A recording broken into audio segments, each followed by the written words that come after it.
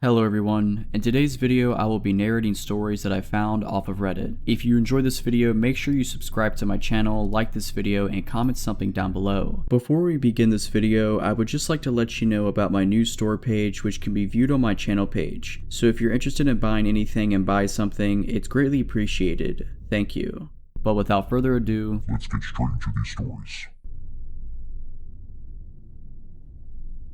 Hi, me, my sister, and my mom have been trying to make sense of this for the past couple of hours, and the facts get less comforting the more we compare our experiences of that night. So last Friday night, I, a 17-year-old dude, was home alone while my family, besides my sister who is 21 who was at work, stayed in their cabin a few kilometers away. I'm used to staying home alone as this exact scenario is very common in the summertime, especially while I'm working and can't travel from the cabin and back. I'm not usually jumpy or afraid while home alone anymore, used to the odd creaks and settling noises of our old house. I was especially comforted by the fact that my sister's dog was also in the house with me that night, and most noises could be attributed to him, and if anything were to happen he would act as a guard dog of sorts and alert me to anything odd. At the same time, however, he is the type of dog to bark at any noise or person walking past the door or windows, so I'm used to hearing him bark or growl at night. Even so, this past Friday the sound of his barks at nearly 12 in the morning were disconcerting, to say the least. Despite my comfort with staying home alone, I am still terrified of the premise of a break-in or some other uninvited human interaction at midnight. I let him bark for a few seconds, telling myself it was just someone walking past our glass door in the adjacent alleyway, and he would quiet down once they passed. Needless to say, that's not what happened. He kept barking and growling for a few moments too long, and I finally got out of bed. I sleep in the basement. I walked upstairs to check it out, as I'd suspected he was standing alert at the glass door. I was comforted for a moment until I walked over, ready to close the curtains and go back to sleep, and saw the door open about 2 or 3 inches. I froze. I had let Bosco, the dog, out earlier that night, but I know I closed the door. I have never left this door open. I am a paranoid person with bad anxiety, especially concerning break-ins and the like, so I would never, home alone, forget to close the door. I am 100% certain. But at the time I didn't let myself think about these facts or even acknowledge that I could not have left the door open, because I knew it would send me into a spiral, possibly even an anxiety/panic attack if I didn't explain this away. I closed and locked the door, double checking that it was certainly locked. Using the flashlight on my phone, the lights were all off. I looked around the entire second floor of my 3-floor house, including closets and other reasonable hiding spots, just to put my mind at ease upon finding nothing. Went back downstairs to my room. As I was down there, trying to push away the fear, I could hear Bosco walking around on the floor that doubles as my bedroom's roof. I thought I was overthinking it when it started to sound like human footsteps accompanied by Bosco's footsteps. He walks around for about 10 minutes before I put in my earphones and talk myself down until I can fall asleep. At 2 in the morning that same night, my sister comes home from work. I woke up a few minutes before this to Bosco in the basement, which he never does. There's even a gate to stop him from getting to the basement. Bosco is whining at my bedroom door. When I got up to let him out, my sister walked in, and we let him out the front door rather than the glass patio door, letting him in the same way. We talked for a while before I went back downstairs and my sister went to the bathroom. I forgot about the door, busy with work for the next few days, and forgot to mention it to anyone until tonight. My sister and mom were home with me for a movie night while my dad and brothers stay at the cabin. I remember the door situation when we were picking out horror movies to watch. I was sharing it as a creepy, almost funny story before my sister spoke up, saying that the same night, an hour or so after they got home, the door was open again, the same door that was locked from the inside and not open since earlier that night. My stomach dropped and I started shaking the second this was revealed. We first started trying to explain it away. Maybe she had let Bosco out and forgot to close it until we both recalled that we'd used the front door. Then we were trying to justify a reason someone would break in to not steal anything and proceed to stay for 2 hours before leaving. Ultimately, I realized that I quite possibly locked someone in the house with me, then forced them to hide upstairs while I searched the second level of our house. Then this hypothetical person would be trapped up there now, knowing that this house, that appears empty with the rest of my family gone and all the lights off, was not empty, and there was a dog who would bark if they showed themselves again, alerting me to their presence. Then, when I was in the basement and my sister was in the bathroom, they ran out the glass door, which is timed perfectly to when they found the door open once more, much wider than when I found it, as though they were only in a hurry on the way out. Perhaps they left it open the first time for a quick escape, or to stop the loud sound of it meeting the door frame. Either way, it ties together too perfectly for me to reasonably brush it off. I know it's unlikely, especially with nothing missing, but in this small town, there have been many reports of break-ins with nothing missing, vandalizing, or just breaking and entering many times, so it's not as unlikely as it may be in a bigger city. I can't make sense sense of this, and I'm shaken up thinking of the possibility of someone being in my house while I was asleep, alone in the basement. There's a part of me that doesn't believe it, but I can't shake the too many coincidences that all tie together to make this as concerning as it is. I certainly am glad that my searching came up empty that night, and I did not meet this person face to face.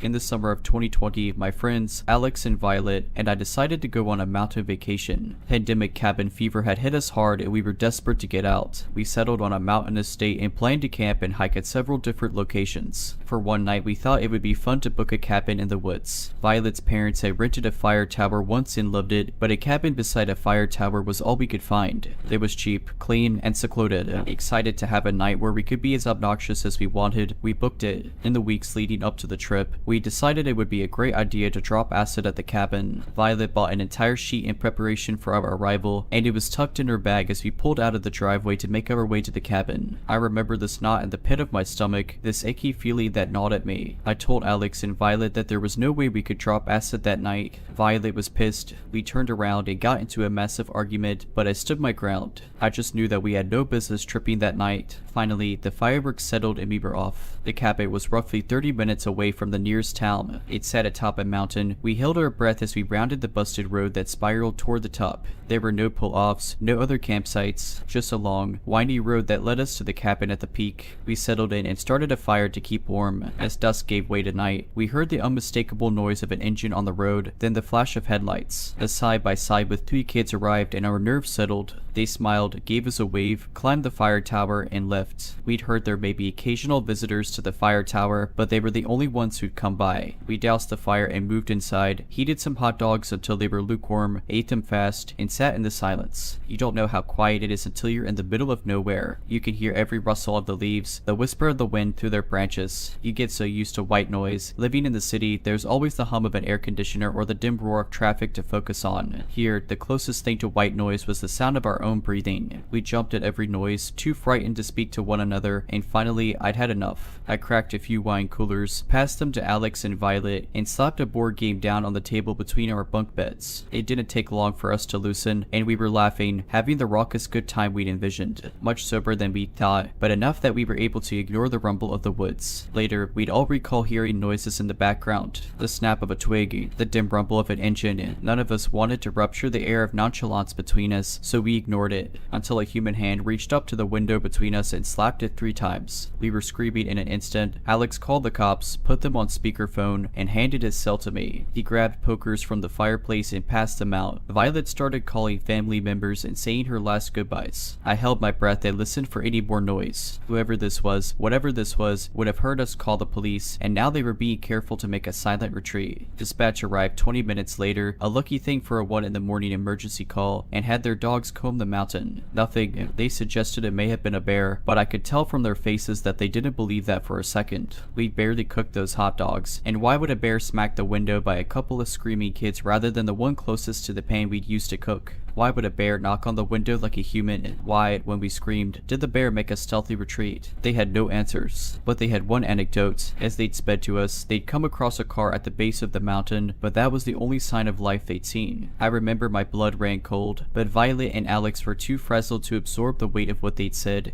And dizzied by a new horror, Violet's car, thoroughly dusted by our drive up the mountain, was covered in handprints. Handprints that didn't match ours, that touched places we hadn't. We grabbed our stuff by the armful and threw it inside, eager to remove every part of ourselves from this mountain. We followed the police, grateful every pothole found us further and further from that wretched cabin. We made it down in record time and found lodging at a seedy hotel that reeked of cat urine. I couldn't sleep. The thought of that car on the road rang in my head. Remember, there was nothing else on that mountain. It was a narrow road to the top. No pull-offs, no other campsites. There was the fire tower. Maybe a visitor decided to spook us during their late night excursion. But the kids from earlier, we'd seen their headlights. Whoever did this had stopped their vehicle further down the road and hiked the rest of the way. They didn't want to be spotted. They wanted silence, secrecy. Whoever this was hadn't been looking for a cheap scare. They planned this. I don't think I'll ever know what the person on the mountain wanted from me. I don't know if it was a practical joke or the beginning of a night of terror. I'm grateful for Alex's quick wit in calling the police. I wonder if our visitor knew we had service. It had certainly been a welcome surprise to us. Perhaps that was a wrench in his plan, enough to spook him before he could make things ugly. In truth, I don't know know if I want to know. I think I'm just content to say midnight stranger, let's not meet. If you're liking this video, all I ask is that you make sure to subscribe to my channel and like this video. Thank you.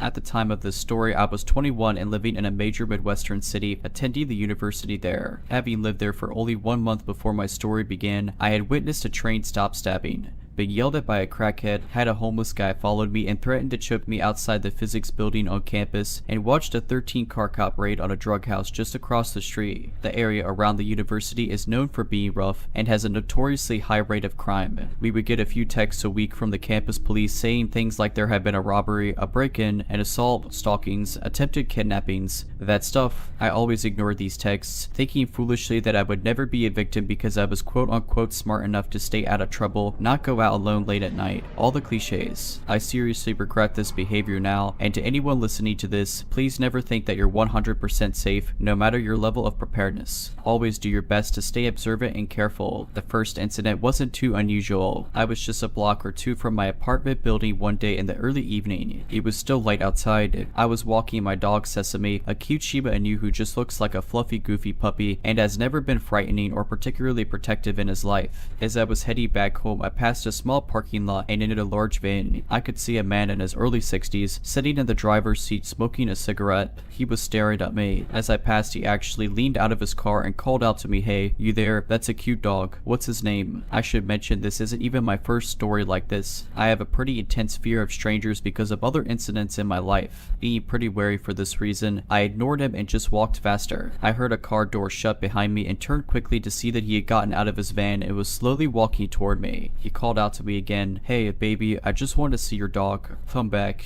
His phrasing pissed me off and I gripped my dog's leash and started to speed walk away from him, starting to feel nervous. My heart was beginning to pound, but I kept telling myself over and over that I was overreacting and it was just my paranoia acting up and there was nothing to worry about. Boy, was I wrong. I managed to turn the corner and was about to cross the final park before getting to my apartment. In my fear over the van guy, I wasn't paying attention as much as I usually do to what was in front of me. I looked back over my shoulder and the guy had stopped following me. He was, however, standing in the middle of the sidewalk with a huge creepy grin on his face. I whirled back around with my eyes glued to my building. I only needed to walk another half a block and I'd be home. I was going to get away from him and his creepy van. Just when I thought I was safe, a group of 5 or 6 men came from the side of the park I wasn't watching. They were all tall and intimidating in stature and all of them were laughing and looking right at me. Out of the corner of my eye, the van guy had started walking towards me as well. I remember he was whistling. I again picked up my pace and desperately searched for my keys in my pocket as I hurried to the door. The group of men then veered towards me, partially cutting me off, and in all my stupid politeness I stopped. They grinned at me with sick, perverted smiles, obviously checking me out. Looking up and down my body, it made me sick. I tried not to panic and inched closer to my apartment. "Hey, what's your name? Where are you going? What's your Snapchat? Is that your apartment? Can we come over? Do you smoke?"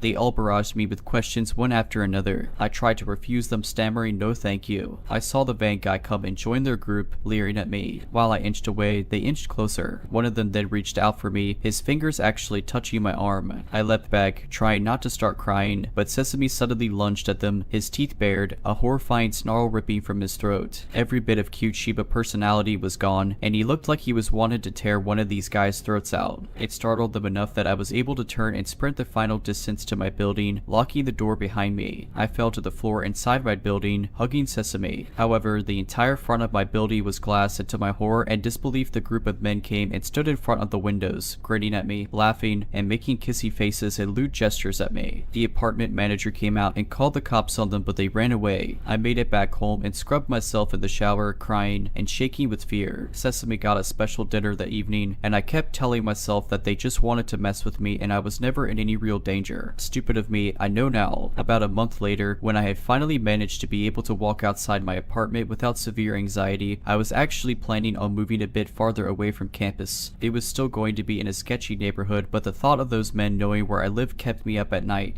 My apartment actually hired a security guard to be there 24/7 after someone had broken into the building, smashed all the windows, destroyed some of the furniture, and stolen a bunch of bikes. Of course, my bike got stolen anyways. I was heading home from class, and it was a beautiful day. I actually felt pretty happy for once and popped my earbuds in on the last few blocks before I got home home. Stupid, I know. After a block or so I started to feel like someone was watching me. My palms started sweaty. I glanced behind me, trying not to look obvious, and a tall man was about 20 feet behind me, staring straight at me. I snapped my head back around and ripped out my earbuds. Though, I thought, it can't be one of them. I was just jumping to conclusions given my anxiety disorder and paranoia surely, but there was something familiar about him. My heart started racing, as I hoped to God the others weren't waiting for me around the corner of my building, ready to jump me. I walked faster, wishing Sesame was with me. I was too afraid to look back at him as I fumbled with my keys and wrenched the door open as hard as I could. This turned out to be a crucial mistake. As I ran to the elevator, trying to breathe a sigh of relief, I saw with absolute horror that the man had caught the door I had thrown wide open and was slowly coming into the building with me. He paused, standing away from me, but close enough that I could hear his ragged breathing and smell of alcohol coming off him. My heart was thudding in my chest now, and I struggled to think clearly. The apartment manager was already home for the day, and I was completely alone in the lobby. There were no other doors out of that room, and a stranger was blocking my way to the door. The security guard supposed to be keeping an eye on the building was nowhere to be seen. The elevator came, and I tried to run into it and slam my hand over the door close button as fast as I could. I pushed my floor button and huddled in the far corner of the elevator. I started to once again try to catch my breath, but right when the door was almost closed, he stuck his hand in. I couldn't believe it. He waited until the door was just about to close, and then he stopped it. He was standing close enough that there was no way that was a mistake. My stomach dropped and a suffocating sense of dread crept in. I kept my head down as he joined me. My desperate hope that he was just a dirty Druka resident of the building was dashed when he didn't press any buttons. I don't know why I didn't run out of the elevator or try to leave the building again. I was paralyzed with fear, and all I could do was watch as the door closed and sealed my fate. The elevator was filled with the stench of alcohol and body odor. If I wasn't so terrified, I may have gagged. It was nauseating. I couldn't look at it.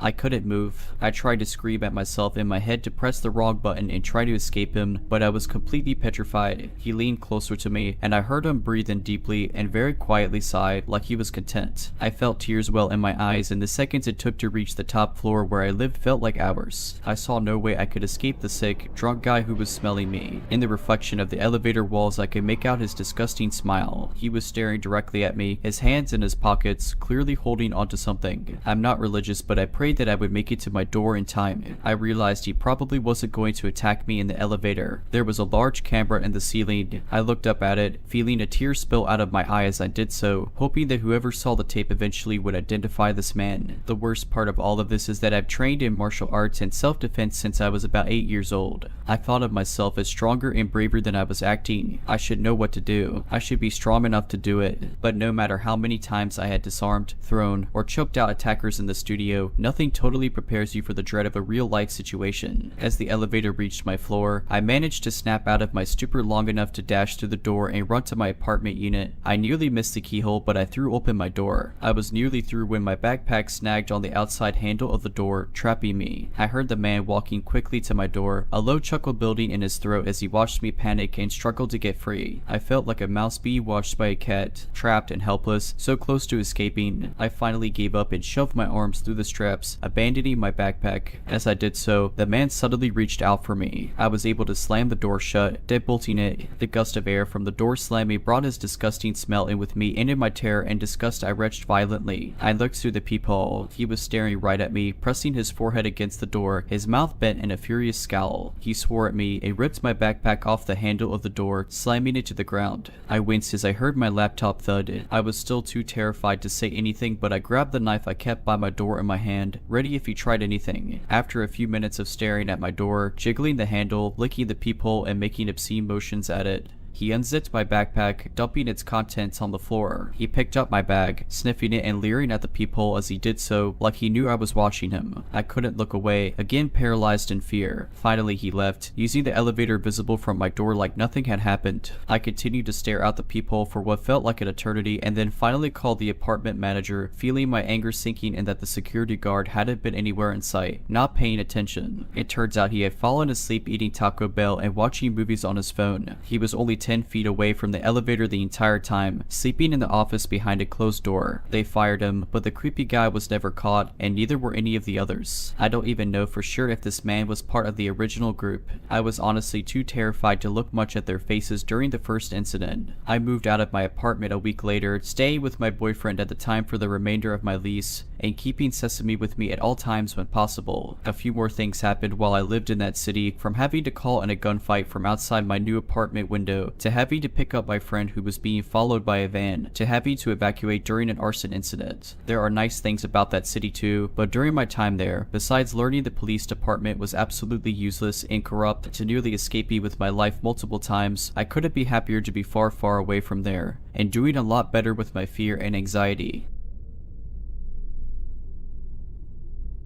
I want to start by saying that this isn't the first bad experience I've had dog sitting, but it's definitely the worst. So I started dog sitting back when I was 13 and made good money doing it. I'm currently 19 and this happened when I was 18. I set up an easy way for people to contact me about dog sitting. I put out a post on Facebook and Instagram about it often and would get people in my messages asking to dog sit. I got a notification from Instagram one day stating someone was trying to message me. I accepted it and the message said that me and my wife are looking to find a dog sitter while we go away for a week to Florida. You will have to work the 4th to the 11th this month. We will pay you $300 for the week. You're welcome to stay at our house or go back to your own home. I started talking back and forth with this man and we're gonna call him Mr. Brown for the sake of privacy. So I agreed to take the gig and told him I would stay at his house for the week. Once I got to his house, I was introduced to his two dogs, Mina and Letty. Mina was a little Yorkie and Letty was a blue hound. I was shown around his house, which was surrounded by 76 acres. I live in a farm town and live on 32 acres myself, so staying here didn't really freak me out. The closest neighbors were pretty far away and you would actually have to drive there if you wanted to talk to them. They told me the rules and when to feed them, stuff like that. Then Mrs. Brown told me about the nearest neighbor. In her words, she was a nice person, just a little drugged up and confused. She mentioned how sometimes she would pull into their driveway instead of hers and would end up mistaking Mrs. Brown for her dead daughter. Hearing this made me feel pretty bad for her, and I know all too well how hard it is for parents to lose their child because of how my parents were after losing my brother in a car accident. Mrs. Brown said she shouldn't do anything bad though, and if she came up to the house, just point her back home and she should leave with no problems. After they left, I was down to watch movies and just chill with the dogs. The first 2 days were fine with no hiccups. The third day, however, the old woman who I'll call Ms. Rose did pull into the driveway. I came outside as she was getting out of the car. She looked up to see me and immediately she got back in her car and left. I chalked it up to her realizing it was the wrong house when she saw me and went back inside. Later that night though, I got a call from Mrs. Brown asking if I was okay. I said yes and asked why. She then went on to tell me about how she got a call from Ms. Rose and that she said there was a robber at their house. I explained what happened and she just laughed and said she must have been confused and forgot that they were out of town. I ended the phone call making a note to go over there tomorrow to clear the air about me being a robber. Once I went to bed that night though, things got crazy. I woke up at around 2 in the morning hearing a light scratching sound that almost sounded like ticking coming from outside the window. At first I thought it might have been a bird or some sort of mite creature and left it alone, but as the noise kept me from falling back asleep, I wanted to scare it away, so I got up and went to open the blinds but screamed when I lifted the blinds at the sight of Ms. Rose trying to pry the window open with a pair of pliers. Once she saw me though, she started banging on the window with the pliers. The dogs started barking now and I quickly got up, told the dogs to follow me, grabbed my phone and ran to a room with no windows, which was the bathroom. I locked the door in case she got in. I called the cops and explained the situation, quickly giving them the address from what I could remember. She said that police would be there in 10 minutes, which for the area I was in is pretty good considering their house is in a pretty rural area. I had gotten the dogs to be quiet and put them in the closet connected to the bathroom to make sure she didn't hear them. I was trying to stay calm and I could still hear the pounding on the window as I continued to talk to the operator, and then I heard glass shatter. I cursed under my breath trying not to cry. I was really scared and pretty much ready to cry from the fear of being beaten to death by someone who was clearly not in the right state of mind. I was whispering what was happening to the operator hiding in the back of the bathroom in the tub. After about 4 minutes of pretty much silence, I heard footsteps and I could see feet under the other side of the door, and I cursed to myself again. I then see Ms. Rose get on her hands looking under the crack and I mistakenly let out a gasp. She gets up quickly pounding at the door. I can tell she's still using the pliers. I am at this point crying, asking the operator where the police are, to which she responds 3 minutes. Those 3 minutes felt like forever. I screamed at Ms. Rose to please go away, and she screamed back that I shouldn't be here. Once I heard the sound of police cars, and about a minute later of them trying to kick the door down, though I felt a little better. I was told to stay on the line until the intruder was caught, and that police were not trying to get into the house. Eventually they did get into the house, and I yelled to get their attention, not that they needed it. She was still banging on the door. Once they got into the room, she was told to drop her weapon, and she obeyed, saying she didn't do anything wrong. They got her in cuffs, and a police officer told me it was okay to unlock the door, to which I slowly got up and unlocked the door. After being taken to the police station and giving them my story for their report, I went to my parents' house. I was just too scared to be alone. The next day I called Mrs. Brown and explained the situation. I got full payment even after telling them I wasn't going back to the house. They called me a few days later saying that Ms. Rose was under the influence of drugs, and in her words she told the police she decided to take care of the robber, which was me, herself, and that she did nothing wrong. She was charged with breaking and entry, which is kind of ironic. After that I quit dog sitting, and I am a lot more paranoid and always make sure my doors and windows are locked. So Ms. Rose, let's not meet again. This happened years ago. I was walking through the hills of a provincial park with my dog during winter, so the sun set much faster than I expected, and before I could get back to my car. Once the sun was gone and all you could see was darkness, I was walking slowly through a field when out of nowhere I had, to this day, the most gut-wrenching, undeniable feeling I was being watched. I turned around, and in the distance, I saw a figure standing there, darker than the night sky around us. The instant I saw him, my stomach dropped, and my body literally froze. I knew at that moment, somehow, he was coming for me. I grabbed my dog's leash and we booked it. I mean sprinting, full speed, up and down hills, around trees, down embankments. I was running so fast as if my life was dependent on it, and to this day I'm sure it was. I make the 30 to 45 minute trip in 10, and all that stands before me in my car is this switchback you have to go back and forth up if you want to reach the top. So once again, I am giving it all I got, running up this switchback as fast as I possibly can, and once I reach the top and look back down, who else but this person chasing me? And does he go up the switchback like how any sane person would? Of course not. He starts sprinting right up the middle of this switchback, headed straight for me. I scream at him, "Screw off," and he doesn't say anything, not a single word, just continues running right at me. I am so lucky my car was at the top of that hill, because as I ran towards it, I dropped my keys and are fiddling with him trying to open the door. Just in time, I get the door open, throw my dog in, and shut the door behind me just as this guy reaches us. Best part is, there were no other vehicles parked anywhere around us, but where did this person park? Yeah, right next to me, of all places. Now this guy literally jumps into his truck so fast, and to this day I have never seen a better example of speeds out of there, like a bear on cocaine. He guns the engine so hard, black smoke is blasting out the back as he swerves out of there, leaving skid marks behind him. I sat in the back of my vehicle for hours afterwards, shaking and crying, knowing I was this close to whatever he had planned for me. And that's why I'm sharing this story, in hopes that people won't ignore that gut feeling, the little voice in the back of your head that tells you to run. If I did that day, I never would have noticed him in time, and would not have had the head start I needed to escape. Always trust your gut feelings and intuition. It might really be the deciding factor in if this is your final day on Earth or not. If you're liking this video, all I ask is that you make sure to subscribe to my channel and like this video. Thank you.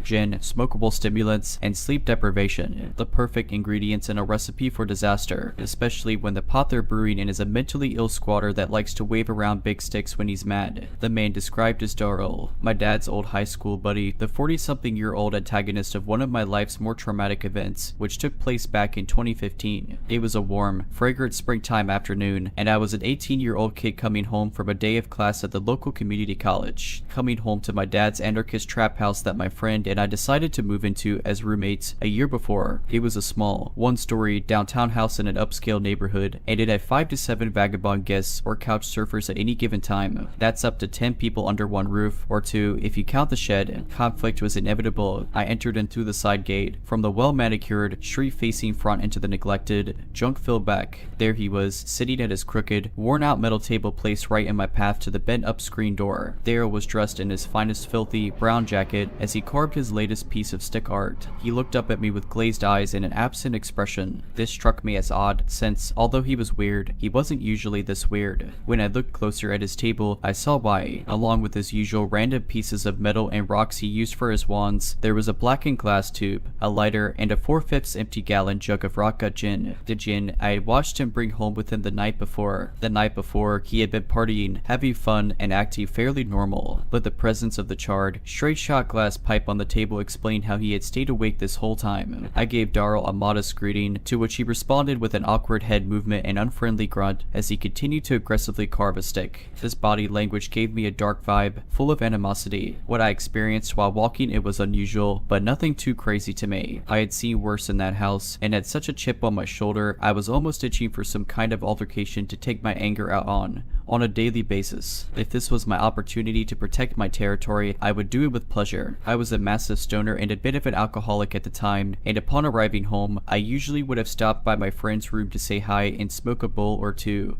but he was at his mom's house that night, which meant that, unfortunately, he was not able to witness the events that would be taking place over the following couple of hours. Although I had substance issues, I was still an honor roll student, so instead of smoking a bowl, I just went straight back to my room to get some economics homework done. I had worked for about 45 minutes before focusing became impossible due to loud noises and yelling coming from the kitchen, which was just beyond the hallway entrance, mere feet from my bedroom door. This was simply not something I would tolerate, so I grabbed my 2009 digital camera. I didn't have a smartphone and made my way to the heart of the commotion. Holding my camera, I entered the kitchen to find my dad and his two tough biker friends huddled together near the sink. Darrell had, more or less, cornered the dent. His arms were outstretched, making his jacket appear like brown wings as he held up his largest stick in one hand, like Rafiki's staff in The Lion King. When I had walked in, I said nothing to alert him to my presence. I simply held up the camera to record him as he verbally spilled his darkest demons on all of us. He was belligerently screaming at my dad and his friends, but his biggest target was Joe, our lovable old biker dude who has been my dad's friend my whole life, and who never treated Darrell with anything but friendliness and respect. Darrell was screaming about how he was a racist, while Joe continued to deny it, raising his voice to match. While I can't speak for Joe's personal beliefs, I will emphasize that Darrell did not face any sort of discrimination under our roof. He may have felt disrespected at times, but his behavior was often unacceptable and any confrontation was well deserved. During one of his loud, drunken, barely coherent rants, Darrell had begun hitting all the wooden cabinets with his stick, pairing his screaming with the crazed rhythms of a wild man. I continued to hold the camera out towards him, making no attempt to hide it or leave the room, all while he creeped his way towards me, whacking each cabinet along the way. You may see me as naive and crazy to do this, but I was filled with excitement.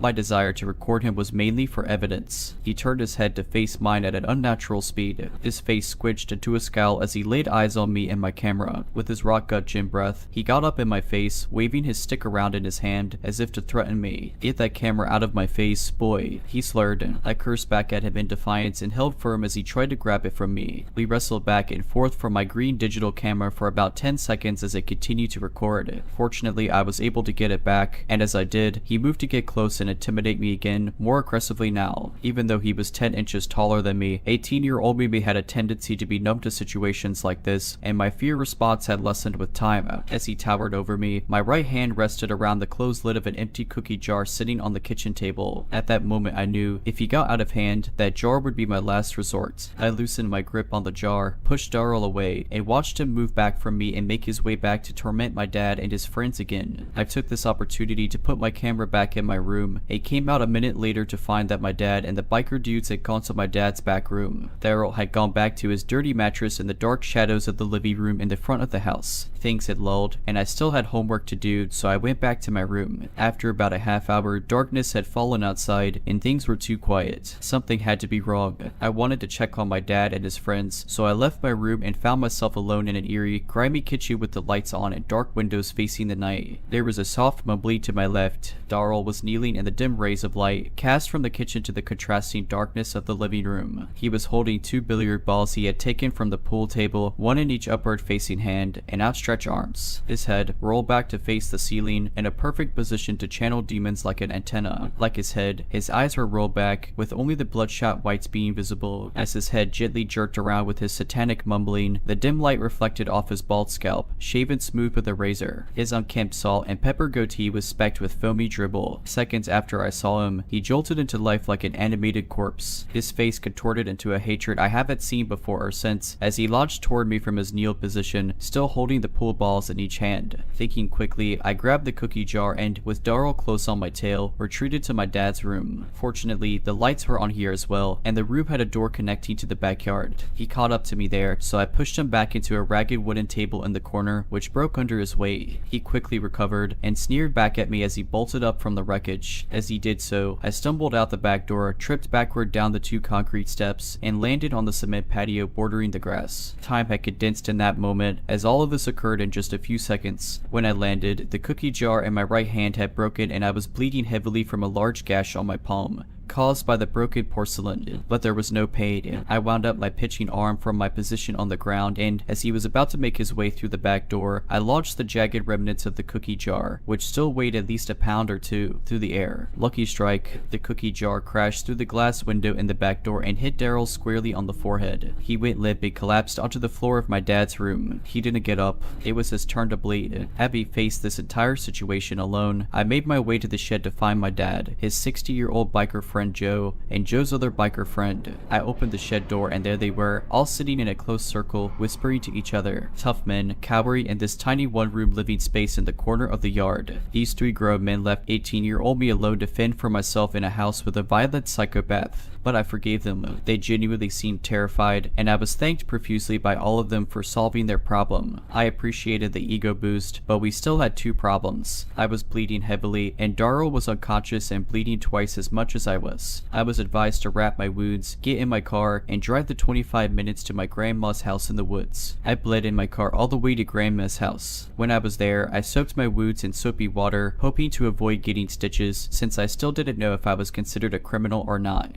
and wanted to lie low. About 20 minutes into soaking, I got a call from a number I didn't recognize. I had a feeling it was related to the event that had just taken place, and I was correct. It was a deputy from the sheriff's department. At the scene of the crime, I was quaking, but explained to her exactly what happened in complete honesty. Her response filled me with lightness like a helium balloon. It was self-defense, she had said, and Darrell was obviously blacked out and having a psychotic episode. According to the police, Darrell was found lying in a pool of blood on the front porch. A neighbor had called the police, and when they arrived, Darrell had woken up and begun to attack them, screaming about racism. Apparently, he believed the police were racist and there to harass him. He believed he was becoming a victim of racist police brutality and decided to attack the police before they attacked him. He attacked a female police officer too. Not cool. After learning that, I got back in the car to drive myself to the emergency room and continued to make a bloody mess of it for the whole 25-minute drive there. That night, I stayed over at my grandma's house. When I went back to my dad's house the next day, I learned a few details from my dad about what happened after I left. Darrell had bled so much that my dad and his friends were unable to absorb it faster than it was coming out, even after using all the towels in the house. It was at that point that they dragged him onto the front porch. They wanted to be done with him and let society deal with it. Darrell got treated at the hospital himself that night and spent the next 2 weeks in jail for disorderly conduct. I'm happy to say that he never came back to our house and I never saw him again. In a sense, my dad and his friends were right. I did solve a problem. The guy was a squatter and a menace, and now he was gone. This part, he was so messed up on drugs, he could hardly remember what happened. He thought it was Joe the biker who hit him. He has no memory of fighting with me. Now, 7 years later, this event still stands out to me in the story of my life. I learned a lot from spending a year living in an anarchist trap house, but the biggest thing I learned is to stand up for yourself and your territory, even when it makes people not like you, and to always watch out for tweakers when they drink cheap gin. For some context, I'm a 32-year-old female. This happened to me when I was about 25 or 26. I work full-time as a researcher at a university, which is where these encounters took place. I'm not a professor or anything, and because of my age at the time, I could have easily been mistaken for just another student wandering around campus. On some days, when the weather was nice, I would prefer to spend my lunch hour strolling around the university grounds outside, or sitting underneath a shady tree on a bench, enjoying the time I was not sitting in a cramped corner of the lab. On one of these days, days, I was sitting on a bench enjoying the fresh air, and a male student walking by asked if he could sit next to me. I'm a pretty shy and awkward kind of person, so even though I really would have preferred sitting alone, I said, sure. He initiated simple conversation, to which I obliged, but being careful not to be too forthcoming. He mentioned he had seen which departmental building I came and went from, which slightly alarmed me, given I had never seen this person before in my life. But I pushed the thought from my mind. After all, the weather had been decent lately, and I had spent nearly all my lunch hours for the past week outside. He asked if I was studying within the mentioned department, to which I told him that I was not a student, but rather I worked there. He told me he was an engineering student, and then followed up with asking me out to coffee sometime. I apologized, and told him that I had a boyfriend and would have to decline. We parted ways after that, and I assumed I probably wouldn't see him around again. About a week or two went by, and I was spending another lunch hour outside on campus, sitting on a different bench somewhere. Seemingly out of nowhere, the same man from before asked if he could sit next to me again. Admittedly, I don't remember what he started talking to me about at first. My mind was reeling, and I was rather uncomfortable having to potentially turn this guy down a second time. Sure enough, he asked me again if we could go out for coffee sometime. I apologized, and reminded him that I had a boyfriend and would not be meeting him for coffee, and again, he left after that. I was feeling rather anxious now, but it still hadn't reached a level where I felt I had to be too concerned.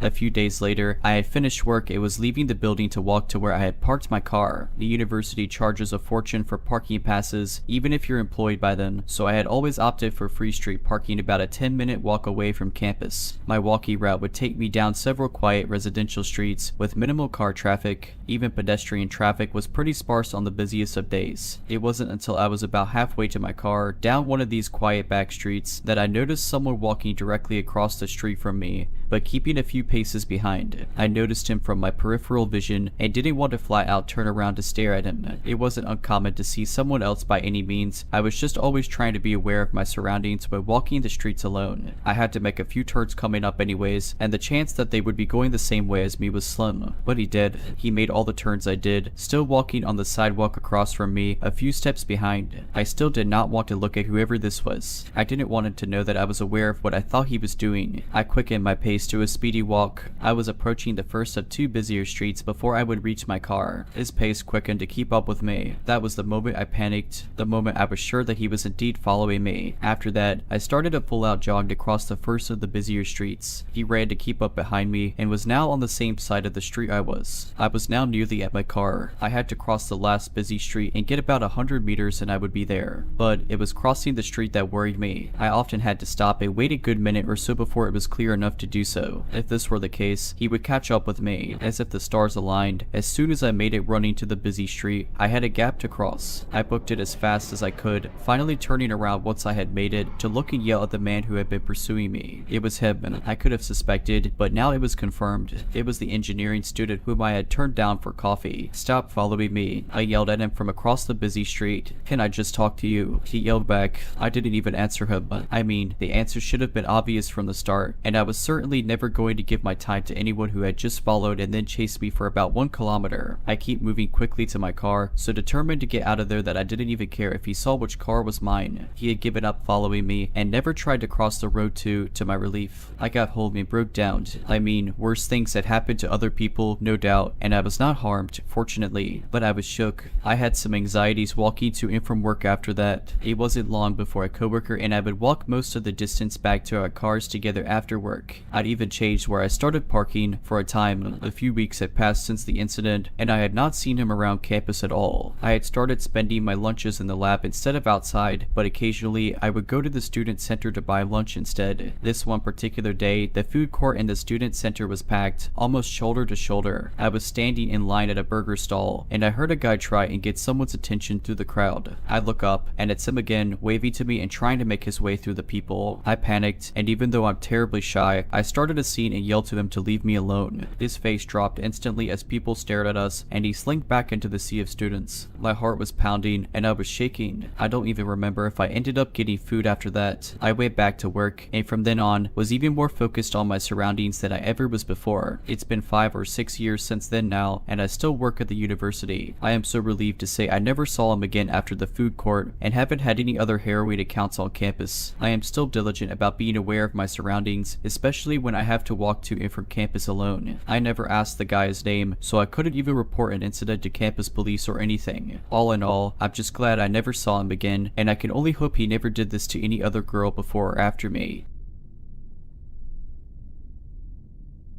I was 17 when this story happened 3 years ago now. I was working at an old pizza shop right on the edge of my town. For context, the town I was in is an affluent, suburban town surrounded by a bypass which loops around the town. Around my town is some farmland and main roads where all of the blue-collar workers moved to after the town was gentrified 10 to 15 years back. This pizza shop was around for 20 years and was very catered to these same blue-collar workers. It's around 9 at night and a call comes in for 2 pizzas and a 2-liter of soda. I'm the only driver in, so I have to take the delivery out. It's about a 10-minute drive to get to the location. There I have to drive up a long, gravel driveway that took 5 minutes to get up. My car really couldn't handle the gravel and how rough it was. Arriving at the place, I see a nice house and 2 barns plotted across the land with weak 5 to 6 feet tall surrounding the whole property. I've always been really anxious around farms because of how creepy I think they are. Being at this place when I felt truly all alone really started to make my anxiety flare. I decided to call the number on the order because I have no idea where this guy wants me to go and drop off his food. After about another 5 minutes of absolute silence, the man picks up. He had a very deep and raspy voice, like he's been a career smoker, which didn't do anything to help me feel better. I was told to meet him at his truck at the far barn on his property. I am now properly pooping myself as my mind races of all of the worst possible things that could happen to me. I pull myself together and muster further into this guy's property. I see the man's truck as I round one of those cylinder storage units where I see his truck and him inside. Instead of getting out, I call him and ask him how we should do the transaction. In that same deep voice, he instructs me to get out of my car and put all of the food onto his truck bed. Since he paid with his credit card already, I thought this would have been over in 10 seconds. I do what he tells me to do and walk over to the passenger window so that he can sign his receipt. The man looks to be around in his middle 40s, heavy set, with a scraggly black beard and a trucker hat. I'm a pretty skinny guy, so with my mind already racing on the being kidnapped or murdered, I really don't feel safe around this guy. I ask him if he has a pen on him because I forgot to bring one. I was pretty bad at my job and he did not have any cash on him. He stares at me with these cold eyes and points into the back of his truck saying to me, if you ask me for a tip, I'm going to be sticking this tip down your throat, where he has a double-barrel shotgun just in the back of his car. I'm frozen in fear as I'm registering that this man has just threatened to kill me. Not only that, but this is the second time this has happened this shift. Yeah, I kid you not. The first time was because I messed up the address for a house and a man in his 60s wearing a cowboy hat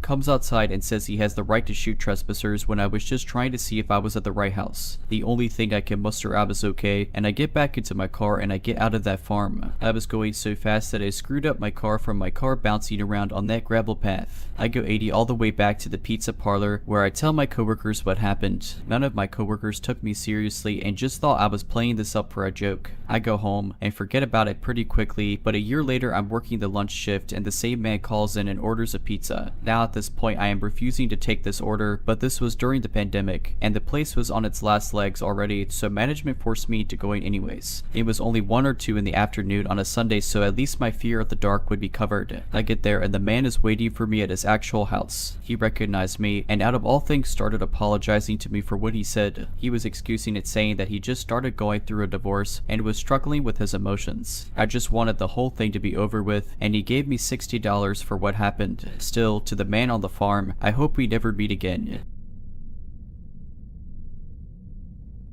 If you're liking this video, all I ask is that you make sure to subscribe to my channel and like this video. Thank you.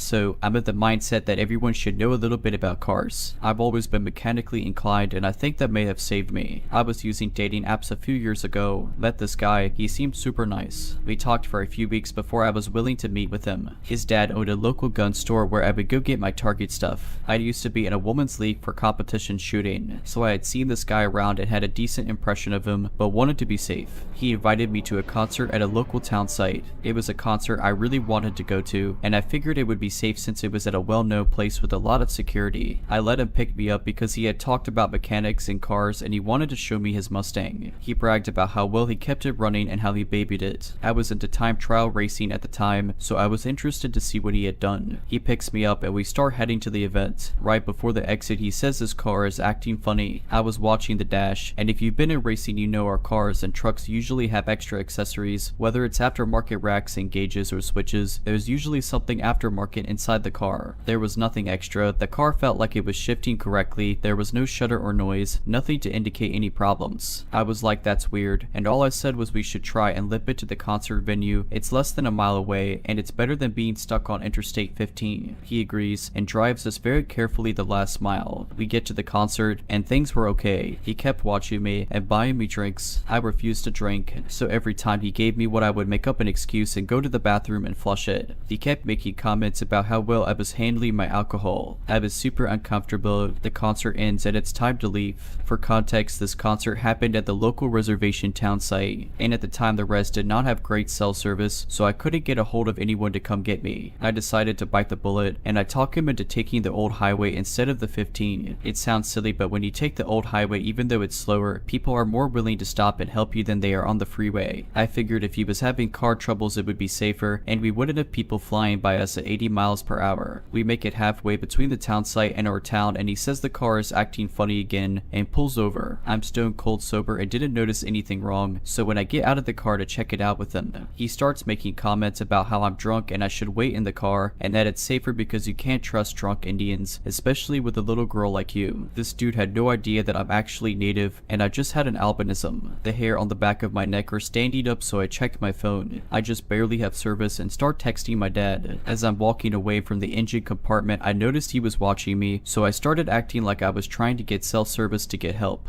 Out of the corner of my eye, I watched this man take the spark plug wires off the distributor cap and switch the order. Your spark plug wires connect to the distributor cap based on the order your cylinders fire in, so doing that will either make the car run terrible or not even turn on. I managed to send my dad a picture of what he's doing, and my dad tells me to start walking. As I go to walk away, this guy gets back in the car and opens his glove box, which exposes a pistol he had. He tells me not to worry and we will be safe. I probably broke a world record for how fast I was texting my dad. He says to start walking and tell the guy that he is on his way and that our friends live up the road. So I do. I start walking with a purpose and take off as quick as I can. The guy is yelling after me, and I yell back, the wind is too loud and I can't hear you. I'll be back with our friends. I'm scared out of my mind. We are 10 miles out of town with no one around. The closest road actually leads to a cemetery, so there is really no one here to help me. I get a really bad feeling the farther I get from the car, so I turn around and look. The hood is closed. His lights are on, so I decide to hide in the farm irrigation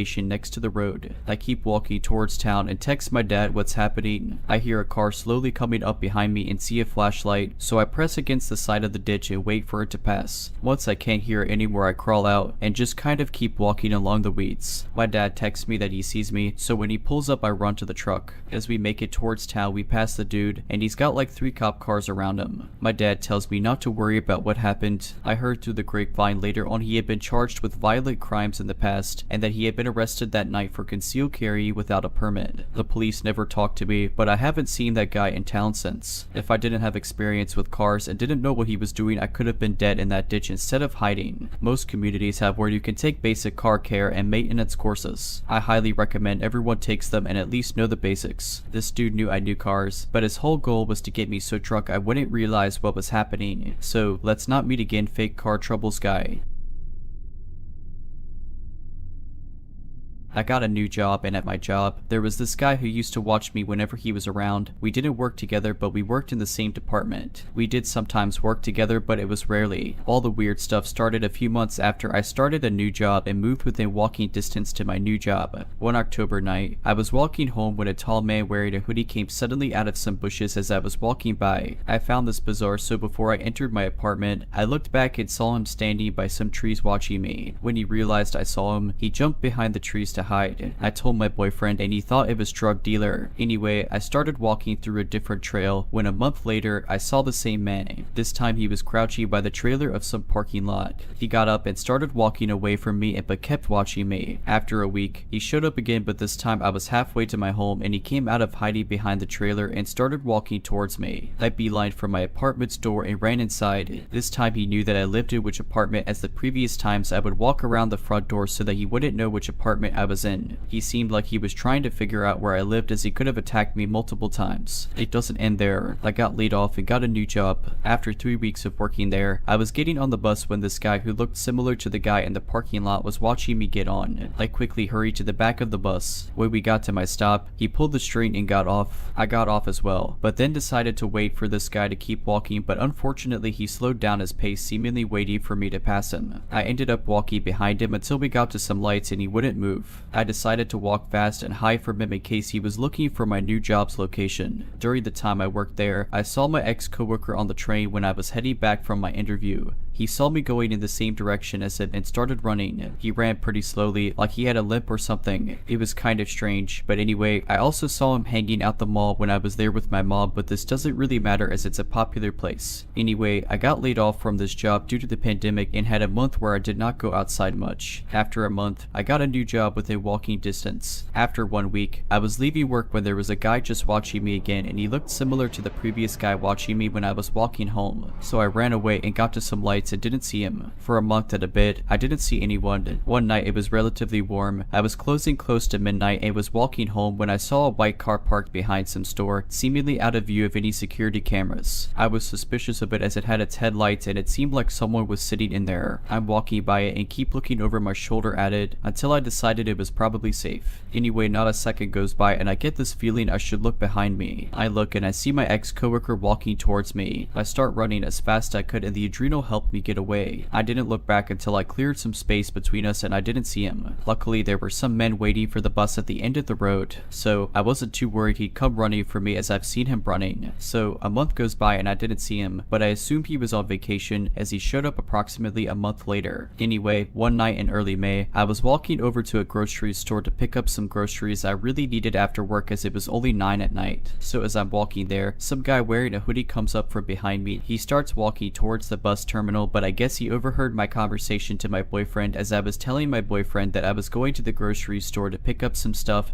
and walking home. So I get to the grocery store and get my stuff. When I'm about to start walking home, I see some old looking guy dressed like a teenager standing outside of the grocery store. He was wearing the same clothes as the guy I saw earlier and he was watching me and trying to get close to me. I start telling my boyfriend to get me Uber instead and I walk over to some bags of fertilizer to hide from this guy, but he goes and starts looking for me. I stare at him, letting him know that I know he is up to something messed up. He stares back with these soulless eyes and luckily then my Uber showed up and I hopped in. I'm not sure if this guy has anything to do with my ex-coworker or if he was a random psycho, but I do know that it helped me look out and it ended up saving me as I made my boyfriend meet me after work. After that, I was extremely paranoid and always on the lookout for creeps and I made my boyfriend meet me after work if it was dark out. A few days later, after no bizarre events, my boyfriend comes and meets me when I see some car with its headlights on parked in front of a store we had to pass. We start walking by it when it slowly starts driving away, seemingly watching us walking away. We get to some lights and I see the same car now in another plaza driving slowly and watching us. Freaked out, I tell my boyfriend and he gets scared. I assumed it was my ex-coworker as the car this time looked like his mom's car. I saw his mom come to pick him up at work once and she was driving a car that looked like this one. The next night, we also saw some man with a black van with the passenger door wide open hovering around it. When we passed him, he started to follow us, so we started to run a bit until we got farther away. 10 minutes later, I saw some guy wearing a hoodie hiding behind some building with his back against the wall. I don't know if the last two incidents are related, but it sure terrified me and my boyfriend. Mind you, I used to walk home by myself for a month without incidents, so I'm assuming once it was warm out, whoever had been watching me was planning something terrifying, and after this, I changed my hours at work even though my managers gave me a hard time despite all the insane stuff I was seeing at night. I got my managers to give me rides home anytime I had to close or I would get Ubers, but I never walked again at midnight or after 10 at night even with my boyfriend. Anyway, I ended up seeing my ex-coworker's car multiple times in May when my managers drove me home. Eventually, I stopped seeing his car as he realized I would never be out again at midnight. Anyway, I started getting morning shifts at work and I finally don't close anymore at work. However, I don't know if I'm done being stalked or not. Last month, the sun was starting to set at around 9 at night. I was walking by myself to the grocery store when I saw my ex-coworker drive past me. I ignored it as I've seen him in this area and it's probably unrelated. Anyway, 30 minutes later as I'm walking back with my boyfriend had gone to a store so my ex-coworker might have thought I was alone. I see the guy who was watching me in the parking lot in the same parking lot. He's back and lurking around. He sees my boyfriend and me and starts walking away but keeping an eye on us until we get into our apartment.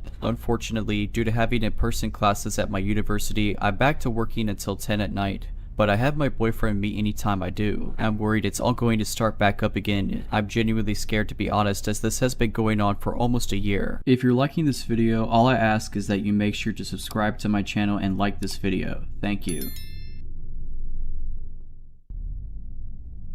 This happened in 2000 or 2001. I had just moved to Southern California for college. My roommate and I, both males, early 20s, thought it would be fun to drive into Mexico because it was not that far away, maybe a couple hours, and we had never been. One set late morning, we made the drive into Tijuana, parked, and immediately hit a bar/restaurant. It was around 1 or 2 in the afternoon. We ate tacos and drank a lot of beer and tequila. We got pretty faded. I think we had cigars too. After a couple hours, we exited onto the street pretty drunk and in very good spirits. It was still daylight, maybe in the middle of the afternoon. I think our plan was to hang out a while longer and then drive back home at dusk once we sobered up a bit. We were approached on the street by a very friendly Hispanic male. He was very short, maybe 5'2", in his 30s in age, and stocky. He was literally dressed like Louis from Revenge of the Nerds, white dress shirt buttoned up all the way, tucked in, trousers hiked up high, floating socks showing, the whole thing. He was very friendly and presented himself almost as a tour guide. Hey, you guys not from around here, let me show you the local spots, kind of presentation. My first impression was very friendly, and we disregarded him and said no thank you. I did notice that although he was dressed like a stereotypical nerd, he had some pretty hardcore tattoos on his neck. Still was not scared of him, just didn't care for his service. We kept walking and were in a busy part of town with a lot of people, so really were not concerned about him at all. But he kept on us, just following us around, trying to make chit chat about what bars or clubs were the best. It just seemed like he was a promoter or something. We were kind of aimlessly walking and he began to recommend different strip joints, which we also disregarded. Slowly it seemed we were walking more into the outskirts of town unknowingly. I don't know how this happened, but he was always right there following us. I don't recall how, but he was finally able to get us interested in a strip joint. He pointed it out and said it was the best or something. Maybe just because he was relentless, we agreed to walk over and go in. Oddly, we couldn't get in as my roommate didn't have his identification on him, where we had just been drinking without issue. We ultimately walked away from this place and the follower began to ask if we had any interest in drugs, and he rattled off the name of a few. This was the first time he had mentioned drugs. Like an idiot, I said I was interested in a drug he mentioned. He said follow me, and then led us towards a nearby bar, which was now really on the outskirts of town. On the walk over, my roommate quietly asked me what was I doing buying drugs from this guy, but we continued. I told him it was fine. We walked into this bad 2-story bar, and he told my roommate to wait at the bar. He and I walked into the bathroom, but I recall going into a bathroom stall with him and him asking how much drugs I wanted. I said $20 worth, which was all the money I had on me. I gave him the 20 and the bathroom door opened shortly thereafter. Some other random guy came in and gave the tour guide a small bag of drugs, which he then gave to me. I looked at it quickly and it seemed legit. I put it in my pocket. Well, I guess it's time to get out of here, right? Well, this guy is kind of in my way, so I make a move to pass him and say thank you. He said something like, hold on a second, what about the 20 you owe me? I said I already gave it to you, and he reached into his pocket, I remember this clear as day, and pulled out a pathetic crumpled $1 bill, and said no, you just gave me a $1 bill. I got really scared. I told him I didn't have any more money, which was true. The bathroom door opened and my roommate walked in and began to use the urinal on the other side from us. I felt relief he was nearby. The tour guide was telling me something about does your friend have money? I told him I didn't know. The tour guide suggested that we go to the ATM. I agreed and told my roommate to follow us. We were now back on the street in daylight following him to an ATM. My roommate didn't understand what was going on. I was whispering to him to give me $20, but he was saying he didn't have it. He may have suspected something weird was going down. We were getting back into a part of town with more people on the streets, which was comforting. I kept asking my roommate to just give me $20 so I can get this guy off our back. He finally gave me the 20 just as we were nearing an ATM. I turned confidently to the tour guide, partly because there were more people around now, and gave him the 20 with a remark like, here is the 20, now screw off. He immediately grabbed the 20 and shoved it into his pocket. He demanded more money. We began walking away from him in another direction, but towards a populated shopping area. He stuck right behind us and was saying scary things I can't remember. He seized my right wrist where I had a watch on that cost about $150. I wrenched my arm away from him and we kept walking away at a brisk pace, now with a lot of people around. I quickly took the watch off and put in my cargo shorts pocket. We passed by a market and 2 Hispanic males exited in front of us and we passed them. The tour guide yelled to them and spoke to them briefly, and then all 3 were suddenly running at us. They pinned me to the wall off the sidewalk, and the tour guide approached and put a ballpoint pen to my neck. It hurt. One of them began looking for the watch and I stopped him and simply retrieved it and gave it him. Once this happened, they fought for it and my roommate, and I ran away. I looked back over my shoulder and they were literally fighting each other for this watch, a metal Swatch watch. We got to our car, tossed the drugs, and drove back across the border safely. Many years ago, before kids, rescue animals, a mortgage, and a husband, I was a travel writer in Europe. I did most of my trips alone, and this story is about the first time I visited Prague. I had never been to Prague and the trip was last minute, so I had little time to prepare. My travel partner had dumped me in another country and I was determined to make the best out of the trip by visiting a place I'd never been. Upon arrival at the train station, I visited the accommodation office and asked for a hostel not far from the center. In my early 20s, winging it was part of the fun. These days I'm far less adventurous. The hostel they sent me to was a sprawling, crumbling, slate gray, art decoration building on a nondescript street about a 10-minute walk to Staromesto. The inside was probably beautiful at one time, but by the time I checked in it was full of shabby, mismatched furniture and cheap stained carpet. Most of the light fixtures were broken, leaving everything but the lobby dark and gloomy. It smelled of standing water and dust. I found my room, a double for $12 per night, and made note of the fact that I had a roommate. She wasn't there, but on her side of the room there was a suitcase, dressed neatly folded across the back of a plastic chair, a scattering of makeup containers on the beat-up desk, and a stack of German fashion magazines on the bed. As I had no plans or goals on this impromptu trip, so I spent the afternoon exploring Old Town Square, the Jewish Quarter, and Wenceslas Square. I purchased some Czech crystal for my mom and painted eggs from a street vendor for myself. I also made reservations for a sunset dinner cruise at 1 in the afternoon. At around 6 in the afternoon, I returned to my room to shower, change clothes, and unload my purchases. When I left my room about an hour later, there was no indication that my roommate had returned at any point during the day. After the cruise, I stopped at a tiny bar on Tinska and had a glass of wine. I'd heard horror stories about the dangers of Prague, but I felt no more trepidation than I did in any other large city. Sure, the cobblestone streets, fog rolling off the Vltava, backlit Gothic architecture, and winding alleys made me think of Jack the Ripper and Dracula, but in a good way. It was nearly midnight when I returned to my hostel, so I was surprised to find that my roommate still hadn't returned. That wasn't uncommon though. Backpackers are a fickle lot. She could have gone on a short overnight trip and just left her stuff behind, hooked up with a guy or girl, and was holed up at their place or hanging out at another hostel. So I was surprised but not concerned. I took another shower before bed, however, and was surprised to find that things in the room had changed up in my return. Her bed was neatly turned down, the magazines had moved to the nightstand, and the dress was gone. The strangest thing, though, was the addition of a pink silky nightgown spread across the bed, my bed. Maybe she thought she still had the room to herself. I didn't see how though. My shopping bags, clothes, and toiletries were in plain view. I gently moved the nightgown over to her bed and then settled it for the night as I wrote in my journal. I assumed she was in the shower or somewhere nearby, so I expected her return shortly. After about an hour though, her side was still empty. I needed to use the restroom before I went to sleep, so I made one last trip down the hall. The building was unusually quiet.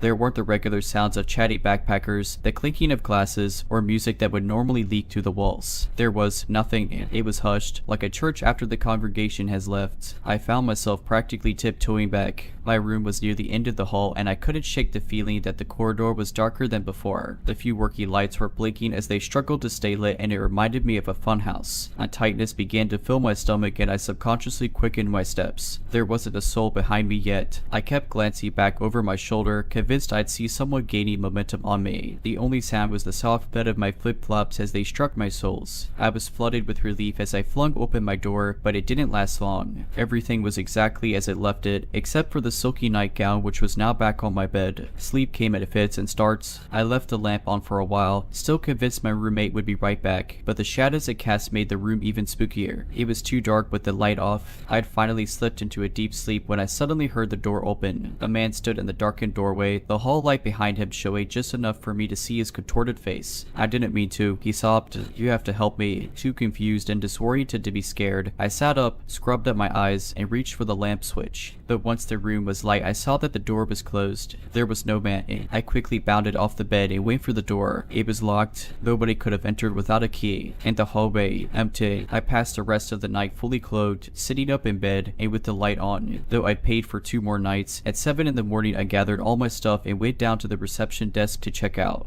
By the way, I said to the 20-something-year-old receptionist, my roommate never returned. I'm a little concerned. She picked up the room key, looked at it hard, frowned, and then glanced at her computer. What room were you in again? When I repeated it to her, she looked back at her screen. Ma'am, that room's been empty for 3 weeks and it's been clean since then. We only have 6 people in the whole building. The hostel has since been renovated and is now a luxury hotel. I realized that we didn't physically meet, but I thought it relevant since I seemed to have met someone. Someone entered and left my room.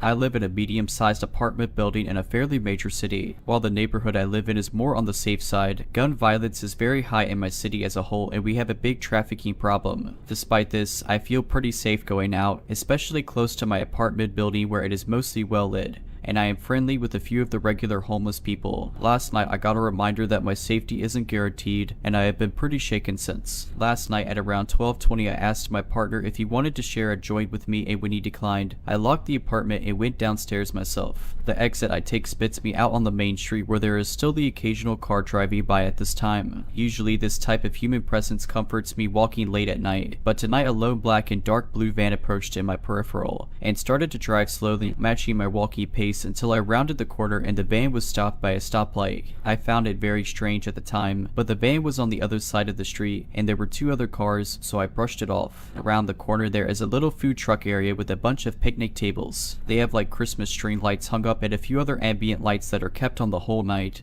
but it barely illuminates the area. As I'm walking past the picnic tables, I notice a large man dressed in dark clothes sitting alone at one of the back tables. He was wearing a hood or hat, so I couldn't see his whole face, but his eyes followed me as I walked the border of the picnic area. My usual smoke spot is behind a fence on the other side of the picnic area. I was a little shaken by spotting that man, and also didn't want to upset him by smoking near him, so I chose a slightly further spot against the side of a construction vehicle. I lit my joint and start puffing away and reading something on my phone. I soon start getting this really uneasy sensation. It felt like all my hairs were standing up and I got the most intense goosebumps I've ever felt. My phone was still playing music, and as I turned it off I heard this shifting and rustling of gravel on the ground behind me. I swung my head around and saw a man reaching towards me with huge hands. I only caught a glimpse of his face before I fell to the ground. His eyes were wide, bulging, and extremely dark. They terrified me. His mouth was agape and he was basically snarling at me. He scared me so bad I fell to the ground, stumbled, and broke into a run all in like 1 second. I ran for a few seconds before I peeked behind my shoulder and saw him a couple yards behind me. At this point I saw it was definitely the man who was sitting at the picnic table, and I now saw he was wearing what looked like a dirty bucket hat / fishing hat. He had shoulder length dirty light colored hair and was way taller than me, so at least 6 foot. He was definitely gaining on me as I had lost ground by turning around, and I am not in the best of shape to begin with. I was about to reach the first entrance to the building, but the issue was one, there were double doors at this entrance that closed quite slowly, and 2, the only way up was an elevator, so if he got inside with me I was out of luck. I kept running, taking my chances with my running ability versus quickly opening doors ability. I kept running along the other side of the building to get to the second entrance to the building. This one is just 2 single doors which open to the stairwell up to my apartment. It's above the 2nd floor, that's all I'll say because I'm still scared. As I'm nearing this entrance, I see another man who appears to be speed walking directly towards me from the opposite direction. I should note that throughout this I have been hearing the growling / snarling of the first guy behind me, and as the second man gets closer I hear he is also growling. I reach the keypad, unlock the first door, and quickly slam it closed behind me until I hear the lock click again. The second man reached the door first, and I saw his face more clearly as it slammed against the glass window of the door. He was also tall with longer hair, and I remember he was wearing overalls. But I mostly remember his wild eyes and his teeth that he gnashed at me right before I turned away, opened the second door, and booked it up the stairs. I didn't even stop until I was in my apartment apartment, had all the doors locked, and was under the covers. I think in retrospect I didn't hear any sign of them following me up the stairs, but I was so convinced they were still on my tail. I think the only reason I got away from them was that they didn't know about this side entrance to my building, so they didn't expect me to keep running past the first entrance. I got up to get my inhaler, was having a near asthma attack at this point, and peeked out the window. My heart sank. I saw the same van that had creeped me out earlier parked across the street from the entrance to my building. The entrance is like right below my apartment window. I then looked down to see 3 men pacing along the side of the building, including the 2 that had chased me. I ducked down fearing they would see me. A few minutes later they start shining flashlights into the windows of apartments. At first I think of course it's only my apartment, but after a while it's clear they're just searching for me. At this point I try to call my building manager to let him know about the situation, and he sent out a text alert to our all building list. I was so paranoid another innocent person would be accosted by them, so I called the police. They told me they were on their way and to stay out of the window in case they were armed. A few minutes later the men are spooked by a faraway police siren and get in the van and peel away. I think it was from a different police call though, because when the officer arrived to our building the siren wasn't on. I spent a long sleepless night thinking they'd come back, but they never did. Definitely going to avoid being alone at night from now on. I asked one of the homeless guys I am friendly with if he saw anything suspicious last night, but he said he hadn't. They couldn't have been residents because they didn't leave after management sent that alert to us. The part that sticks with me the most is the growling and intense look in both their eyes. I don't know if they were on drugs or what. They never said any words to me or each other. Haven't heard any updates from the cops, but it's only been a few hours and they didn't seem that interested in my statement as the van had disappeared when they left. To the 2 men who growled at me and chased me into my apartment, let's not meet again.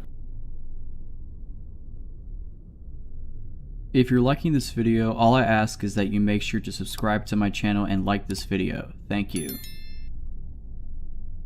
I went on a Tinder date some time ago while I was adjusting to a new city I had moved to. I didn't really know anybody there, so I used some online dating apps to see the dating scene around town. I landed one from a girl that seemed just like an artsy hippie type of girl. We had a few exchanges through the Tinder app and then decided to meet up for a drink. I picked her up at her house and she greeted me at the door and gave me a hug. She said the name of a local bar she wanted to go to for us to chat and get to know each other. I told her I would drive and proceeded to my car. The first red flag I noticed was when I walked to my car and opened the door, she had just followed me to the driver's side and was standing behind me staring. I looked at her blankly for about 15 seconds and asked her if she was going to get in. She said sure, I would love to. It went the long way to the passenger side around the back of the car. Since I had just met the girl, I figured she had just maybe smoked some weed or something, as I had kind of got the vibe she was a bit of a stoner. As I was driving to the bar, she talked in a very low voice, almost as if she was trying to whisper. I am not hard of hearing or anything, but I had to ask her to repeat herself several times just so I could make out the full sentences she was saying. When we got to the bar, I made sure we got a seat closer to the back away from most people, just so it could be a little quiet in order to hear her. The conversations honestly carried on as normal from this point, and it was actually a fun time for the time being. We talked about different things we were interested in, and she did bring up she did recreationally use weed and a few other tripping substances, like shrooms and such. I am not much of a fan of these, but it at least made me relax in the back of my mind to think maybe she was just high off marijuana, and that rationally explained some of the weird stuff of her behavior. Granted, I had a few drinks at this point, so I was honestly not thinking straight. I asked her if she wanted to go to my place after drinks and she agreed. When we got to my place we had a few more drinks, then she started talking about her jewelry. This is where it gets weird. She told me her jewelry was her big secret and it defined her. When I asked her why it was so important, she said, I'm actually Anastasia. I was never killed in Russia. My jewelry is my link to my past. It was hard for me to take that serious at this point with how much I drank, so I kinda challenged that statement using the little bit I knew about history. At this point she freaked out and started yelling at the top of her lungs about how I don't respect ancestors and history. Then she got quiet and tiptoed right up to me and grabbed me by the neck. She then brought my face eye to eye with hers while still holding my neck. She says at this point, I am a shaman and I will curse you. My ancestors have destroyed many people and you do not respect that. You are from oppressive ancestors and they will be punished. Then she put her hand in a whiskey glass and made a cross on my face and kissed my forehead. At this point, I started to sober up a little. I talked her into calming down, telling her I was only joking. Then she slowly started getting back to normal. Then she started talking about her cat fetish. She tells me she has a list of people who she tames to act as cats. I am not about judging people on their fetishes, so I listen in. She then tells me all the things she does to them and starts acting like a cat in my living room. If she had not yelled at me earlier on, I might have almost been turned on by it. My red flags in my head were tingling like crazy at this point, so I just listened and tried not to set her off. She noticed sage on my kitchen kitchen counter and asked me to let her light it and bless the house. Side note, I use sage to make my house smell better occasionally. It's kind of a ritual I like to do, but it's mine and mine alone, something I take very personally and like to do myself. I tell her no, she can't light it and that it's my thing to do on my own. Then she freaks out, telling me I am a horrible human being and screaming all over the place. I tell her I can take her home now and she runs to the door and goes outside. As I get outside, she is screaming at the top of her lungs that I am a horrible person and I should go die. I tell her she can walk herself home then, and I go back to my place and lock the door. She then starts banging on the door hard for about 10 minutes, saying she left her phone in there. I grab her phone off the kitchen counter and open the door to hand it to her. She tries to barge inside and I block her with my forearm. She then acts like she is about to punch me. I just hold my ground and tell her she is not coming in. She screams she wanted the whiskey bottle we were drinking from. I told her no, because I paid for it. I slam the door at that point and lock it. I hear her bang on the door for a minute. I then hear her footsteps going down the stairs. I waited about an hour and then went walking outside to see if she was still hanging around. I didn't see her, nor did I ever see her again after that. I hope to never see her again.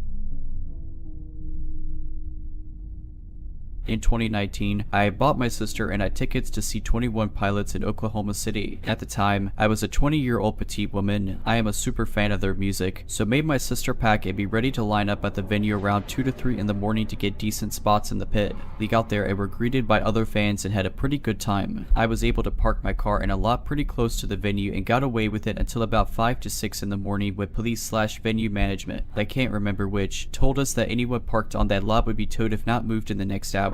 At that time, the venue management had made an actual line clear up to the door. My sister didn't have her license at the time and we were able to become acquainted with some of the people in line, so I felt comfortable for her to stay in line while I found somewhere new to park. Fast forward to me finding a Sonic that was close by and I figured I could get away with free parking. I started the close to a mile walk back to the venue. I then found an alleyway that looked to be one of those nightlife streets that are connected to bars. Since it was broad daylight and I knew I would save time going this route, I wasn't apprehensive about taking the alleyway back. About halfway through the alleyway, I saw a thin man no later than his 40s sitting at one of the bar's back patios. When he saw me, he made a joke about a pillow I was carrying. My sister had texted me and asked me to bring one back so she could take a nap before the concert. He then asked me where I was headed, in which I stupidly told him the concert downtown. He asked me if I wanted drugs, in which I replied no, and then asked if he could come with, which I lied and told him it was sold out. This entire exchange I kept walking while he was talking to hopefully shake him off or show no interest in the conversation. When I had reached the end of the alley, I had a bad feeling that I was being followed, so when I turned the corner I quickly jogged to hopefully gain some distance between us if that was the case. Unfortunately, I was correct. I remember hearing fast footsteps follow me behind me and then abruptly stopping when I turned to look behind me. It was almost like a movie where he would rush behind something when I turned, thinking I didn't see him. At this point I panicked and started trying to spot the closest store to me. It was around 5:30 to 6 in the morning at this point, so anything I did pass was closed, plus I was in a suburban area with more apartment buildings than stores. I turned another corner and saw a man was coming out of his home. I hurried up to the man and remember asking him if he could help me because I was scared and felt unsafe because there was someone following me. At this point the scrawny man from the alley had gained on me and was a few feet away from us. The man following me then began telling the guy I was asking for help that I was a liar and don't listen to her man. The guy coming out of his home then looked at me and then the creep and told me, "Sorry, I can't help you," and proceeded to close this door in my face. I have never to this day felt so utterly helpless in my life. I turned to the creepy guy and pled with him to please leave me alone. He kept telling me that I wasn't going anywhere and I wasn't going to no concert and a bunch of other threatening comments. By some luck, I was able to spot a group of people in 21 Pilots merch across the street and sprinted across and started walking next to them. I quickly told them what was happening and if I could walk with them to the venue, and they told me yes. I think the creepy man lost interest in me and I saw us walking slowly back in the opposite direction. I was able to make it back to the venue fine but immediately broke down upon seeing my sister. I thanked my new acquaintances and called the cops. I was told he does that a lot and he's not harmless. I was told by the venue's bodyguards that they would walk me to my car after the concert, but upon returning to the same spot for them to do so, they weren't there. To say I was pretty disappointed on how it was handled is an understatement. It still freaks me out to this day how easily I could have been taken or if I'd even be here to tell anyone this story.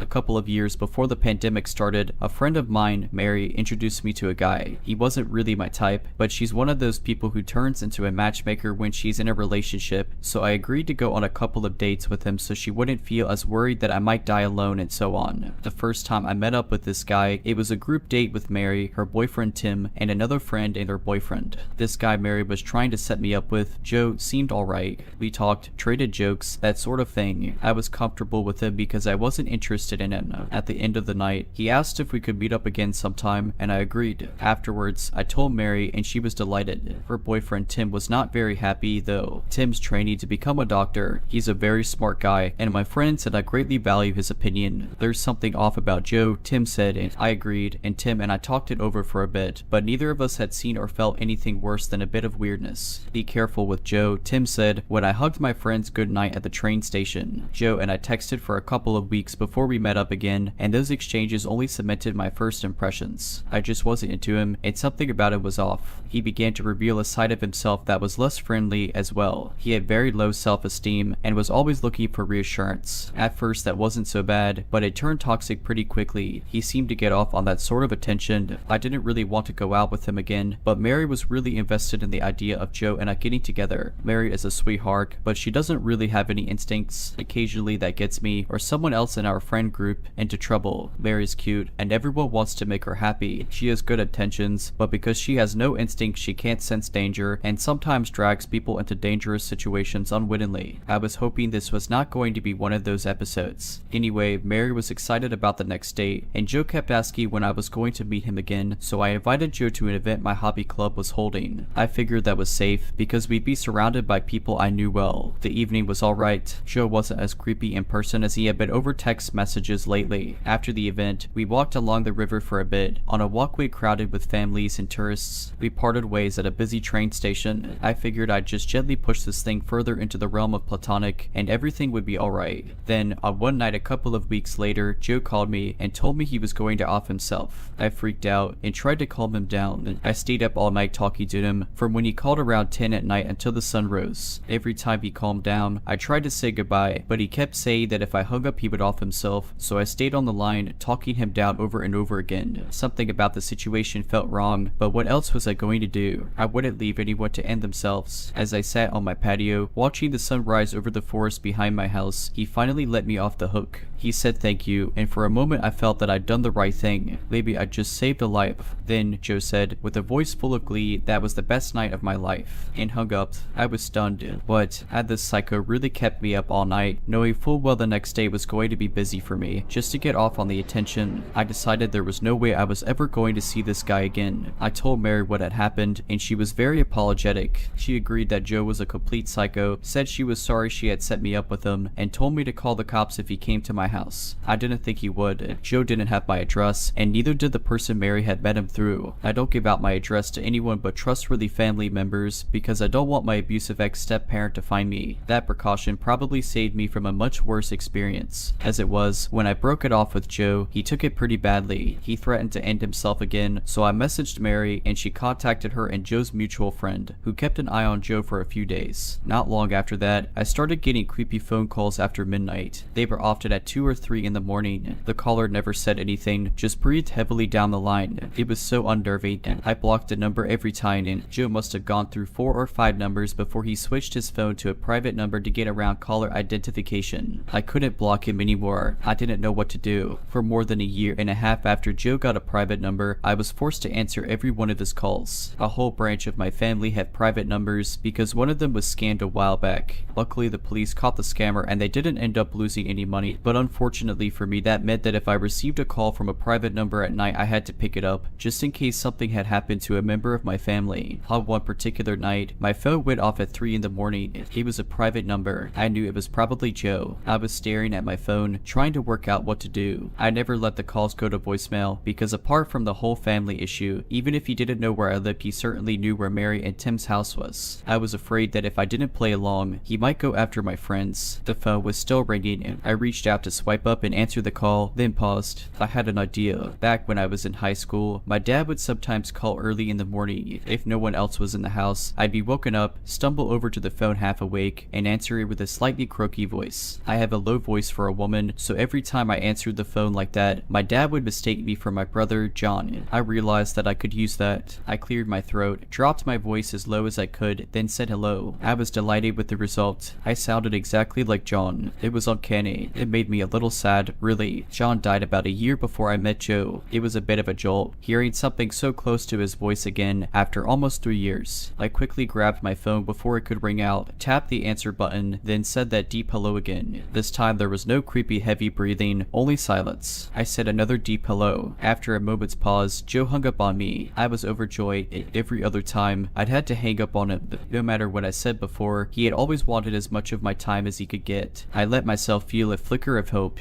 Maybe I was free. It's been over a year now, and it looks like I am free of Joe. I haven't gotten any creepy calls since I pulled out my John impersonation, and I can only guess that Joe thinks I've changed my number, or given it to someone else. Joe never met John, so when I said hello, he probably just heard a young man's voice. If John were still here, I know he'd approve. If I could tell him now, he'd be very happy to know a part of him could still protect me, even so many years after he was gone. I've heard from mutual friends that Joe has said some awful things about me. He's told some people he slept with me, which he didn't, of course. Who would sleep with someone that creepy? Worse than that, Joe and Mary's mutual friend has said that Joe told her he wants to kill me. Mary and I were horrified by that. The friend has since told him I've moved to another city, so that might be enough. She's very close to him, distantly related actually, so he believes what she tells him. When I'm done with my studies, I'm going to move across the country. Until then, I'm keeping my head down. My campus and Joe's are a 30-minute train ride apart. That's nowhere near far enough away, but it will have to do. There is one positive thing that has come out of this. Mary is now completely cured of any desire to play matchmaker. Oh, and Joe, let's never meet again. If you're liking this video, all I ask is that you make sure to subscribe to my channel and like this video. Thank you. The following events took place over the space of a year. It took me a while to link them all and realize what had happened, so I'm going to try and relate it as I experienced it. I'm 31 now, but this took place when I was roughly 18. For the majority of my career, I've been a support worker. This involves supporting adults with learning disabilities / health issues in their own homes and out in the community, basically with all and any aspects of their lives. The job involves long hours and often sleepovers or waking nights. In this case, the other 2 staff members went home at 8 at night or 10 at night depending on if the service users were overnighting at their parents', which was a regular occurrence, and the sleepover would stay with the remaining clients in case they had a health concern or needed support with something overnight. At the time, I was working in a service with 3 young men who were very active within their community. This meant I was also very active in their community, out and about all the time helping them to and from work during college / work / recreational. We got the bus a lot because they had concession passes. I live in the United Kingdom and can't drive, so I commuted to and from work on public transport. Keeping watch, the service we worked in was based across the road from a nursing home or possibly a respite center. To this day, I'm unsure what it actually is / was. This building had parking spaces outside it intended for that facility, but after certain hours anyone could use them. At 10 every night I was on shift. Whether I was a sleepover or finishing for the day, a car would park across from us and shine its high beams right through our window. This would also light up the adjacent front door, so anyone interested could see who was leaving. Even though the clients were in bed by this time, there was still a lot to do for the remaining staff member, like ensuring the property was secured and the fire doors throughout the house were closed. Just general health and safety things. So a car across the road blinding our staff as they left was low down on the list of concerns. Personally, I assumed that it was also the facility staff going home. 10 at night is a normal finishing time in the care sector. This went on for a few months before one eagle-eyed colleague told me this only happened on days when I would come into work. We made a joke about how I had a fancy man picking me up, but I wrote it off. Charting my movements, not really an event, but whilst out and about with the people I supported, they would often say my name, "That man is looking at you." My service users were young men who liked to joke and had limited mental capacity, so often their jokes did not seem like jokes but were intended as such. This started with one client specifically. I worked with him more than the others because I was his key worker, which meant I had additional duties relating to that client,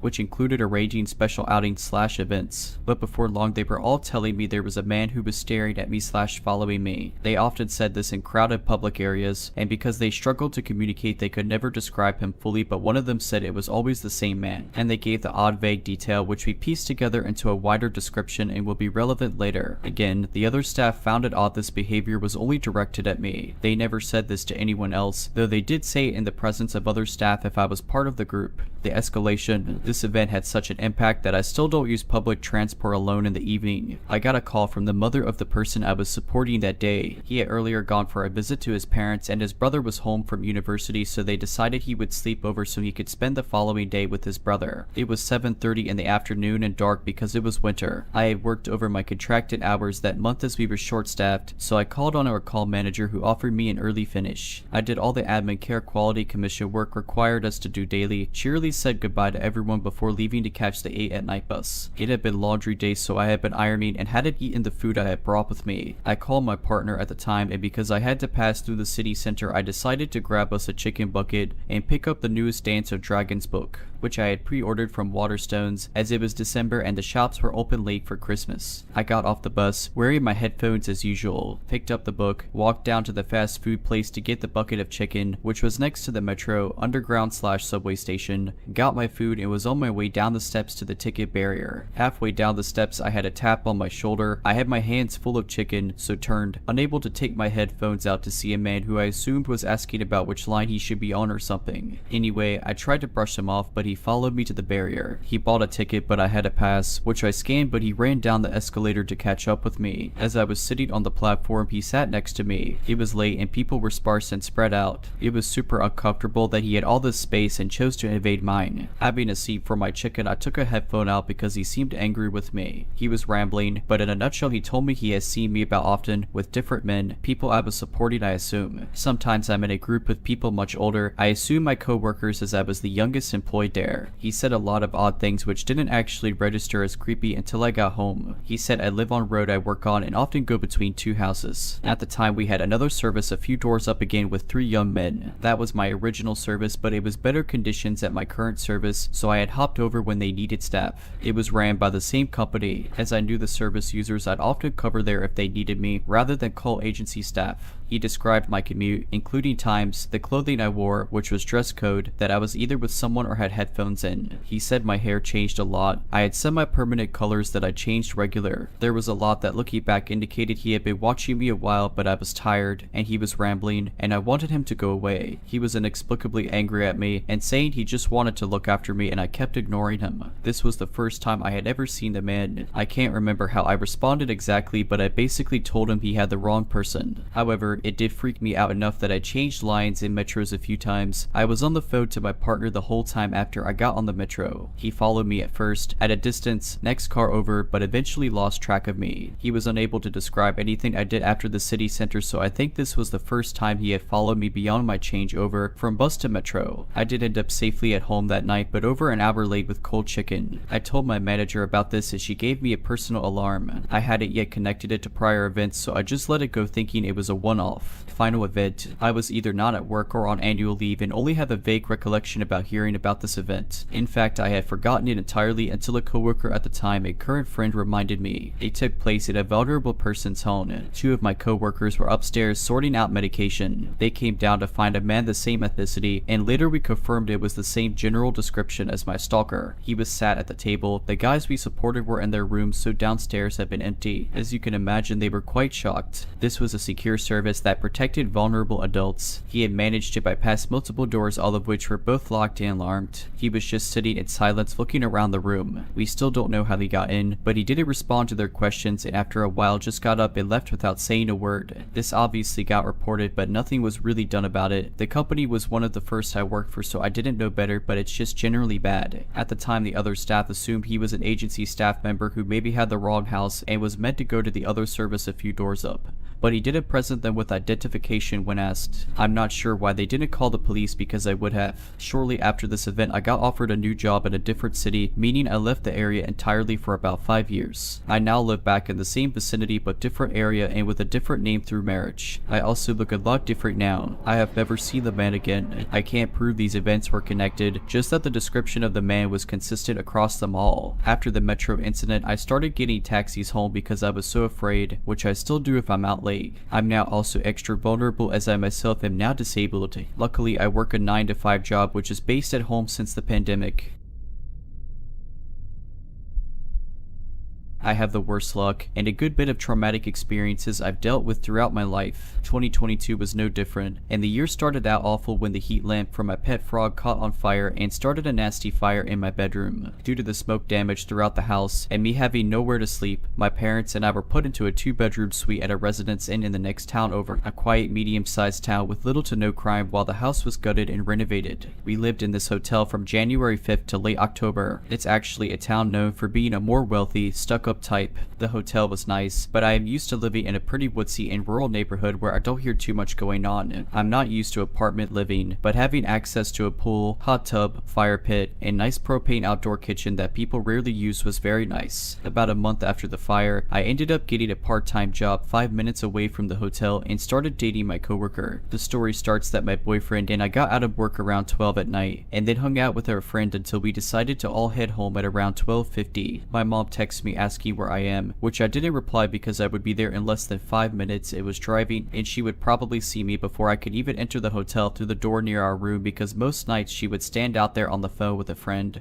or on Facebook drinking a Truly and chain smoking. She mainly did this because she's a night owl like me, and the walls inside the hotel room were like paper. My dad had to get up every morning at 5 for work, and we would both give her an ear for talking on the phone late at night with friends or watching videos, as no matter what volume she talked at, we could hear her. When I pulled into the parking spot, I walked up to my mom and she starts telling me off for not replying to her quickly enough because something was going on. I asked her what happened, because of course we already had witnessed some weird behavior at the hotel before. Basically, when she had gotten home, due to most of the parking spaces up against the building being taken, she parked in the overflow lot for the hotel in a car that was sitting there peeled off as soon as she went in park, with their lights off. She went inside, dropped off her purse and other items, and went outside to smoke, and noticed the same car was again parked next to hers, Eileen. She told me she had been standing there, drinking her drink, leaning up against the wall, watching videos on her phone when she heard footsteps approach. She looked up and there was a man there who was staring at her, and she stared back. He ended up walking a little bit down the walkway and then raised his fist up at a first floor window and smacked it, possibly attempting to break it. My mom, who unfortunately is not afraid of anything but spiders, yelled, "Hey, what are you doing?" And he said something about trying to open a beer bottle. He had no bottle in his hand, and alarm bells were going off for my mom, so she just yelled, "Okay, I'm calling the cops." And he started sprinting down the side of the building away from her and around the corner. My mom started to follow him once he rounded the corner of the building, and when she got to the corner he was gone. There was an older couple, probably late 50s or early 60s, who would frequently sit on the curb by that door that he rounded the corner on drinking, and the woman asks my mom what she thinks is up with that guy, and my mom was like, "I have no clue. Did you see him doing anything?" And the lady then told my mom that he had sat down with them for like an hour, basically being like, "Oh, I have nowhere to stay tonight. I have nowhere to go. I have no money." It was trying to convince them to let him stay in their hotel room tonight. She basically said he was acting cracked out of his mind. Only like 30 seconds has passed when my mom hears his car start and he peels out of the overflow lot again. This time lights on. She walks back over to the door closest to our room and continues smoking. Not even 3 minutes later, he pulls into the overflow lot again and starts walking down the walkway and passes my mom, staring at her. My mom said something like, "This is getting ridiculous. I'm going to call the cops on you." And he just said okay. He kept walking past her. This is at the point where I had pulled into my parking spot and my mom was telling me all of this. I hear footsteps in the parking lot, and I see a tall man in khaki shorts and a hoodie walking into the overflow lot, and my mom is telling me that's him. That's him. So I take a video of him in case I need evidence or something. He had apparently been walking around the building again, then got in his car and left again. My mom had called the non-emergency number because we were on the ground floor and she didn't want him trying to come back and break one of our windows for our room. The police department is actually across the street from the hotel, and they said they would come by and take a look, yet no one has come. I use weed to help me get tired and a bit less anxious for bed. I decided to go to the door on the other side of the building, which was a bit more sheltered, and also because I didn't want my mom to see me smoking weed.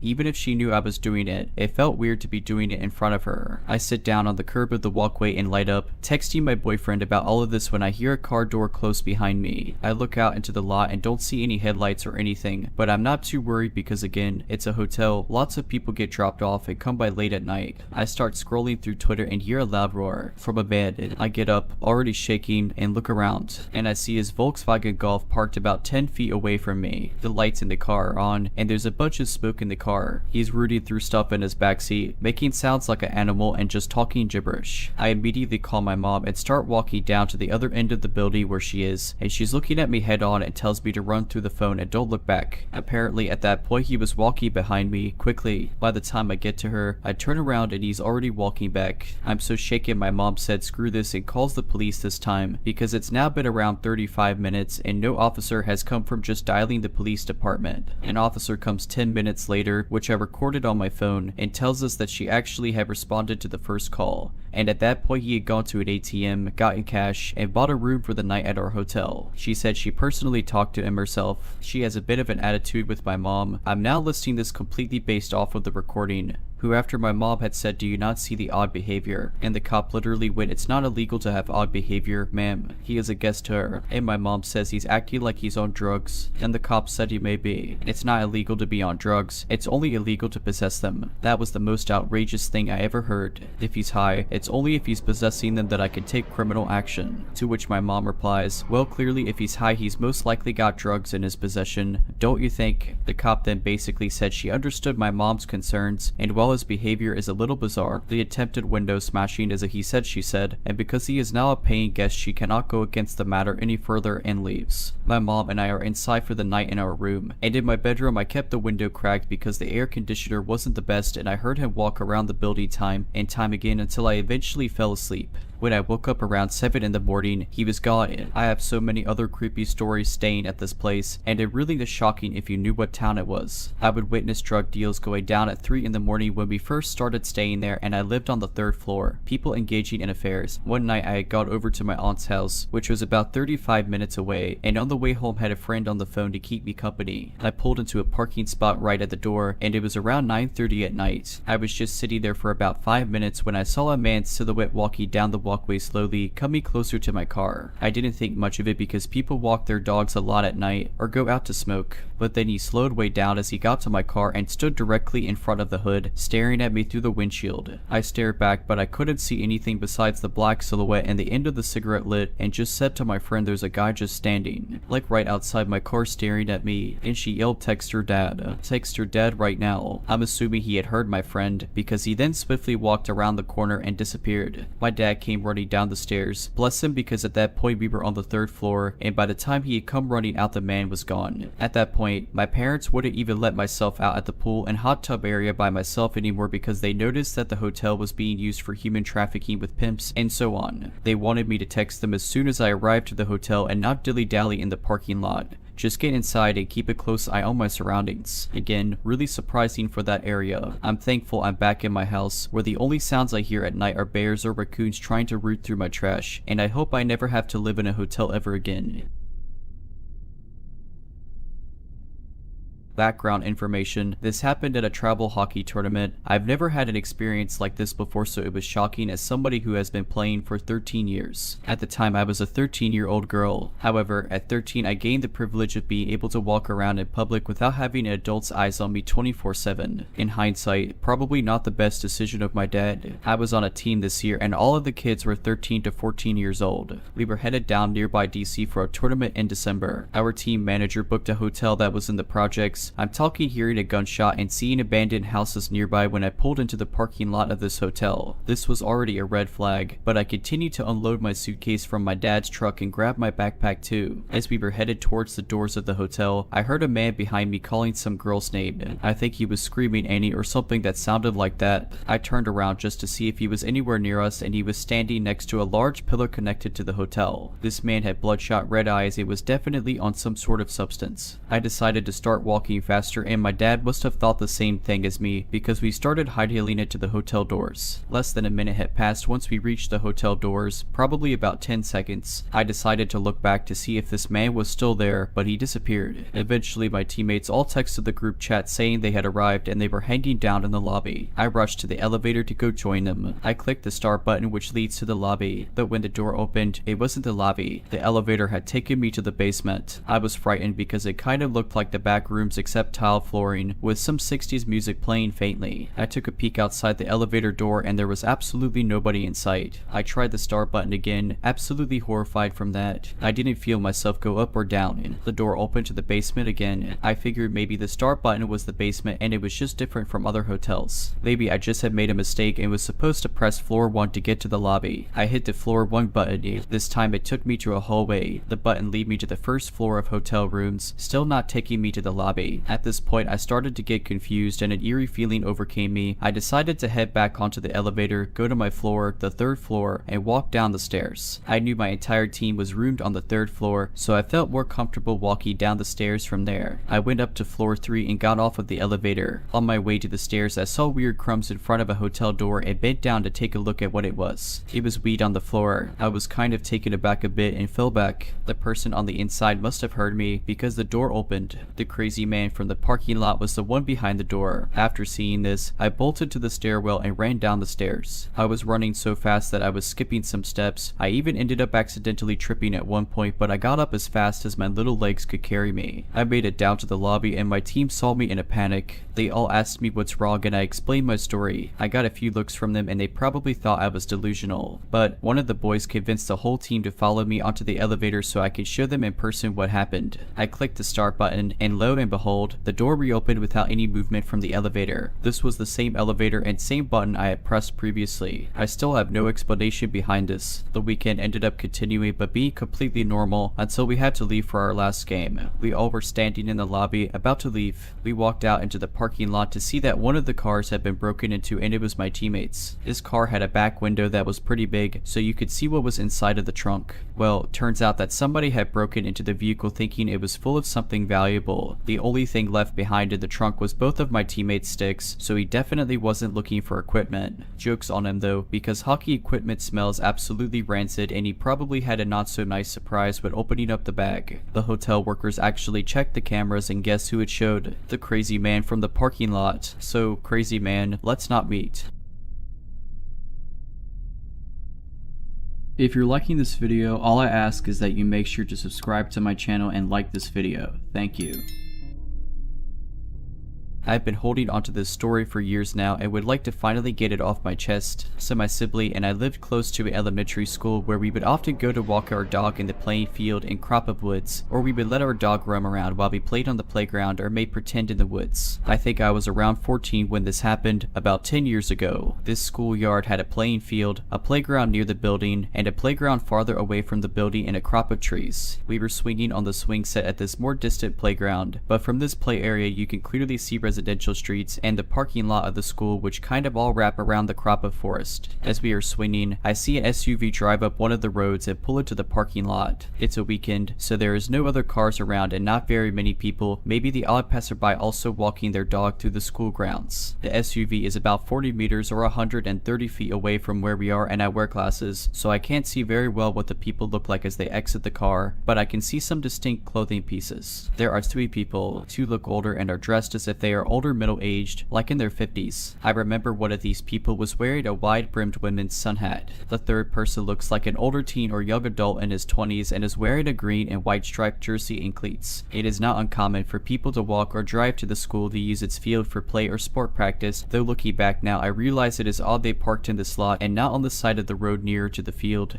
which is on the opposite side of the property. In any case, I think okay, just some grandparents and their grandson going to practice in the field and go about playing with my sibling. I remember watching the trio walk away around the school building, completely opposite to where we were on the property. We have our dog with us, and after a time we decide to stop swinging and take the dog on a walk through the trails in the forest brush. Maybe 15 to 20 minutes have passed since the car pulled up. The brush we are walking in is basically in the very corner of the school property. There is a metal chain link fence in front of us, and beyond it is the sidewalk, a residential road. To our right is another fence which separates people's backyards from the school grounds. These homes all have tall trees growing along the school fence for added privacy, so it's almost impossible for anyone to see into the schoolyard. My sibling and I were just at that age where playing pretend didn't really feel genuine and spur of the moment, like we were about to grow out of it. I'm feeling bored but don't want to go home yet, so I pick a branch of these red berries that grow in the schoolyard and say to my sibling, hey, wanna play a game? Which was our code for let's play pretend, and I bend bend down to offer the berries to my dog as a starting point for the game. They've never hurt her. I'm still speaking to my sibling, who is walking in front of me as I bend down, but my voice trails off as I see my dog's behavior. She is completely ignoring the berries and me, and is instead moving past me slowly, ears back and nose pointed, as if she is approaching something. I follow her movements, still looking down, and when I finally look up, there are the 3 people from the SUV not 2 meters, 6 feet in front of me. They are certainly not a couple of grandparents and a kid, but 3 grown men. I remember the faces of the 2 older men pretending to be grandparents. The foremost man had short white hair and a white scruff of facial hair. His mouth was open in a faint shape as he breathed quietly and focused on keeping his steps light. The other man was extremely thin, his cheekbones popping out in shoulder length, greasy brown hair hung around his skeletal features. They had crept up behind my sibling and I silently and remained just as quiet as they all turned their backs quickly and pretend to point off into the trees like they were bird watching or something. It was bizarre how silent the whole encounter was. I immediately realized we need to get out of there and turn my attention back to my sibling as I grab my dog's collar and get her hooked up to the leash. My sibling is about a foot from me but seems oblivious still to the 3 creeps in the woods right behind us. I tell them over and over that we need to leave, but they become wrapped up in the imaginary game I proposed moments ago. Finally, they see the men. I never look back at the creeps, only to my sibling. My sibling also stops talking and starts walking with me. Thankfully, an opening in the fence between these now haunted woods and the road is only a few meters ahead, and we get some distance and obstacles between us and these creeps. To my frustration, my sibling wants to stop on the sidewalk and pick some more berries through the fence, and I frantically tell them to come on. Let's go. I still never look back towards the men, my vision tunneling to the safety of the open roads and sidewalks and homes in front of us. We get home without incident, at least to my knowledge. Had the men followed us on foot, going back to their car and followed, or simply gave up,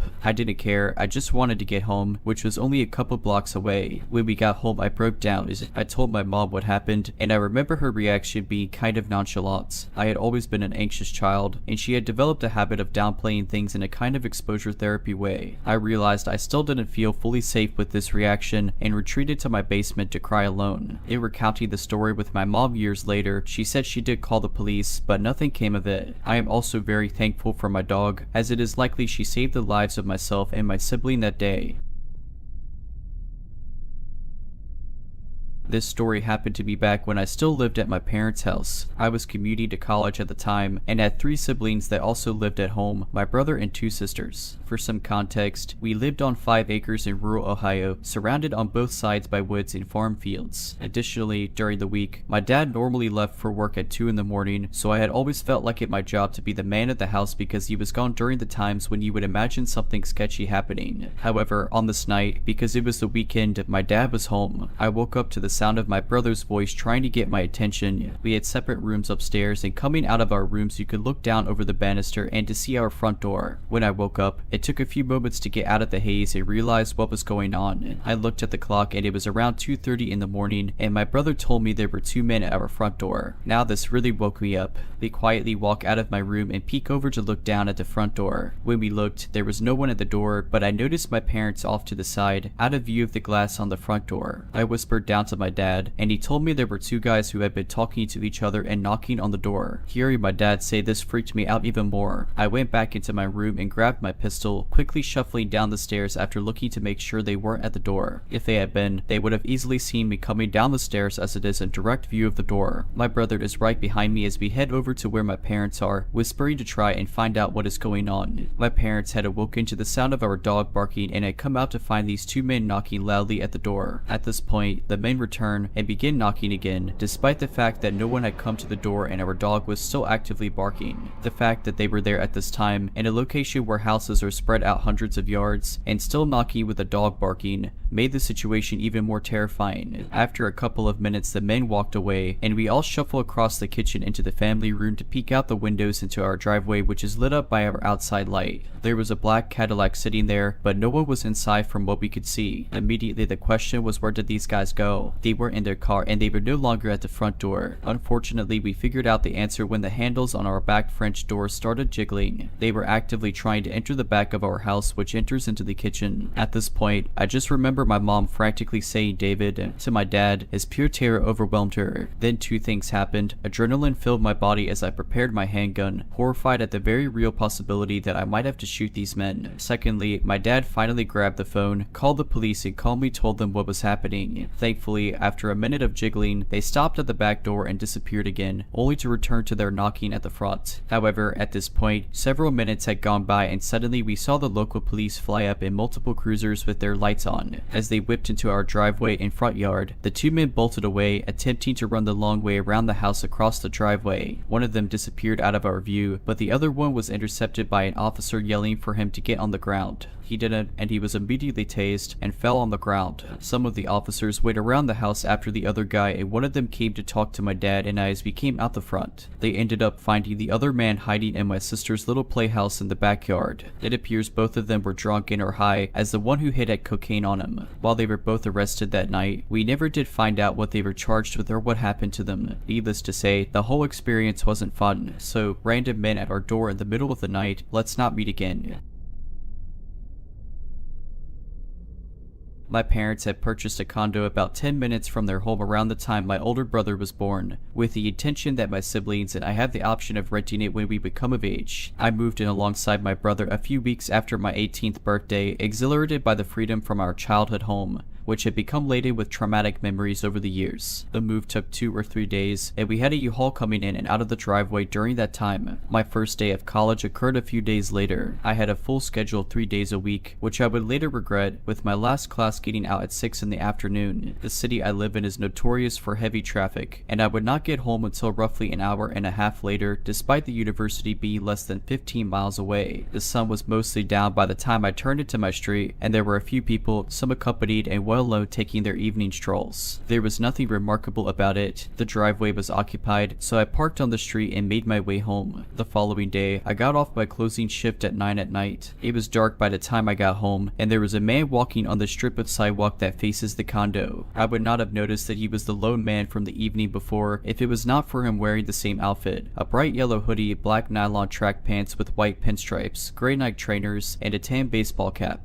As I got out of my car, we shared a quick glance and continued on our ways. 2 days later, I got off my closing shift and picked my, now ex-boyfriend up for a date. We went back to the condo so that I could change, and in the dark, I saw the man again, wearing the same outfit and on the same strip of sidewalk. It's him again. I sounded more surprised than suspicious, and my boyfriend was confused. I explained that I had been seeing him walking around and that he was always wearing the same thing. We got out of the car and stared at him, our bodies turned toward him. He ducked behind a car. Now properly freaked out, we got back in my car and watched him get into his and drive away with his lights off. It was too dark and he was too far away for us to catch a license plate. At this point, I was not sure if this man even lived in the neighborhood. We went about our night, and I dropped my boyfriend back off at his parents' house. He told me to call him and or the police if I saw the man again, and I agreed. I got home around midnight. The man was a street away from his usual spot, crouching below a tree and hugging his knees under his chin. I drove past him and noticed a different man in a blue flannel and jeans approaching a street light. He got under the illuminating glow and pulled his phone out, attempting to make a call. I was unsure if the two men had any association with each other until I looked back over at the yellow hoodie man. He was no longer under the tree. He was also under a street light, a few meters away from the tree. His back was turned to me, but it appeared as though he was taking a call. As I looked back and forth between the two men, it became pretty obvious that they were communicating with each other. I drove away and called the police. They told me to stay where I was or go to another safe location, and that they would contact me when the matter was taken care of.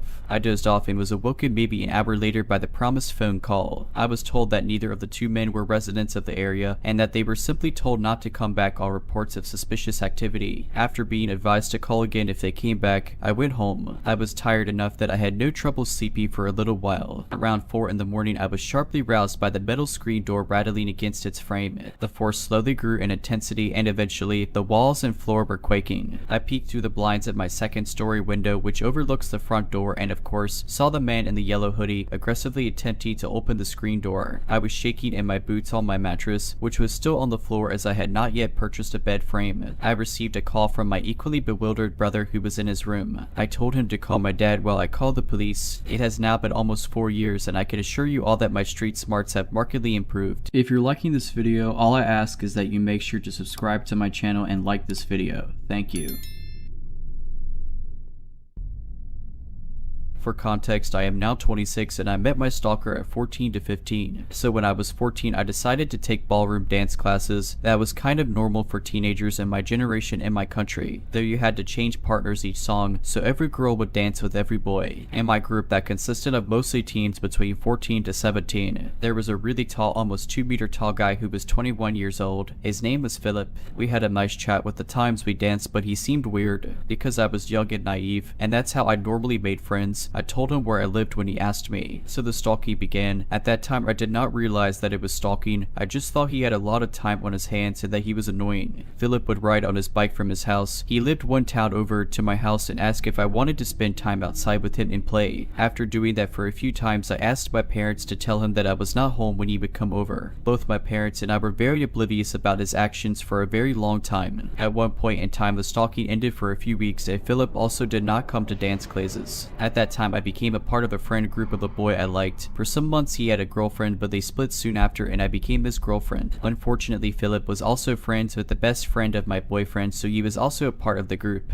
They told me Philip was in a mental hospital. In the span of his stalking, Philip was in mental hospitals multiple times, and every time he was, I was glad because then I had some peace. When I was 16, my family and I had to move because our landlady had thrown us out. She wanted to live in the property herself, so we moved one town over. We started living 2 streets apart from my stalker, and every time Philip was out of the hospital, he would be at my house. At my father's birthday, he rang again, and because my family had guests, they told me to open the door, and there he was, looming over me like a dark, menacing shadow man. I told him to leave, and I tried to close the door, but he blocked it, so I was standing there, afraid and begging him to leave. At one time, I even ran inside to get my dad to send him away, but my dad said he is your friend, so it's your problem. So I went back to the door and I begged and pleaded that Philip please leave. At one point, he was kneeling / sitting in my doorway. After almost 2 hours, he finally left, and at that point, it was obvious for me. Finally, I had realized what type of behavior it was. He was a stalker and he was fixated on me. The next day, I sat down with my parents and told them that I was afraid of Philip, and my dad also apologized to me for putting me in that situation and not helping me. The next time Philip came to my house, my dad was there and told him that I do not want any contact with him, so he left. After a few more incidents like that, he stopped showing up at my door, and I thought we got rid of my stalker. But every time I started to live happily, starting to forget my fear of him, a letter, an email, or a gift showed up, it would send my back into my fears. At 20, I was out of school, and to pass the year, I had to wait to start my job. I worked in a grade school in a voluntary after-school care club for grade schoolers. After a month or two, my mom woke me up in the morning and told me to get dressed because she had called the cops. Apparently, Philip was at my house again every morning at our door and asked for me, and my parents didn't tell me so I wouldn't get scared again. Finally, after the cops told Philip 3 times to leave and he ignored them, they arrested him, and he screamed and screamed my name and that he was burning for me and that the cops heard him. My parents and I were standing in the kitchen listening. The situation was so absurd and so much for me that I started laughing hysterically. We filed a report at the police for stalking and trespassing, but the officers said that they could not do anything because he hadn't hurt me physically. We tried to get a restraining order, but it didn't go through. A week later, Philip had sneaked into our garden, and like in a movie, he threw rocks at my window. Idiot me opened the window but did not see anything until it clicked, and I ran downstairs and told my dad that my stalker was in the garden. Philip escaped. A week after that, I was in the kitchen cooking when Philip rang the doorbell again, and because we have no way of seeing who was at the door, I opened. And there he was again, telling me that he missed me and saying that he had peeked through the blinds of the windows in the living room the past week to see if I was there. My parents were not home. If they had been, I would have ran, but like this, I had to swallow my fear and stand in the doorway listening to Philip talk until my boyfriend came. I had sent him an SMS and he was on his way. After my boyfriend arrived, he told Philip to leave and he did. Philip mentioned in passing that he now also has a girlfriend. After that, I did not see Philip again for a long time. A friend told me that he was taken by the men in white coats because he had believed that his mom was possessed by the devil. I was glad. It wasn't until 2 years later when I got a letter from court. I was a witness and was told to attend in the case of an assault related to Philip. Apparently, after coming out of the mental hospital, he had a big fight with his girlfriend and hit her, and because she was scared, she played dead. Philip called an ambulance and the police finally had something against him. After the hearing, he was admitted again to a mental hospital. I finally was able to get a restraining order and he was ordered to stay at least 30 meters away from our property. I was so glad. The restraining order also implied that if he broke any of the requirements, he would go to jail. So it was over. 2 years ago, I also moved out of my parents' house. I, a 29-year-old woman, grew up in a nice suburban neighborhood. I lived in the same house my entire childhood and only left once I moved out as an adult. I always felt safe, leaving our doors unlocked, window open, going for late night walks as a teenager. I was around 17 when I noticed strange things started happening around my house. My house was also haunted, so weird noises and things moving on their own were not a new thing. This is probably why I and my family dismissed my experiences for too long. As a teenager, I worked in a movie theater and I did not work until the afternoon and would get off very late at night. I turned into quite the night owl, and it was normal for me to stay awake until about 3 in the morning. It started off as my dog reacting to things outside. I would peek outside my window and I would never see anything, so I assumed my dog was just hearing noises and overreacting. Not too long after this started, I was outside and noticed there were handprints and a mark between them on my window, as if somebody was pressing their forehead against the glass. At the time, I just dismissed it. I had plenty of friends coming in and out of my house, and they would knock on my windows sometimes as they arrived. My window was by the driveway as you walk to the front door. The weird thing is that this window is very large. The window would start about 3 feet from the ground. It went at least 8 feet high and was about 4 feet wide. I lived in a 1-story house. The forehead and hand marks were at least 6 foot 5 feet high from the ground. I definitely did not have any friends who were that tall, and everyone in my family is less than 5'6". Soon after that, I woke up around 5 in the morning to my car alarm going off. Again, I did not think anything of it and dismissed the situation. This happened a few more times within the next few weeks, always between 4 or 5 in the morning, but the last time I noticed handprints on the top of my car as if somebody was trying to crawl through my open sunroof. After that, I made sure to close all my windows and lock the doors. Again, I dismissed it thinking just some hoodlums were trying to get into unlocked open cars. Not long after the car incident, things started to escalate. One morning as I was leaving to school, I found a small step ladder outside of my window, leaning against the house as if somebody was looking through my window. I had blinds that would move from the top and bottom. I normally had the blinds closed on the bottom and left about 2 feet open on top to allow sunlight in, but still have privacy. When I looked at my window, I could still see the handprints and forehead mark were placed right above the opening of my blinds. This means they were able to use a step ladder to get a good look into my room. With the ladder against my window, I started to piece together the events over the last few months and realized I had a peeping Tom. I brought this up to my parents, but they did not seem to worry and made no effort to do anything about it. Over the next year, I found the ladder against my window many more times. This person would use an old step ladder that we had in the side yard that was unlocked. I would continuously put the step ladder back in the side yard, but it would continue to show up next to my window on many mornings. I don't know why I did not just put the step ladder in a place that was not accessible. To be honest, I was a teenager smoking a lot of weed at this time, so I feel as though I was not using very much critical thinking. I have 2 other sisters who lived with us, but they did not seem to notice anything weird happening. About a year after I noticed the occurrences, we found my sister's bra was out in the yard and we did not have any explanation. This made me think that somebody may be trying to actually get in the house when we were gone with success. I became extremely paranoid. Again, my parents were aware that all of this was happening, but did not care to do anything about it. The last incident before we called the police was after a rainy night. We found bare footprints outside of my sister's window in the mud. The screen had been fiddled with as if somebody was trying to get it off of the window. Once this happened, my parents started to take it more seriously. It's funny because they did not care what incidents were happening directly to me, but the moment my sister had this experience, they decided to report it. The police could not do anything about it. They offered to send police every once in a while to fill out their paperwork in front of our house to make it seem like there was a police presence. This only happened one time and they never came back. My older sister made her boyfriend aware of the situation, so they decided to sit in the car all night and watch for the pervert to show up. Every time he would try to pull an all-nighter to watch for this person, no one would show up. Looking back now, it makes me think that someone very close to my house must be the peeping Tom, because he must have been close enough to see we had another person watching out for us. After a few years of these experiences, my sisters and I all moved out and we have not noticed anything weird happen since. It still bothers me knowing that this person was never caught and that we still have no idea who it was. It makes me frustrated knowing that it could be a next door neighbor who we thought was normal, but was actually a pervert. This all was happening around 2010 to 2013. It was before we had easy affordable access to security cameras, such as Ring and Blink. I wish we had cameras so we could know who this person was, but there is no point in dwelling over the past. All I know is now that I am an adult, I will always have security cameras around my house, especially if I have young daughters. I have also bought my parents some security cameras. They still live in the house. Maybe one day those cameras will catch the peeping Tom, but I don't think he will come back now that my sisters and I are all moved out.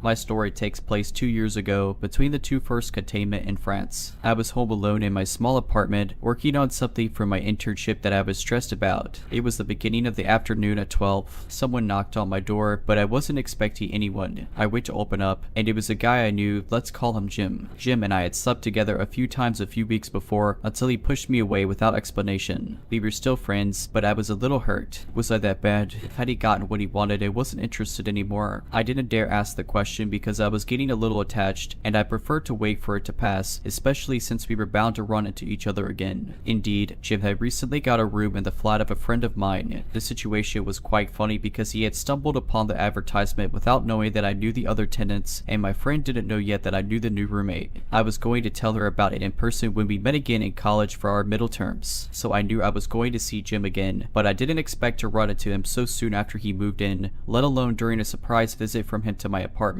I asked him what he was doing there. He said he was bored at the dormitory and was just passing through. I invited him in. I was a bit uncomfortable because I still liked him and we had left without any explanation about his rejection before he moved in with my friend. We talked for a while about trivial things, but strangely enough I still remember the main points. Then he wanted to show me a new kind of massage against my stress that he had seen on a video. I hesitated a bit as I was still uncomfortable. Do you trust me? He asked. Yes. I sat on the floor and he touched my back for a while, then did it once I was lying down. I don't remember everything except that at one point his arm was around my neck and I thought I'm not sure I can breathe. And then blackout. Of course the memory of choking didn't come back right away. It took several months, but I'm trying to tell you the story in chronological order. When I woke up, it is dark. I was still on the ground, bleeding. I don't remember if I noticed the injury right away, but I had a large hole in my right side with many cuts underneath. The events are pretty fuzzy in my memory, but I wondered where Jim had gone and why I was alone. I went to look in the hallway, but my keys, which are normally always in the lock, were missing. I found the spare and looked outside. No one was there. Then I had my first stupid reflex. I thought I'm hurt. I need to disinfect and started to take a shower. I think I fell asleep and had nightmares of being tortured and kidnapped in the shower, probably away from my brain to try to warn me that something bad was happening. I then looked for my phone, which was also missing from the apartment. I was confused. Probably drugged, I realized later. I decided to go to bed to resume the search after resting. I told myself if I'm still hurt when I wake up, it must be real. It seemed very logical in my mind at that moment. When I woke up, my mind was already a little clear, but I was still not totally myself. It was 8 or 9 at night, I think. I was still bleeding. I looked for my phone again, and I started to panic as I couldn't find it. I tried to calm down. I told myself that it was probably there somewhere. I just had to ask someone to call me. I contacted my best friend, let's call him Tom, via messenger through my computer. I still had a hard time unlocking my computer. I couldn't type my code. I think I was still drugged. Luckily, Tom was online. He tried to call me on my phone, but no ringing could be heard in the apartment. I think he figured out that I wasn't in my right mind because he called me on Messenger to see if I was okay. It was he who gave me the details of our conversation. I have almost no memory of it. I said, if you think you've been hurt, do you call the fire department or the police first? He freaked out and asked me to explain what was going on. I was very confused, but I think he got the gist of it. He asked, did Jim do this to you? I don't know, baby. I was still in denial at that point. Tom called the police on me. He couldn't come to help me himself because he was studying in another city. As I waited for the cops to arrive, I began to realize that I had completely messed up the crime scene by touching everything looking for my phone, not to mention the shower and the nap, which could have killed me in retrospect. I was still in no pain though. The hole in my side started to hurt when I was taken care of by the paramedics that the cops called when they saw the extent of my injuries. I had to undergo surgery as a result of this assault, which took me months to accept as an attempted murder with a knife. I had a hole in my liver and was bleeding a lot. Luckily, my other organs were not affected. While I was in the hospital, the cops came to take my statement and took Jim into custody. Imagine the surprise of my friend and her roommates when they found out that the new roommate not only knew me but was also accused of assaulting and robbing me. 1 week after the assault, when I got out of the hospital, the first bad news was that the cops had not been able to retrieve the recordings from the surveillance cameras in my building, which had already been erased because the procedures had been too long. The next day, the policewoman in charge of the investigation told me that, of course, Jim denied having been at my place that day. and nobody was at the flat to confirm if he was indeed at home all day. That's it for now. Go home to your parents and get some therapy. Great. Big up to my psychologist, who is an incredible person and helped me a lot. And then I waited for a long time, yet I had to have the seals from my building analyzed for Jim's DNA. Without video or witnesses, it was the only way to prove that he was my attacker, or at least that he was in my apartment that day. It took a year and a half to get the prosecutor's verdict. No further action. No identifiable DNA other than mine had been found at the crime scene. I probably destroyed everything with the shower. So there you have it. We can't pursue the investigation. I could never prove it was Jim. I don't have any memory of the assault itself. I don't think I'll ever find them, but I have no doubt that Jim did this to me. If you're liking this video, all I ask is that you make sure to subscribe to my channel and like this video. Thank you. I just remembered a fun encounter that might serve as a warning to those working late at night. I was 24 at the time, working at a nightclub about a 10-minute walk from my home. I used to close on Tuesday nights slightly earlier than most nights, as it was generally our slowest night of the week, closing around 12 at night instead of keeping customers until 2:30 at night. Usually I'd be the only one left, as I'd start cutting staff as the night went on, and since it was a slower day of the week, we didn't have security on. About 2 months in of regularly closing at 12 at night, I was walking home. I used to bring in bulkier clothes to hide my figure when leaving alone, as I've been followed/chased home multiple times before, and we'd often get men waiting after hours for us girls to come out, knowing we'd eventually come out after closing and didn't want to attract attention to myself. I also used to walk home, as I didn't have a car and had a few terrifying experiences with Uber drivers not actually driving me home, turning out to be fake cabs/Uber drivers, or harassing me until I pretended to show interest or give them some way of contacting me, to which Uber would just give me a $5 coupon for the trouble, but that's a story for another time. The bar was located along a main road that was home to the majority of the other bars and restaurants in the city downtown. Often at this time I'd maybe see a handful of people, but the streets were generally empty. I'm walking and notice a parked car about a block away. The driver noticed me and U-turns around to be on the same side of the street as me. Now he's catcalling me and trying to get me to come into his car. I don't engage and keep walking. We're maybe a block or two past the initial spot I saw him, and he's been slowly driving alongside the sidewalk. I'd crossed the street but didn't want to get near his car. He keeps this up until about the halfway mark, when he takes off in his car, and I'm just relieved he's gone. Psych, this who comes blasting back down the road. He does. Now my walk has turned into a light jog, which then turns into me full on running. I'm running behind closed bars and businesses, now trying to find a back route to get home without him seeing where I live. At one point I'm running through bushes and mud. No matter what street I end up on, his car is waiting for me. Eventually I run right in front of his car while it's parked on the side street beside my place, and run into my house through the back entrance. The back entrance is obscured by plenty of trees and car, and the surrounding houses are multiple unit homes, so I was confident he didn't see what door I got in through. Fast forward to the following Tuesday and I'm walking home. Guess whose car is parked at the halfway mark? This went on for the next 4 Tuesdays, except he started parking on the street in front of my house, until I begged my manager to take me off closing that specific shift. The last time I saw him, one of the apartment buildings along the way had a few cop cars and cops standing around the entrance, and I stayed with him, which led him to drive off for the night. A week passes and I'm no longer on that shift. A coworker of mine sends me a news article via text. I open it and see that the man who's been following me was arrested for doing this to multiple girls in the city along the street my work was on and that I lived on. He got caught because he'd followed a university student up to her house and wouldn't drive away. She called the cops and he was still there by the time they came to arrest him. He got out the next day, I believe, and was arrested a few more times and was put on restrictions. Couldn't be out of his parents' house between certain hours unaccompanied by either parent before he was deported. I've also heard he didn't actually get deported, but I moved away shortly after and didn't keep up with the news on him. I don't live there anymore and wouldn't be giving myself away. So did the creep in the car who used to follow me and multiple other young women home. Let's not meet ever again.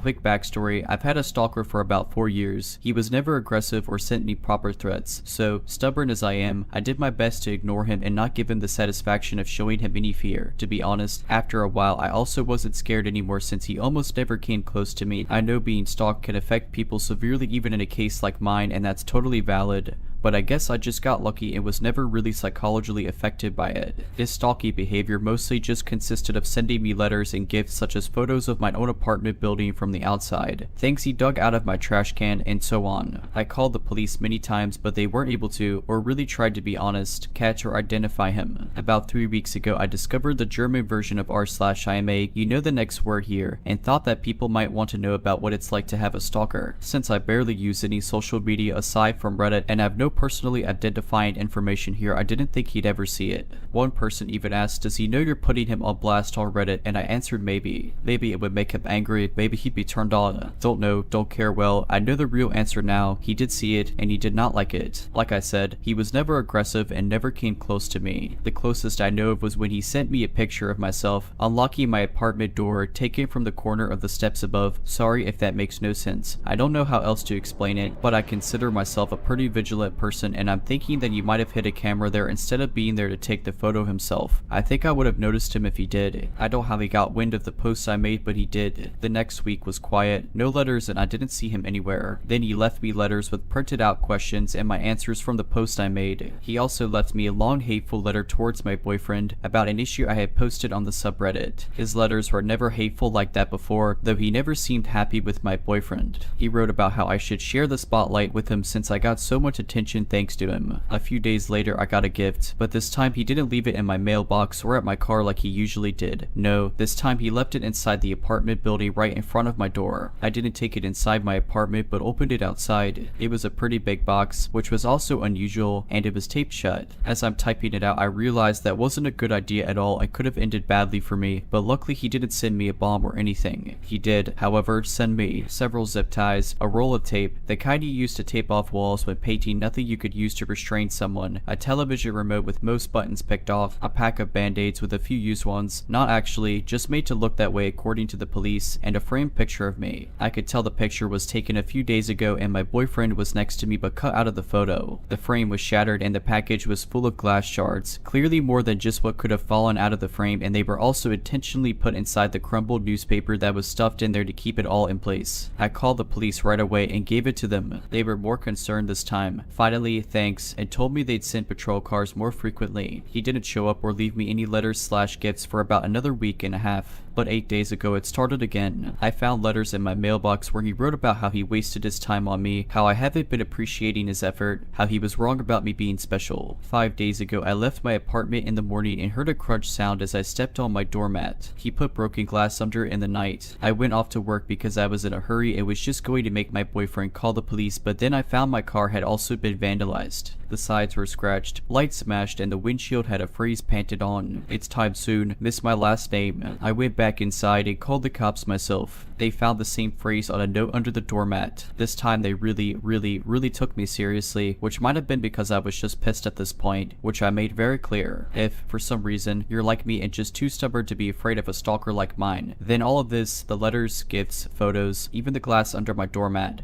are just really annoying and inconvenient. But my car was useless to me now and the threat scared even me. I did, however, have a dash cam in my car, and it caught everything. The police took the footage as evidence, even though the dash cam footage wasn't of high quality, and I had given them photos of him that were just as good before, but they said it's not enough, and they told me they'll look into it further and promised to send more patrol cars again. Then it was quiet for 2 more days, until 2 days ago. Someone rang the doorbell at just after 4 in the morning. My boyfriend and I got up, but we were both hesitant, but I saw blue lights outside, and just as I got up I heard them shouting, "This is the police. Please open the door." They told us they were called by one of our downstairs neighbors who came home from his night shift about an hour earlier and heard someone else enter the building after them before the door fell shut. My neighbors know of my situation and I've asked them to make sure they don't let strangers into the building. This neighbor then went into his own apartment and looked through the peephole. We have motion activated lights in the stairway, so he waited to see if they turned back on. They did. Then he saw a middle-aged man walk upstairs. Above this neighbor are only me and my boyfriend, and a single mom with 3 kids who probably won't be getting any visitors at 3 in the morning. So he called the police. They came and found my stalker 1/2 floor above me on the stairs. He should have been able to see the cop cars since there's a little window up there and they had their lights on, but he either missed them or wanted to get caught. They found a pocket knife on him and he confessed to be my stalker right away. He's finally caught. They got him. It took 4 years, a provocative Reddit post, and one very vigilant and caring neighbor. but he's finally done. For now at least, he's facing several charges and I've collected every single piece of evidence over the past 4 years. I don't know what kind of outcome I can expect, but for now I've finally got some peace. If not for being 5 miles from cell reception, and the way this story ends, there would be a police report for verification. I will be changing names, locations, and some details in order to protect the privacy of the innocent. A buddy of mine and I try to camp twice a month now that I have a vehicle that can be trusted to get me to some of the more remote areas of our state. We planned a camping trip for this past weekend from the 18th of February to the 20th. We chose a fairly remote location we had been to the previous weekend. The previous weekend we were the only people we'd seen within 1 mile of our camp spot. Friday night we got there and set up. This story takes place Saturday night. It's about 9 at night, so the sun is long gone and the mood hasn't quite risen yet. It's pitch black out, other than when our fire lights up. Suddenly, we hear a man screaming. We listen intently, silently sharing an anxious look. At first we were hoping it was someone drunk and having a little too much fun, but it quickly becomes obvious this isn't fun party screaming. It isn't even like he's hurt. It sounds full of despair, anger, and anguish. I'm going to take a moment to remind you that this is at 9 at night. Pitch black night, in the middle of nowhere woods 5 miles from the nearest cell phone signal. We hadn't seen anyone in hours. The screaming continues for what felt like hours, but was probably about 5 solid minutes. We had no idea what to make of it, and started feeling extremely paranoid. We gathered up anything remotely close to a weapon, and tried to come up with explanations of the screaming while keeping our eyes on the forest around us. After about 15 tense minutes of fear-induced paranoia, I nearly fell out of my seat as I watched a flashlight and lantern slowly enter our camp. I greeted the stranger with a basic "how's it going?" before he was even lit up by the fire. He responded quickly but flatly by asking if we could do him a favor. That depends on the favor, my buddy, and I said in unison, obviously tense, holding our weapons close to us. The stranger proceeded to ask if he could hang out for a second by the fire. Given the two of us and one of them, plus our myriad of weapons gathered from around camp to within our arm's reach, we decided to agree and let him hang out. After a short second of awkward silence, I ask him what is going on. He proceeds to tell me and my buddy that he was camping down the trail with his buddy and that his buddy had snapped and tried to kill him. Wait, what? I said before the thought even finished processing in my head. Is that the screaming we heard earlier? The man slowly nods, staring blankly into the fire, and begins his story. We were just hanging out, man. We came up earlier today and my buddy just freaked out. He started screaming and just wouldn't stop. Then he attacked me, he lunged at me, and I told him to just back off and chill, you know. Well, he kept coming after me and it started getting pretty violent, and I'm pretty sure he was going to kill me, so I grabbed my car keys, the lights, and ran. I don't know what to do, man. He chased me when I ran and I don't know what to do. We don't have firearms or anything, but we do have a hatchet. My buddy and I look at each other for a second, completely astonished. Then something horrible dawned on me. Wait, he chased you? Like, he's on his way here. Right now. The man just slowly nods in reply, and right on cue we hear screaming from maybe 30 to 40 feet from our camp, down on the main trail. I just want your balance, Gary. I want your balance. Where are you? Where? Gary. I'd never in my life heard a man scream like this. I've never heard anything like it in my life. It was a brutal, guttural scream that was shrill to the ears yet deep in pitch. The sound of someone gone completely mad, and the way he said the stranger's name would switch erratically from long and sing-songy to short, guttural punches of sound. We killed our lights, became silent, and listened. By some miracle, the madman didn't notice our camp and continued walking down the trail, screaming the whole way. We ended up chatting with who we'll call Gary for hours, listening to the screaming getting further and further. Come to find out, they had taken 5 grams of magic mushrooms each, and his buddy, who we'll call Tyler, who was a coworker of his, was fine for 3.5 hours, then suddenly snapped. It seemed as though Tyler thought he could kill Gary and steal his good trip. We hear the screams get further and further for over 2 hours. By this time it's 11 at night, the moon is starting to come out, and it's below 30 degrees Fahrenheit. Tyler had no jacket or flashlight according to Gary. My buddy and I are way too drunk to drive out of camp to get cell service, as it was snowy and icy and required 2 to 3 miles of highway driving after getting off the trail, and Gary was still lightly feeling the effects of weed and mushrooms, so he couldn't drive either. We had to make the decision to let the guy wander, hope he sobered up, and could find his way back. And it did. Oh, he did. Right into our camp. We hear yelling after about an hour of no screams, maybe 30 to 50 feet from camp again. Hey, help, please help me, I'm lost. And we could tell the man's walking from the woods into our camp. We tell Gary to hide just in case, and greet the man with me carrying my 12-gauge shotgun and my 40 caliber pistol holstered, my buddy carrying his rifle and his two 9mm Glocks holstered, and with our flashlights on our brightest settings in his face. He was about 6'3" and approximately 300 pounds. We talked to him, decided he was calm enough to walk with, and walked him back to his camp. He seemed really remorseful, said he blacked out and didn't remember anything, and had a falling out with his buddy. We escorted him back to his camp down the trail, returned and told Gary that Tyler seemed cool, and if anything else happened to scream and come running, we would come out and help him out, and ended up being a happy ending. We made friends with Gary, and I got his phone number to make sure the next day he got back into town safely, back to his wife and kid, and we're actually planning a camping trip with him soon. But Tyler, who wandered screaming like a deranged maniac into the forest, potentially wielding a hatchet to murder your friend to steal this good trip, or whatever it is your psychosis-filled mind was thinking, for the love of God, let's not meet again. If you're liking this video, all I ask is that you make sure to subscribe to my channel and like this video. Thank you.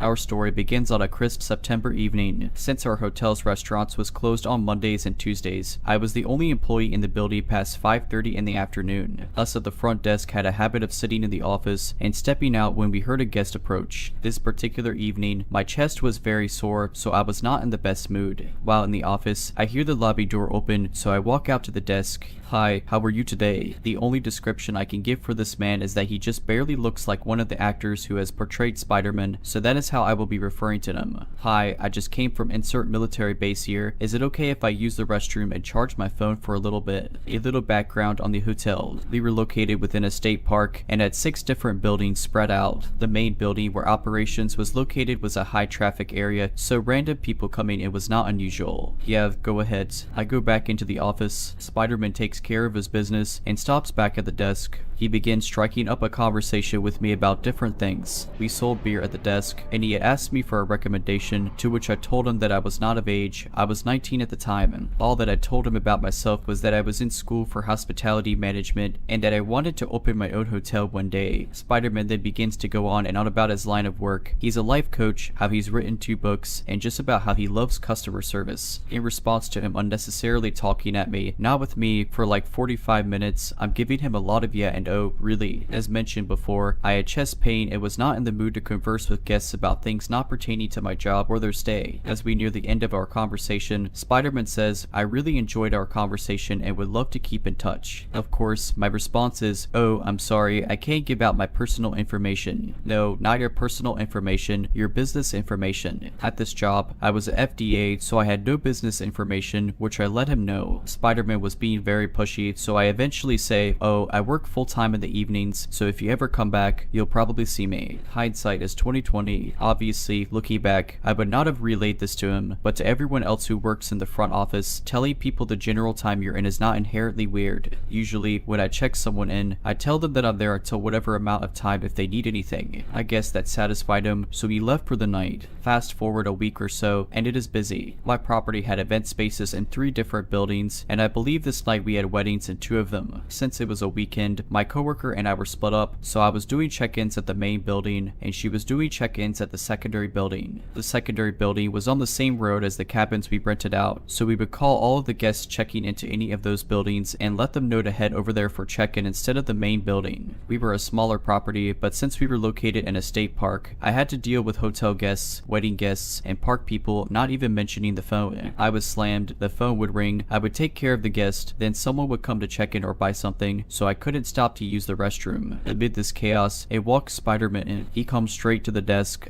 "How are you?" Imagine you're me, who had told a random person who was not staying at the hotel the hours you worked the week prior, and they come back and remember your name shortly after. Obviously, you would believe he came back in to see you. I'm shocked, but do not have time for his pointless attempt at a conversation with me. I respond coldly, "Hi, is there anything I can help you with?" "Yeah, just thinking of grabbing a beer from you and heading up to the bar. You should head up there first." "What? The bar? It's closing soon." "Go there first." Spider-Man was taken aback, but goes up anyway. He comes back down and has the gall to ask me, "Last time I was here you were so nice and talked to me, but now you're being very cold." I snap at him. "I'm not in the mood to have a conversation right now. I'm extremely busy, the phone keeps on ringing, and I can't even stop to use the restroom." "Well, I'm sorry to hear that. You could go to the bathroom if you need. I'm fine waiting." That moment, my coworker calls me and asks me to bring her something to the secondary building. I'm very irritated at this point, but at least it will get me away away from Spider-Man. No, I have to go over to the secondary building. What can I grab for you? He begins to look over at our selection, but just says he would come back later and walks away. My coworker calls me back and tells me that she didn't need me to go over there anymore. I tell her briefly about the guy and go on to finally take a leak. My coworker calls me and is asking for help. Our cabins had 6 individually rentable guest rooms, and the lobby area had a communal fireplace. The fireplace has had a tendency to smoke out the building, partially due to guests not knowing how to use a fireplace, them not being cleaned out for the season, and the building's age. Of course, one of the guests used the fireplace, it smoked out the building, and all of the guests were upset. We were sold out and had no management on duty, so there was nothing we could do for them in the moment. She tells me that this guy keeps bugging her about a solution, but she would tell me more when she got back to the main building. When she gets back, she tells fully about everything going on with the guests while we are sitting in the office. Someone comes to the desk and she goes out to speak to them. I walk out as well, and behold, Spider-Man was standing in front of me. "Did you get that break you needed?" I said yeah, and walk back into the office. When my coworker comes back, she tells me that was the guy who had been bugging her. Turns out, he was a guest and I had no idea. I tell her everything that happened with Spider-Man, and she lets me know that he was talking to her about my quote-unquote amazing customer service and just went on and on about me. I never did anything special for him. I wouldn't even say the bare minimum. The following day, I tell my department manager about Spider-Man and say that if a complaint came through about me being rude to a guest, it is because I thought he was coming in specifically to see me. My manager told me it was alright and that the guy was weird. Spider-Man spoke to my manager earlier in the day when he checked out and was talking about something with him being on the run and having police involved. Fast forward to a setting October, we had an event in the main building, so a lot of people were meandering around.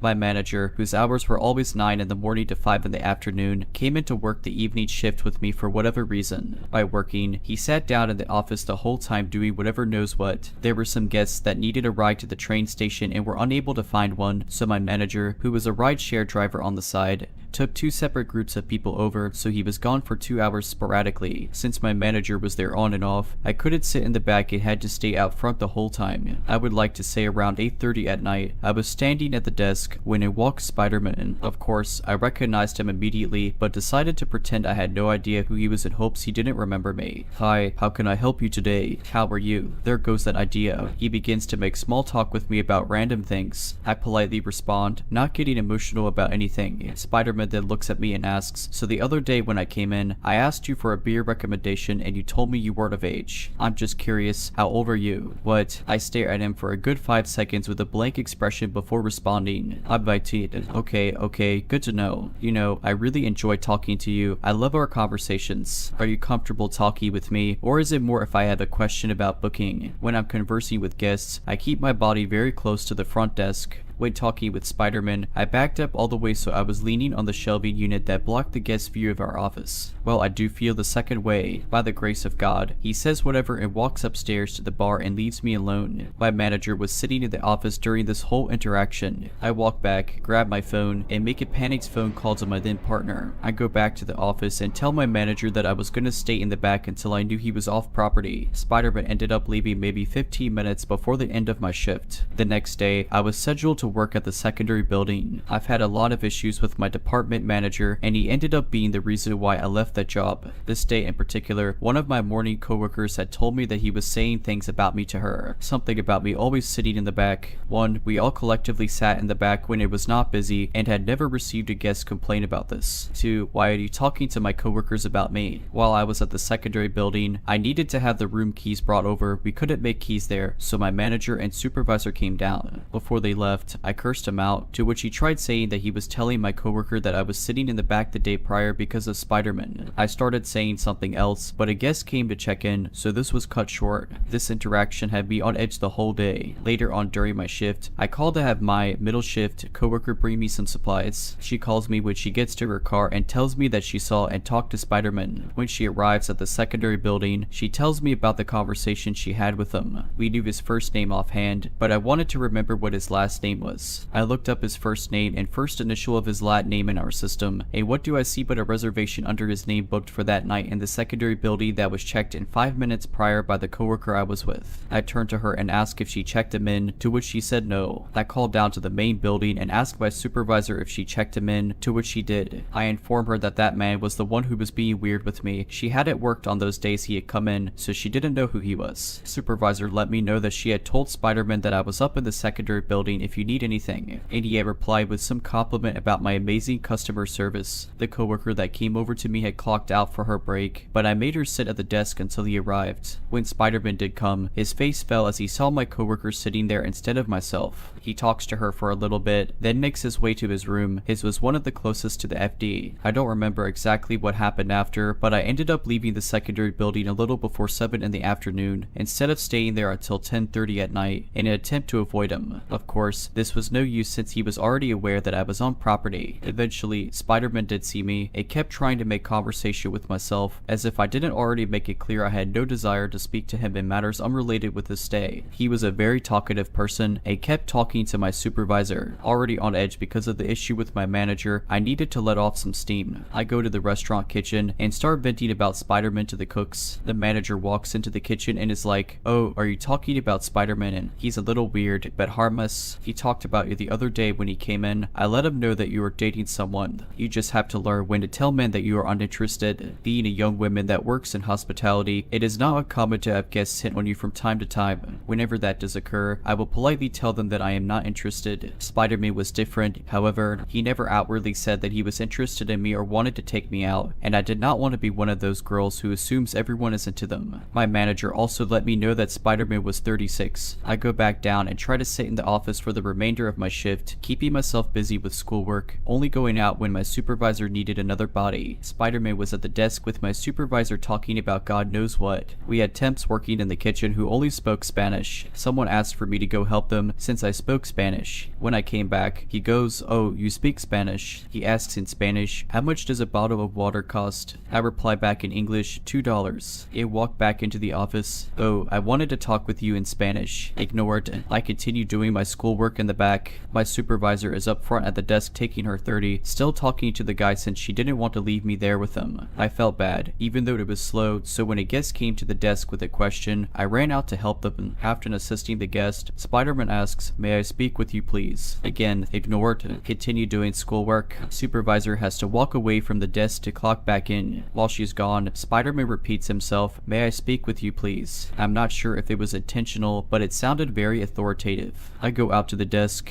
"I'm sorry, I was taking an exam that was timed to due at midnight. Is there anything I can help you with? I just wanted to apologize about asking your age the other day. I didn't mean anything by it. I was just curious." I thanked him, and he continued, "Like I've said before, I love talking to you. I love our conversations. I've been going through something lately, and I feel as though we've really connected." I interrupted him. "May I be honest with you? Sir, there's a certain way I have to interact with everyone I come in contact with while I'm working. We never had a conversation. You were just talking at me. I don't know if you've noticed, but you make me very uncomfortable, and I've been trying to avoid you every time that you've returned." Yes, I have noticed, and I'm curious as to why that is. Now, Spider-Man has never said anything explicit to me, but his vibe is just so off. Since I'm on the clock, I can't just tell him to screw off, so I try explaining myself in the most professional way possible. "Well, you give me a weird vibe. You put me off, to be quite frank with you. Well, I never did anything inappropriate. Even yesterday when you said that you weren't comfortable talking to me, I just went up to the bar. I'm just trying to express that you make me uncomfortable. I'm trying to set a boundary. I understand that you're trying to set a boundary, but I never did anything inappropriate." At this point, we're going back and forth. He had actually gotten upset with me because I kept calling him sir instead of his first name. My supervisor returns and stands at the other end of the desk silently, letting me blow up on this guy. Spider-Man is just not getting the hint, you guys. Remember how the manager told me he was 36? I end up telling him, "For a man that is old enough to be my father, you should know well enough not to flirt with a 19-year-old.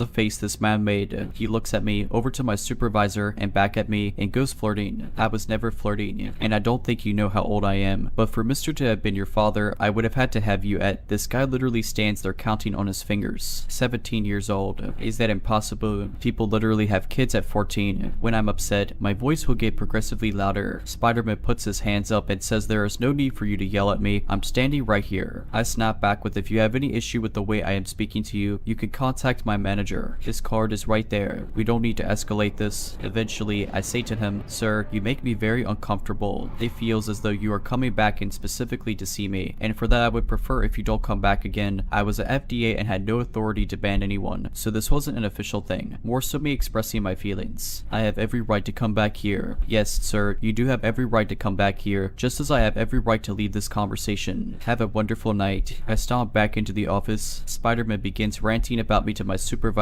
being all I never did anything wrong. She's overacting. My supervisor is just giving him the head nod, because she knows everything that happened, and that this was out of character for me in terms of guest relations. Spider-Man tries going up to the bar, realizes it closed for the night, and walks out of the building. My supervisor had to take over all of the end of shift duties, so I didn't have to be at the desk. Night Audit comes in, and as I try to explain what happened, Spider-Man walks back in. Night Audit goes out and greets him. What is your position here? Spider-Man gruffly asks. Night Audit replies in a matter-of-fact tone. Night Audit. Spider-Man asks for my supervisor, who is unavailable, so he tries waiting a few minutes, but ends up leaving for the night. I ended up having Night Audit and my supervisor's partner walk me out to my car that night to make sure he wasn't waiting for me or anything. I had off the day after I blew up on Spider-Man. Following my supervisor's advice, I texted my manager asking if I could call him at some point in the day about what had happened. We agreed to call around 1 in the afternoon as I was attending classes in the morning. My morning coworker had texted me after I got out of class. Here is our conversation. My morning manager, he is here complaining about you too. I'm trying to eavesdrop.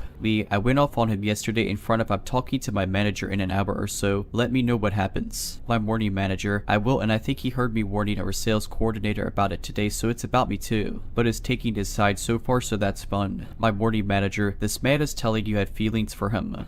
What? My morning manager, he is describing to about how you guys were having banter and said you shouldn't do that if you don't want anything. We never bantered though. Given all of this new information, I was able to provide more evidence to my manager about Spider-Man. Surprisingly, my manager actually took the situation seriously. Yeah, no, I'll ban him when I'm back in tomorrow. That's my first win in a while. After I got off the phone with my morning manager, I called and texted my other coworkers giving them a full debrief on Spider-Man. The morning coworker that had texted me about him let me know that he was hanging around her as well. She comes in for her shift at 7 in the morning, and he was hanging around in the lobby of the main building, so not even the building he was staying in, for a while. My morning coworker also told me that our manager was not aware that she had overheard his conversation with Spider-Man. My manager had a whole conversation with me about he was a safe man, and my manager didn't realize I was there when they were having the conversation and came back and told me completely different things than what I heard them talking about. This part I'm not 100% I heard right, but I'm pretty sure my manager told the guy you owed him an apology. The next day, I came in for my shift at 3 in the afternoon. My morning coworker lets me know that Spider-Man was waiting in the lobby for her that day. He was there when she came in and kept trying to talk to her. Night Audit stayed with her until around 8 in the morning when our morning manager came. Spider-Man would come over to the desk, realize she was there, would walk off for a few minutes, rinse repeat. Eventually, he checked out with the both of them. Spider-Man handed them his room keys. It was like I'm expecting a written letter of apology from her. He and my morning manager actually crossed paths in the parking lot. When my morning manager came in, she was like, that's the guy. He's weird. Anyway, my morning manager pulls my other manager and supervisor into his office for a little bit, then grabs me. He basically was like, you need to protect yourself. Why would you entertain the conversation with him for that long? If I wasn't on the clock, I basically would have told him to screw off. I can't be rude to guests. If someone is acting like that, I'm perfectly fine with you telling them whatever so they can leave you alone. Oh word. So my manager was the one who made the call telling him he wasn't allowed back. What was funny is that whenever my manager was on the phone, he would always have it on speaker. This time, he held that phone up to his ear and was speaking very low, so I couldn't hear the conversation. He told me that Spider-Man was all but I love staying with you guys on the phone. I ended up leaving that property in early December. Luckily, I had accepted a higher paying position at the hotel in the local military base. Since Spider-Man had mentioned that he had been staying at that hotel, I was very nervous about accepting the position in fear that I would see him again. My first or second day, I was hanging around the office when a reservations agent got off of the phone with a difficult guest. Agent and supervisor who was training me began talking complain about difficult and weird guests. I had asked them if they knew someone by the name of Spider-Man. Supervisor turns to me in disbelief and says, yes, we banned him. What? She brings me into my manager's office and they tell me the whole story. Manager explains that Spider-Man came and stayed with them in early September and was being very odd. He owed some people money and they were after him, so he was trying to be stealth by staying in our hotel since we were located in a military base. You needed to show identification before being let in. He kept on pestering the employees about knowing if these guys had come in looking for him, and that they should be verifying everyone's identifications as they enter our hotel. Quite literally, none of us were paid enough to do that, nor cared, as if that was anyone's job. He would hang around in the lobby areas for a while and just kept bothering the employees. Someone had let me know that he had actually come in with a woman who appeared to be around his age, if anyone was wondering, and a few days later he came to the desk and said that she had broken up with him, and he didn't understand why. Spider-Man had even mailed a copy of both of his books addressed to one of the supervisors to the hotel. I think some of the valet mentioned that he may or may not be racist, which I'm not sure of, as I myself am visibly a person of color, and so was my old manager. Given all of this, my manager went to the higher manager and was like, something needs to be done about this guy. My higher ranking manager went to Spider-Man's room, told him he needed to leave and was no longer welcome for the next 3 months. He waited in the door while Spider-Man packed his belongings up, which he didn't even have a suitcase. All of his things were in laundry baskets and garbage bags. I tell them everything that happened at my previous hotel with Spider-Man. So according to the timeline, he stayed at the military base hotel first, got banned, and then stayed at my previous property. Since there were only 3 actual hotels in the area that I worked, 2 of them being properties I had worked at,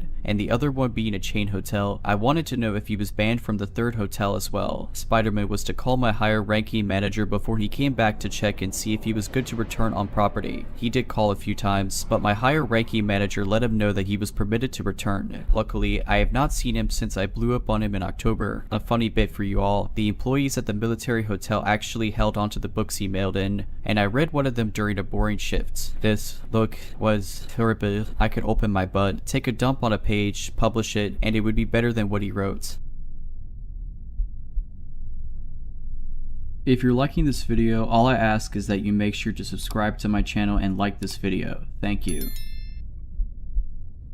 This story happened when I was about 13 or 14. I grew up in a town with a lot of walking and biking trails in a forest area about a 10-minute walk from my house, so I spent a lot of time outside. One of my best friends, we'll call him Anthony, lived in the neighborhood across from mine. I would frequently walk to his house to knock on his door and see whether he wanted to join me in biking aimlessly around town. On this particular day, he decided to join me and we went down to the local lake, an extremely popular spot during the summer. It's never empty. There's a trail right next to the local library which leads to the lake. We decided to hang out by the trail entrance as it was right next to a tunnel that ran under the street above, providing good shade and amplification for listening to music together off our iPods. This tunnel is probably a good 20 feet long or so, with the only easy path back up to the street above being the paved one on one side. The trail itself is gravel, with trees on both sides, no easy way to get off with a bike unless you use the designated entrances and exits. Anthony and I were hanging out on the opposite side of the tunnel from the trail entrance so as not to bother any families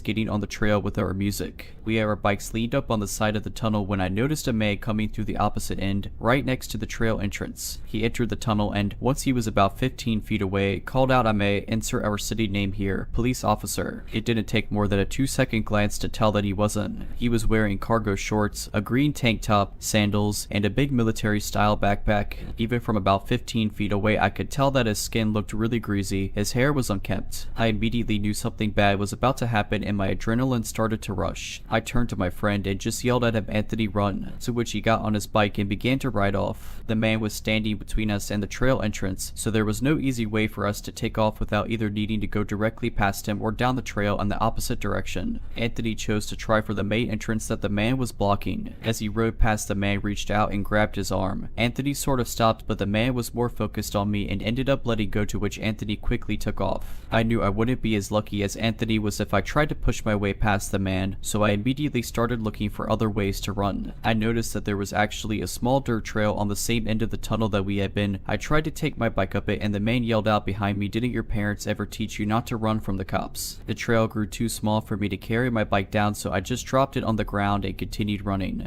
hoping that this side trail led back up to the street where he at least wouldn't be able to hurt me without witnesses. He chased me about halfway down the trail but eventually turned around. I ended up coming out at the library and quickly ran to the top of the tunnel so that I could see what he was doing. All I saw was him riding off on my bike. I called the cops and they came to my house to give me a lineup after I walked home. I instantly identified the guy. Apparently he and his twin brother were homeless and on meth, which would explain his demeanor and motivation. They were known for stealing bikes in the area but never so brazenly. I was just glad that the situation wasn't worse because based on his substance use he very easily could have chosen violence at the drop of a hat. To the fake cop that stole my bike, let's not meet.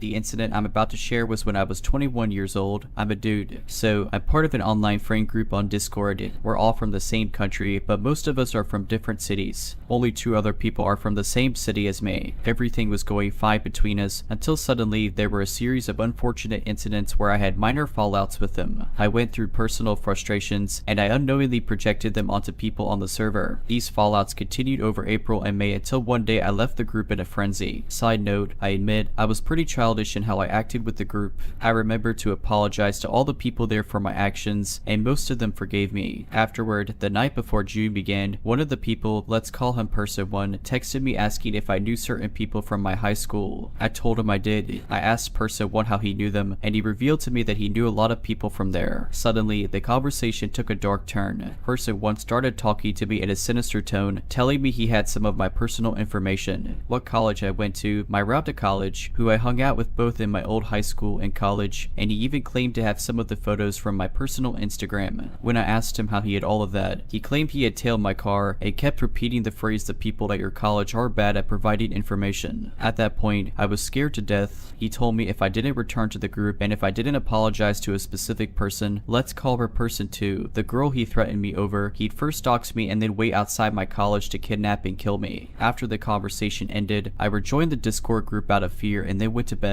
The next couple of days were rough. The fear of what Person 1 could do to me gripped me tightly. I lost my energy and motivation, the ability to engage in my usual day-to-day interests, and I even lost my appetite for food. My family and friends both noticed that something was wrong with me. I was too scared to even tell other people about what was going on. Fearing for your safety is a fate I wouldn't even wish on my worst enemy. Normally, death threats like these wouldn't scare me, but what made this situation different were the following points. Person 1 lived in the same city as me, and relatively close to my neighborhood. Before this incident and my fallouts, he'd often tell us stories of how he got into major gang fights and dangerous situations. I had never received serious death threats before. I've pretty much been safe my whole life. Since this was my first time facing such a situation, it seriously traumatized me. A couple of days later, I contacted Person 1 again and begged him to stop dictating me like that. Finally, he revealed to me his reason for scaring me. He told me he wanted to humble me so I stopped being too moody in the group and rejoined. He said he wasn't dictating me anymore, but still wanted me to remember the conditions he put on me as a request this time,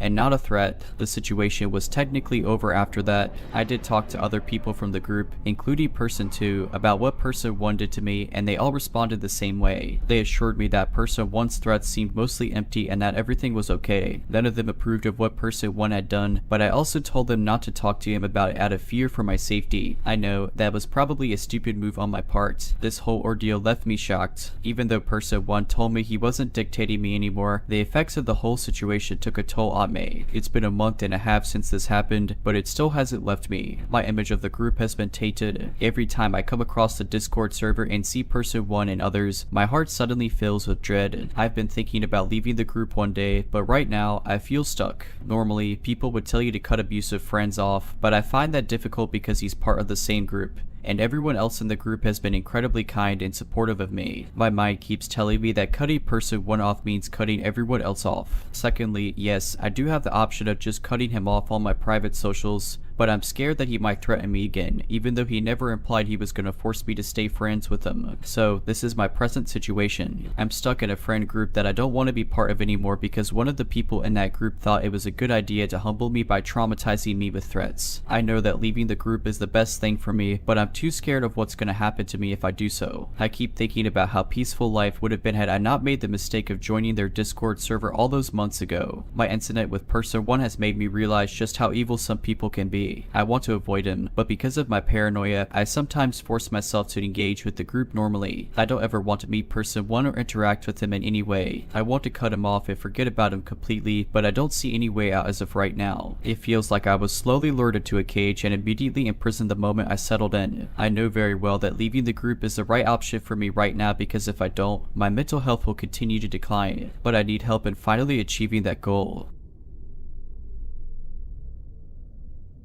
When I was 14, I worked at a McDonald's that was connected to a gas station. It was a truck stop, so it was very busy 90% of the time. The only downside to working at a truck stop fast food place was that the bathroom was on the complete other side of the building. I was a freshman in high school. At the time I was pretty small, maybe not in height but in size. I was around 5'6" and anywhere from 130 to 150 pounds. Not super tiny, but small enough to where I probably have made an easy target. This wasn't a fear of mine, however, but maybe it should have been. I remember I was in gym class. It was maybe the middle of the school day, and it was one of those days where we could just sit on the side and catch up on work for other classes if we didn't want to participate in the game. My friends and I did this almost all the time, and almost never actually worked on anything important. We were laughing and joking around until I received Power School notifications my school iPad excusing me from the remaining classes of the day. I was really confused, considering my mom hadn't mentioned anything about picking me up early, and I was only seeing my dad every other weekend, and he wasn't the type to pick me up from school. I was grounded, so I didn't have a phone with me other than a cheap flip phone my mom had gotten me from Walmart. I texted her about the notifications, but before I got a response back from her, my gym teacher told me I needed to grab my things and go to the office because my mom would be picking me up.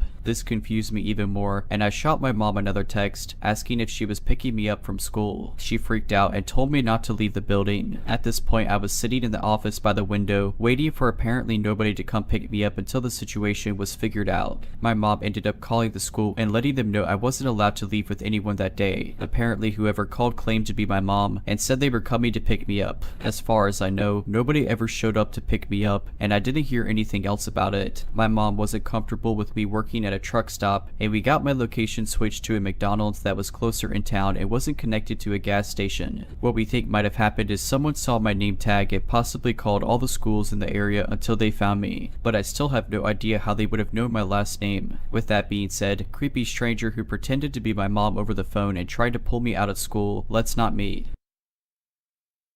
The story I'm going to tell you happened over the course of roughly 5 or 6 years. Names have, of course, been changed. When I was in college, I met this dude named Steve. He was good looking, well spoken, and confident. He was instantly well liked by most of the people that he met, but was a bit intimidating to me at first due to the fact that he was pretty jacked and didn't speak to me a whole lot in the beginning. Here I was, an 18 going on 19 fat kid with an inferiority complex that made me act out to get attention. I would wear women's clothes to class to get a laugh, or interrupt the professors with a witticism here and a joke there, again for a laugh. I was that kid, the one that people didn't exactly dislike, but weren't too eager to hang out with because I could be a bit much at times. This did nothing to help with my feelings of inadequacy, but I didn't make the connection there until a couple years later. Steve and I didn't exactly become fast and hard friends because I got pretty drunk at a party once and he decided instantly that I was annoying. Still, we were civil to each other as we were in the same department and had a couple of classes together. We kind of hung with different crowds too, even inside the department. Steve had recently been kicked out of boot camp in the military. He told everyone that it was because he had injured himself badly enough that he had been discharged, but that wasn't true. However, we'll get to that part later. Cut to about 3 or 4 months after my first meeting Steve, and I had been invited by a mutual friend, Corey, to come to a small get-together at his place where he incidentally was roommates with Steve. I told Corey that I was kind of wary of Steve and felt like he didn't like me, to which he replied that I was right and that was why he wanted me to come over. He wanted me and Steve to get to know each other better because he was positive we would become friends if we just gave each other a chance. After some more prodding, I finally agreed. When I arrived at Corey's house, there were maybe 3 other people from the department there. It seemed like a pretty chill setting. There was some alcohol being passed around and I drank a little bit, but I kept my distance from Steve. After a couple hours and quite a few beers, I was starting to feel pretty good. Someone brought out a couple of joints and those started getting passed around the room. When one of them made its way to me, Steve spoke up.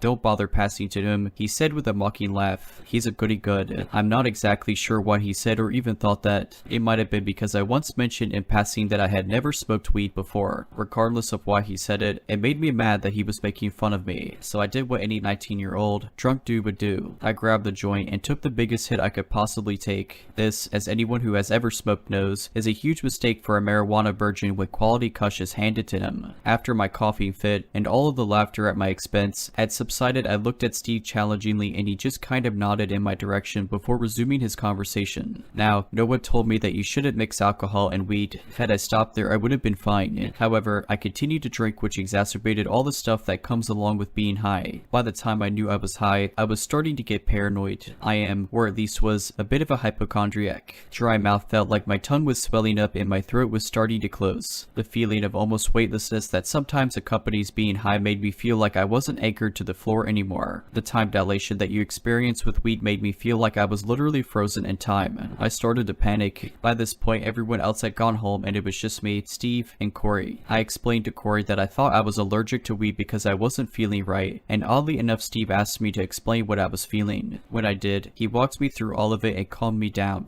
Once I was calm, he put a controller in my hands and we played video games until I sobered up enough to drive. It was honestly really cool of him, and it was the start of one of the best friendships I've ever had, until it became the worst, most abusive relationship I've ever been in. Over the next year or so, Steve and I became really close. I considered him one of my best friends. Being around him was almost like a drug. He just had this way of making you feel like you mattered. I know now that he was a complete sociopath, but you don't really see those signs until it's too late. He harassed me until I started working out with him, which meant I had more energy and confidence in myself. I got into pretty decent shape. I wasn't ripped. I wasn't even what most people would call fit, but I wasn't the fat kid anymore either. He would come to my house and force me to go out and do stuff. Before I became friends with him, I was kind of a loner and a hermit. We would go to the lake just to screw around, or go hiking in the woods, or any number of outdoorsy type activities. For the first time in years, I had confidence in myself and I was actually quite happy. Enter Lisa. Lisa was the love of my life, the one who got away, or rather the one that I stupidly dumped twice over a 5-year relationship because I was scared. She's not a huge part of the Ballad of Steve, but she plays a role. She had come to my hometown to go to school, and she had a boyfriend back home, but we clicked immediately. I know you're wondering, and no, we didn't hook up or anything while she was with him. She made her intentions toward me clear, and I made it clear that nothing would happen while she was dating someone else. She told me that she had been considering breaking things off with him as he was a bit controlling and a jerk, and the next day she walked up to me and kissed me full on the mouth. When I started to push her away, she laughed and said, "I broke up with Jason last night. You're my Dell." I smiled back and our relationship began. I apologize for getting into these details that have nothing to do with Steve. It was just an immensely happy time of my life, and I never would have had the confidence to flirt with Lisa in the first place if it weren't for Steve.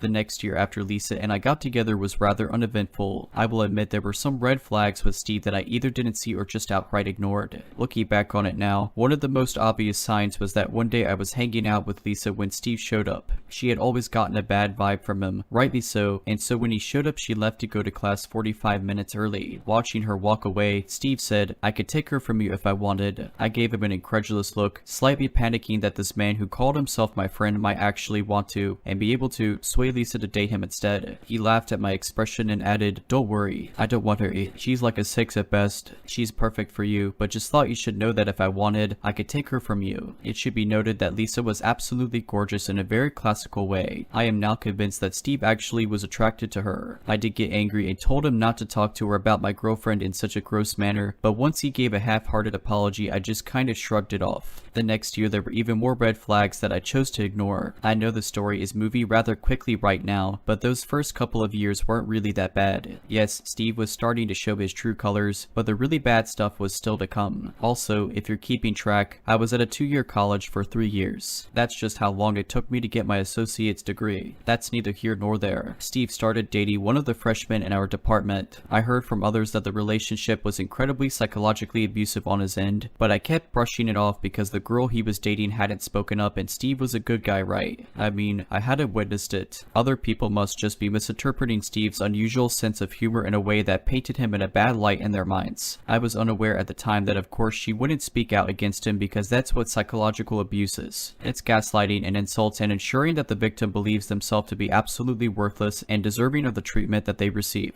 During the end of year departmental party, I proposed to Lisa and she said yes. When Lisa Lisa and I graduated from the college with an associate's degree, we decided to move to a new school together, despite the fact that our relationship grew stronger than ever without Steve in our lives. A dot that I didn't connect due to still being firmly in his psychotic grasp. The college we decided to transfer to was absolute garbage, and after the year was over we had decided to transfer again to a better and cheaper school, this time about an hour away. Coincidentally, it was the same school that Steve now attended. That summer, Lisa moved back to her hometown while transitioning between schools, and I ended things with her for the first time over the phone. Bad, I know, but we were like 5 hours apart since I had stayed behind to live on campus and work, and neither of us could find the time to visit the other. The only reason I can logically come up with is that I was scared of the commitment. I've always said that when I marry, I want it to be for life. I got in my own head and started to worry about whether or not Lisa was the person I really wanted to spend the rest of my life with. When I moved to the new city, Steve helped me get an apartment in the same complex where he and Corey, the friend from earlier, both lived. We were in separate buildings, but the apartments were set up in a way that the courtyard between the two buildings was only like 40 feet across. I could actually see into Steve's basement apartment window from my second floor one when we both had our blinds open. There were many times that I would glance out the window while playing video games or something, and Steve would catch my eye and wave me over, so I would obediently turn my game off and head over to his place to smoke a little weed and watch one of his 4 DVDs for the billionth time. During this time in my life, I became a major alcoholic. I'm fairly certain that Steve realized this was happening, but said nothing because he wanted to be able to hold it over me later. He may have contributed to my alcoholism a bit. He began to use the same bullying tactics he had once employed to get me to work out and go do things. This time he was using them to get me to go out drinking. If I told him that I had class early the next day or homework that needed doing, he would just wave it off and tell me we would be back in plenty of time for me to get my homework done or get plenty of sleep.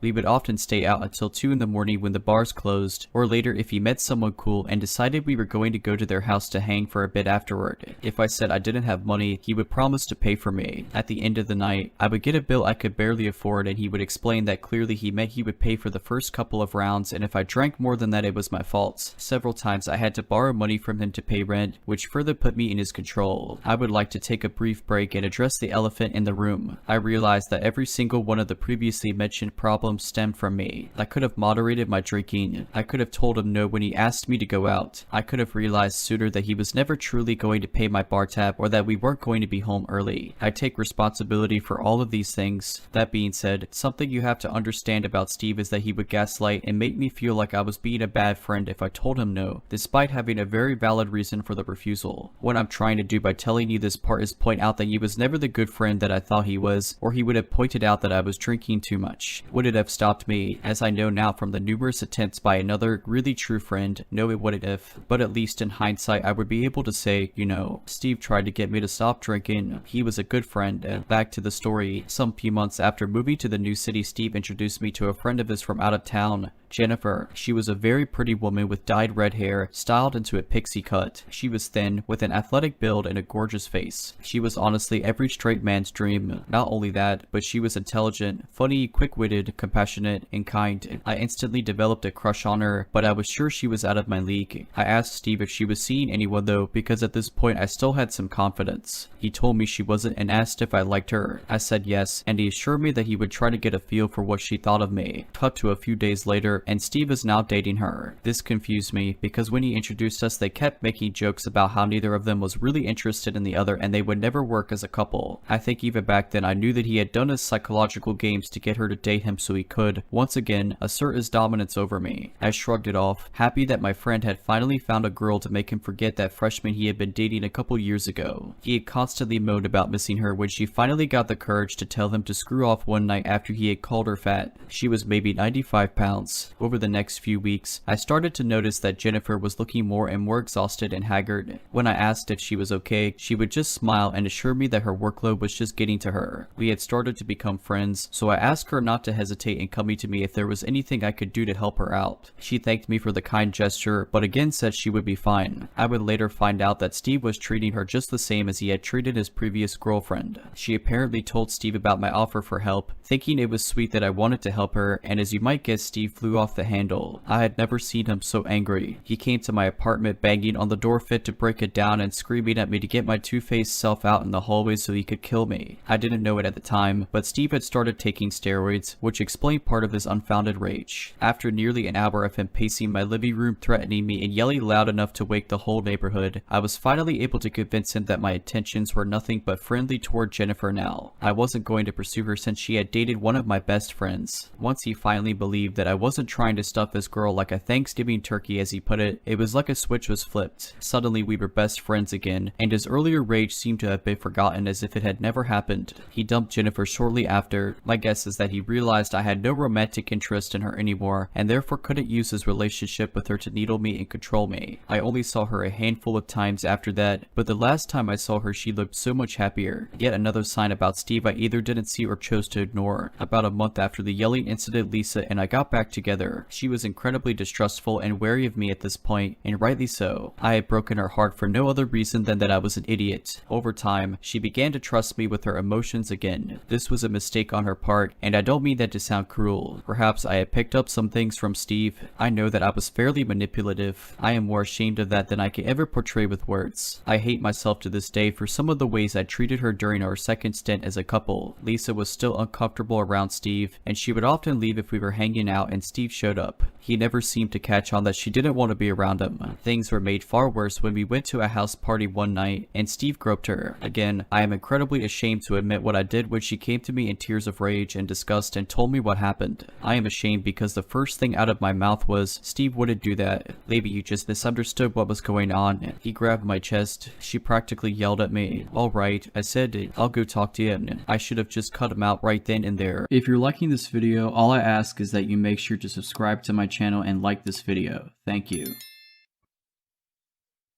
I should have taken Lisa home. I should have went and knocked Steve out. I should have done a lot of things, but I've always been a people pleaser, and Steve brought this out in me in the worst way. When I asked Steve about the situation, he told me that he had grabbed her waist to get around her in the kitchen, which was crowded, and that he had accidentally brushed up against her while reaching for a bottle of rum. I believed him. I went back to Lisa and conveyed what had been told to me. After a lot more enraged tears and yelling, she left. Why she didn't just dump my stupid, harassment apologist, victim blaming self right then, I still don't know. When Steve appeared a few minutes later and I explained what had happened, he put on a faux sympathetic face and said with a chuckle, "Man, screw her. Let's find somebody better for you." Even back then I knew that that was a huge red flag, but I still ignored the signs. I didn't cheat, but I ignored the signs. Lisa didn't speak to me for a week, and she was right to do so. She should have never spoken to me again. For the next few months, things with Steve were a bit strained and we didn't hang out much. Things with Lisa improved again now that Steve wasn't around as much. We were even talking about moving in together. This would not ever happen because I was going to break up with her again before long. I didn't know I was going to do this at the time, but it was going to happen. When it did happen, there were no tears like the last time. There was no pleading that we could make it work. Lisa simply fixed me with an emotionless, almost dead gaze and said, "My sister told me not to trust you again. I should have listened. Get your stuff and get out of my apartment." Now I really wish that she had just left it at that, but over the next couple of years we would go on to have a few stints as friends with benefits as we both knew what the other wanted in bed, and it was just easier for both of us, I think, to find comfort with each other when we wanted. I obviously obliged. There were no feelings in it for her. We never got back together, but we became a sort of facsimile of friends again after a while. Shortly after our breakup, I became immensely depressed. I didn't realize that it was because I was still in love with Lisa. Why would I be? I had broken things off with her. Regardless, I started drinking even more and stopped working out. I started regaining all the weight I had lost my freshman year of college, and Steve noticed, often remarking that I was a fat. I never really minded it because I was used to my weight being the butt of every other joke. Besides, he always said it with a laugh to let me know that he was only joking, the way good friends always insult each other, right? At the same time, I started hanging out with him again. One day he came to me asking if I wanted to move into a house with him. I politely declined because I liked living alone, and my rent was relatively cheap for where I lived. He got unreasonably angry, saying that I owed him everything. He proceeded to scream at me for half an hour. He didn't speak to me for 3 days, but did eventually calm down. He never apologized for his ridiculous outburst though. When he moved out, another mutual friend took his apartment after having just gone through a bad breakup of his own, and I started hanging out with this new friend, Mark, quite a bit since he was just across the courtyard and Steve was a couple miles away. During this time, I met a man through Mark who would go on to become one of the 2 best friends that I have ever had, and one of the most amazing people I've ever known. Enter Nick. Remember the friend from earlier who I said regularly tried to get me to stop drinking? That's Nick. He was in as a man who, for some reason, I never wanted to disappoint. disappoint. Even today, being mostly sober, a huge part of what keeps me from drinking is the idea that if Nick found out, I would be more ashamed of myself than if I publicly pooped my pants in front of the woman of my dreams. Personally, that to me is a mark of a true friend, mostly because Nick never asked for or expected me to feel this way. In fact, I think he's a little uncomfortable with it, but it's not something I can just turn off. Nick and I hit it off fairly quickly and started hanging out regularly. It was with Nick and his circle of friends, all of whom I proudly now call my own friends, that a Dungeons and Dragons group was started that lasted for nearly 4 years. Nick plays a bigger, if not huge, part in this story later. Things continued this way for maybe half a year before I finally decided to take Steve up on his offer and move into the house with him, mostly because money was tight and my bills would go down. His current roommates had moved away for whatever reason and he had a couple of vacancies. I took one room, and a friend of his from when he was in boot camp, Greg, took the other. For a while, things were awesome. Steve had apparently become Catholic. He was off the juice. It was like I had my old friend back from the days when we had first started becoming chummy. He, Greg, and I would often go on road trips or go out to bars or just go to some outdoor attractions around the city and walk around. Now, remember that I said that Steve had been discharged from the military and claimed that it was due to an injury. Turns out that was not true at all. One night while Steve was at work, Greg and I were hanging out with some beers and somehow the topic came up. You know he was crazy? Yeah. Greg asked, what do you mean? I said, he was kicked out before he finished boot camp. Really? He told me that he suffered some kind of injury and they had to let him go. After I said this, an incredulous look came over Greg's face and he turned slowly to look at me. He then proceeded to tell me that what Steve had told me was an utter lie. He told me that Steve had reason to suspect that his then wife was cheating on him and had been overheard by a commanding officer saying that when he finished with boot camp he was going to murder them both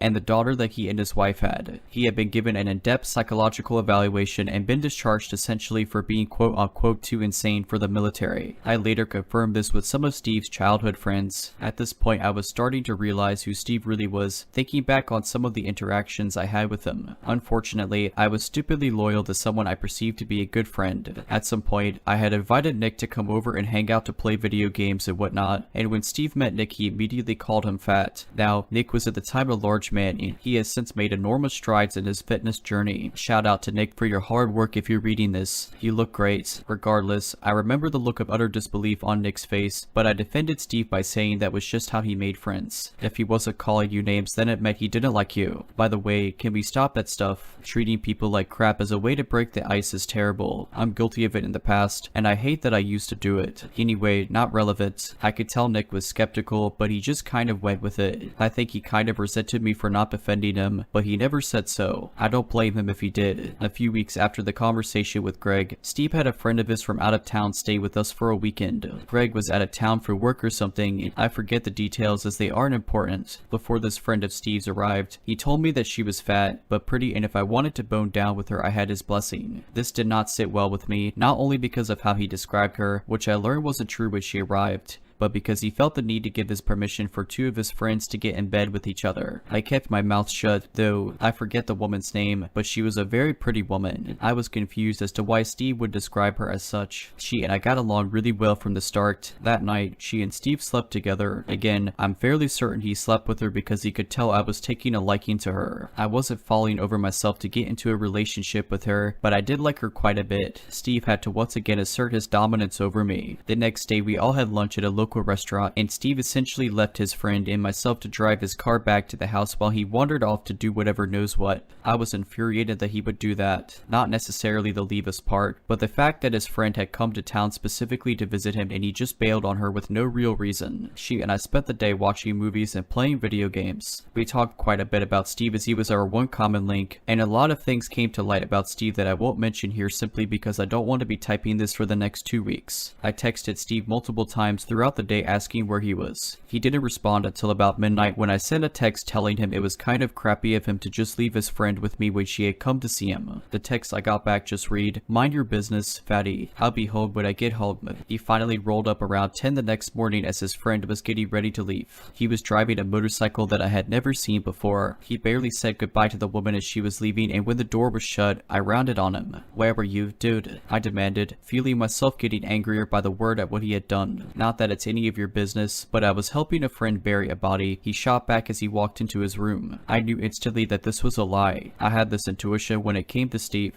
I could almost always tell when he was lying, and this one was just so outlandish that I didn't even need to consider it to know it was absolute crap. No, you weren't, I said under my breath. What was that? Fatty, he said, coming back into the room shirtless and getting in my face. I gently pushed him away from me and he looked utterly dumbfounded. He couldn't believe I would ever stand up to him like this. I said, you're lying. I retorted quickly, enunciating, but if you want to treat your friends like crap when they travel 4 hours just to hang out with you for a couple of days, then be my guest. We stood there glaring at each other for a few seconds before he deflated and looked slightly ashamed, which shocked me. I was with a girl I've been dating, he said softly. So you invited a friend to stay with us? I said, my anger rising again. Cheated on your girlfriend with her, bailed on us, and then lied to me about it. You're a real douchebag. I turned on my heel and stormed up to my room. I'm fairly certain Steve threw something at me but missed, because I heard a thump on the wall just to the left of the doorway as I walked through. I didn't stop to find out. I didn't see or speak to Steve for a couple of days after that. It wasn't until Greg came home from his trip and noticed that we weren't spending time together and were acting coldly toward one another that our friendship started to repair a bit. Most of that was due to Greg yelling at us that he wasn't going to live with a couple of people who couldn't get their stuff together and act like adults. Despite our relationship repairing slightly, things were never really the same after that. Over the next few months, Steve started to sell drugs and always kept a loaded gun in the house. I specifically remember him telling me one day that some guy was going to be coming over to give him some money that he was owed, and if he showed up while Steve was at work, I was supposed to take the money, count it, and put it on his bedroom desk. I didn't know he was dealing at the time, and so assumed it was just a guy who owed him money. I just agreed and went back to playing my video game as he left for work. Steve got home from work before the guy showed up, and when there was a knock on the door, Steve came out of his bedroom with his gun in hand and held a finger to his lips. He opened the door to reveal a man standing on the porch with a wad of cash in hand. Steve immediately pointed the gun in his face, cocked the hammer back, and started screaming at him to drop the money on the ground and get off his porch. As the dude was fleeing in terror, Steve yelled after him that if he ever saw him again, he would kill him. Of course, I was immediately distressed by what I had just witnessed, but I was equally terrified. When he turned to me with a huge grin after collecting the money from the porch and closing the door, I just gave a weak smile and ignored the whole thing. I learned later that he was back on steroids when this happened. During this time, Steve would regularly come home late at night, 3 sheets to the wind, ranting about one ethnic group or another. The one that sticks out in my mind the most was when he stumbled and so drunk that he could barely string together a coherent thought. He was yelling about globalism and how the Chinese were trying to take over the world. He mumbled a string of words I couldn't make out, then shouted clear as day, Ping Ling, followed by another string of unintelligible stuff, and finally SCREWIN our daughters. As the last word left his lips, he immediately fell to the floor and began to sob. I had no idea what to do. If I tried to help him, I knew he would get violent toward me. In the end, I did nothing. I just went to my room. A few weeks after that particularly lovely incident, Steve and I got into an argument about something that I can't remember. He stormed off to his room, and I thought it was over. I knew from experience that given time and distance he would calm down. He would never apologize, but at least the situation would de-escalate. I was wrong this time, and 10 minutes later, he came crashing back into the living room, gun in hand, and pointed it in my face. He was yelling that if I wasn't going to respect him, then he might as well just kill me. You're not going to shoot me, I said far more calmly than I felt. Inside, I was pooping my pants, despite the fact that I did honestly believe he wouldn't shoot me. I had been around guns before, but never had I had one pointed at me. Yeah, he said, why do you think that? I knew it, I replied. I know you're not going to shoot me, because I'm one of the few real friends you have left. He seemed to consider this for a moment and finally lowered the gun. His face was still murder incarnate, but at least the gun wasn't pointed at me. Can you move, man? I asked. I'm trying to watch Netflix. He continued to stare at me for a long while, seeming to be internally fighting with himself, before finally stopping back to his room. I didn't see him again for the rest of the night. A few days later, Steve and Greg asked me to sit down when I came home from my third double in a row at the restaurant where I worked. I asked why, and they said we needed to talk about me living there. I told them there was no need. I was moving out. They seemed satisfied with this, and I went to my room to get some much needed sleep. As a side note, as I was moving out, I accidentally broke the handle off of the storm door, and Steve lost his mind, screaming at me and calling all kinds of names, including racial slurs. I assured him that I would replace it, but he just kept calling me names. Nick was helping me move out at the time, and once we were away from the house, he gave me a look that spoke volumes. I know, I said, I know. Part of the reason I'm moving out. I didn't say anything. He replied, you didn't have to. I said, this was the point that I finally snapped and realized that Steve was nothing but a toxic piece of crap.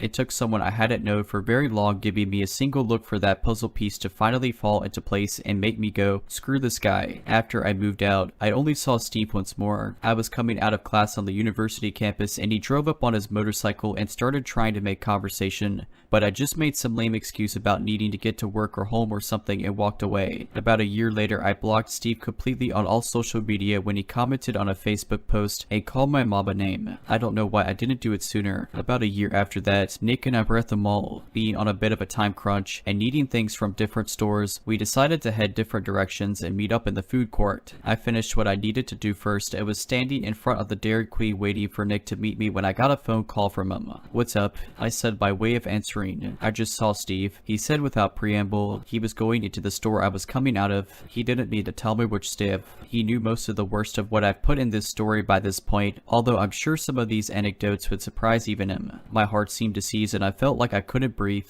I hadn't seen or spoken to Steve in over 2 years, and the thought of coming face to face with him now filled me with dread. "Hello, you there?" "Yeah," I said, finally finding my voice. "I'll meet you at the car. That's why I told you. I'll be out in a bit." I practically sprinted to the car and just kept praying to whatever gods might exist that Nick would be out soon. I went over and over in my mind what I would say or do if Steve showed up. Luckily, I never had to find out what I would have actually done or said because Nick appeared pretty quick and we left. That was the last I heard of Steve. The incidents that are portrayed in this story are not everything that happened over the course of my relationship with Steve. There were more, including more death threats, a physical altercation, more name calling, and insurance fraud that Steve decided to rope me into without my knowledge. These were just the worst or more poignant incidents that needed to be told in order to paint Steve as he truly exists. Were I to tell the entire story of Steve, it would likely wind up being a whole novel. A lot of it, while terrible, isn't really all that relevant in the grand scheme of things. So there's the Ballad of Steve. Now, I know at this point you're wondering to yourself why I didn't just leave Steve in the dust a long time ago. Why didn't I just walk away from that friendship at the first sign of trouble? Well, there are a few reasons. First and foremost, as I said, Steve was a sociopath. Sociopaths are extremely versed in making people trust them, even as they treat them like trash. Not to mention he gaslit me and made me feel as though a lot of the smaller incidents were my fault. That in turn led to me believing the bigger problems were my fault. This is how psychological abusers keep control. Secondly, I am a loyal friend to a fault. I will see the best in the people I care about even as they stab me in the back and beat me down. This is a fault of mine that I am working on.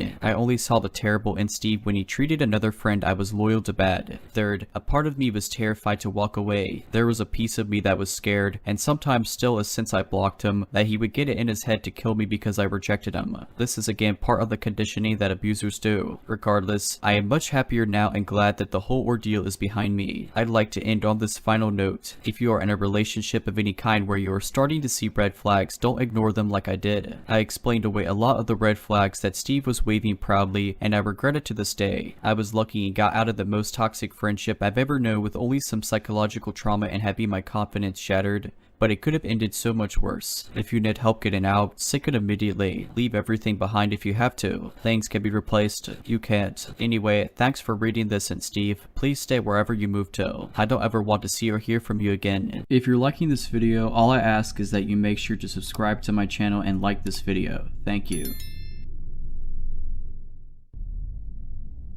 I live in a quiet countryside where usually nothing is happening. I'm an 18-year-old girl who could easily walk around my hometown alone without even being scared because it's really safe here. Basically no crimes. So, as usual, me and my dog went for a walk one evening. It was nice weather outside, so I decided to go for a nearby field. I usually let my dog out of her leash there, so it was fun for both of us. She's a nice dog and always comes when I call for her. We get to the field and everything is going really well and nothing seems off, except I have this kind of odd feeling in my gut that I never usually have. The last time I had the same feeling when I was 8 years old and we were driving at night with my family. I had the same feeling then and I told it to my parents. I feel like something is wrong. You should be careful. I said something like that. They slowed down because I was oddly serious at the moment. A minute after I said it, a deer came out of nowhere and we would have crushed if we had gone by the same speed as a minute before. We were all shocked and my mom thanked me. I still remember it like it was yesterday. However, in the field, 10 years later, I get the same gut feeling. Whatever I think and keep going completely completely ignoring it. We roll around the fields in a nearby forest until the sunset starts to set.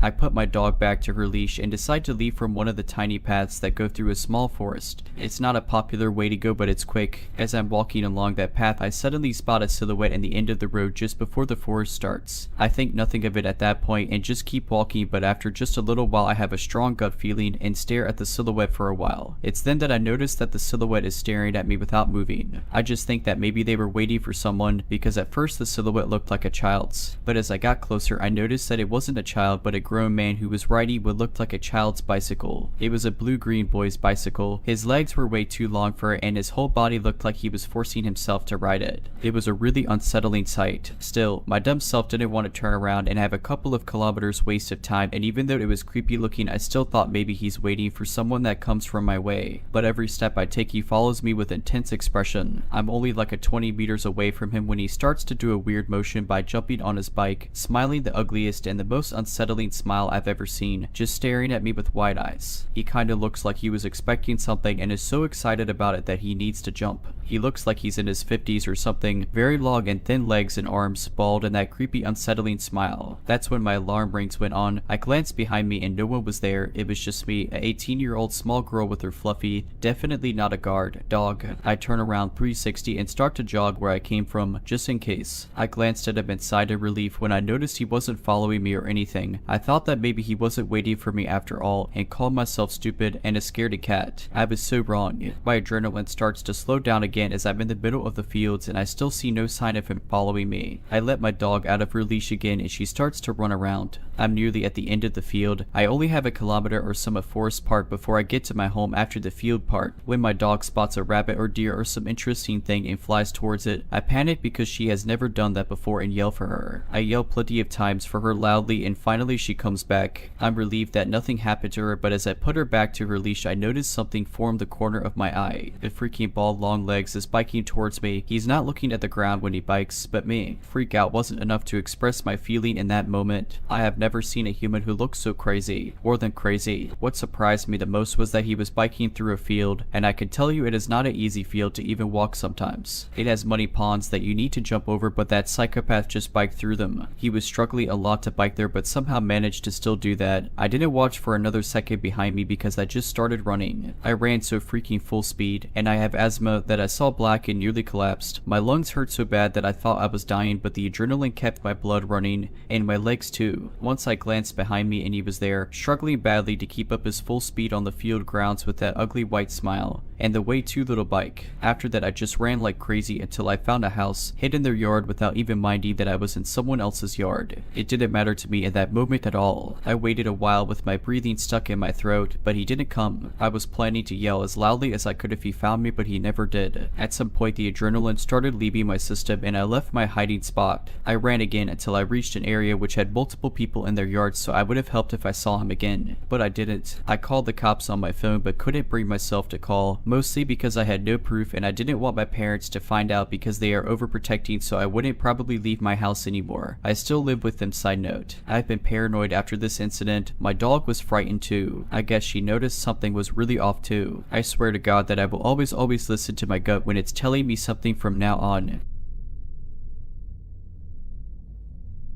A couple of years ago at university, a 20-year-old woman, decided to join a project group that catered to a niche interest. The group met on Thursday evening, so I went along for the first time excited to join. I had a pretty good time and met some nice people. There was one guy sitting near me who didn't say very much but kept staring at me while we were working on our project. I didn't think much of it, assuming he was just awkward around girls or something, so I tried to be friendly and speak to him the same as I was speaking to the other people in our project group. He still didn't really say anything to me, he'd just look at me. But he was working hard on the project, so again I didn't think much of it aside from that you get all kinds of people in the world. At the end of the meet, I said goodbye to the group I'd been working with and agreed to see them at the next meetup. I said goodbye to the strange guy as well since he was standing near me silently with everyone else. Feeling good about the project, I turned away and left the building to walk home. But as I walked away from the group, I noticed the strange guy immediately peeled away from the group and was walking right behind me. I turned and tried to be super friendly by by saying, "Oh, I'll be walking down that road, so I'll say goodbye now and see you next time." He said nothing and kept walking behind me. I was getting slightly creeped out, but at this stage I was mostly annoyed because I wanted to walk alone listening to music. I had a long walk home and didn't feel like a pained interaction with this strange awkward guy. Anyway, after quite a while of saying nothing, he was still walking with me, but he was now next to me, still completely silent. I was starting to get majorly creeped out, but I still tried to reason with myself that he's just an awkward dude who happens to live in the same direction as me. We were walking towards a common student area, so I decided I'd keep walking until I got to a grocery store not far from home. I also considered that should he have bad intentions, I wanted to stay friendly to him so as not to anger him. He continues walking with me in silence, and by the time we reach the grocery store, it's been about 20 minutes. I'm thinking I just need to get rid of him by going in here, as he'll just continue onto his house, right? Nope.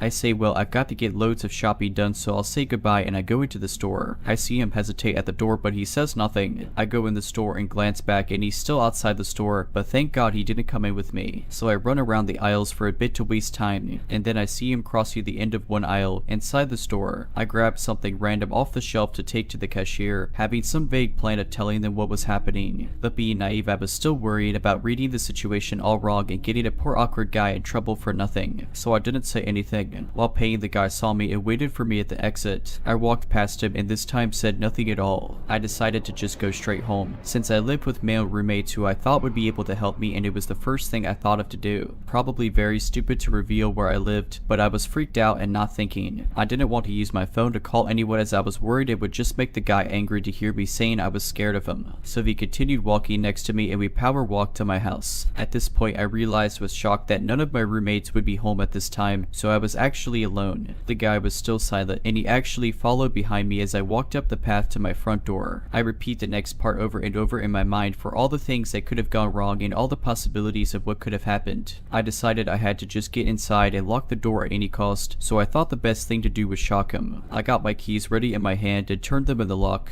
Then I turned around and flung my arms around his neck saying thank you so much for walking me home. It was so nice to meet you, and just be really loud and friendly and hugging. It did shock him, and in the next second I removed myself from him, turned, slipped through the door and slammed it shut. He didn't have time to react and I got in safely. After going upstairs I looked through the window and saw him go back out to the road and just stand there for a bit. Then he just walked off back up the road. Goes without saying, I never went back to the project group and it made me extremely anxious about letting anyone know where I lived. I looked out for the guy constantly but never saw him again in my road, so for whatever reason he didn't come back. Don't know what his intentions were, but it was just bizarre. It made me very vigilant, and overnight I went from naive and friendly to suspicious and private. At the time of this story, I was 14. I'm a dude. This takes place during the winter. I enjoy taking night walks. I never go out too late, but I go out when it's still dark. I usually do this because in the area I live in, my primary school friends lived in the same area and I wanted to avoid them at all costs. I also just enjoyed the nighttime because I found it peaceful. One day, I decided to go out later. I had just come home from somewhere at around 8 at night, so I told my parents I was heading out for a walk. They were hesitant to let me go, as I usually went at around 6 in the afternoon, but eventually they let me as long as I had my phone on me, so I headed out. I usually dress in all black with a hood on and a face mask, and I walk with my hands in my pockets. Bonus points if I have gloves on. Usually people who pass me on the street avoid me because of the all black attire I wear. Anyways, after roughly half an hour I had almost completed my walk, so close that I could see my house from where I was at. That's when I saw a light. It was a bright white light, moving randomly but generally staying in the same spot. I have pretty bad eyesight and it was dark, so as I walked I squinted to try and see what it was. Turns out, it was a dude also wearing all black, but with a headlamp. I walked closer, but slowed down my pace significantly. I got a really uneasy feeling, and I didn't like him at all. I wanted to just get home, but I would have had to walk past him in order to get to my house. I thought about turning around, but I really didn't want to walk the 30 minutes all the way back, as it would probably be 9 at night by then, and I didn't want to worry my parents. I continued to walk very slowly, watching him carefully. Suddenly, he stopped moving, then he turned around and stopped again. The light was still. My heart dropped. There was a grassy area right next to the road that I was walking on, so I moved to the grassy area and began slowly walking there instead. I was pretty far from him still, so I thought to myself, if this guy runs towards you, run faster. It was a tense couple of seconds before he began jogging, not moving directly towards me but still coming in my general direction. I didn't run quite yet, as he certainly could have just been a jogger running along the road. I thought that until his jog broke into a run, and this time it was straight for me. I inhaled sharply quickly and booked it in the opposite direction. I had always been quite a fast runner, and my legs were quite strong because I would go on a lot of bike rides in my area, which has a lot of steep hills. I was able to run for a solid 10 minutes, not daring to look behind me. I made it up a large hill before stopping to catch my breath. I looked to see if he was chasing me, but the only thing I could see of him was that light. It was moving around the same way I had seen before, and it was shining directly into my eyes. I jogged the rest of the way home. My mom saw that I was sweaty and exhausted, but I just told her I had gone for a run this time instead, which wasn't far from the truth. My boyfriend bought a house in a super stereotypical white suburban neighborhood. Living there was super awkward at first because I'm a person of color, and while the neighbors were friendly, they often would make backhanded remarks or comments. Because of this, I tried to avoid socializing with people as much as possible. A few months after moving in, I noticed there was a house a few doors down that never had lights on or cars pulling in and out of the driveway, but the trash was always put out at the end of the driveway on trash day. I started paying more attention to the house after noticing this. I started noticing odd things about the house, like noticing flickering but super dim lights from certain windows and blinds sometimes closing and opening. Anyways, one day I was walking the dog and I passed the house. A man was in the front yard observing the landscaping, and he waved at me and said hello and introduced himself as the neighbor who lives in the house. As he approached me, I noticed that he smelled really terrible, like poop and mildew, which was really odd because he seemed well dressed and well groomed. The way he smiled also made me feel uneasy. He was always smiling with his teeth, and his eyes had a deadness to them. I told him I was wondering if anyone lived in the house because for the most part it seemed abandoned. He just shrugged, but he seemed to be in a hurry to end the conversation after I brought this up, which was fine with me. As I walked away from the house, I kept turning around to make sure he wasn't following me, and I kept getting the chills. A few days after meeting him, I was on another walk with the dog and I noticed that the front door to the house was open. I thought this was odd because it would be letting all the heat into the house, and it was the middle of summer. The next day, the door was still open, so I called the police to do a wellness check. Once the police arrived, I watched from my house to see if I could see anything going on. The police officers didn't step foot in the house, and about half an hour later a fire engine showed up. The police officer and the fighters stayed talking outside for a while after the firemen had entered and exited the house, but not much else happened. About a month later, my boyfriend was walking the dog and he stopped to talk to some women who were clearing things out of the house. They told him that the house belonged to their father, who was currently in an inpatient dementia treatment, and that the house had been inhabited by a squatter. They told him that house was full of mold on the wall that was almost an inch thick, and that the man had been hoarding roadkill in one of the rooms. It also showed signs of him living in the house, including a space cleared out for him on an old moldy mattress in the upstairs bedroom. They had found candles and a salt circle in one room, as well as notebooks full of writings about the devil and devoting yourself to Satan and other worldly alien beings. I guess on the end the squatter had just decided to up and leave the house alone. The women have since cleared out the house and it has been gutted and remodeled. I'm not sure if they are selling it or what's the plan with it, but the memory of that man and his empty smile and the smell coming off of him will stay with me forever. If you're liking this video, all I ask is that you make sure to subscribe to my channel and like this video. Thank you. In 2016, I was 26. I worked a seasonal job at a warehouse about a 30-minute drive from my flat. One day after work, I ordered some takeout from a place maybe 10 blocks from home. There was a gas station next door, so I filled up and left my car at the pump to say hello to some friends who lived across the street while I waited for my food to be ready. Maybe 15 minutes of chatting, walking back across the street, grabbing my food, across the lot to the gas station, into my car, and a 2-minute drive to my flat. At the time, I lived in a duplex flat with a gutted adjacent flat attached. Behind me was an old vacant motel that was currently being gutted and repurposed into studio apartments. The nearest building to the left was an old clapper bar leading to the main street and the highway, and to the right was an empty lot where a building that was demolished nearly a decade earlier once stood. The rest of the neighborhood was lower income Hispanic. I pulled into my drive, noticed a car driving relatively slow past. I went inside and leashed my dog up to let her out. As I was standing in the yard waiting for the dog to do her business, a maroon Subaru Forester, newer at the time, drove by slowly multiple times before pulling into my drive. I assumed he was lost or looking for something and walked up to him as he got out of the car and approached me. He looked like any older white man in his 50s. I remember he kind of reminded me of my dad. I asked him if he needed anything and he replied, "No, I just was checking on you." I asked him if I knew him, figuring maybe I didn't recognize him. He replied, "I saw you up by the gas station. You seemed like you needed needed help. I'm just saying if you need anything. I'm usually pretty slow to the cut, but at this point, I'd pieced together that this man had followed me from the gas station to a friend's house to a restaurant and then home, and immediately didn't sit right. He was just standing there and he wasn't leaving, and I had time to process the situation. I thought maybe he's an older guy. I'm a younger girl. He's on this side of town in a nice car for whatever reason. Maybe he thinks I'm a trick. And I said again, I'm sorry. I'm not picking up what you're putting down. Why are you here? Nothing. I'm just a nice guy checking to see if you're alright. I specifically remember him calling himself a nice guy. During the period of this conversation, I had made it to my stoop and he had closed the gap. Behind was door, then me, the dog, then him and his car. I told him you should leave, to which he asked, do you wish you had a nicer place? And if my dog, a medium-sized German Shepherd, was friendly and reached out toward her for a pet. I yanked her behind me and said no and pretty aggressively told him, dude, leave. He finally started backing away. I stood in the drive until he got in his car and drove off. I took down his license plate and car description, then I went inside. 15 minutes later, he pulled back into my drive, sat there for a second, and drove off. That's when I decided to file a police report. It didn't sit right. I just figured it was nothing, but I lived alone and if anything happened, I'd want a record. It was 6 or 7 at this point, so the non-emergency line was closed. I filled out a report online and never heard back from the police. Never saw that man or his maroon Forester again, either. He might have just been a weird old man. I never saw any reports of anyone going missing from Nevada in 2016, either. I know it's a stretch and probably has nothing to do with anything, but I only just thought of this again in the last few months.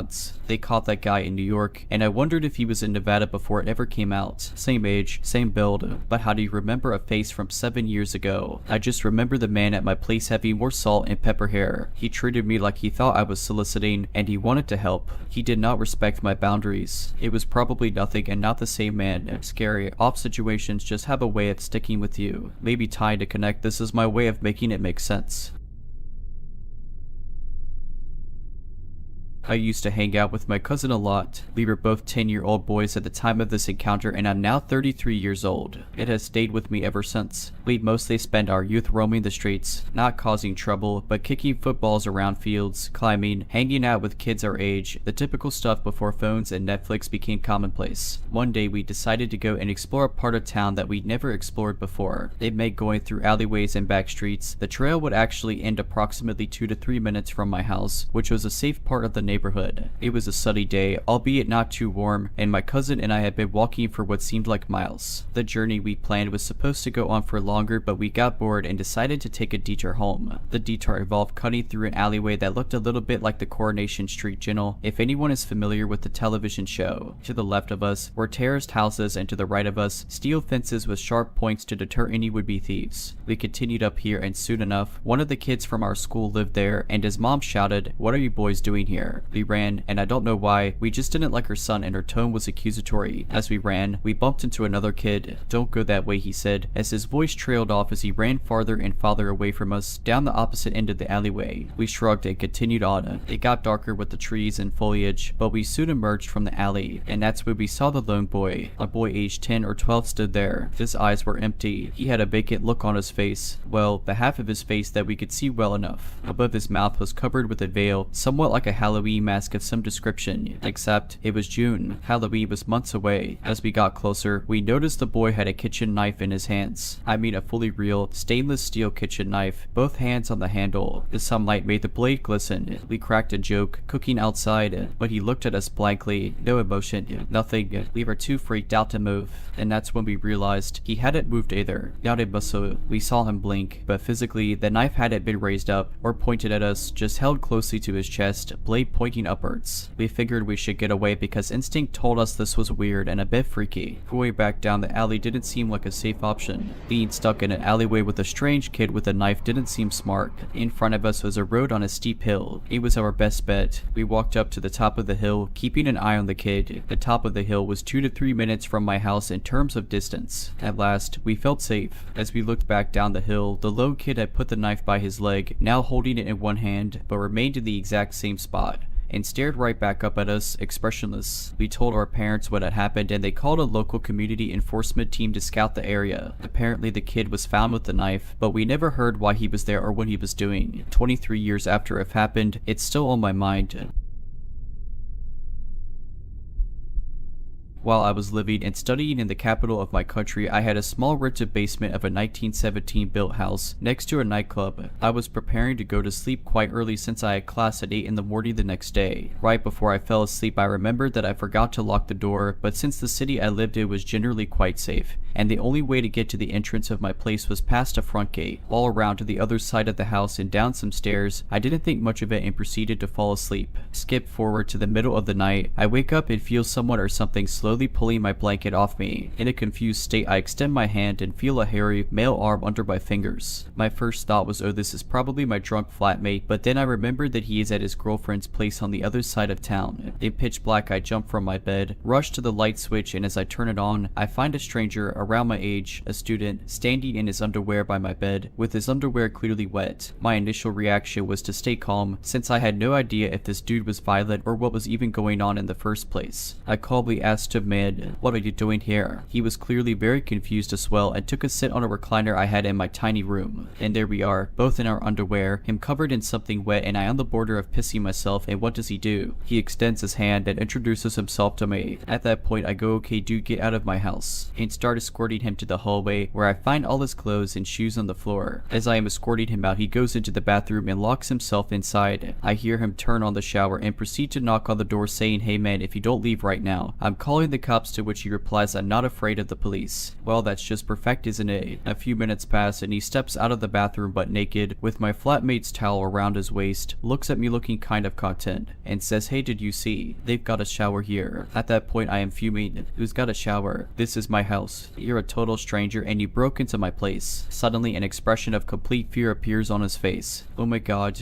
what have I done? Jesus Christ, he starts exclaiming as he is very awkwardly trying to get dressed in the hallway. Then I managed to get him out of the house. I even called one of his friends from my phone to come pick him up at the club. Turns out he's from a completely other town and came to party to the capital, got kicked out of the club for starting a fight, and somehow managed to get into my place. To this day I have no idea what he was on or how he managed to find my apartment, as it is quite hidden from the street. Let's just say I never forgot to lock the door from that day. When I was 21, I was living in a 2-bedroom apartment with my 15-year-old sister and our mom. How we ended up there is another story in itself. The complex was in the same town I grew up in. It wasn't the best complex around, but it also wasn't the worst. I took comfort in the fact that we would see the security guards roaming quite often because the laundry units were in every other building, and of course, our building didn't have a unit, so I felt safer knowing there were guards around when I did my laundry late at night. I was on the top floor, so I'd have to drag my laundry down 5 flights of stairs, walk outside to the neighboring building, and go to the lower level to do laundry. One day I noticed a new security guard. He was a large man and probably about 6'3", very muscular build. He wasn't as friendly as other guards. He didn't really acknowledge residents, so he was a little scary and intimidating, but that's good for the job he had. My friend lived in the same complex in a building behind me. There was a little playground and tennis court that separated front buildings from back buildings. One day my friend texted me around 10 at night saying she went to do her laundry and she saw him lurking around the building she needed to go into. The guards were only supposed to survey the grounds outside and only go inside a building for suspicious activity. They only had keys to the building front doors but didn't have keys for laundry units. At least that's what we were told. He ended up following her into the laundry room where she verbally assaulted him and threatened to call management if he didn't get out. She said he stood still just glaring at her and left the building without saying a word. Now that this was fresh in my mind, I was on high alert. A few weeks go by and I come home after work around 9:30. When I pulled into my lot, I noticed the power was out. The whole parking lot and all the buildings are pitch black, no light sources detected anywhere. I decided to back my car into a spot so I could have a clear view of my building from my car. I was a little hesitant to get out because I had some bags of hair product I bought from work, some food I picked up, my water bottle, and my purse to carry, and I knew it would take some time to gather my stuff and lock up my car. We also had some homeless people nearby that would dig through the dumpster bins and search the lot for cigarette butts that were still smokable. One man in particular seemed very strung out and unpredictable, so I didn't want to have a run-in when I could barely see anything. I called my mom to come down and open the door for me, but she didn't answer. My sister never answers her phone, so I didn't even bother trying. I sat in the car contemplating my next move. By then my eyes had somewhat adjusted to the darkness and I decided to stop being such a chicken and just go inside. As I gathered up my things, the power suddenly came back on and I felt so relieved. But when I looked into the windows of my building, that relief quickly turned to fear and suspicion. I saw that same security guard that that followed my friend, standing on our top floor landing and staring at our door. There were 3 other doors on my floor and he was standing in front of ours. He didn't move for a few seconds and just stared at our door with his head leaned forward like he was trying to listen through our door. He then slowly turned and made his way downstairs. I called my mom again and she answered this time. I told her what I saw and she came down to get me and they called building management. I never saw him again. I don't know what happened, if he quit or got fired, but I was very relieved that we wouldn't have to deal with his strange behavior anymore. Apparently other residents had strange encounters with him as well. It's scary when you can't even feel safe in your own home.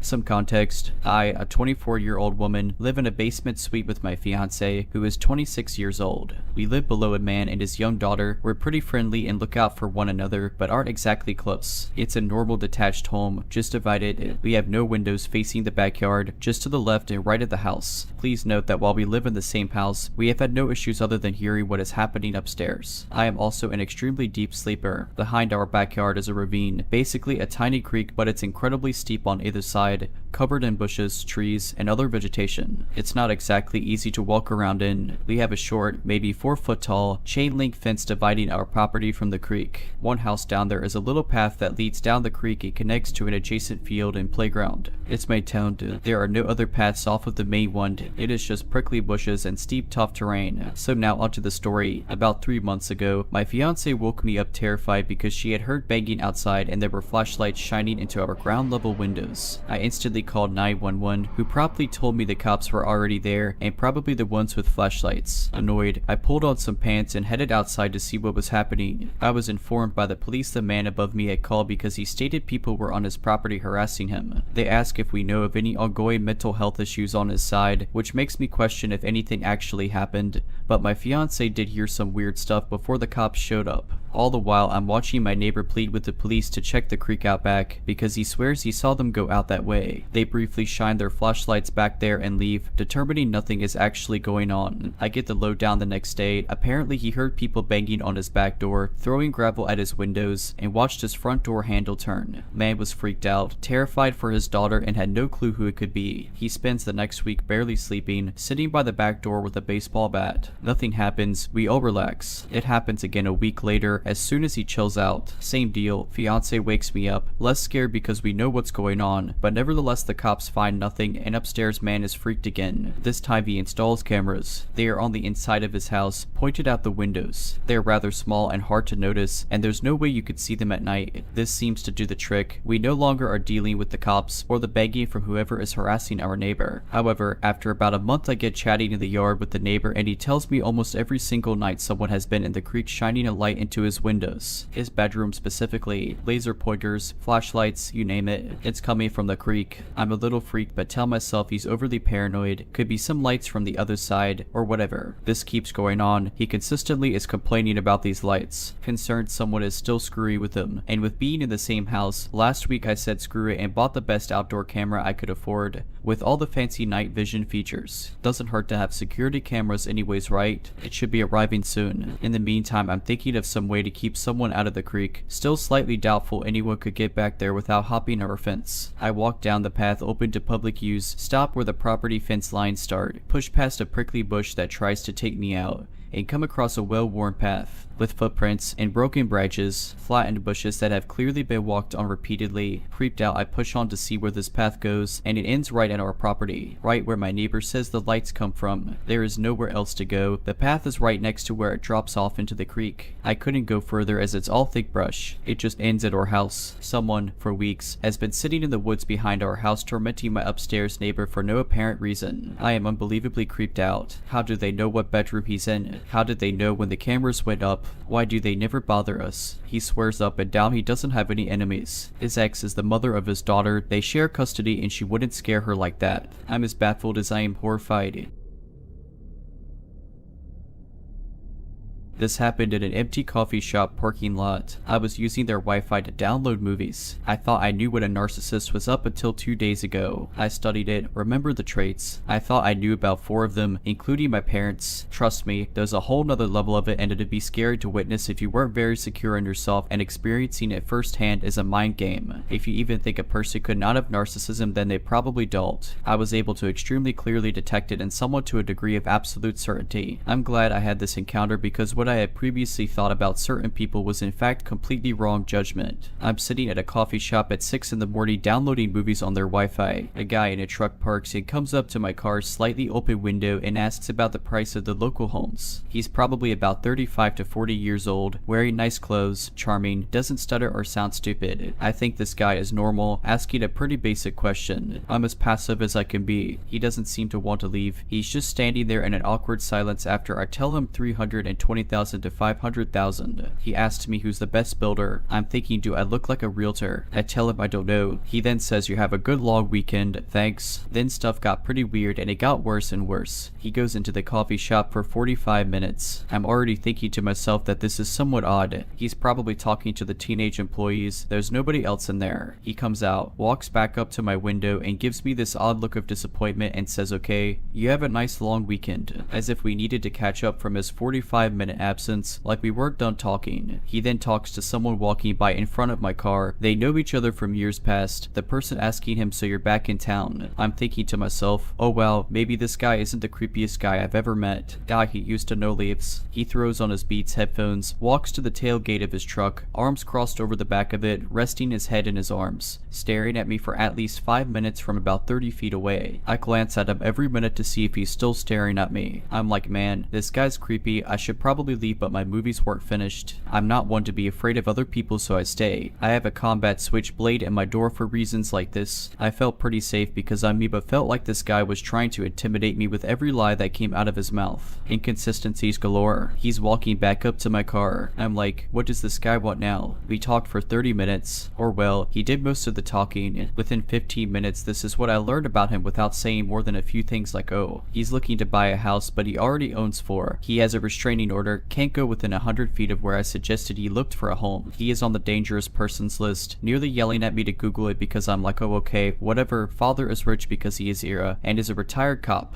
I don't believe him, not that I said anything. He reacted to my facial expression alone. He then opens his bank account on his phone and shows me $3,000. He tells me the police pay him $4,500 a month. It says $1,000 a month. I tell him it looks like they shorted you for the past 3 payments. He quickly takes the phone away, looks insulted. He says, you see that? Canadian Provincial Police. It also stands for Canadian Pension Plan, which this guy is clearly too unstable to hold a job of any kind whatsoever. He claims he was in secret operations with police, can't say what he did at all. Tells me he was with the Royal Canadian Mounted Police and what kind of training they gave him at age 18, solitude in a box for 8 weeks, using the bathroom in a cup, is the main enforcer for the local notorious biker gang. Is spouting off random names like I'm supposed to know them, like I care to begin with, informs me that people are afraid of him. He then asks if I'm afraid of him. This gave me a good laugh. He looked at me like he was totally insulted. People then arrive to get coffee. He states looks like the cowards are coming out of the woodwork. He then informs me that he's watching out for police, states that he is untouchable, the biker gangs have his back, then says so do the police because they don't care, which I'm not sure how that makes sense. I decided to ask if he has a family, hinting that maybe he should go be with them instead of pestering me. He apparently has 4 kids who are each hockey champions under age 16. They were trained by none other than the Toronto Maple Leafs coach. He made sure to whip his phone out to prove this, that in his contacts is someone named Blue. He makes it crystal clear who the people are. To make sure I understand, I let him talk and talk until I say, well, I don't follow hockey. He realizes he's just wasted his valuable time, like 5 minutes straight explaining who the 3 hockey coaches were in order of skill, and he's pretty disappointed that I don't follow hockey. He asks me what I do. I tell him some lies saying I'm a transcriber, make $15 per hour, company name is Lion Bridge to hint that I know he's completely full of it. He types this company name into his phone saying that's good information to have, like even though he's rich and everything he needs to make $15 an hour. He asks me if I know where the best houses are in a suburb of extremely similar looking $500,000 houses. passes. I ask if he has a realtor. He says no, I don't need one. I humor him, you want to pay in cash, don't you? Apparently everything he does is off the books, except like, you know, the pension plan of $1,000 per month. He then starts talking about a black guy violating a young girl. This is so random, I don't know what to say. I become quiet. Palms are sweaty. I'm thinking to myself something like psychopath alert. I can't even use my phone, my fingers are so wet. I'm just vaping away, blowing vapor out the window at him. He's not taking the hint. The senior-aged man walks past him towards a dumpster. He says to his face, "Look at this chump." The old man is wide-eyed like he doesn't know what is happening, and neither do I. Old man looks at me, he gives me this look of confirmation that he has completely sized up the situation that I'm in and is also thinking what is going on. The guy that informs me that he owns the town starts spouting random names again, then informs me there's a serial killer living down the street. Tells me he isn't leaving until 7:30 in the morning to not be rude to me. I'm so confused by this I just stop talking. The silent minute passes. He tells me I should leave because it's going to get loud soon. I'm now considering that this guy is here to shoot or bomb someone, possibly me. I grab my blade but leave it closed and soaking in my left hand. I ask why should I leave? He says there's a storm coming. I tell him I'm not afraid of thunder. He looks insulted. He's been speaking in covert wording this entire time, so to get a better feel for this guy I ask where he's from and if he slept in his truck last night. He looks offended like I'm the one who is off his rocker, but he doesn't say anything other than no. Another silent minute passes. He then looks at me, changes his facial expression to angry, says very calmly that if he were me he'd get out of town right now. Is he warning me or threatening me? I honestly can't tell. It takes me a few seconds to even process what he's just said. I'm not intimidated in the least, or amused. I humor him, why's that? He starts laughing his head off, walking away now and asks was that scary? I laugh and tell him an assured no, shaking my head at the absurdity of him. He's now halfway to his truck. Finally, now he's walking back to me. I flick my blade open and casually flip it in the air to invert it blade down. He fist bumps me and says you're a good guy, laughing, then walks away. He roars away in his truck, windows down, music blaring at 7:30 in the morning. I was just glad that he was gone. I just sat there perplexed at this character, wondering how many mental disorder boxes he'd check off. It wasn't even a question. This guy was trying to intimidate me in any way possible and was trying to prove his worth to me in any way possible, reacting to each of my facial expressions so quickly and in such a way that made me feel like he was sizing me up the entire time. Just glad he eventually left.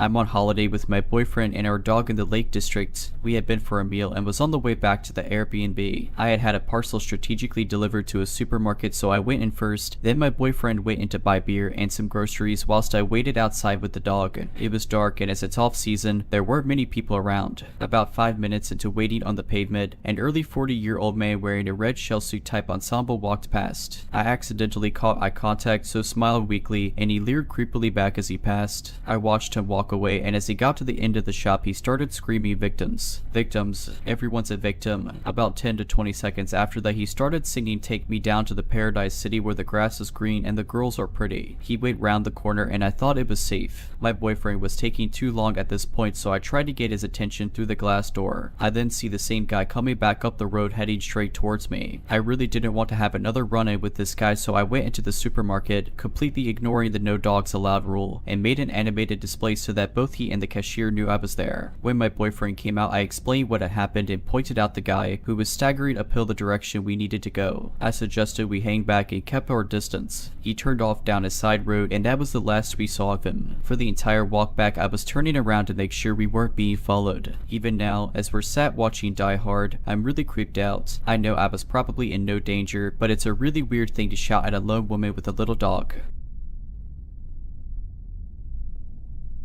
If you're liking this video, all I ask is that you make sure to subscribe to my channel and like this video. Thank you.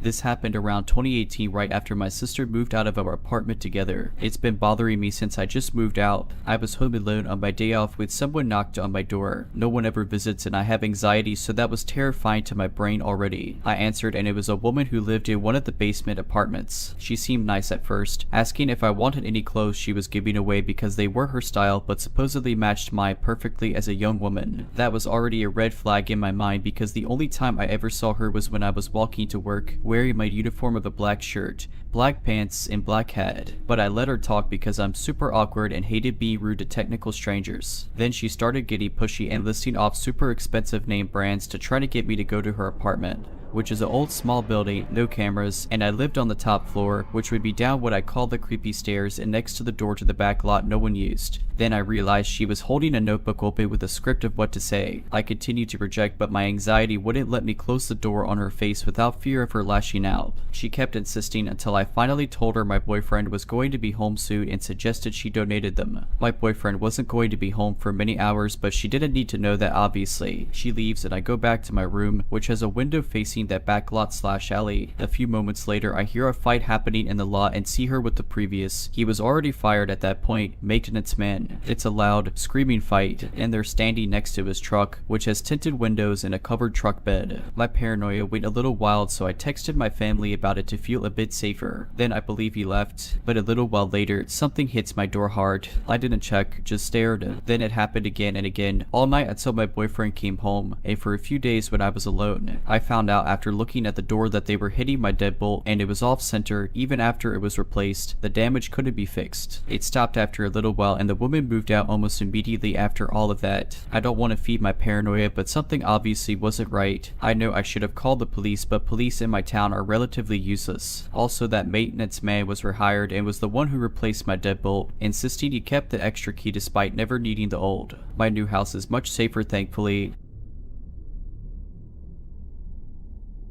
This is a creepy encounter that started a couple months ago and stretches to now. I live in a condo building that shares a courtyard with a sister building. One evening just before sunset, I was sitting on a bench in the courtyard that has a view into my low-level apartment, listening to music and playing Sudoku on my phone. A man walking his dog approached me. He appeared to be in his late 50s or early 60s. I am a woman in my middle 20s, but did not find it that odd because his dog seemed interested in me. Without taking out my earbuds, I pet his dog, but then after a quick pet, the man was still hovering. I took out my earbuds, giving him a look of what's up. He nodded at my open purse that was beside me, which had a pack of cigarettes in it. Side note, I rarely smoke, they were in my purse left over from a bachelorette party. He asked for a cigarette, and I gave him one. He took that as an invitation to sit down next to me to smoke it. He started up small talk, asking if I lived there, how long I've lived there, stuff like that. After he finished the cigarette, I expected him to leave, but he stayed. I did not have any interest in spending my evening chatting with this guy, but I did not feel unsafe.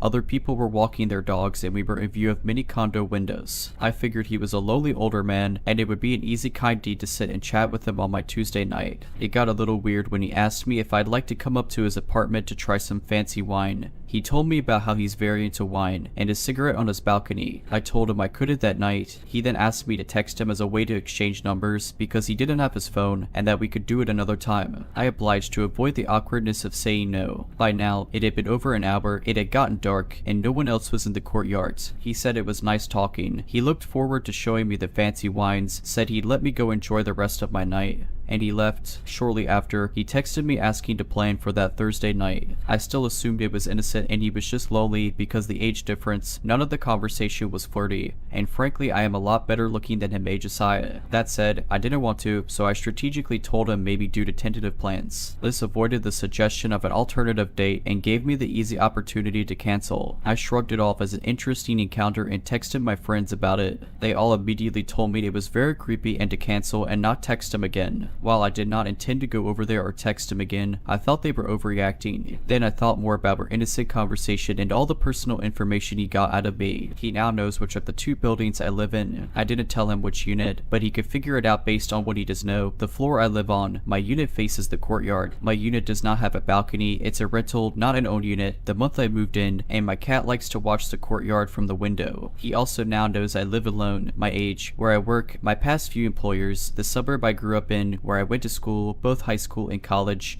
where my parents live, and my phone number. I didn't think I was stupid, but now I'm surprised I didn't give this guy my social security number. That said, he got this information out of me because he also shared all these details about himself. That, along with him living in the sister building, not mine, made me feel better. But then I remembered the sister buildings fobs work to access each other. I also then remembered he told me multiple times he does not carry his phone or wallet on him while he walks his dog at night because of all the muggings. When he kept bringing this up, I found it very odd because we live in one of the safest neighborhoods of the city, but shrugged it off. I now am scared he may have bad intentions and wanted to persuade me into putting myself in a vulnerable position without my phone. I tried reverse searching his number and nothing came up. I was smart enough to read his last name from his dog's collar, and I googled it with the first name he gave me. But even with all the other information he gave me, like his job and education, I could not find him online. This left me a little unnerved, but his response to me canceling was just to text him another time when I am available. I felt better about it until the next Tuesday evening, exactly 1 week down to the hour of us originally meeting. I looked out my window and saw him sitting on the exact bench we were on, one of like 20, staring up at my building. He wasn't even with his dog or smoking, just sitting there looking up at my building. I immediately dropped to the floor and peeped only my head to take another look out the window, which starts a couple feet above the floor but stretches the whole wall horizontally. It was definitely him, and it made me feel sick to my stomach. I still excused it as maybe innocent, maybe he hoped to run it to me again and was just waiting, not spying. But in the weeks following, I saw him on that bench multiple more times. I've been avoiding the courtyard and keeping my blinds closed, but they can't be closed 24/7. Apart from me, both my cat and plants need the natural light. A couple weeks ago my blinds were open and I had to pass the window naked to retrieve a towel. As I passed, I looked out the window. Not only was he on that bench, without his dog or a cigarette, looking up at my building, he was looking straight at my unit and my window at me. I again dropped to the floor. I grabbed the blanket next to me, wrapped myself in it, and stood back up. He was still staring. We held eye contact and he did not look away. Eventually I closed the blinds, but he knew I knew and he was not shy about it.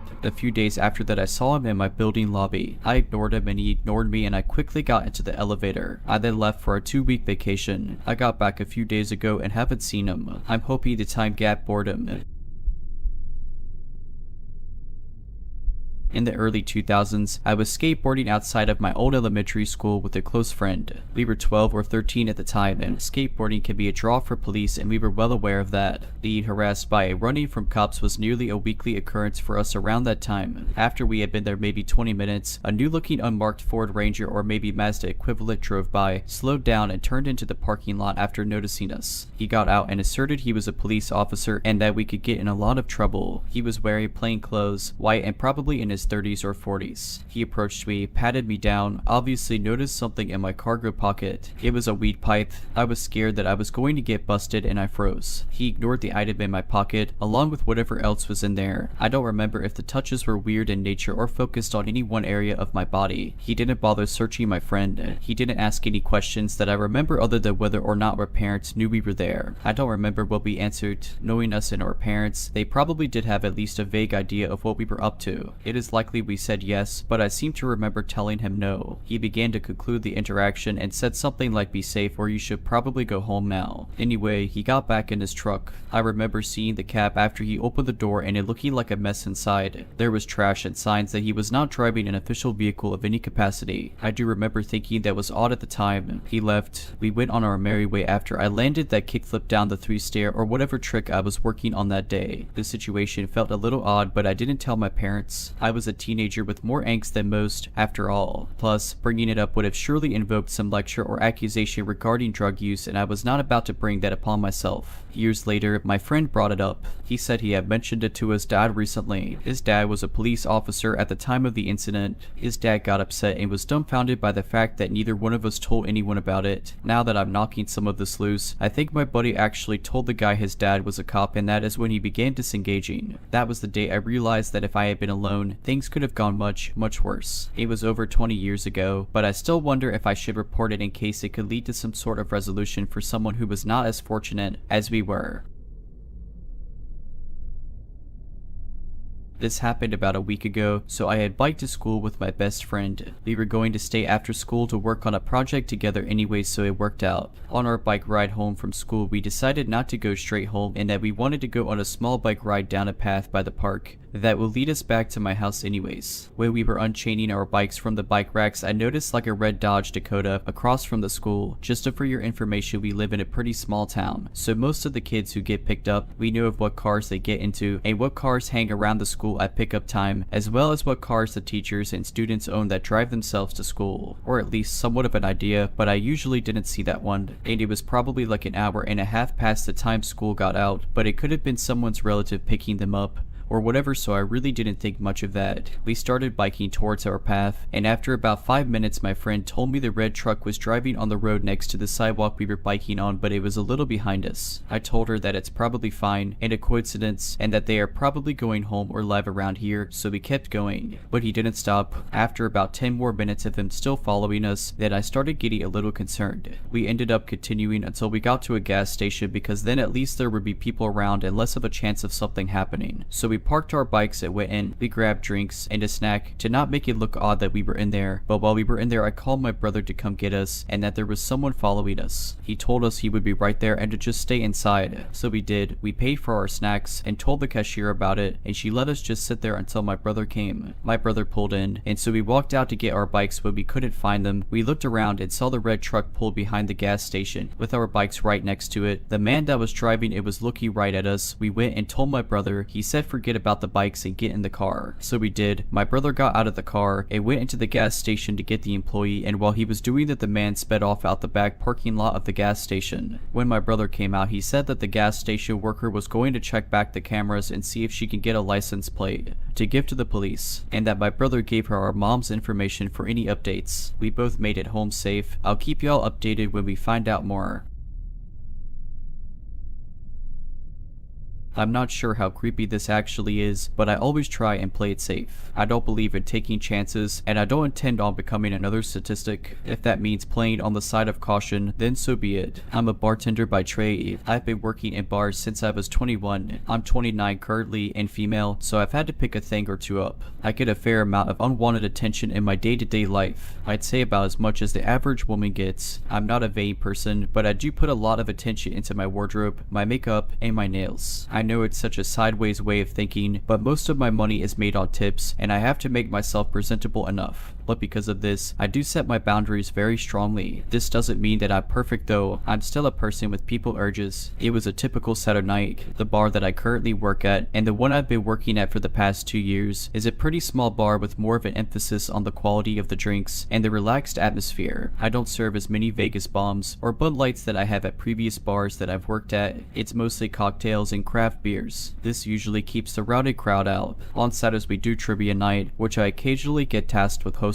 It's not my favorite thing to do, but something I have to do as per my job description. There was a girl in the crowd that was answering most of the questions I sent out. She wasn't alone and came in with a group of people, all seemingly in their middle 20s. Her and I ended up talking for a while at the bar in between serving drinks. She was flirty, which isn't something I'm incredibly good at, but she was sweet. And just to make it clear, I have an equal preference in men and women. I wasn't trying to lead her on or humor her for the sake of making tips. In the crowd of trivia participants came this one guy. I wasn't the one to identify him, so I couldn't tell you his name. He began making rude remarks from one bar stool down from where this girl was sitting. He was somewhere in his 30s. It seemed like he was hitting on her, but she didn't seem very responsive. I told him that she didn't seem interested and then he should stop. He apologized with a very sinister looking smile and looked down at my chest, claiming he was looking for a name tag to formally address me. We don't have name tags. I told him that if he continued making people uncomfortable, he would be removed. One thing I took notice of that made me sufficiently uncomfortable was the fact that he kept one hand in a jacket pocket, just the one, and he seemed to be fiddling with something. I don't play around with this kind of stuff, so I told security about it. While I was walking back, I overheard him telling another bar patron that I basically told him I would sleep with him when I got off of shift. The girl from the bar, as well as the random bar goer, told him that his behavior was out of line. I told him that he needed to leave and that security was going to kick him out. His response changed from sinisterly playful to outright agitated. He made a comment about my sexuality and told the random bar guy he was sitting near that he was a homophobic slur. I hate guys like this with a passion. People who want to disrupt the comfort of others in some half-hearted attempt at getting laid. I walked from behind the bar and told him to leave and tried again to flag security. He made a very crude comment about me letting him do some stuff to me, and in return I wouldn't feel the need to be attracted to women unless it was a, let's just say, group effort. The girl that I had been talking to threw a glass of scotch in his face, then headbutt him in the mouth. Security finally came running, only to try and kick her out. I flew into a rage over that and told him that the girl was good and she was only doing the job that he was supposed to be doing. He was removed from the bar. I kept an eye on him through the window. He stuck around near the bar for a bit, but after an hour or so he left. The girl offered to stay with me until closing, which wasn't necessary. I'd closed the place down so many times at 2 to 3 in the morning, but I gave her the "oh, would you please" for Italian. I also give credit where it's due, so I gave the other guy from the bar a good thank you hug before he left and told him that he made me feel safer. The girl told him the same, and I told the manager and the owner that we had an issue with the customer. Bar camera footage was pulled and his identity was confirmed. He had an issue with getting banned from bars and had a tendency to start fights while intoxicated. I hate to say it, but I'm still keeping an eye out for him. Not sure if this is creepy enough, but it was for me.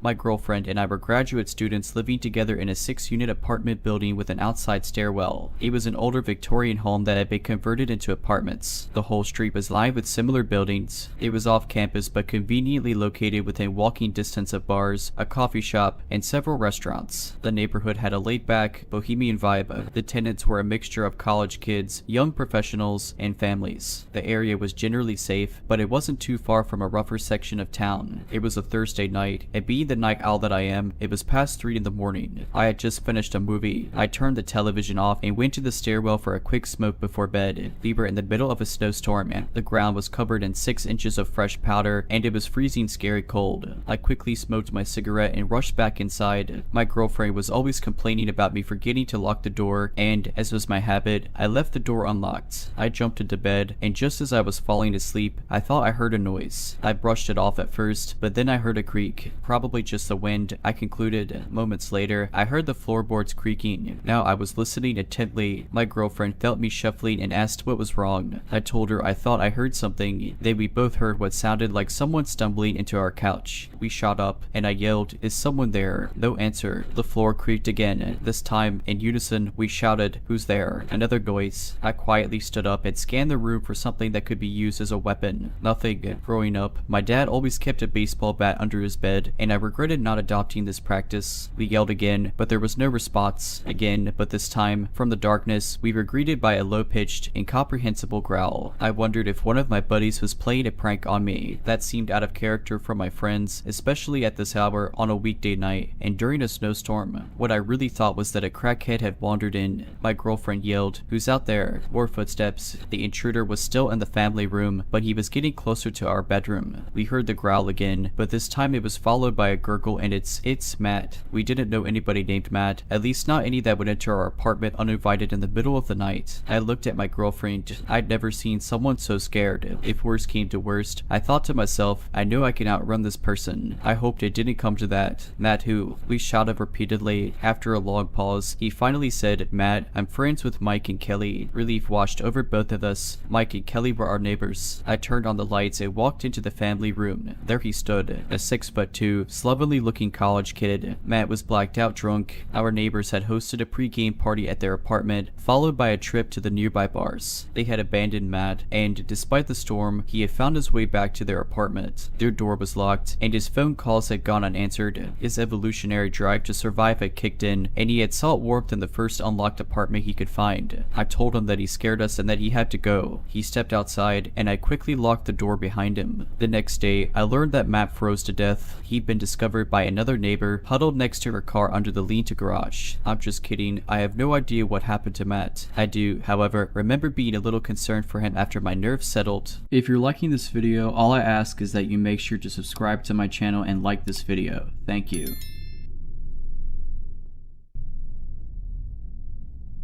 Our dogs honestly saved our lives this night and deserve some recognition. So this whole thing happened when I was maybe 12. I am nearly 17 now. Lee and my sister, who was 14 or 15 at the time, were staying home alone while our parents were at my little brother's hockey game. We lived in a fairly safe neighborhood. Hardly anything ever happened, everybody knew everybody, and almost everyone got along well and liked each other. So we felt safe as we didn't have a reason not to. Our front door was locked. Our back door was locked, but our side door didn't lock. It was broken, but no one ever used it anyway, so my dad hadn't gotten around to fixing it. Lee and my sister were in the living room watching television and doing homework when we heard the fence outside of our house making some noise. It sounded like someone had jumped over the fence. So my sister looked through the blinds, and sure enough, someone had jumped the fence. 2 people actually. They were dressed in mostly black with like a hospital mask over their faces. We freaked out and hid in between the couches in the living room. When we heard the front door knob wiggle, of course it was locked so it didn't open, but we knew whoever it was would go to the side door next, and that one would open and that that moment I was the most terrified I had ever been.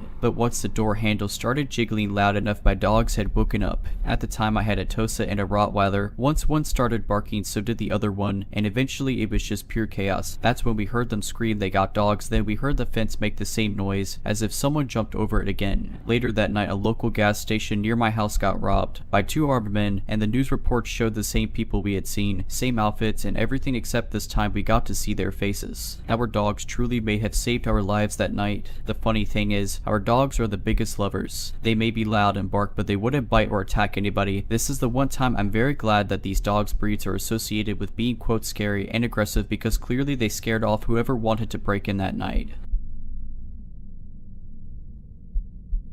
So me, a 28-year-old woman, and my husband recently relocated to a small town for work. The area is known to have high criminal activity and a lot of homeless people, but I am not usually scared or paranoid. I decided to go thrifting, hoping to find a baby safety gate. Once I got to the store and parked, there was no one in the parking lot. I went in. Right behind me entered a large, well-dressed male that was persistently eyeing me head to heels. At first, I didn't think much of it, and I just went on checking the book section they had. After a while, I started to feel as if someone is hovering around me. I started to feel a bit anxious because every time I would look behind me, the guy would be standing way too close to me, literally not looking at any books, just pacing around, and would look to the ground to avoid my stance. I am not a shy girl. I know how to stand up for myself when needed, and I know better than to make a predator feel like he is intimidating me. I turned around and gave him a screw-off look and went to the other side of the store to shop, and right behind me followed the creepy guy. I tried not to mind him and continued looking through clothes, vases, and decorations, and wherever I would go he would follow in a very creepy way, keeping himself as close as he could be to me. 40 minutes in, the employees noticed that the guy wasn't interested in anything, and they asked him if he was okay and if he needed anything specific. He said no and brushed them off with a story. He was persistently following me, and he tried to corner me in an unseen part of the store. I looked him in the eye with a "don't mess with me" look until he broke eye contact, and I turned away and paced as fast as I could. Of course, he was right behind me, pacing as fast as I was. I messaged my husband my location and sent him the description of the guy and told him what was happening.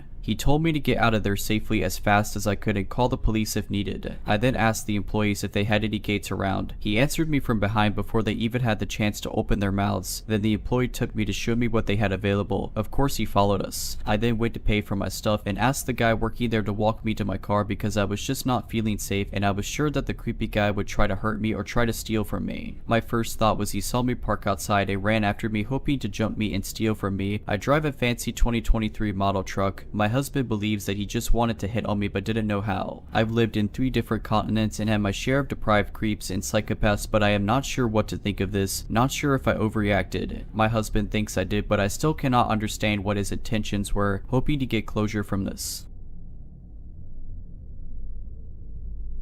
I go a log box here my home most nights. I live in a safe suburban neighborhood. It's a huge grid of residential streets, in the middle of which is a big open park type area, larger than 2 football fields, that's next to a school. Last night, around midnight, I was walking on the sidewalk next to the park, listening to a podcast, slowly making my way to the school. The school has a big, well-lit parking lot in front, with 2 entrances/exits about 25 yards apart. As I neared the school, I noticed a car in the parking lot with its headlights pointed toward the street. This is unusual for this time of night, especially on a weekday. Maybe it's a cop, I thought. I got closer and saw that it was a beat-up red truck. It had started slowly and aimlessly driving around the lot. As I passed the first entrance, the truck seemed to notice me and stop. I got halfway to the second entrance when the truck rushed toward it. I assumed the driver wanted to pull out before he had to wait for me to cross. No, the truck just sat there. I leaned as I approached. I got to the entrance and saw that the truck was occupied by 4 men. I motioned to the driver to go ahead, but while looking straight forward,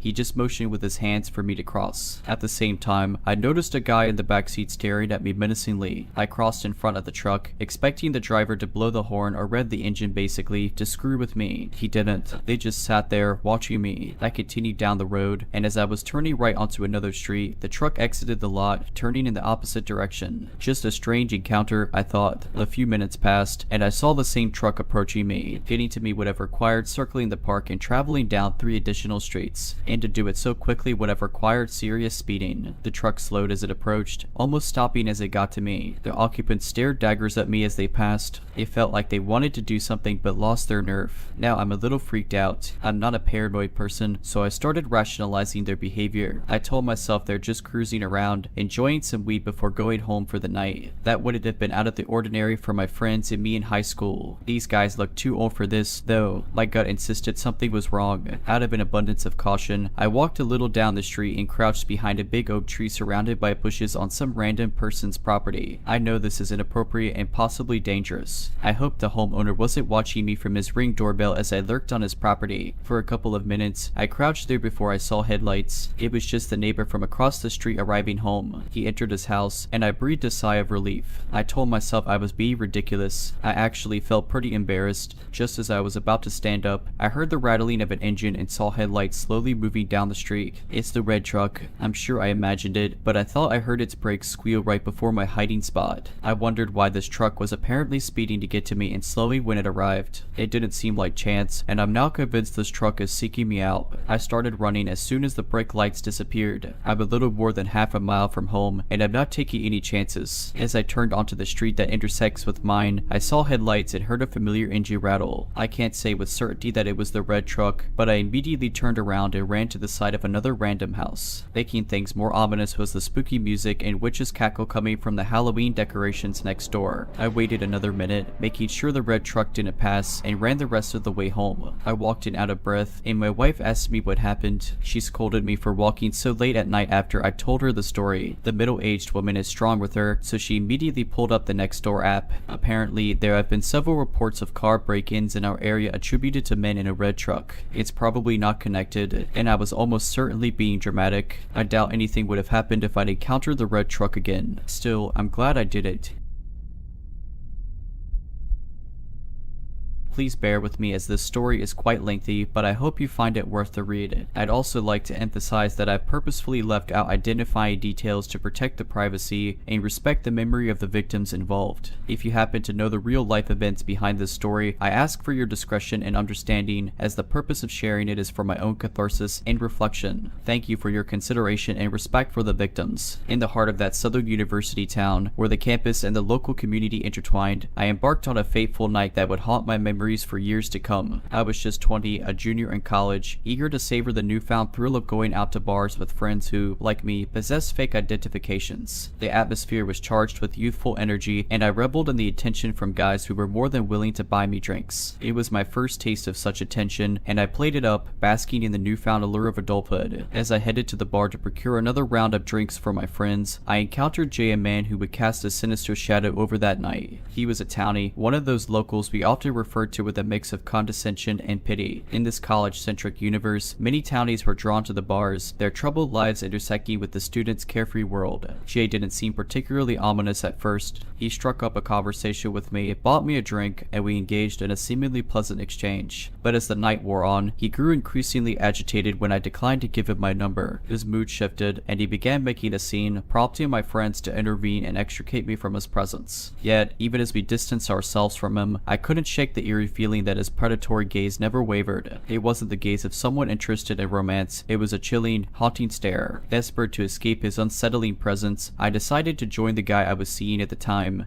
who was at a bar just across from ours. These bars were mere feet apart in a pedestrian mall, so I thought nothing of going there alone. My car was parked conveniently nearby, and I took refuge inside to charge my phone for a few minutes before heading to meet my friends. But as I sat there, I heard the car door open. It was Jay. This stranger had followed me from the first bar and now sat in my car as if we were old friends, oblivious to the terror he instilled in me. I was paralyzed with fear, unsure of how to react. He seemed alarmingly normal, completely unaware of the distress he was causing. It was a situation that grew scarier by the second as I realized the gravity of the peril I was in. Thankfully, within what felt like an eternity, but was probably just a couple of minutes, the guy I was seeing flung open the car door and asked if I was okay. Relief washed over me as I explained what had just transpired through tears, my voice trembling with fear. He had arrived at just the right moment, a guardian angel in the darkness. His presence sent Jay packing, like a child who had been caught misbehaving. If it weren't for his intervention, who knows where I would be now, and what sinister plans Jay might have had in mind. mind. A year later, it resurfaced in the most chilling manner possible. A fellow junior, Holly, went missing, sending shockwaves through the campus and making national headlines. Search teams scoured the area, and the nation held its breath as they discovered security footage of her leaving a bar, followed by a man, Jay. The search ultimately ended in tragedy as Holly's lifeless body was found. The police investigation led to the capture of her killer, and it sent shockwaves through the university community. Jay had not only taken Holly's life, but had also been responsible for the deaths of 2 other girls, making him a serial killer. Witness reports, news articles from those who last saw Holly say she was telling Jay, "I will not get in the car with you." Jay is currently serving 4 separate life sentences. I had never shared this haunting experience with anyone beyond my closest friends and husband, fearing judgment and repercussions from my conservative upbringing. But now, returning to that town, the memories resurfaced with a vengeance. Some scars never truly fade, and the night when I narrowly escaped the clutches of a killer named Jay remains etched in my memory as a chilly reminder of the darkness that can lurk in even the most seemingly ordinary places. If you're liking this video, all I ask is that you make sure to subscribe to my channel and like this video. Thank you.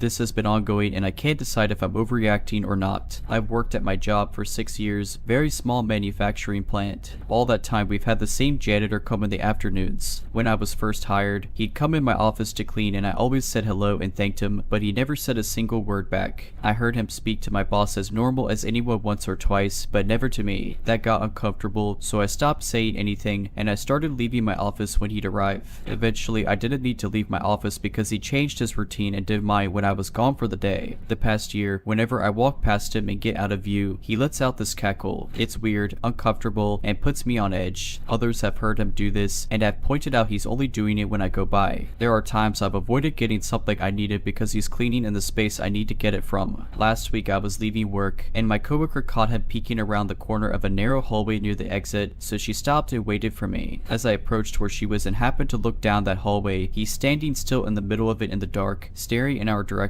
I told my boss about the hallway and the other laughing incidents. He said he'd run a background check to see about him and to make sure I'm not the last to leave the building anymore, not that I ever was. I told him I didn't feel threatened, but that these instances are odd and only happening to me, so it's not comfortable. Am I overreacting? My gut says something is off. For context, I'm a man in my late 30s and was 18 at the time of this story. 20-something years ago this month I moved to London to attend music college. Most of my other friends were still doing their A-levels, but I sacked those off in favor of an opportunity to study drums and percussion, which I'd already been teaching myself for 10 years at that point in the big city, and to escape my sucky rural hometown. It was the last day of the last term of our year-long course, so everyone ended up at the pub to celebrate. It was a fairly rough pub, but the nearest one to our college, so it was always a weird mix of shifty locals and annoying music students, myself included, and this night was no different. Everyone was doing karaoke, which at the time I was just too awkward to take part in, particularly in front of a pub full of people. I was getting bored and wanted to leave, but was staying with one of my fellow drummer friends who lived a lot closer to the pub than I did. Things were starting to wind down, so I told my friend I'd meet him outside once he'd finished making out with one of the vocal students. I went and stood outside on the street next to the pub by some fencing, behind which were some garages of nearby council flats. I chain smoked a few Marlboro Reds, knowing my friend was going to take his sweet time. As I was standing there, I saw a shifty looking guy in a hoodie with chin-length dreadlocks approaching from afar. As he passed me, we made brief eye contact, but I thought nothing of it and continued smoking. A few minutes passed and I heard what sounded like some sort of rustling or footsteps behind me. I turned around and saw the same guy on the other side of the fencing. He was walking towards the garages but kept looking up at me. This felt a little strange, but I just assumed he was just a weird guy who lived at one of the flats, so I turned around again and continued smoking. After a few minutes, I was a little curious as it had sounded like the guy's footsteps had stopped quite abruptly shortly after I turned back around, so I looked around again to check if he was still there. To my absolute bewilderment, I saw the guy now sort of crumpled in a pile on the floor with his back against one of the garages, trousers round his ankles, his thing in hand, just going ham on himself whilst giving me the most intense eye contact. I swung back around in shock, completely unable to process what I'd just seen. I was frozen and had no idea idea what to do. About 20 seconds passed and I heard the zip of his fly, then the sound of footsteps growing louder and I knew he was approaching me. The footsteps stopped and, "Excuse me," the guy said at a soft and nervous sounding tone. I turned around. "Yeah, what? You're not gay, are you?" No," the guy, almost blushing, says. "Oh my god, I'm so sorry," and hurriedly walks away. For years I used to retell this anecdote as a funny sort of "oh my god, that's outrageous" story. It didn't really dawn on me for a long time how messed up that event was, I think in part due to when it happened, early 2002, and the fact I'm a man, so most people wouldn't immediately think of me as someone who would get flashed at or harassed or be exposed to. It was only in the last 5 years or so, with the increased awareness of that kind of behavior, I started to reframe it a little. Context: I conduct bystander intervention trainings and have an excellent sense of when I feel uncomfortable versus unsafe. I have trained in conflict escalation techniques. I've also taken a self-defense course and feel comfortable using those skills if necessary. I'm a woman in my mid-20s, but usually people guess my age around 16 to 18. Event: I had already been in Marshalls for a while, and having finished trying on clothes, I decided to check the men's section for my partner before heading out to run my next errand. While looking through the racks, I began to notice that someone was following me through the racks and watching me closely. A young man, probably aged 18 to 21, would walk down the aisle a little ways behind me, then pass by me very closely, much more closely than the aisle width required. After having this happen 2 or 3 times, I made eye contact with him after he made his pass, and he said sorry. I first assumed that he was interested in taking my purse and or taking something out of my purse, so I kept a closer hand on my crossbody bag. After having said sorry, he kept his distance for a few minutes, and I continued browsing. However, he shortly approached me and held out a piece of printer paper with an image of his driver's license, a vertical under 21 license, and asked me, "I just got my license photo taken, do you think it's a good picture?" I said, "Yeah, it's a perfectly good photo," and moved on. At this point, I was getting a little weirded out, but there were plenty of other people in the men's section, so I wasn't particularly concerned yet. Shortly after, as I approached the end of the men's section, he approached again and asked, "Can I give you a hug?" I responded, "No, thank you." He asked, "Why not?" And I responded, "I don't really feel like giving a hug now, thanks." Then he said, "I'm not a danger to you." I responded, "I know, I'm just not interested in giving someone I don't know a hug." He went away to another part of the men's section again after this, and I finished looking through the rack. At this point, I was starting to feel deeply uneasy, but continued to play it cool in order to not escalate the situation. While I was browsing the last rack, he came back again and asked, "Can I follow you around while you shop?" I responded, "No, thank you, I prefer to shop alone." He responded with his usual "why?" and I let him know again that I prefer to shop alone. He left again, and at this point I was so thoroughly freaked out that once I made sure he was walking away from me and not looking at where I was going, I left the store and exited onto the strip. He did not follow me, and I entered the neighboring Ross to wait things out. I immediately texted my partner, who was at a conference hosted at one of the casinos. So my question is, what happened here? My partner and I have a couple of theories, but I'd love to hear if anyone else has experienced something like this or knows of other experiences like this, especially the showing the license thing. We can't really figure out what that was for. Theory 1, bad pickup artist. The game tells men that they should use props to try to pick up women. Was this just a really bad attempt at trying to hit on me? Theory 2, I almost got abducted. Israel Keys attempted to abduct a woman from a Marshalls in the late 90s using a similar technique, staring at her for a long time, then asking her how old she thought he was. Kelsey Smith was abducted and murdered after being followed down the aisles in a Target, then followed out to her car. These instances feel eerily similar to what I experienced, and during the encounter, my unsafe alarm bells were definitely going off. I was ready to fight this man in the Marshalls if necessary. I don't believe trafficking was at play, since trafficking rarely involves getting snatched off the street by a random person. However, I'm not entirely closed off to that idea either. Please check out Polaris Project for more information about trafficking. I, a 29-year-old woman, have been hiking at a wooded trail near my house for about 3 years now, and it's my favorite trail due to the beautiful waterfalls and meadows, but had several creepy encounters over the years. Luckily, I always hike with my 90-pound Bernese, Baker. He's the sweetest boy, but will protect me. First encounter was 3 years ago in the winter when I was walking up a hill and Baker starts growling unlike I've ever heard. I look around and realize there's a man in the shadow of the woods watching us, and when I notice him, he starts walking slowly towards us with his head covered. I said hello as usual, and he didn't respond. I kept walking and got a feeling that I should turn back. When I did, I realized he had turned around on the trail, middle of the hill, so not a common turnaround point, but once he saw me, He walked into the woods and stared out at the valley hugging a tree, so nothing too crazy, but it just felt off. Around the same time a year later, Baker and I are walking on the same trail, and again, Baker starts growling. Usually he is very excited to meet anyone or anything. I realize there appears to be the same man standing off in the shadows watching us, but I figured maybe Baker just scared him, so he was standing away from us, waiting to cross the bridge. Otherwise he easily could have kept walking along the trail instead of waiting for us. They cross the bridge and keep walking. I again get a feeling that I should turn around. When I do, I realize he is behind us, so I had no reason to be waiting for us to cross the bridge. I sit down with Baker by my side and pull out my phone while making it clear I've seen him, not staring, just glancing in his direction. He stops when I turn around, even though I'm off the trail and not in his way, but continues walking after I pull out my phone. I start walking back and find a large stick he had left that had been sharpened with a knife into a spear. I take the spear and continue walking while looking around me the entire time. I know now I should have reported it at this point, but I just convinced myself I was being paranoid. About a year later in the winter, I'm walking along the same path, maybe stupid, but I took a year off and again just convinced myself I was paranoid. It's snowing with the trails mostly empty, and I suddenly see a bunch of trees with frowning faces made out of snow, despite not seeing anyone on the trail for miles. Baker again starts growling at something in the woods that I can't see, so we turn around. I don't report it because I figured it would never be taken seriously. Then today, a few months later, I'm walking along the trail and find a tree with "I see you" written in chalk. I immediately get a weird feeling and turn back and report it to the park rangers and police. Update: I'm working with park rangers to keep an eye out. After sharing in my hiking groups on Facebook, several women have come forward with similar experiences at the same place. One woman was stalked by a man in a full snowsuit in middle of July on this trail. Another was followed all the way to her car within appearing along the trail watching her from the woods at various points. Update 2, 6 different women have come forward with similar experiences with a similar looking man at the same park. They've all reported it to the rangers. I interviewed with the local news. They reached out to me and it's everywhere. Rangers are not happy with me for sharing with the public,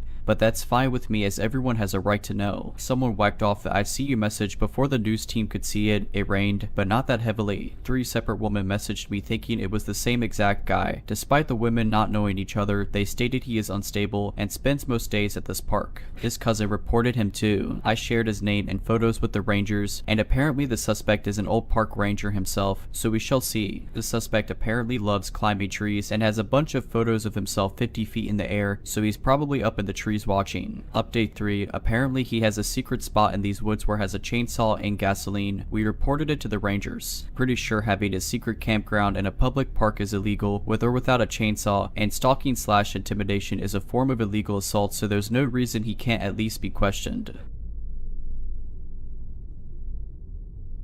My aunt and uncle's house was in a small desert town. They had about 4 acres of land and a good amount of space between neighbors. On the back of their property there was a fenced-in area with a large shed and an old salvage U-Haul moving truck. I was visiting for a couple weeks one summer. My little cousin and I were about 10 and 12 at the time. One morning, we were roaming the property by ourselves. The adults were all out running errands. We ended up walking between the fence and the old moving truck. We were on the passenger side of the truck, walking from the back towards the front. All of a sudden, my cousin just froze. The hairs on the back of my neck stood instantly. He didn't make a noise and just pointed at the side mirror. In the reflection, we could see a man sitting in the driver's seat. His face was caked in dirt and blood. He was moving around quickly, and at one point he ducked out of our view. We instantly turned and sprinted back to the house. We locked all the doors and called the cops and family. We were freaking out, running from room to room, looking out the windows, brandishing baseball bats. The police and family showed up after about 15 to 20 minutes. They searched all over, but never found the man. They found the fence was bent down where he must have climbed over it. There was blood and dirt smeared all over the driver's seat of the truck. He must have been trying to steal it, because the ignition wires were pulled out like he was trying to hot wire it. No explanation for the blood. Nothing happened after that. My cousin and I had nightmares for the next few nights. That's about it.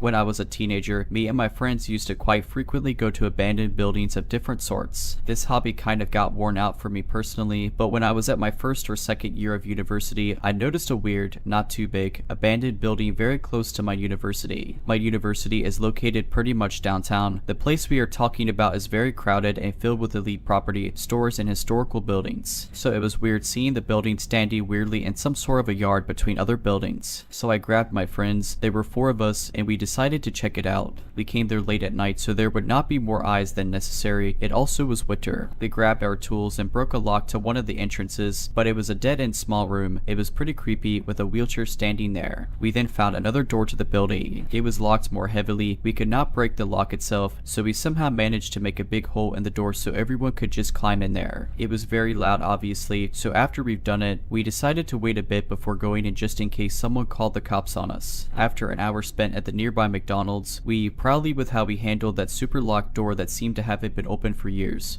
decided to go in. The building felt empty and damaged. There was not much stuff there besides concrete walls and a lot of trash which we thought was old. There was no light in there at all. Every window was locked too. It's creepy to think back on this decision, but the first thing that we decided to do is to go to the attic, all of us. It was more of the same, a lot of trash, some graphitis, and generally nothing too interesting. Then we decided to come back to the floor we started from and check it out properly. While we were for some reason, I guess being kind of creeped out from the atmosphere, just standing in the corridor, which allowed to overview two big halls. Both of them were filled with trash. One of us decided to go across the hall. We could see in clearly with a flashlight to check out some sort of shack that was located in those piles of trash in the end of the hall. He looked inside and then rushed back to us very concerned. He said that there is a body inside. We all thought it was a dead person because the building was locked. No way someone was living there somehow. We felt like someone died and somehow nobody cared. This discussion could not be continued because we then actually saw someone coming at us, a mere silhouette. We lost our minds from this and we rushed into our door hole, which was not perfect for anyone to climb through it in such a rush. While we were making it out, this person shouted something angry at us with a rather unsettling voice and was mad at us for breaking the door. We were scared because of how unexpected that was. We were 100% sure there could not be anyone at a locked abandoned building that was out of use for years and partially damaged. We never thought to ourselves that maybe it was not the city that locked it, but someone managed to privatize the locks. The guy himself was creepy too, living in this absolutely dark, full of trash abandoned private hospital. Afterwards we tried to find what it was. It was the best guess.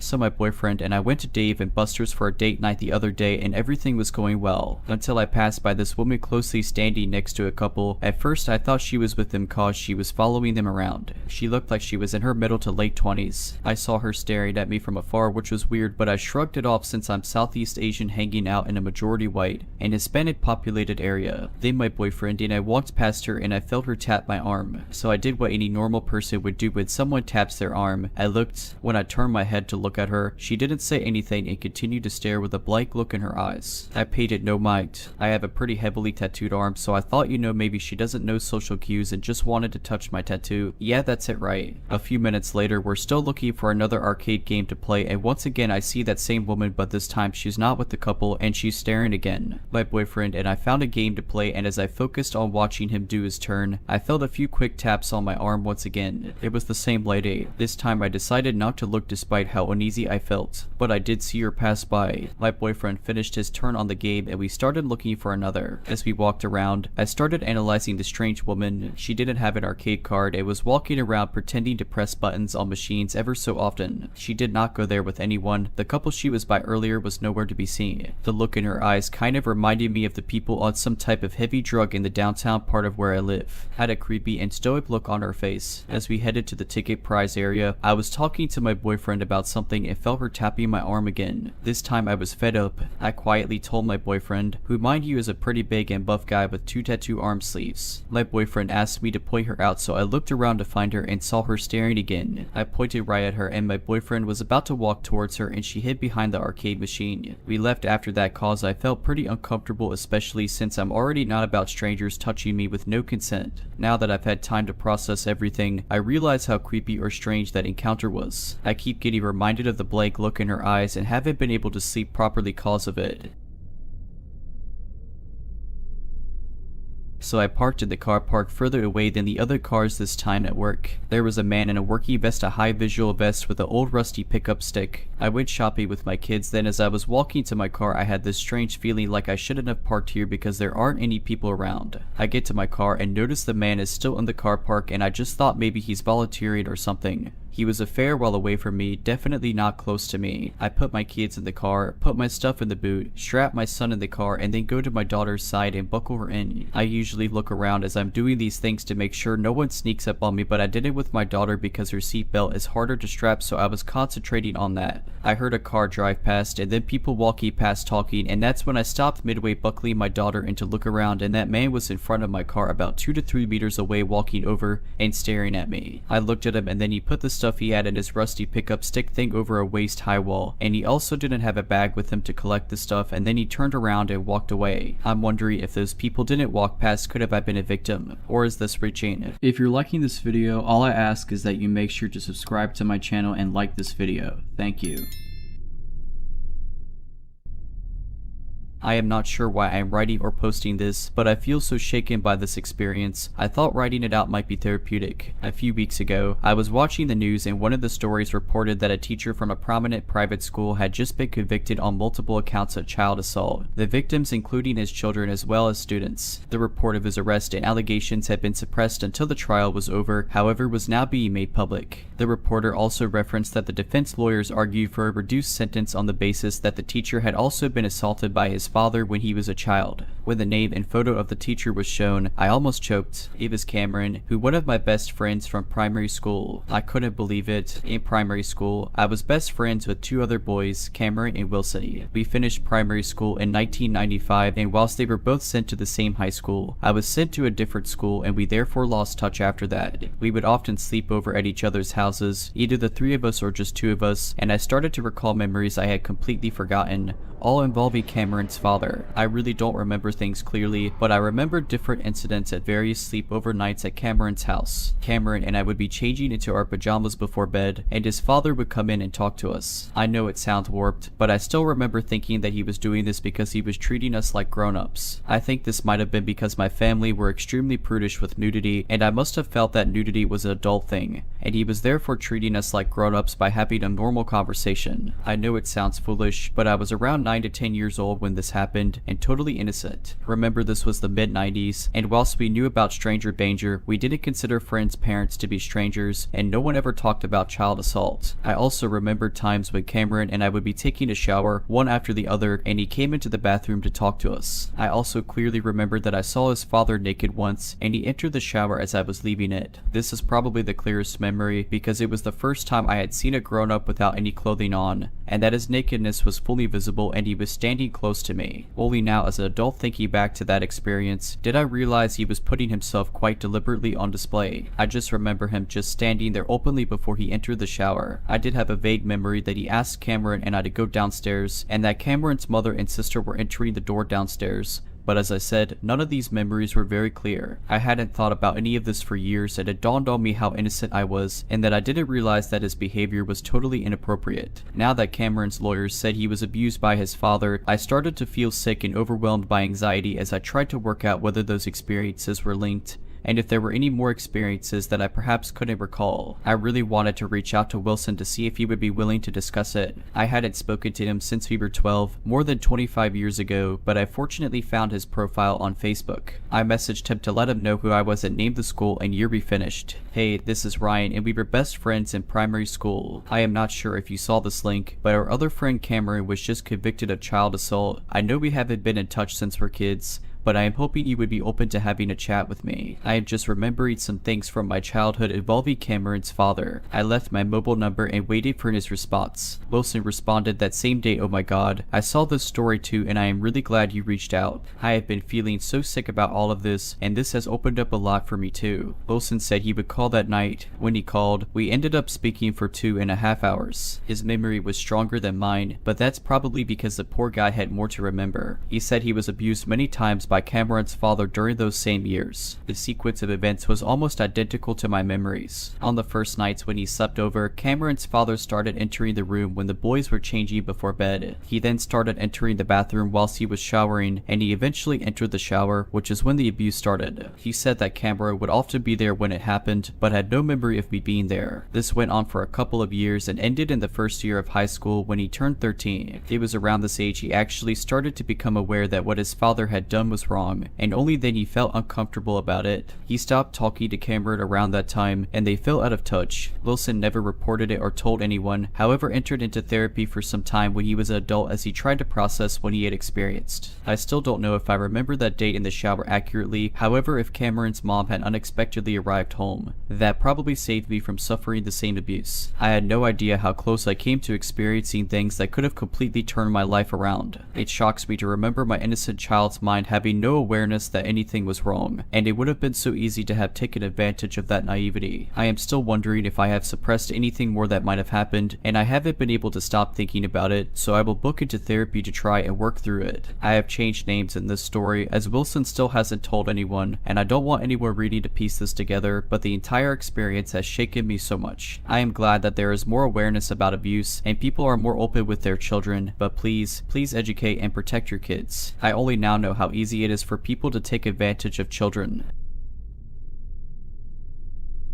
On my 19th birthday in September 2014, I'd moved into my first home, a small one-bed flat. I was beyond excited to have the freedom and independence that living alone would offer me, and quickly set about buying new furniture, decorations, and items for my home. One afternoon on the bus home after a trip into my local town to buy more household items, an elderly gentleman, in his late 60s if I had to guess, started speaking to me. I've always been a social person that'll gladly speak to whoever speaks to me, so I engaged him in the conversation. Just polite chit-chat about what we'd been up to that day, what our plans were for the rest of it. Upon reaching the stop I'd be getting off at, he told me he was also getting off at this stop as he was visiting a friend who lived in a neighboring block of flats. He offered to help me carry my shopping, and I agreed. I walked with him to the front of my block and said my goodbyes. He left towards a different block, and I thought that was that. He didn't enter my building or see which flat belonged to me, or so I thought. A few days later, I heard a knock upon my door. I opened it to find the same elderly gentleman standing outside my door. I was quite taken aback considering he should have known which flat I actually lived in. He'd also managed to get into the building without ringing my doorbell. The realization hit me that he was hidden out of sight to watch which flat I entered. Side note, the block had large windows in the communal area. He quickly forced his way into my home and tried talking to me. I lied and stated I was about to leave as my friends were expecting me, hoping this would encourage him to go. He then started groping me under my clothes and underwear. I moved his hands away, but he kept trying to remove my clothes. I ran to my front door and told him I'm leaving now, you need to go.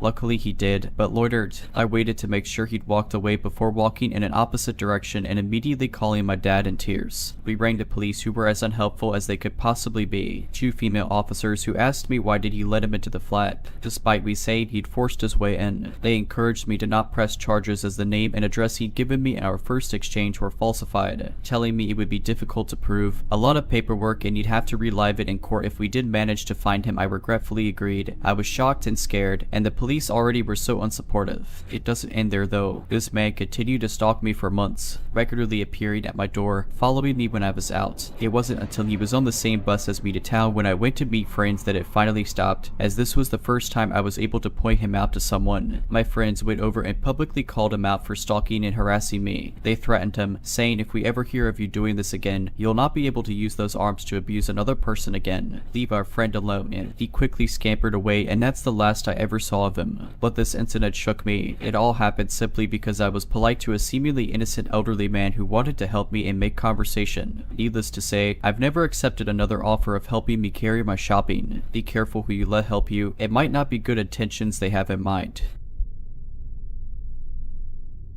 I just got back from a family vacation in Los Cabos, Mexico. We stayed at a nice Western resort, and usually around 9:30 at night, my family would head back to their rooms to go to sleep. Naturally, as a 25-year-old, I wanted to stay up and party or go drinking at bars, but my older brother was working remotely and wouldn't go out with me. After the family went to bed, I went out to a bar around the corner from my hotel and ended up befriending the locals there and a 29-year-old guy from San Diego named Luke, who was there for a wedding. We started hanging out every night after my family went to sleep, and on the 3rd night of the trip, Luke asked if I wanted to meet him in downtown Los Cabos with his friends. I really wanted to, but I was at an important dinner with the family that went on later than usual. I ended up staying home that night. The next night I met him at this huge mansion mansion they rented on Airbnb, and he told me that it was good I couldn't make it out the night before because of how scary of an experience it was. He explained to me that the night before, his buddy was taking a piss outside and someone approached him and held out a key with a bump of coke on it. Without thinking, he snorted the bump, and the person who offered it was now demanding he buy an $80 bag from them. He was drunk and refused, while getting pretty aggressive towards them. Things went from bad to worse as the Mexican who offered the bump started following their group from bar to bar for the next 3 hours, taking pictures of them. He called his friends, and there were now a group of them following behind and claiming to be affiliated with the cartel. They warned that if Luke's buddy didn't pay them, they were going to call their boss. Luke eventually went over and tried to smooth things over. They told him his friend had stolen from them and it was going to cost him his life if someone didn't pay up.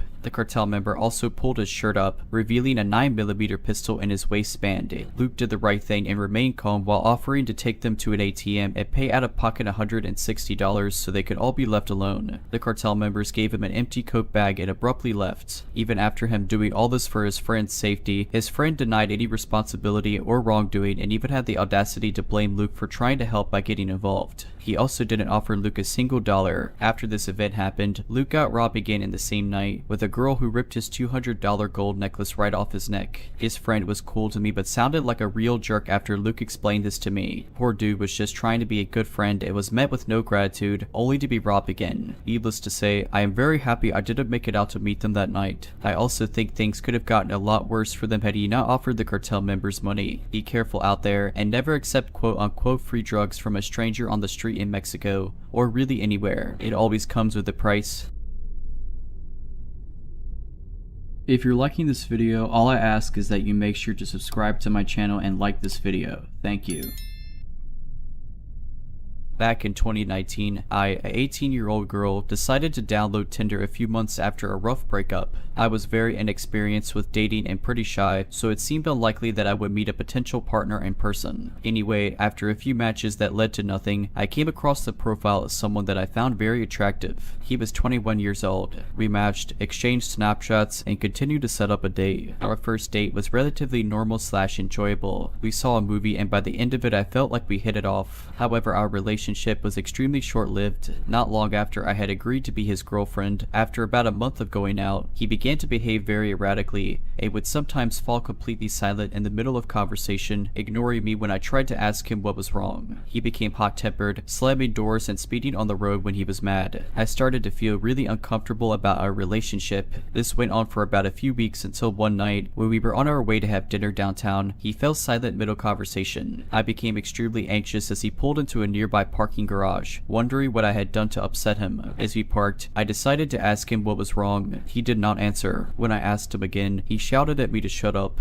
I was completely frozen for a moment, but I finally got up the courage to tell him we were done, gather my belongings from the car, and walk over to the nearest coffee shop to call an Uber. It was fairly late at night, so I walked as fast as I could, hoping he wouldn't follow me. When I made it to the shop, I noticed I had several missed calls from him. When I made it home that night, I blocked him on all social media and decided to never contact him again. I'm fairly familiar with the dynamic of toxic relationships, and I knew that if he could talk to me that way, completely unprompted, it was likely that he was capable of much more. About a week goes by as I start to settle my emotions a bit. I decide to confide in a friend who had never met the guy about what happened, feeling completely embarrassed. A few nights later, I received a text from the same friend. It was a screenshot of an Instagram message from someone she didn't follow, my now ex. It said something to the effect of, "Hey, I'm sorry we're having to meet like this, but my name here is ignoring me and I need to talk to her." My heart sunk. I decided to message all of my friends separately and let them know what happened, just in case. Later that week, I started receiving several messages from various accounts, all without profile pictures or posts. Eventually, I gave in and responded to one, asserting that the relationship was over and that I didn't want to hear from him again. I blocked the accounts immediately afterwards. As time went on without hearing a word in weeks, I figured I had reached the end of the situation. Until, one morning while I walked to my car, I noticed something dangling around the handle of my car door. It was a necklace I gave him. He had only picked me up once from my house before. The thought of him driving to my house, about a half hour from his place, earlier that night freaked me out. I was shaken up for a while. It was by no means an expensive necklace, and I had the exact same one. But I kept it pushing. I thought maybe it was his way of acknowledging that we were done. 2 months later, I was working my job at a small boutique near my house. I was used to answering the phone several times a day, so when the phone rang I thought nothing of it.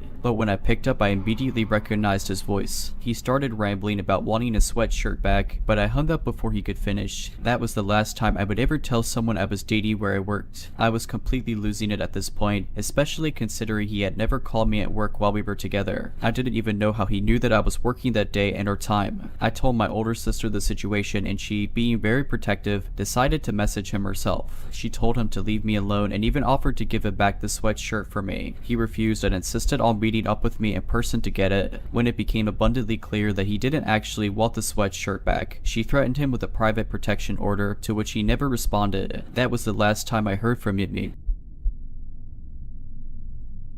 We moved into a suburban house in the southern United States a few years back. When the pandemic hit, I found myself working remotely. It was great since I spent more time with my family and didn't have to spend 2 hours in traffic. However, being home a majority of my week exposed me and my family to a variety of strange encounters that have only escalated through the years. Early in the pandemic, we got a knock on the door in the middle of the morning. I was in a meeting, but I heard my partner open the door. I could tell by the voice it was our next door neighbor, an older woman who lived alone. She was in the process of moving and had stopped by every day or so to give us a few odds and ends that she didn't want to take with her. However, within seconds my partner called my name with a worried tone. I excused myself from the meeting and head over to our landing, which is open to the front door below. Both my partner and the neighbor look slightly panicked. One of our neighbors says there's a strange man sitting on our back wall. What do we do? For context, my house is on a green belt. There's about 500 yards of woods and field until you hit a 4-lane road and small shopping plaza. Our back wall is a smooth concrete and around 6.5 feet high. The ground on the green belt side is sloped, which ends up making the wall about 7 feet high on the green belt side. A taller person with considerable effort could probably scale it. I initially think there's no way someone is up on the wall right now, but sure enough, as I run downstairs and look through the back sliding glass door, there's a middle-aged man smoking a cigarette with both feet hanging into my yard. He's kind of lazily staring at the back of mine and my neighbor's houses. My adrenaline starts to kick in. My kid's swing set and toys are in the backyard. I hate confrontation, but I seem to be automatically moving to open the back door. My partner asks what I'm doing. I open the door and step out onto the porch and start walking across the yard. As I get closer, I can tell the guy is bugging and probably homeless. He notices me when I get about 6 feet from him. I'm trying to stay calm and not escalate. Hey man, what are you doing up here? He gestures around him, enjoying the view. I interrupt. Yeah, you gotta get down and go somewhere else. He just kind of stares at me and swings a leg over the other side but stays put.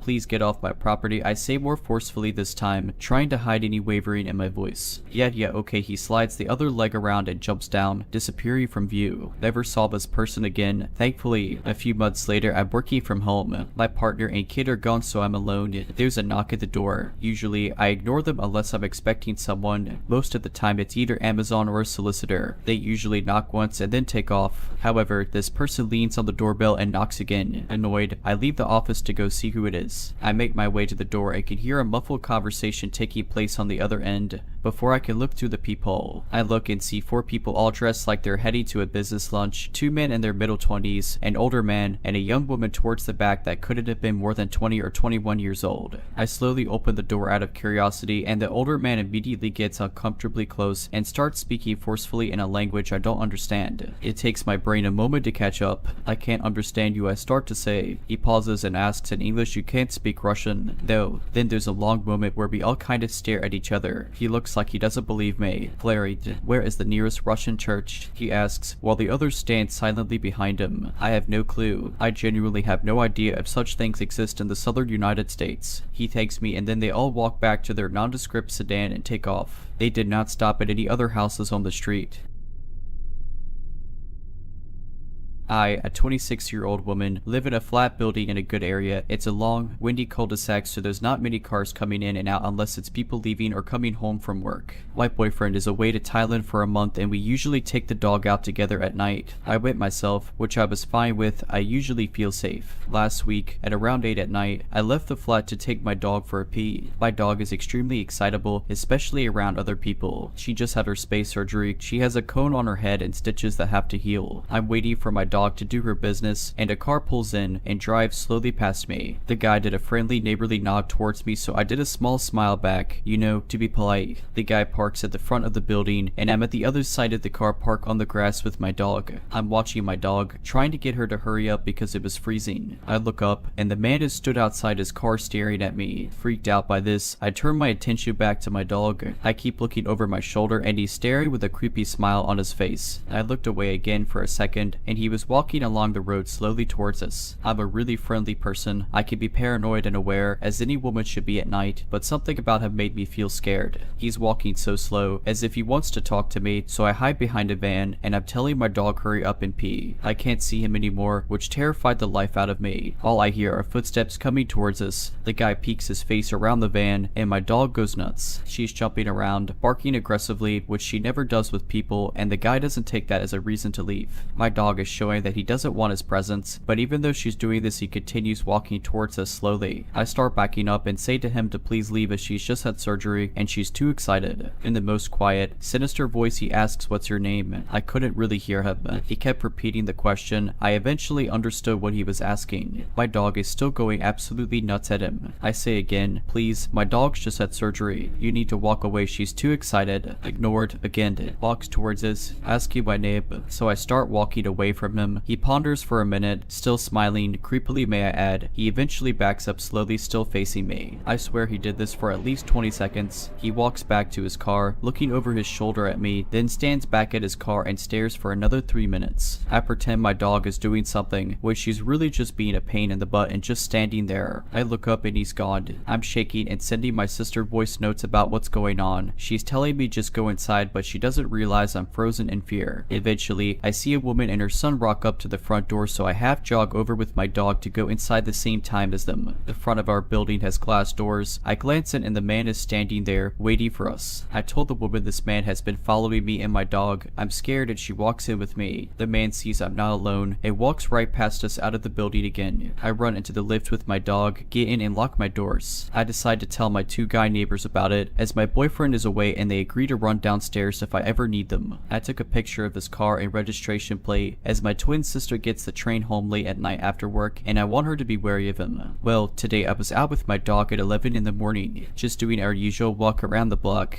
We walk into the building and as we are heading to the lift, I see the guy peek his head around the corner. He was looking for me. He started walking towards me. At first I didn't recognize him, but then he smiled his creepy smile and I realized who it was. He said hello, so I said hi then beeline for the lift. He came towards me and my dog again. I pressed the lift button just watching it come down from the 6th floor. He comes and stands closer to me again. My dog is going nuts at him. He asked what my name was. He has an accent. He asked again when I didn't understand what he was saying. I asked what my dog's name or mine. He goes yours. I froze and said a fake name. He started to move closer. I had no time to pay attention. The lift was about to open and I could run away. He told me his name. I replied nice to meet you and finally the lift doors opened. I walked in and pressed the button to my floor hoping he'd leave me alone. He ran behind me as I walked in and when I'd like to see you again. Shivers ran down my spine. I was so creeped out. I replied that I had a boyfriend, but thanks. As I said this, the lift doors were closing and he tried to stick his hand out to stop the lift from closing. Thank goodness they closed on time. I'm only on the next floor up, so I was so afraid he was going to run up as he could see what floor I got off at. I stopped for a moment and almost pressed a different floor, but I just wanted to get into my home and lock the doors. The lift opens and he's not there, so I beeline to my front door. There's a glass door to the stairs, and I swear I thought I saw someone coming up.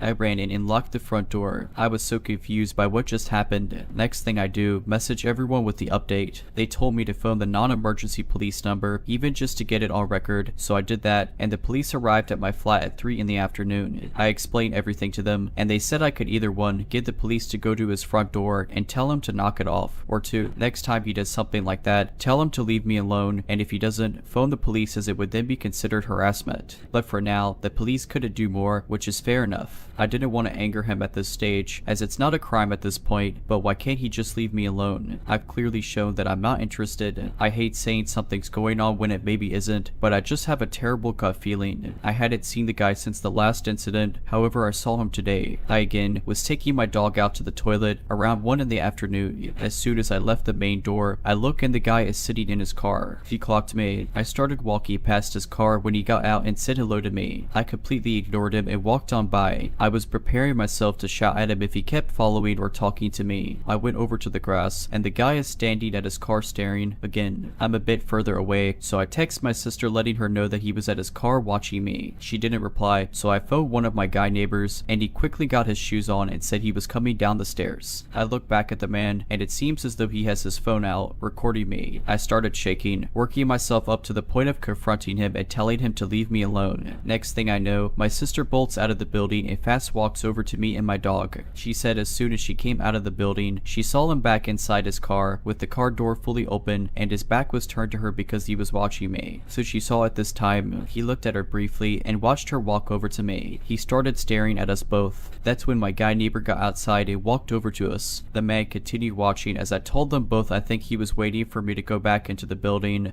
because why was he just sitting there? My sister had enough of it, so she told me and my neighbor to take the dog for her walk and stormed over to the guy's car. She said excuse me and he was shocked. She stood right in front of his car and explained that he needs to leave me alone. I'm not interested. I told him the dog had surgery and he wouldn't leave, which is unacceptable. She also said that I had mentioned about my boyfriend, so he needs to leave me alone. He just nodded and mumbled a few times. She said he looked frightened. She walked back into the building, so we took the dog a walk and when we got back, he was gone. Probably got out of his car and ran back into his flat. I mean, he made me uncomfortable, so she did it to him. Now, if anything else happens, I'm phoning the police as they would then say it's harassment.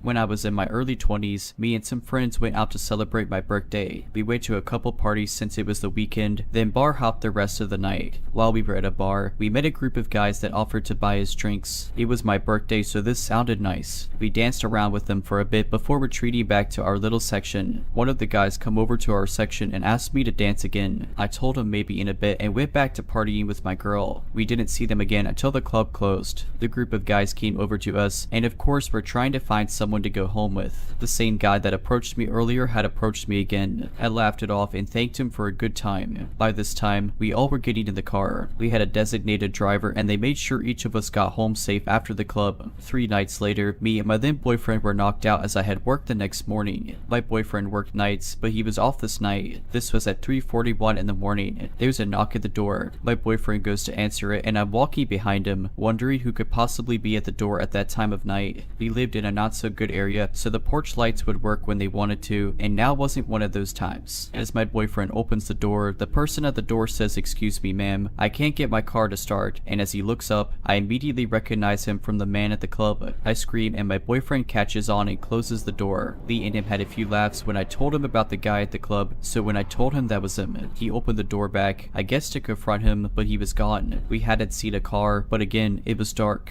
I don't know how this man found where I live, other than following us home that night. I still get the chills thinking what may have happened if my boyfriend wasn't there that night.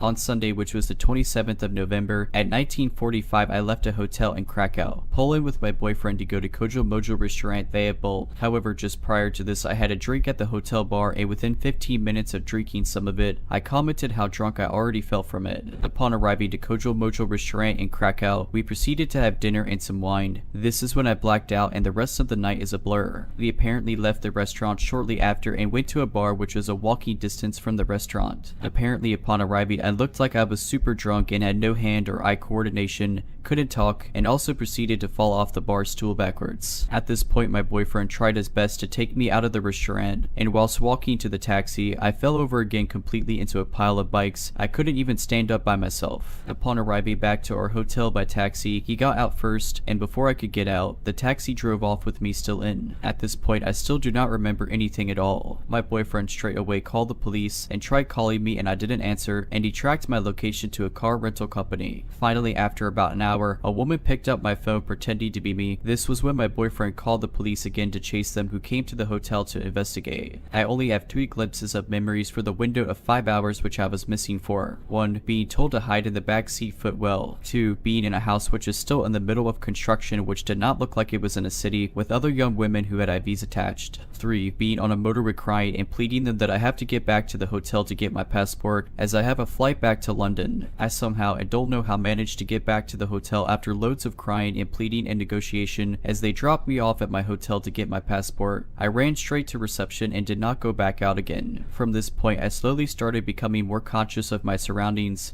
but it's still quite foggy. Shortly after returning to my hotel room, the police were informed that I had returned and started their investigation and looking at the camera footage, which confirms my story. I then shortly realized that I was wearing a polo from the car rental company, which was located in the same location as my phone for the rest of the night. However, every single time someone would pick up my mobile, it would be a different woman of Albanian descent, and they said that they found my phone on the street, which doesn't make sense. Weirdly enough, my boyfriend got a phone call from a different police station the following morning saying my phone was handed in. I have the taxi driver's photo, registration plate, name and phone number, which was also passed over to the police in Poland. However, they haven't been able to help in any way.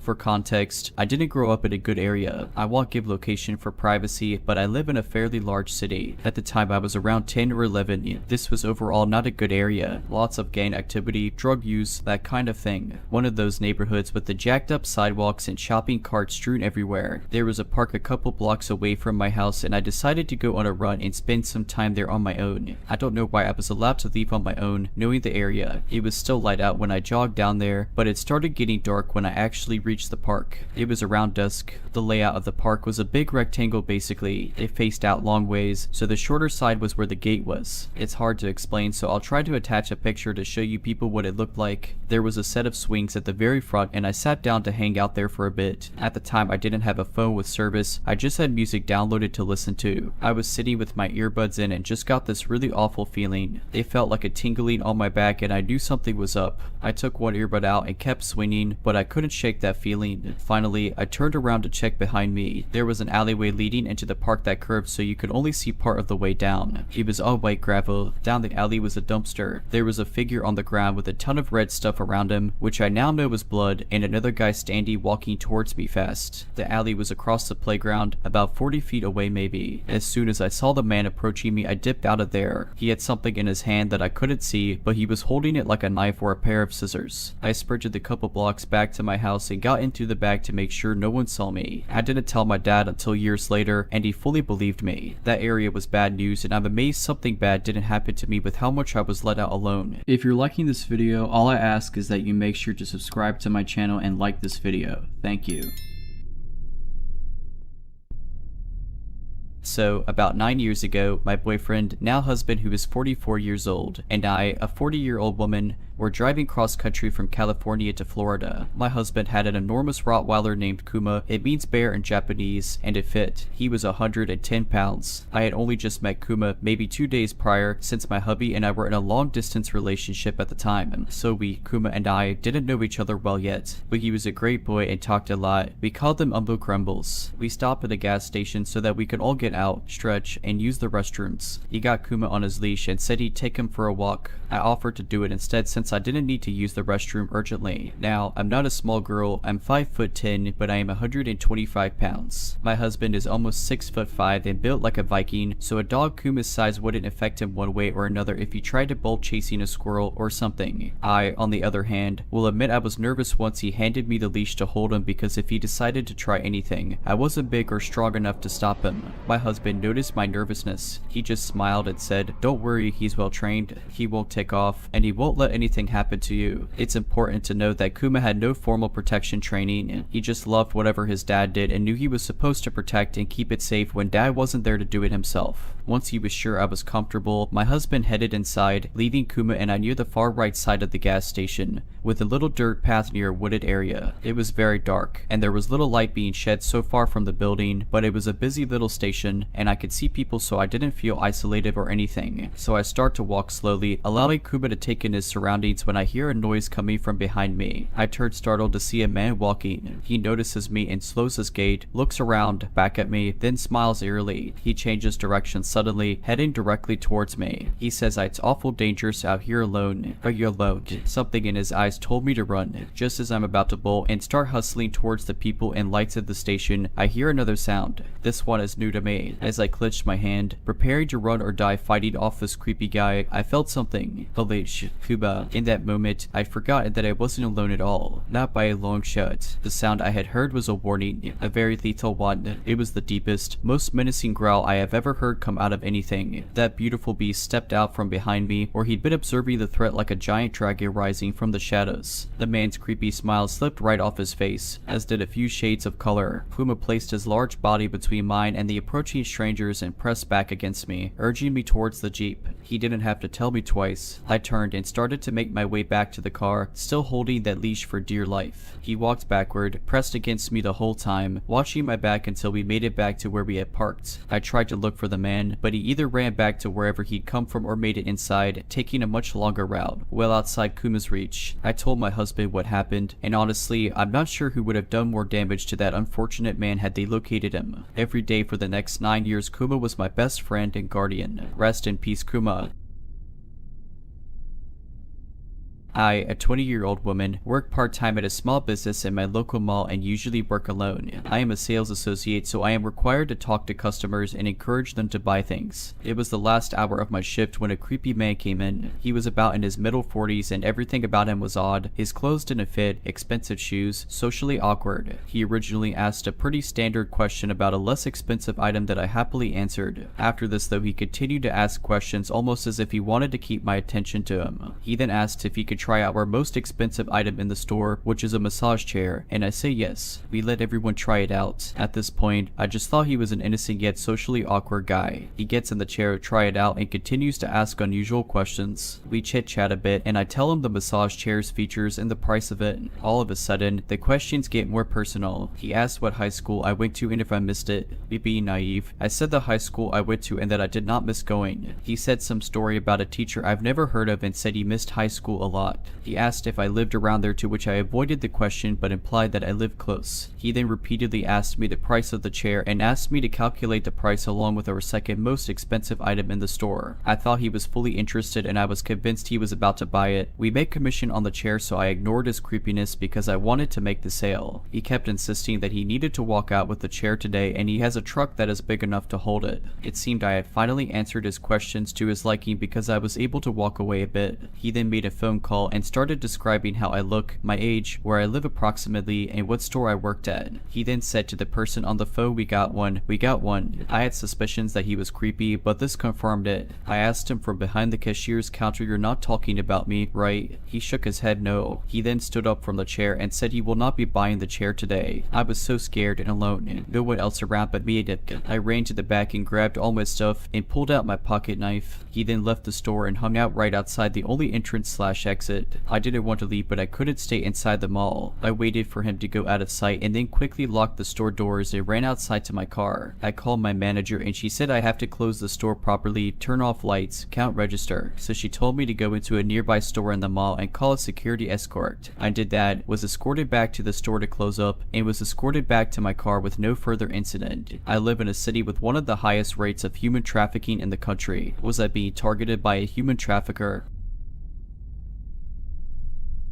My mom decided to tell my dad, my brother, and me an incredibly secret one-word code that would only be used to verify that we are who we say we are in case of a dangerous situation, or something like that. It's a pretty unique word, if you can even call it that. It's almost inconceivable to be mentioned in regular conversation. We all thought it was pretty corny, but we all agreed to remember it, and all of us talk about the code in conversation every once in a while. Note that my mom came up with this code several years after we had moved away to a different state, California, from our hometown, Illinois. Fast forward to last week, a tradition of our family is to go back to our hometown for Thanksgiving every year, and my dad's and uncle's birthday is within that week, so we usually celebrate their birthday during this week as well. We decided, since it was my father's 50th birthday, that we'd go to a dive bar with my family and my parents' high school friends. Vibes were great, and it was the first time our whole family had been out together for several years. About an hour in, a late 60s to early 70s man wearing a bar staff shirt came up to me My brother and my mom and said this incredibly secret aforementioned family code. The way he said it was so deliberate, it was like he knew how much the code meant to my family. We all looked at each other with very perplexing gazes, like we all wanted to say something to each other, but as soon as we looked at each other, he went over to where he was sitting prior to this incident. My brother went over to talk to him a few minutes later, but I forget what he had said to him. Nothing noteworthy as far as I know. Later that night, he and my dad were outside smoking and gave my dad a rock. It was a dark brown rock with dark orange streaks passing through the rock. I think my dad gave it to my mom, and my mom threw it away. My mom believed that the rock was some sort of bad omen. This really did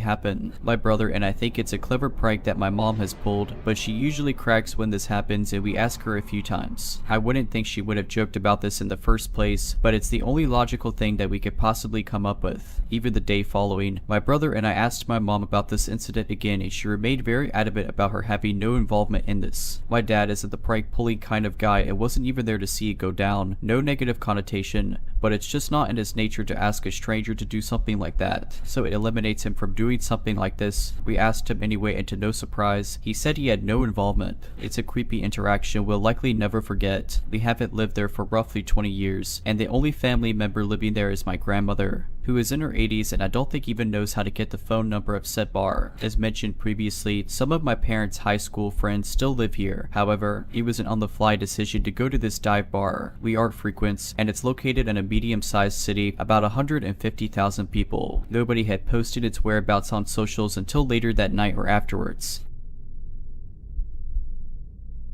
This goes back to when I was about 12. We lived in a really bad neighborhood at the time. It was me, my little sister, and our parents. This was the kind of neighborhood you lived in when you had literally no other option. It was a miserable existence. I was often tasked with watching my little sister, who is 3 years younger than me. I also hated this, and I had gone to play with some neighborhood kids and ended up staying out later than we were supposed to. I remember trying to rush my sister because I was afraid I would get in trouble. I don't know why this one specific part sits in my head still and makes me sad to think about, but I remember pulling her arm really hard because she wasn't keeping up. On our way home, we ran into these two older guys from our neighborhood. They were somewhere in the range of late teenagers to early 20s. Literally everybody in our neighborhood hated these two. They were always starting fights, playing their music too loud, and driving way too fast. Just the kind of people that you wouldn't want to hang around. As I'm pulling my little sister, one of them charges at me and picks me up. 12-year-old me wasn't having any of that, so I was fighting him, but eventually he just took me and physically threw me in his backyard. I don't remember how the other bit happened, but the other one grabbed my sister and followed us. This would make sense to me later, but I noticed that their behavior was much more erratic than usual. For instance, one of them would periodically grab me by the head and squeeze it around my ears. This terrified me because I thought they were going to kill us. I was crying, but my sister oddly enough held it together. I also recall they would randomly just scream things at us. Nothing about them was making any sort of sense. This went on for almost an hour, then a cop car passed and I remember screaming for help.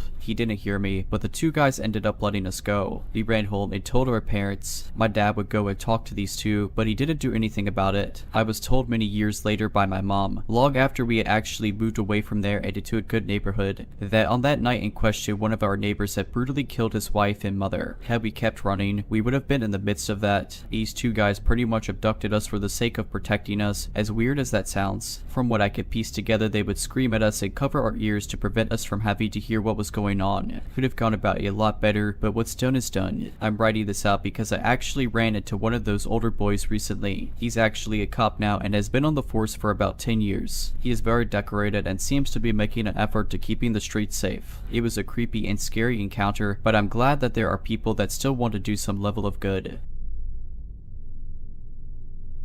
A little context for this one, just so you know, this ended up being longer than I expected. I, a 32-year-old woman, usually get around town in my own car, but I've used Uber on multiple occasions. This is not Uber bashing, by the way. Most times it is a safe and reliable service, which is why I use it. And I try not to be paranoid despite the stories of women that have gone missing this way. Anyway, this means that every woman I know has thought about what they would do if they found themselves in this situation. Stuff like being on the phone with someone the whole ride, not falling asleep no matter how tired or drunk you are, sharing your location through another app, assessing whether jumping out of a moving car is worth the risk, and even carrying weapons. I carry a pocket knife and I learned to use it. Survivors have told stories of their driver going quiet, turning off the app, and changing routes to streets they don't recognize. They try to pass it off as taking shortcuts. That being said, one day after work I had to take a taxi home, and I scheduled an Uber as usual. The car rolled up, the make and model matched, the plates matched, and the driver looked like the photo. So far so good. I climbed inside the car, greeted the driver, and immediately shared my live location with my hubby, letting him know I was on the way. As an extra precaution, I always checked that the locks could be disengaged by hand, and bonus points to cars with windows that could be cranked down manually. The drive started normal. Driver was an older guy, friendly. We struck up a conversation,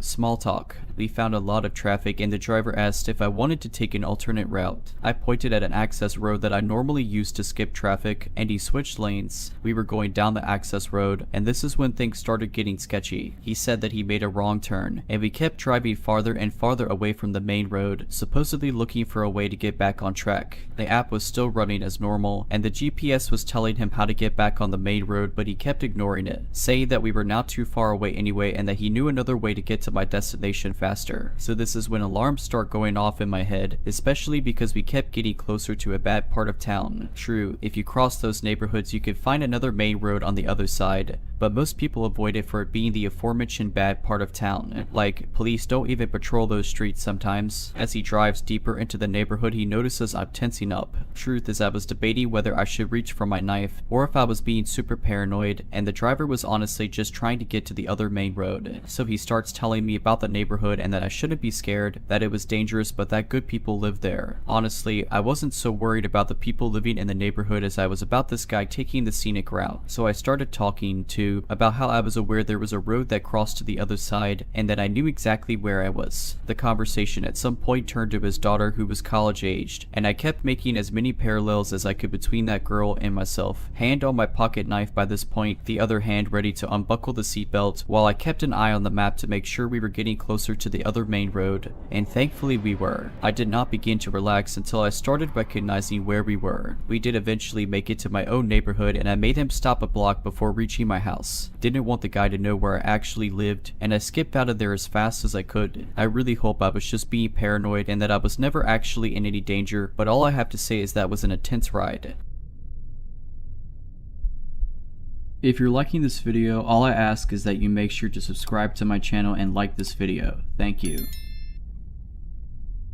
Just for context, for my job I'm on call 24/7 and my company is only required to give me a 2-hour heads up before coming into work. I usually leave my apartment 20 to 30 minutes before I have to be at work. I typically get called to work between 9 at night and 4 in the morning though. One Tuesday morning I had to be at work by 2 in the morning. I am ahead of schedule getting ready and I see that my wife, let's call her Jan, places the trash near the door for me to take out. It is about 1 in the morning when I decide to take the trash out. Now usually when I go to work at that time during the week I'm the only one out and about in my apartment complex. When I leave my building and head to the dumpster, which is about 100 feet from my door, I hear a car running. I can be a bit paranoid and always like to know what is going on around me, so as I walk to the dumpster and I try to figure out what car. It was then I realize it is a car that is parked right next to the dumpster and right next to my car. All of their lights were off, so no one could tell outside of the sound that it was that particular car. Because of that, my gut was telling me something isn't right, so I throw the trash away and head back inside to finish getting ready. About 30 minutes later I go to leave and the car that was running still isn't, still parked right next to my car. As I go to get into my car, I notice there's someone in the front passenger seat closest to my door. However, due to the dark window tint on the other car, I could not see any details of the person. So I quickly throw my bags in my car and head to work. I usually mess with music before pulling out, but my gut told me forget the music and get out of there as soon as possible. After I get to work, 20 minutes after I left, I see a text from Jan that says our dog woke her up to go to the bathroom. The timestamp is from about 5 minutes after I left. I immediately tell her to take the dog out back, which is a bit more private and not in the designated spot out front, because she would have to walk by the car that was running with someone in it, and the designated spot isn't well lit. Jay responds about 5 minutes later and tells me she forgot her phone. She then tells me that when she took the dog out in the designated area, she too noticed the car running and she too got a weird gut feeling. Remember, Jan had no clue about my feeling until after this happened to her. Jan said that after she took the dog to the designated spot, the car that was running moved moved from the previous spot, where the dumpster blocked their view of her, to a spot where they could easily see her. She then noticed a man in a dark colored hoodie walking towards her from the general area where the car's new spot is. Now this is a fairly warm time and once again 1 to 2 in the morning on a Tuesday morning, so very odd. She said the man simply walked by her, but he too gave her a strange feeling. She feels that somehow they are connected given the fact that they both occurred so close together. A few weeks later we found out from our apartment complex that there had been car break-ins recently. We couldn't help but wonder if that car or the man had anything to do with it. This happened to me in the summer of 2019 when I was a 19-year-old woman and working at a dollar store as a summer job between semesters at university. A guy came into the shop around closing, 9 at night, probably in his late 20s to early 30s, and was obviously high. He had the red eyes, slurred speech, everything. Anyways, I said my normal fake hi and smile. Any retail employee knows what I'm talking about, and just let him into the store. He grabbed a cart and started piling stuff into it, only 20 minutes later to come up to my station saying his weed had worn off and he no longer wanted the pile of stuff in the cart. At this point I was super pissed because that meant I had to put it all back. He paid for a few things, thanking me for being so chill about the fact that he was high, then basically started telling me his whole life story about how his wife left him and took his 3 kids with her, that he was broke, all that stuff. He started asking me what my name was, where I lived. Obviously I lied. He said he would be back and walked out. I thought nothing of it. I noticed that he started coming in a lot more often with his backpack, and he always made eye contact with me, coming up to my station to pay for a bottle of water or something. He kept asking me questions about myself, and I was pretty discreet. I suspected that he was stealing. To be honest, I didn't really care, but he always gave me that look as if I was his accomplice or something. Then it started getting super weird. I didn't tell my boss about him. I probably should have, but I didn't want to accuse someone of stealing because of their financial status or whatever else might be going on. I didn't want to accuse him in case he was innocent and I was just misunderstanding things. I think she knew something was up though because of how uncomfortable I was whenever he came in, asking if someone could cover me on my station or asking for an early break, stuff like that. I wasn't actually at work for this part, but my boss told me about it later. She said he came into the store in tears, admitting that he had been stealing from the store the last couple of weeks. He told her he had made a list of things he stole and was going to pay it all back. This is where I reminded it was a dollar store. It's not like he snagged the Mona Lisa. I was stocking shelves when I saw him next. He came up the aisle and snuck up behind me, startling me. He insisted he wasn't there to steal, then professed his love to me, insisting that I call him. I didn't even have his number, not that I would have if I did. I wasn't at my station when he went up to pay for a handful of chocolate bars, but my boss was, and she told me he pulled out a wad of bills to pay for them. She asked him where he got the money and he quote responded, "I found a pot of gold." She thought he was joking, so she asked him with amusement where he found it and he quote responded, "I found it next to a dead leprechaun." To say she was freaked out was an understatement. And she told me that if he came back to call her immediately. A week later was when I saw him next, annoyed at the sound of a car in the parking lot. I turned, looking out the window behind my station to see a car. It looked like an expensive blue sports car, maybe like a Lamborghini or something, I'm not sure, but it was definitely expensive. It was racing through the parking lot very loudly and stopped right in front of the store. I watched him get out and my eyes widened in shock. He was in an expensive black suit, hair gelled back. He looked like he just came out of a board meeting. So he comes into the store, and before I could even call my boss over the speaker, he was up at my station, leaning towards me and saying, "So, when are you gonna call me?" in like this flirty/seductive way. I don't remember what I said, probably made up some excuse. I transferred stores to another city for school not long after, so I never saw him again, but I still remember his face that last time when he looked at me like a piece of meat instead of a person. I also questioned what he meant when he said a dead leprechaun. My friends think he won the lottery. My mother thinks that he got an inheritance from a dead relative, but I'm not sure.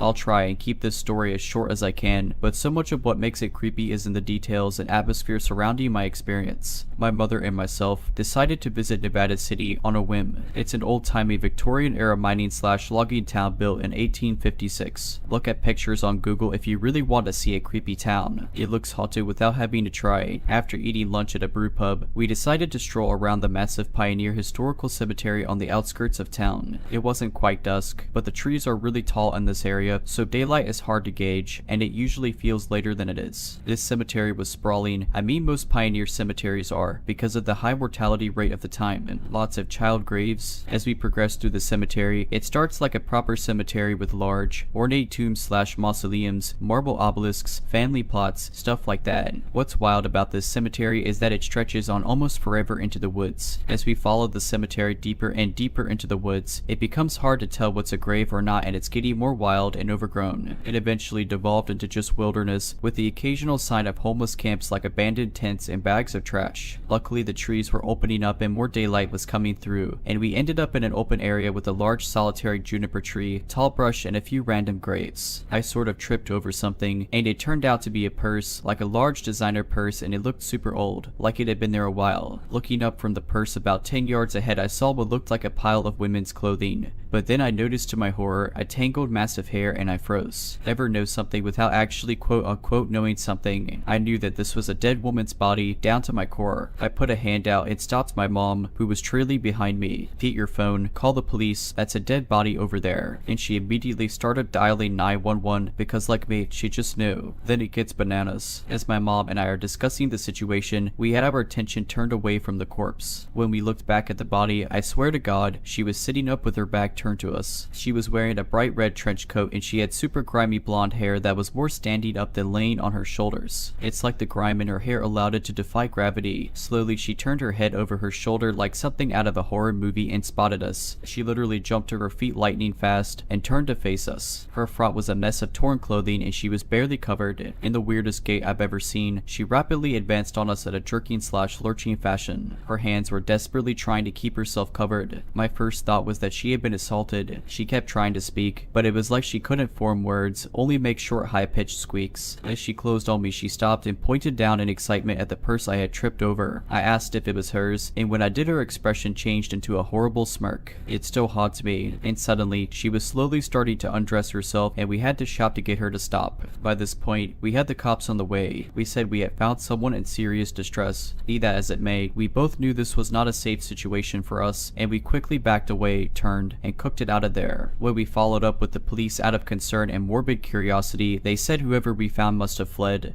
because they didn't find her. I hope to God she's okay and gets the help she needs.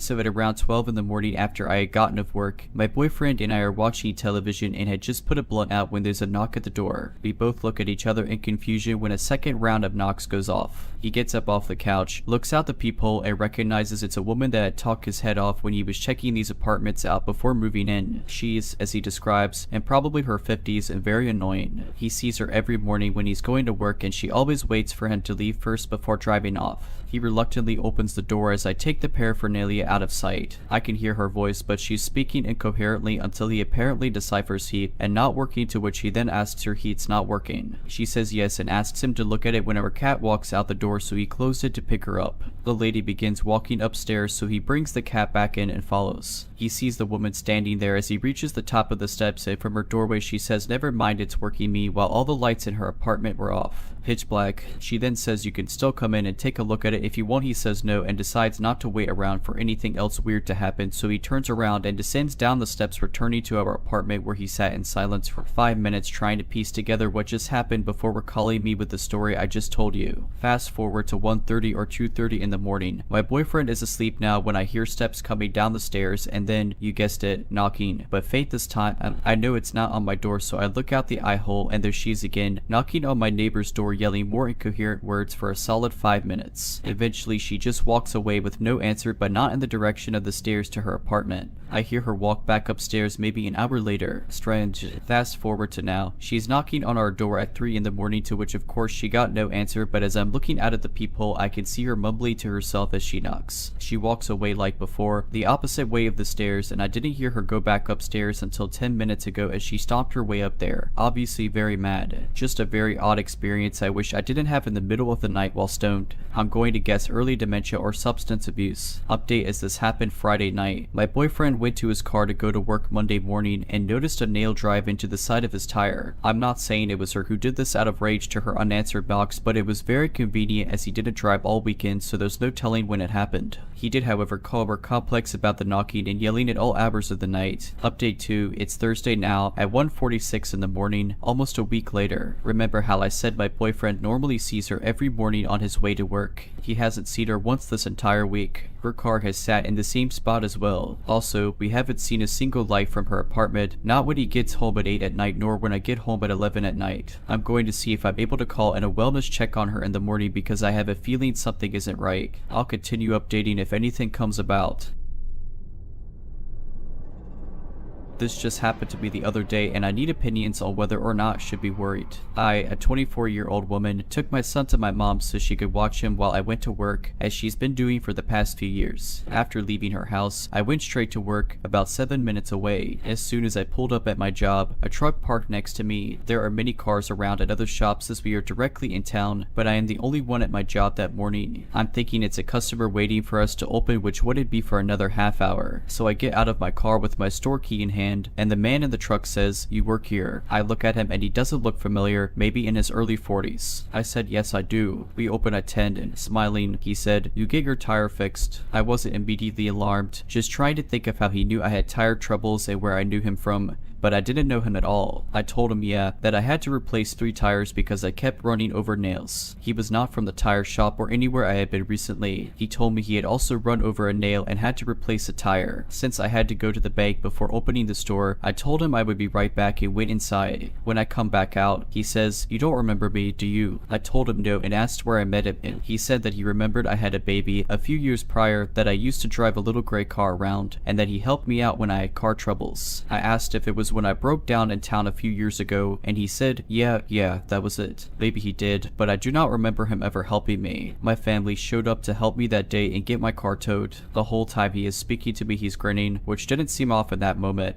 He then says, "Yeah, I've been seeing you pumping air in your tires at the gas station and thought, man, every time I see her in that little red car, she's pumping her tires." And then I thought I knew her from somewhere, but I was kind of scared to say anything cause you know people can be crazy. Okay, reasonable I guess. He sees me at the store a lot. I was having to pump air in my tires once or twice a week for the past several months until I finally got new ones. So I don't know how many times he saw me at the station. I still frequently stop there for gas and snacks. At this point, I'm still thinking he's a customer waiting, so I tell him I gotta go and will be back soon to open. He says, "Alright then, my name's Ron by the way." I wave at him as I go to get in my car, but then he starts backing up his truck and leaves. That is when I realized that he literally just followed me to work to tell me all that. I was taken aback for a second. It took me a few hours to process the whole encounter. I don't even know at what point between my mom's house and my work he saw me and began to follow me, but I do pass that gas station on the way to work. I told my husband on my lunch break. He was concerned and believed something was weird about it, as do my mom and a couple of my close friends. Maybe the guy just thought he was being friendly and thought that was a normal thing to do. He may have just been an odd dude. I personally think it's weird for someone to follow me like that. I know not to trust any and everybody, and that you can never be too careful. Just want to know if I should be watching my back more closely.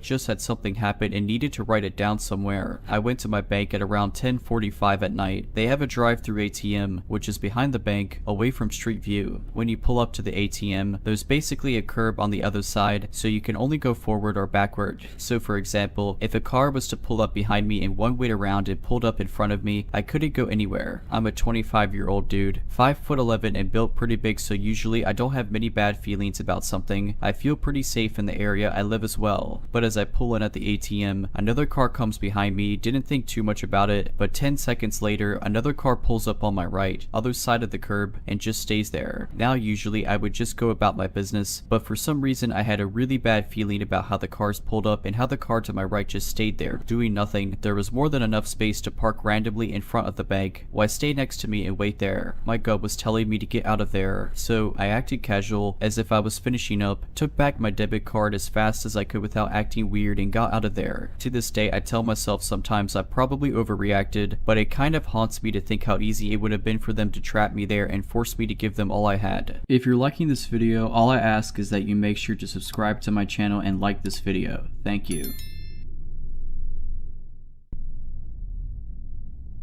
We've all had bad dates, right? This is the only date I've had to date that rang every alarm bell and waved every red flag. I'll preface this by saying I don't go on many dates, but when I do, I make sure I follow safety protocol by only meeting my date in public places, let either family or friends know where I'm going, and park in a populated place close by to wherever we meet. Anyway, this date initially suggested we meet at his house to watch a movie and have a few drinks, and I said no, I don't feel comfortable with that and I only want to meet in public. He seemed alright with this, but then brought it up a few more times, and I said if money is an issue we can meet up another time or forget about it altogether. But my date backtracked and went with my idea of meeting at a cafe I chose. I was familiar with this cafe and equidistant to where we both lived. Anyway, he turns up in a two-door car. This detail is relevant, and goes into the cafe, and I follow behind and introduce myself. After a polite introduction, things begin to get weird. I order a Coke and he says, "Don't you want a drink?" I was going to pop into the bar, which is connected to the cafe, and get one. I say no, I'm not drinking, and he looks at me like, "What do you mean?" as if I'm being unreasonable. I already explained in messages I don't drink as I'm on medication, so having to explain it again pissed me off. He seems disappointed and goes to order a cider from the bar while I get a table. Anyway, we sit down with our drinks and the date immediately goes on about going back to his place again, even though the original plan was to stay here and order food, and I already stated that was not happening. He says something along the lines of having a few drinks and eating at his place, and I said we don't have to eat, we can just have our drinks and leave. He gets defensive and says he has money but prefers it if we go back to his. I make a joke and say, "You're not a killer, are you?" And instead of laughing it off, he stares at me uncannily and says, "You don't think I would hurt you, do you?" I laugh uncomfortably and say of course not, but really I'm relieved this date won't be going any further. Date suddenly says, "Are you going to follow me in your car, because that wouldn't make sense. How about we go in my car, but I've got packages in the front so you'll have to squeeze in the back and I'll drop you back off to your car after." A reality that made less sense than me following him in my own car and then driving home from this house after. The fact it was completely illogical made it even more creepy in my mind. Every alarm bell was going off at this point. I said, "Look, I don't want to go to yours and your insistence is giving me the creeps." Date looks shocked, mumbles something about needing the toilet and excuses himself from the table. A few moments later, I see him through the cafe window getting into his car and driving off. Massive bullet dodged in my opinion. Also, the fact his car didn't have back doors made it even more sinister, because imagine if something happened in the car and I couldn't escape.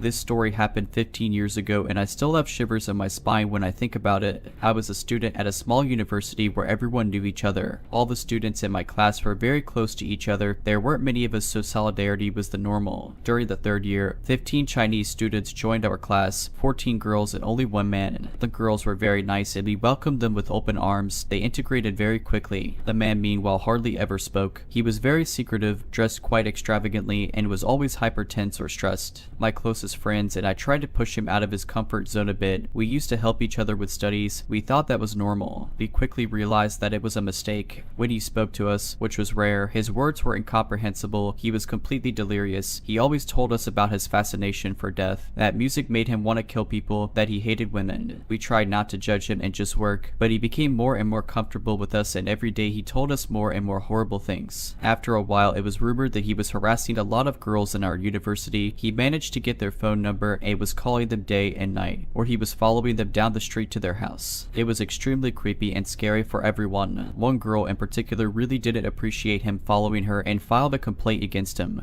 He was questioned by the police as well as by the headmaster of the university and asked to go to the hospital for a psychiatric treatment. We didn't see him for a few months after that, so we thought he was off for treatment. Then one day, suddenly he reappeared in class, but his gaze had become extremely disturbing. He stared at people for tens of minutes as if he was going to jump at their throats. I felt very bad that day. And then, one day, I learned from a friend that he had come to university with a huge butcher's knife. He wanted to kill the girl who reported him to the police, but since she wasn't in college that day, he went to see her mother, who worked as a secretary in our department, and he killed her. Some teachers present in the building tried to stop him and they were seriously injured. Finally, he was able to be subdued and put in a psychiatric hospital for the rest of his life. This story traumatized us all, and even years later we never talk about it between us. It was absolutely horrible. After that, I left university because it had become unbearable.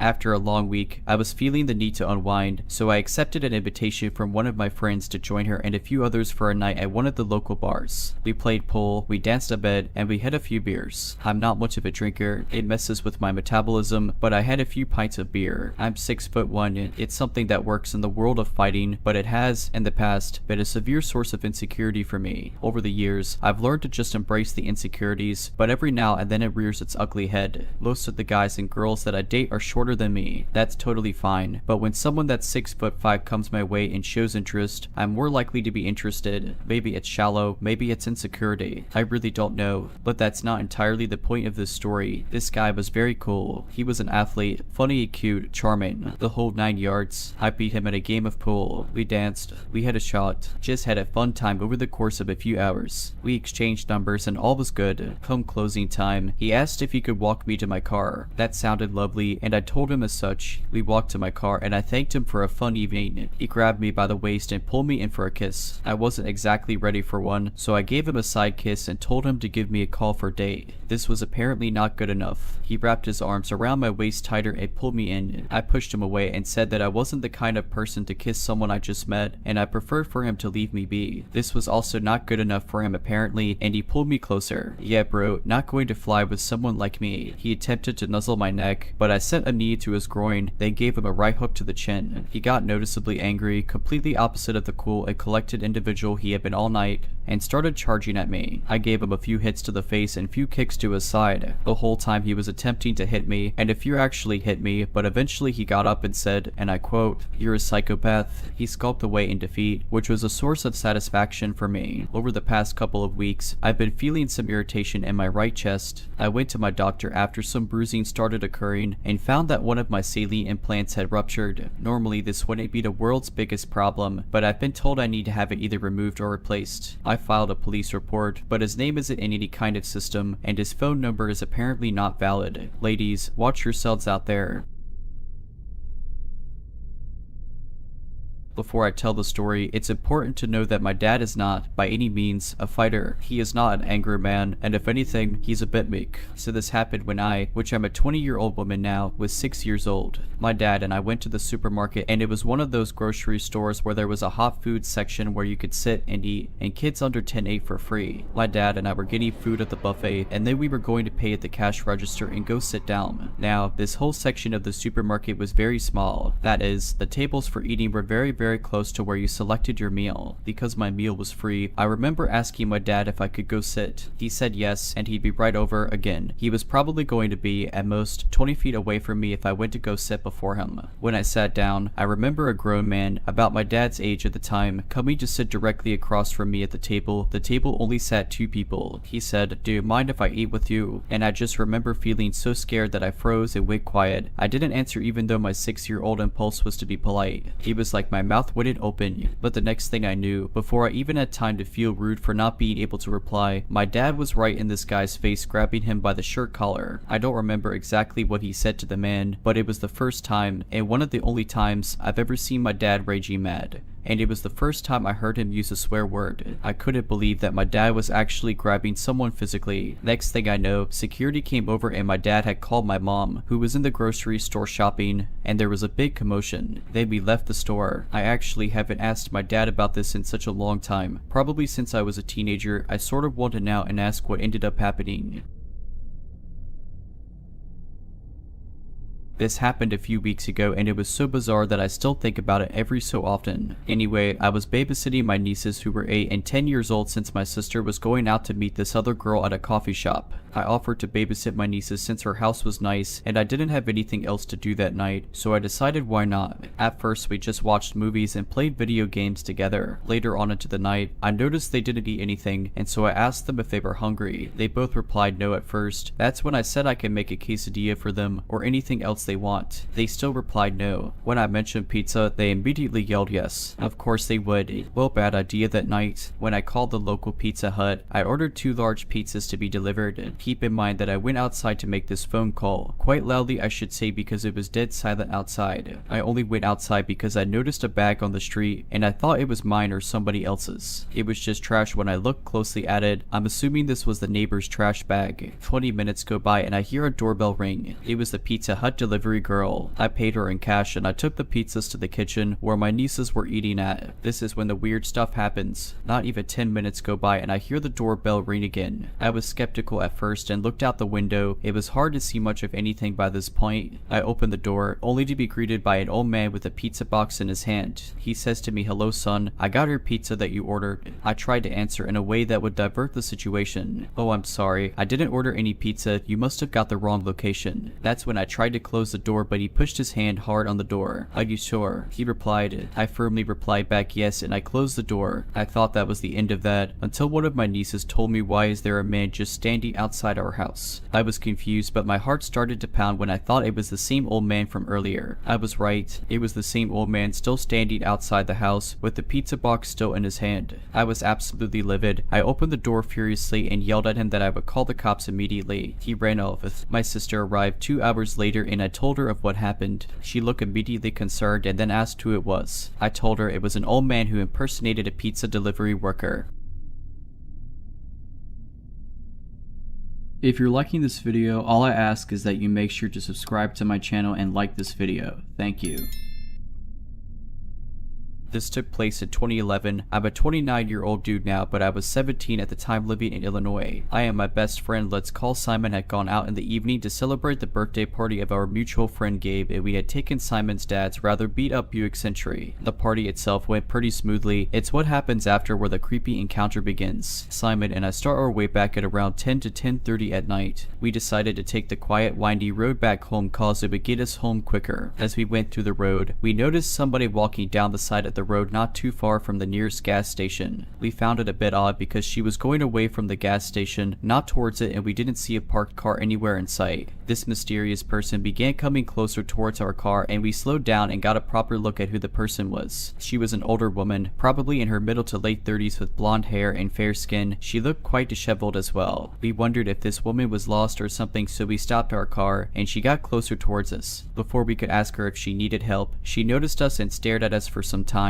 before whispering "Hello boys" to us in a rather creepy, soft and seductive tone, as if to try and lure us into something. We didn't know how to respond, but she quickly added, "Want me? Come with me if you do." And she began to start undressing her top in an attempt to flash us, and we knew at that moment she was most likely a hooker. We felt even more creeped out cause first of all we were 18 yet, and this much older woman is obviously trying to lure us into something bad or potentially something worse. Of course we said no, to which the woman responded in the same seductive tone with a creepy smile to top things off. "Well, you don't want me, you say, but I can make you two change your mind and then you are going to come with me." I told Simon we needed to get out of here and he agreed. We started the car as quickly as we could, but not before I looked in the rear view mirror, seeing the woman trying to chase after us, running as fast as she could. I was worried the woman might be able to catch us before we got up to speed, but thank God we were able to escape her. Eventually we reached my home, but we were still completely spooked and shaken, and my older sister had noticed that as well and asked us if we were alright. But we didn't reply and simply nodded. I didn't have the guts to tell her what I encountered that day. There are so many things about this encounter that I think about to this very day, and I still discuss this with Simon as well. What was this woman's motive to look on the streets in the middle of the night for random young guys for whatever knows what, and was she acting alone or part of a deeper scheme? What if we gave in to her demands and went with her? Where would she have taken us? Why did she chase after us? What if she caught us after we tried to leave? I don't know, we can't say, but we both believe we definitely avoided something potentially far worse that night. I only hope that she didn't have any victims.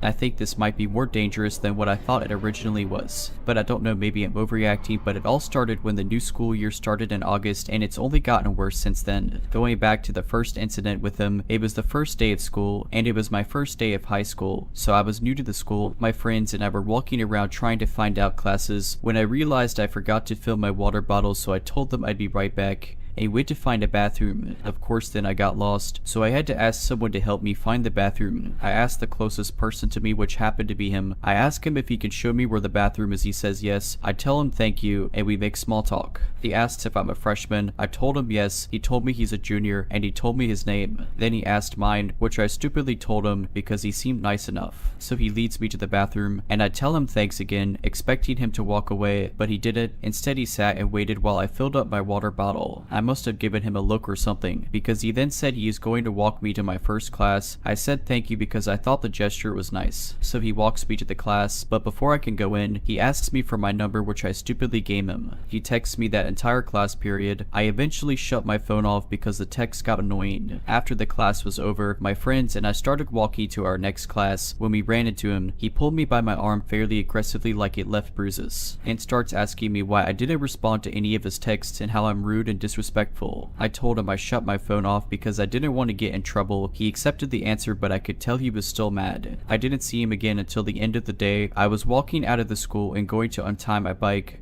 Because I had biked to school, my house was walking distance. When I was untying my bike, he asked if I was biking home. I said yes because I live close. He offered me a ride, which I politely declined because I didn't know him that well and I didn't feel comfortable. He said okay and left. As I was biking home though, I noticed a black car that was following me all the way to my house and sat at the end of my driveway watching me put my bike away. I wanted to see who it was, and so I went to look, and guess who came out of the car? Hibbo. I asked what he was doing and he said he wanted to make sure I got home safe. I said that I was fine and that he didn't have to do that. He insisted it was necessary. I said goodbye and went inside. The next few weeks at school, he would constantly follow me, text me through almost all my classes, and whenever I would talk to anyone else, he would get so upset at me. He would follow me home with his car every day to make sure I got home safe or something, I don't know. I was getting annoyed of him following me everywhere and constantly having eyes on me, so I ended up telling him to stop following me and blocking his number. He was very angry. After I did that, the next few days after were bad. Every time he ran into me in the halls, he would yell at me in front of everyone and say how horrible of a person I am. One time when we were next to the bathrooms, he shoved me up against the wall and held me against the wall saying how I better unblock him or else. I didn't know how to respond, but I cried. Thankfully, a teacher overheard the whole thing and made him get off of me. He was suspended, and that solved the issue at school. But later that night, I was at home and it was maybe 10:30 at night. I was watching television when I see someone flashing their headlights directly outside of my window. I look out and it's his car. He doesn't do anything, just sits and keeps flashing his lights. I close my blinds and tell my sister because our mom works overnight, so we usually put ourselves to bed and she's back in the morning. Plus my sister's is always home and she's an adult, so I'm okay. She goes and looks out the window and he's there still. She locks the door and says to just hang out in the living room, and that he probably needed something but it's late and he will have to wait. He came and sat outside my house every night that week. Later they're probably around midnight, so my sister was already asleep. I pretended to be, but I was always woken up by his stupid bright headlights. He never did anything, just sat outside my house. But then he just stopped and I got like a week's break. Until this past week, I was getting ready for bed a few nights ago and I saw his headlights again. But this time only for a few seconds, and then they shut off, and it was only a few minutes before I heard knocking on my window. I lost it and went and got my sister, who called the police, but again before they could even come he was gone. I gave them his name and they said they would look into it. He ended up denying ever being at my house, so it was just his word against mine because we didn't have cameras. They ended up making him sign something saying he won't come to my house anymore and will keep out of contact with me. I'm not sure what it was though. He didn't come back to my house anymore this week, but he has been giving me looks at school, so for the love of God, please leave me alone. I'm still scared he might do something worse.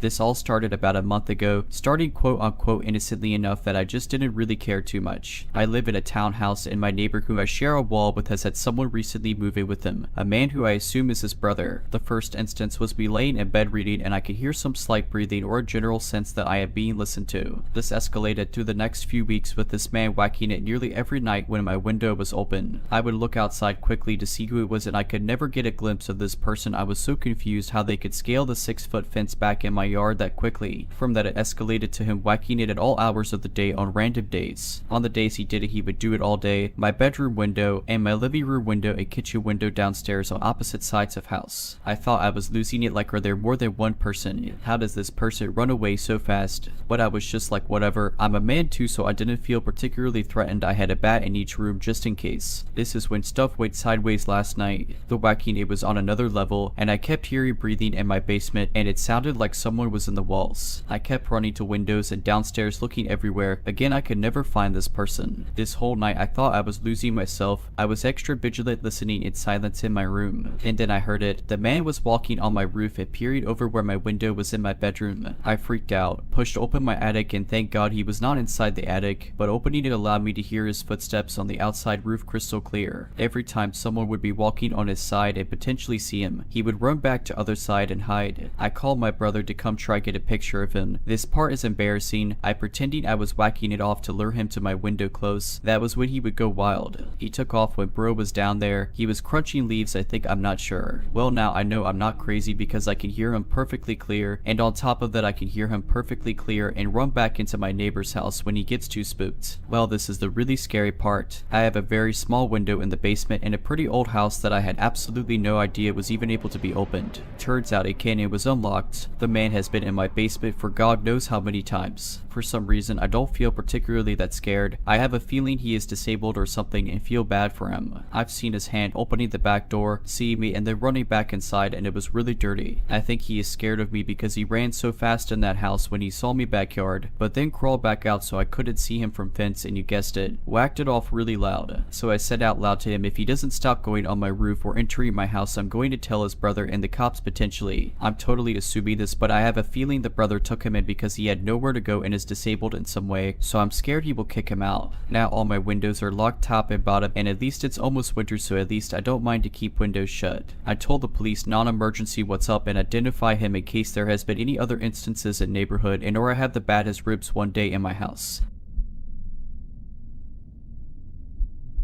This happened a few years ago, but I still feel uneasy every time I see a car that looks similar to this one. I am a weed smoker, and usually when I'm alone I love to light a joint and relax. I had just moved into a new apartment, and I didn't want to risk upsetting neighbors or worse violating my lease by smoking inside, so I went out to my car to smoke in the parking lot. It was at around 12. I parked my car a ways down from my apartment so none of my new neighbors could see me. I was worried about making a bad impression. I was at the end of a dead-end street with one street light lit for the area. There are parked cars around me, but it is dead silent outside, so I assumed I was the only one in the area. I smoked my joint, listened to music, and scrolled on my phone until I was ready to head back to my place. I was in this spot for about half an hour. Again, there was no cars coming in or out during this time. There was also no people around either. Once I decided to head back, I backed my car out of the spot and angled it to begin driving down the road. Immediately, a blue Ford Fusion pulls out of a parking spot a few down from me and pulls right in front of me, facing me, and blocking my way. We both sat there for a few minutes and I began to become scared. I was blocked in and this car was not moving. Its headlights were blinding. After what felt like an eternity, the car finally drove forward and moved to the side, very slowly. I drove past it as it sat there still. I tried to glance in the window as I passed to get a look at who the person was, but they were tinted. I drove to my apartment and ran inside as fast as I could. I spent the rest of the night feeling uneasy. I was scared they would come to my door. My boyfriend came over the next day and I told him what had happened, how I had a gut feeling something wasn't right.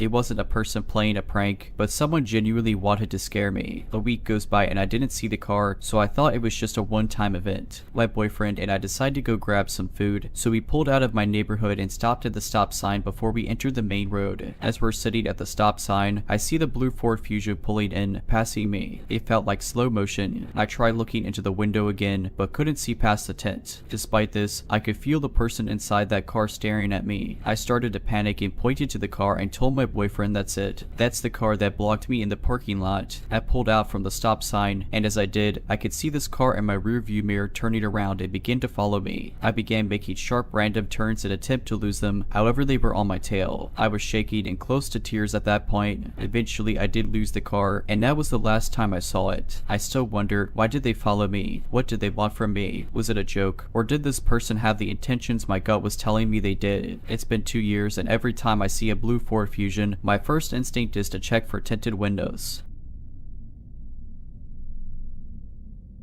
So this experience has stuck in my mind and I remember it like yesterday. When I was probably 10 or 11, year was probably 2000 or 2001, I was at our local park with a friend riding our bikes. And this particular park was super cool because it was practically a skater slash biker's dream. There was stairs and ledges and natural jumps built into the layout of this patio plaza, which then led down to a sandy beach line of our local lake. So normally it's pretty busy and you get kicked out by random hero adults or lifeguards telling you that you can't have fun here and to go elsewhere, but this was an overcast, kinda cooler middle to lower 50 degrees kind of day, so the park was completely empty besides me and my buddy. So after an hour or two we're starting to get bored and noticed it was getting late in the day, maybe about 5:30 or 6 in the afternoon, and sunset was about an hour, maybe an hour and a half away tops. I'm talking dark, no more sun, street lights, all kind of sunset. About 30 minutes prior to this I had noticed a van. I think it was either white or possibly off-white like eggshell colored, pull up in the parking lot and parked facing us directly, which was probably about 300 to 400 feet away. I couldn't see the driver too well, but I know for a fact he never got out and nobody got in. At first no big deal, but after about 30 to 45 minutes, during which I would occasionally look in his direction every 5 to 10 minutes or so, and every last time he was staring straight dead ahead at us. He wasn't preoccupied with anything or anyone else. My buddy started to notice this too, and while I started to get this weird feeling something wasn't right, I didn't mention it in such a way that would seem like I'm thinking, this guy's going to kidnap us and do weird stuff to us. I simply replied, yes, I noticed him too, that's odd, but left it at that. So it's now about 20 to 30 minutes before dark and we've gathered our things and decided to leave. Luckily there was a really busy gas station across the street from the park, maybe a fourth to half a mile from the parking lot / plaza area. But as we start making our way down one of the multiple paved walkie paths that lead to the exit, me and my friend noticed this van had started its engine and was proceeding to back out of the parking spot. So now we're a little on edge and we rush to the mini market. We go inside and both were like, what? And thought that was kind of startling, but proceeded to wait in line to buy our candy and momentarily forgot about what just happened. Unfortunately, as we walked out the door of the store, we see the same janky van sitting across the 4-lane roadway at the park's turn and entrance with his blinker on, just sitting there. And mind you, we were in the store a good 5 to 7 minutes. There's no way he couldn't have safely merged into traffic. Luckily for my friend, he lived maybe 5 minutes away from the mini market, just had to ride straight behind the mini market about 10 to 12 blocks, all of which was 2 or 3 heavily lighted residential type roads straight home. And unfortunately for me, my house was probably about 15 minutes away, maybe less, but I had to ride north of the gas station mini market along this kind of rural highway /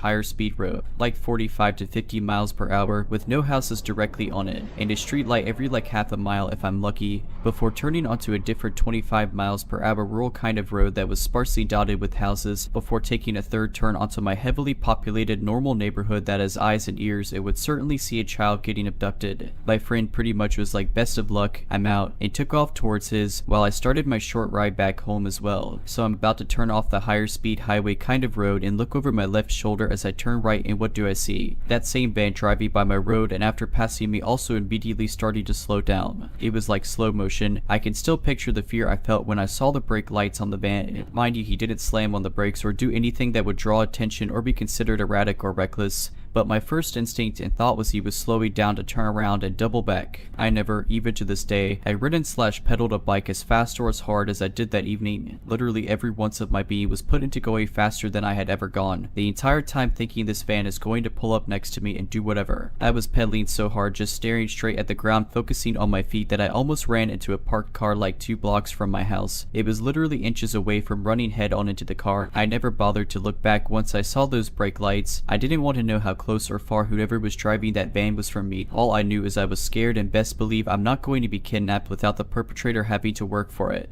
Anyway, I made it home but never told my parents. Even to this day, I never brought it up, and I don't know why.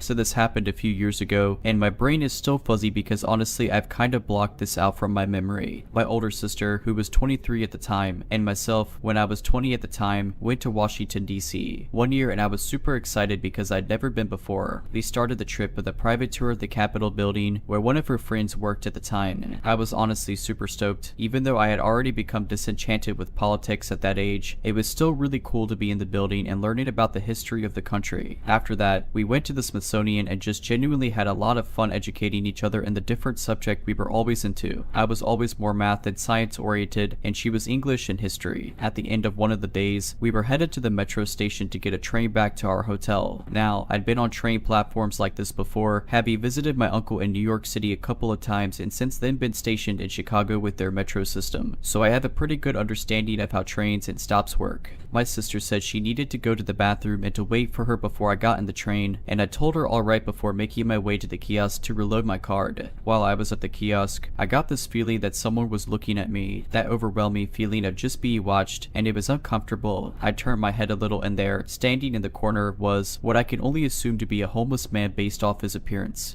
staring right at me with huge eyes. At first, I thought nothing of it, as we had people like this back home in Florida too, and went back to what I was doing. I pulled out my phone and started playing a game or something while I waited. Before long, my sister came back and we got on our train. We talked for a bit about what time we were getting up the next morning to catch our flight back, since it was later in the day around noon. When she started to open her mouth, I froze. Standing in the back of the train car, staring at both of us, was the same man I'd seen earlier. I'll never forget his outfit: a dirty gray hoodie, matted brown hair, a face that looked like he suffered from heavy substance abuse, dingy skin, ragged blue jeans, and shoes with holes in them. I leaned in, not breaking eye contact, and said, "That guy was staring at me earlier and now he's still watching us on the train." She looked at him and whispered, "If he gets off when we do, we'll make a dead sprint to the hotel." Honestly, I don't know why we didn't call the police, but knowing where our hotel was, on the end of town where things started to get sketchier, I don't think it would have made much difference for response time. The train stopped at our station and we got off. I didn't see the man follow us, so I thought we were fine. It was still about a 5-block walk to the hotel and in a really sketchy part of town. It's not that we were cheapskates, it's just all we could afford in all honesty. As we walked, we continued our previous conversation, but I couldn't shake the feeling that something was off. I turned around and saw the man hidden behind a brick wall, peeking out. I froze. My sister turned around and saw him too. When he realized he'd been busted, he stood straight up and gave a big, cracked grin and just kept staring. I wanted to challenge him, being 6'3" and 215 pounds at the time, and yell, "What do you want?" But I remembered my previous encounter with someone following me and just froze, barely squeaking out, "What?" It was about this time the man started walking towards us. I wasn't frozen anymore. We both started a dead sprint toward the hotel. As terrifying as the situation was already, what happened next still makes every hair on my body stand straight up. The man screamed absolute nonsense loudly before letting out a cackle, chasing after us. I was lagging behind my sister a little so she could get to safety before me. She was smaller than me and I knew, if I needed to, I could maybe fight this guy. I grabbed my wallet from my pocket and pulled out the room key, since it was one of those hotels where you needed to have a key to access the building. Once we were inside, I realized just how far away the guy was from me. I played football in high school, and I was still pretty fast, and I had to have had about 10 or 15 yards between us, even if I was running slower. We didn't say anything. We just went upstairs to our room and made sure it was locked in every way possible. We left super early and took an Uber to the airport. If you're liking this video, all I ask is that you make sure to subscribe to my channel and like this video. Thank you. I, a 36-year-old woman, wish this wasn't real. Let me start by saying it's crazy how children are so trusting. Baby, it was just made. When I was 7 years old, my parents and I were living in a basement apartment in the Bronx. The way the apartment was set up had my mother and father's room at one end of a short hall, the bathroom in the middle, and my room at the other end. If you don't know anything about a basement apartment, just know that it doesn't take much effort to enter one through a window. One very early morning, possibly around 7 or 8, I was woken up by a very hard sharp-like pain on my butt cheek. I got up thinking our cat had gotten in my room and it bit me as she used to nip hard and attack at whatever she felt like, toes included. I jumped up looking for her only to see a grown man sitting on my bed. I remember being upset and asking him why did he pinch me, to which he hushed me and said something about him being thirsty. I remember pulling down my nightgown to cover my butt and asking him if he wanted juice or water. I wasn't scared at all, more surprised and mad that this man pinched my butt hard. He said that he wanted juice, so I left my room and closed my door with him still sitting on my bed. I walked to the kitchen and got him some juice. As I was bringing the cup back to my room, I looked at my parents' door and thought that I should wake them up, but can't remember why I decided against it. I ended up giving the man the cup and he drank the juice. I remember he asked me if I could help him find his friend and him telling me he was lost. I remember that my dad had told me that I wasn't allowed to go outside without him or my mother. They were worried as this was a new neighborhood. We had only moved into maybe 2 weeks earlier. I remember being scared to go outside because I didn't want my parents to be upset with me, so I told him that I had to wake up my parents to ask. I remember he said that it would be real quick because he knew his friend was somewhere in the area and we would find him quickly. I once again said no and told him that I was not allowed to go outside without my parents, so he ended up saying that he didn't need my help anymore and that he would find them. He asked me to lock the door behind him, so I walked him out and locked the front door, waving him goodbye. I tried to go back to sleep, but it was too late. I was awake, so I started watching cartoons. Well, the volume happened to be louder than expected because my mother woke up and asked me, very angrily, why was I awake so early. I told her all about the man pinching my butt hard, to which at first she didn't believe me as she thought I had a quote-unquote bad dream, but she lifted up my nightgown and I guess I must have had a bruise. I will never forget how she got so calm and she started smiling at me and with a very sweet voice started asking asking me what did he look like, what happened, and if I remember what he was wearing. I told her, to which she left my room for a moment, coming back with my dad. She then told me to tell him everything using that same sweet voice, and I did. I didn't think I was in trouble or anything, and I thought I had made a new friend. After telling them about my new friend, they got dressed and started searching. Well, it didn't take long because he happened to be the Super's family member. When I saw him, I immediately shouted at him, "Hey friend." My parents told me to go inside, which I did. Maybe an hour or so later, my parents came back with McDonald's for me, but they seemed angry. Before the end of that day, my father put a padlock on my door and told me that whenever I go to sleep to always lock my door, as our kitchen windows didn't lock. That's how we got in. Sometime later, I was 15 at this time, I found out that the guy was mentally ill and was sent away from Dominican Republic by his family so he wouldn't get arrested for something he did out there with another little girl. It still surprises me that I wasn't scared. Please, if you or anyone you know lives in a basement, ground level apartment or flat, please triple check that all the window locks work and lock your windows up.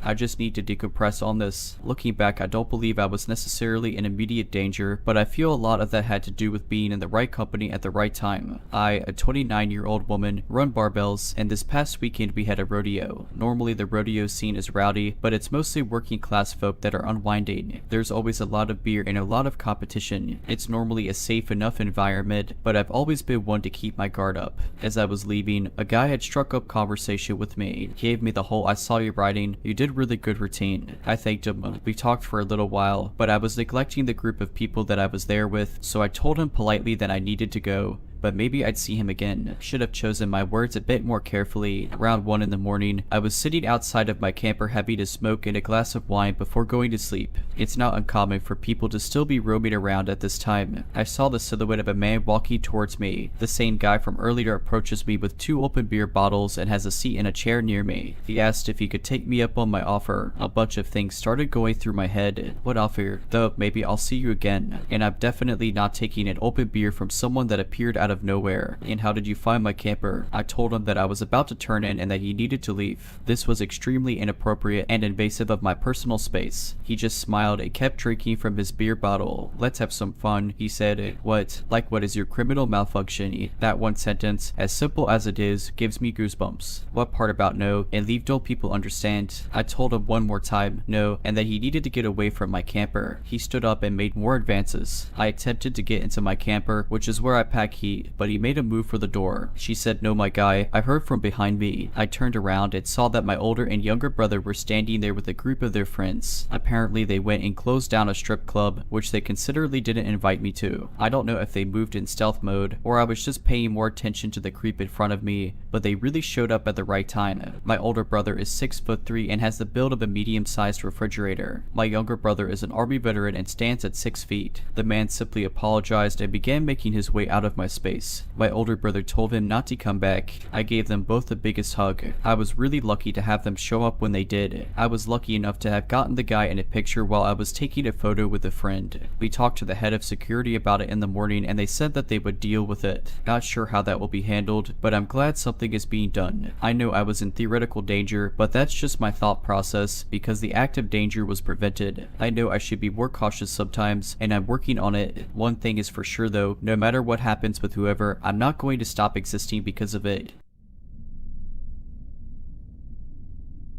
This scene happened when I was 21 years old. It is in a smaller town outside of a huge city in the Midwest. This was 1981. I worked at fast food and they stayed open until 3 in the morning. My then husband worked for a bowling alley as a manager and he was never off before 2 in the morning. I was expecting my first child and business was slow, so I was sent home about 1 in the morning. In the town we lived in there was a large private girls' college. Women were being warned to lock their car doors because 2 males were still on the loose that were targeting women around my age. They were sometimes following them home and attacking or forcing a woman alone late at night off the road. The men were violating and killing the women. They had killed 3 women by this point. 2 of the women were found on deserted roads and 1 in her apartment. There was no description of these men or what kind of vehicle they drove. I left work, climbed into my car, locked my doors, and started for home. The hair on the back of my head stood up on end and my gut feeling told me something was very wrong. I figured out that I was being followed home. I took several turns around town trying to shake this car, but to no avail. The advice given was that that if you thought you were being followed to drive to the police station. We had recently moved to this area, so I had no idea where the police station was. I was terrified, panicked, and couldn't think what to do. This was in the days of no cell phones, but the payphones were made in different areas where you could drive up to them, sit in the driver's seat, put your window down, and the payphones had a longer cord to enable you to stay in your car and talk. You still had to deposit money in order to talk even when you were calling 911. I thought briefly about trying to get to one of these phones, but I was too scared and didn't think I could have a coin ready in time before these men could have time to approach me. My parents lived about 4 streets over from where I lived, and I decided the safest decision was to try to make it to my parents' house. I was still being followed when I got to my parents' house. There was a short block you could go around by my parents, and I went around this block about 3 times, and every time I did I honked the horn. You would have thought laying on the horn would have discouraged these creeps from continuing to follow me, but it had no effect. If anything, they moved in closer behind me. I pulled into their driveway, and these creepers pulled right in behind me, turned their lights off, and I heard their doors open and shut. I was beyond terror. At this point, they were out of their car, one coming up on one side and one on the other. My parents' house was a split level, and you pulled up in front of a double car garage. In order to get in the house, you had to go in through garage door or front door, and front door was to left a driveway about 2 car lengths away plus a set of steps. I laid on the horn again. They still kept coming. My dad, who is retired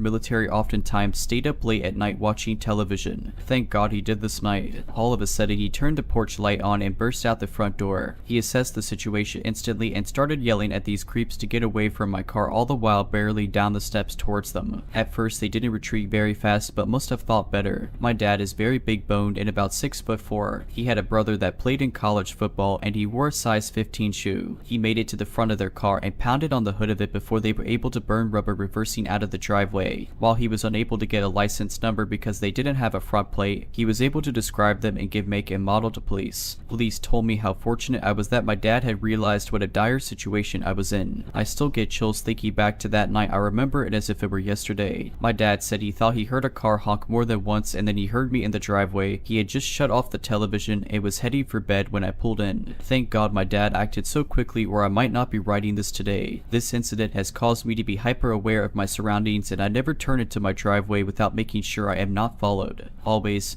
be mindful of where you are, and don't walk around with your headphones on or phone pressed to your ear. You never know when you may be an opportunistic moment for someone with ill intentions. Know where your local police station is, and if you ever get chills something is wrong, drive into the police station. The police did capture these creeps about 2 weeks later, and they didn't get a 4th victim. They were both on probation for kidnapping and violating women, and served their time and decided killing their victims left no witnesses. My dad is still my hero today. His quick actions prevented me from being the 4th victim. In the color, model, and make of car my dad described was the description of what they were driving when they were arrested. This happened about 10 years ago when I lived in Boston with my husband. I had totally forgotten all about it, but something I read today reminded me of it. We lived in this old crappy building in Jamaica Plains. It was our first place out of college, and it was cheap. That's all that mattered at the time. The building was one in a row of other apartment buildings that had separate entrances but shared a common roof and basement. So you could enter one building, walk down to the basement, and access the basements of the other buildings. Yeah, not very safe. The shared laundry room for the 3 to 4 buildings was in the basement, and I hated being down there. It was cold and always had that eerie fluorescent lighting with 1 or 2 lights flickering that just made you depressed. Most of the other residents were college students and were at class during the day. I worked nights back then, so I used some of the daytime hours to do laundry since the laundry room was pretty empty at that time. Luckily on this day, my husband was off from work too, so we were just hanging out, taking breaks from watching Netflix and cooking to go down there and load up the machines. When we went down there to get our last load from the dryer, it still had a few minutes left, so we decided to wait for it. While we were talking, this man speed walked into the laundry room. I was sitting on top of one of the broken machines, and there was a list of do not do things on the wall that said not to do that. So at first I thought he was coming to give me a hard time about it, but then I noticed that he was really disheveled looking. His clothes were dirty, he hadn't brushed his hair or shaven for a long time, and he looked like he was definitely on something. He came up to me and held out this large piece of colored craft paper and said, "You need to have this." I took it and looked down at it. It looked like something that kids would make at Sunday school, or maybe something that would be posted on a pin-up board at a church and listed the 10 Commandments. Well, 6 or 7 of them because it had been ripped. His eyes looked totally crazed, massive pupils and bloodshot. He was looking at my body in a creepy way. He was either on a ton of something or was having a mental health episode. Maybe both. He seemed like he was waiting for me to say something back and getting a bit impatient about it, but I didn't exactly know what to say. My mind was just stuck on reboot. I was trying to think of rational reasons he would give a stranger a piece of craft paper with some commandments on it, but there probably wasn't a rational reason. My husband broke the silence and said, "Hey man, thanks a lot. This is great." The guy seemed satisfied with that, mumbled something and went out of the laundry room and back into the connecting hallway. Once he was gone, we got our laundry, went upstairs and called the landlord. She called the cops, but once they got there they couldn't find him. I highly doubt they searched all the floors of all the buildings, but he could have left. I don't know if he would have hurt me if I was alone, but I definitely wouldn't have diffused or handled the situation as easily. Needless to say, I never went down there alone again. This happened when I was 14. I'm 17 at the moment and still linger on the memory. I was home alone that night as my mom was working an overnight shift and my older brother didn't live at home at the time, so therefore I had the house to myself. I'd say it was maybe 9 or 9:30 at night and I was in my room working on homework and listening to music with my headphones in, loud enough to where I really couldn't hear things. I remember for a fact that all of the doors were locked and I stayed home alone pretty often, so I didn't have a reason to worry. Maybe an hour later, I decided to take my headphones out and take a break from homework. I heard noises in my kitchen and footsteps walking around downstairs, which was odd because my mom wasn't supposed to be home until 7 the next morning, but she could have taken an early night for whatever reason. But just to make sure, I locked my bedroom door and texted her asking if she came home. It took her about 10 minutes to respond, but when she did, she said no, she was still at work, and why I asked. At that point I was freaking out because my mom and brother are the only ones with keys into the house, and myself of course, so I decided to text my brother. Sure enough, he said no, he wasn't in the house, so I told both him and my mom about the situation, and my brother wasn't far from the house, so he said he would be there soon and to call the cops. As I was trying to find a hiding spot in my room with my phone to call the police, I heard my name called from downstairs. That got me thinking, did whoever was in the house know me personally, a family friend maybe? I didn't respond out of fear of who knew my name and was calling it, and I didn't recognize the voice. I called the cops and was on the phone with them when my name was called again, followed by "I know you're up there," and I heard someone starting to walk up the stairs. Again, I didn't respond, but I was pure terrified. The police assured me they were on the way and to stay put. I was still texting my brother. While this was all happening, he informed me he was 5 minutes away. That's when I heard the front door slam. After I heard the door slam, about 5 minutes later, the police arrived and assured me it was them and that I could come out. Shortly after my brother arrived back home, the police looked around the property and all over the house, but there was no trace of whomever was once here. However, there was damage on the door and locked from being forged open and looked to be done by some sort of tool to pick the lock. Everything turned out okay because nothing was taken, oddly enough. But the upsetting part is whomever was in my house wasn't found. From that night forward though, we got cameras installed and got a better lock. At the time of this story, I was 17 to 18. I'm a woman. This was back in 2021 to 2022 when I worked at a grocery store. So the first coworker, we'll name him Liam. Liam was in his middle to late 20s but looked younger. One day as I was working self-checkout, and when working self-checkout you have to put bags away at each station. So as I talked to Liam for a split second and he gave me his number. It was chilly, I thought nothing of it. However, an important note is that I blush at everything. So when we talked and I blushed, I think he took it the wrong way. Well, someone told him my age. I thought everyone knew I was underage because on my badge it had an asterisk next to it at my job meaning underage. Well, he sent me a long text message asking if I was about to turn 18 and so he would wait for me to turn 18 to have screw with me. The creep, I know. I showed some coworkers, but since sadly he did his job, I was told not to say anything because even if I did they would keep him there. So I gave up and just blocked him. Now Liam works with the other creep, let's name him, who was younger to middle 20s. We was somehow on a whole other level of creep. I only worked at this job for a year because it got so bad with Will. Will, when I first started, seemed like a normal guy with a ton of piercings. The first time me and Will talked was when he was helping me find stuff and showing me where to put it. At that time he seemed nice enough, but something in me was kind of iffy about him. My brain knew something, but I shrugged it off and he went back to work after a co-worker told him to. I just worked, and after a few months there I gave him 2 rides to his house where nothing weird happened. He never did anything to me, but looking back I wish I never did. At this point I'm 18 and it's winter in the Midwest. Will became creepier once he found found out I knew about him. My coworkers told me about how he made a list of the underage girls and ranked their butts, all underage every single one, and did other things to the minors like groping them. After finding that out, I looked at him in a new light, and everything he said was creepy to me, such as telling me details of his bed life, dating a minor while I worked there, flirting with me and making inappropriate comments, and just other things of that same nature. And yes, I did tell him I was uncomfortable, and no, it didn't stop him. Well, one day on my break, I worked up the courage to confront him. This man had the best manipulation tactics and almost threw me off if I wasn't so solid on it, saying I didn't do that, and if I did, it was a joke. Then I broke down crying in front of me. I ended the conversation with, I no longer want to be friends with you. And after that, it seemed fine. Spoiler alert, it wasn't. The minute I came back inside and went to self-checkout, he immediately talked to a guy, let's call him Dave. Dave told me a month before I quit that was trying to say I was making things up about him and how I was a bad person. But at the time, Dave lied to me, saying that wasn't telling him about that situation. Then a guy at work, shout out to you Jay, if you ever see this, somehow you're a hero. He listened to me and I broke down with him, and what happened? Well, apparently Jay's wife came in and Will hit on her immediately. That's the type of person Will was, a creep. I called my UD rep and cried to him for about an hour on the phone. I told them everything I could, but nothing came of it besides my bosses saying hush and giving me a 50-cent raise. Thanks. Anyway, after that, Will made my life miserable and would always try to be close to me, knowing the higher ups told him to stay away. It got so bad I was breaking down every shift because he was making me so uncomfortable. Well, I had enough of it, and the higher ups asked me nicely why, and I told them Will still wasn't leaving me alone, and even though I put my 2 weeks and I made it to 1 to 2 more shifts before I just stopped showing up altogether thanks to Will. After I quit, they questioned a lot of people and had enough evidence to fire him. If you're liking this video, all I ask is that you make sure to subscribe to my channel and like this video. Thank you.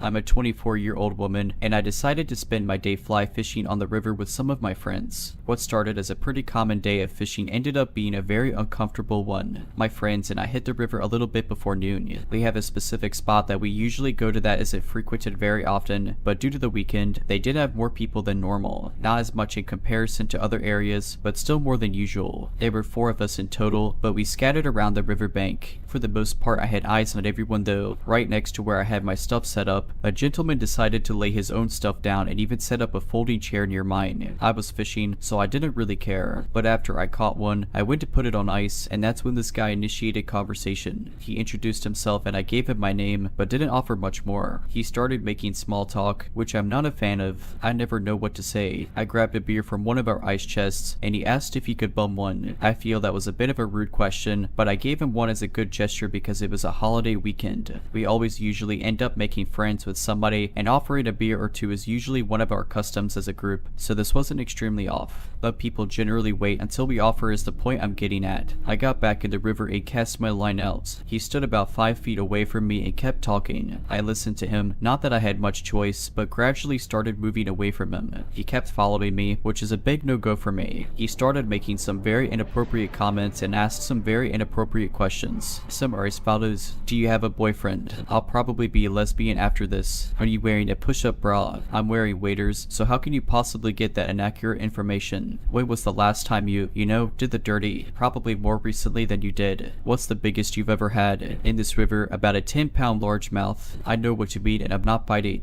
You want to go and have some fun. I was having plenty of fun before you showed up. I got tired of the questions and am not taking the hint, so I moved downstream where one of my guy friends were. I told him the guy was bugging me and I needed to find a new spot. My friend started waddling out of the river to go talk to him, but he had moved away by that time. With the guy gone, we were able to continue fishing in peace. After a couple more hours on the river, we collected our belongings and headed back to the parking lot of the fly shop we parked at. Moving all of our gear back and forth took about an hour by itself, and in that time, I noticed that the creep was still around. I told my friend about it again, but I stopped him and my other friend from going over to him. Didn't seem worth the trouble. Plus the guy stood at about 6'4" to 6'5" based on my observations, and I just didn't want anyone getting hurt on my behalf. After about another hour, we all parted ways for the time being, but we're going to meet up later to cook our catch. I went into the fly shop to grab a Coke, which left me as the only remaining one from our group. This is where the story gets scarier in my opinion. I was at my truck and had removed my waders and threw them in the back. Then I grabbed a shirt from my bag to change into. Lo and behold, look who walks up. Here myself is alone in a parking lot and not close enough to the shop to go for help. And this creep refers to my shorts as Gucci cutters. He was getting dangerously close close to me, so I told him to get away. When he continued, I officially felt threatened. I grabbed my pistol from my truck door and gave him 45 reasons that he would be making a mistake. He immediately turned around and said he was just joking. He then proceeded to speed walk back towards the tree line. I drove away, feeling surprisingly normal, but pulled over at one point and started crying. I pulled into a gas station on my way home when I saw a wildlife and fisheries agent, where I explained the encounter and filed a report. He told me that he would contact the sheriff's office, who did reach back out to me this morning, where I filed a separate report. Unfortunately, I know how police reports go, and I know this guy won't be investigated, but I think I dodged a bullet, and so did he. From now on, I'll be sure to keep company with me until I'm ready to leave. I had the strangest experience while on my regular commute to work this morning and felt I wanted to share as I can't get this off my mind. I, a 26-year-old woman, took my regular bus route I take to work. For context, this is a 1 hour and 30-minute bus journey. I got on the double-decker bus and sat in my usual spot upstairs. The bus is completely empty when I get on, until this man comes upstairs. I have my headphones on so I can't hear him trying to speak to me. Only when I saw a waving in my face did I notice he was sat in front of me. He asked, "May I sit next to you, please?" Me, being the shy, non-confrontational person I am, stupidly said yes. He comes and sits next to me so close that we're touching, and with every small move I make to be further away from him, squishing myself up against the window, he sits closer. He starts by introducing himself and asks me for my name. I knew where this was going and felt like this would be a typical case of flirting which I could easily dismiss. He asks if I live alone as one of his opening questions to me, to which I promptly replied stating I had a long-term boyfriend. He told me he's unsurprised as I'm a beautiful girl. I sit uncomfortably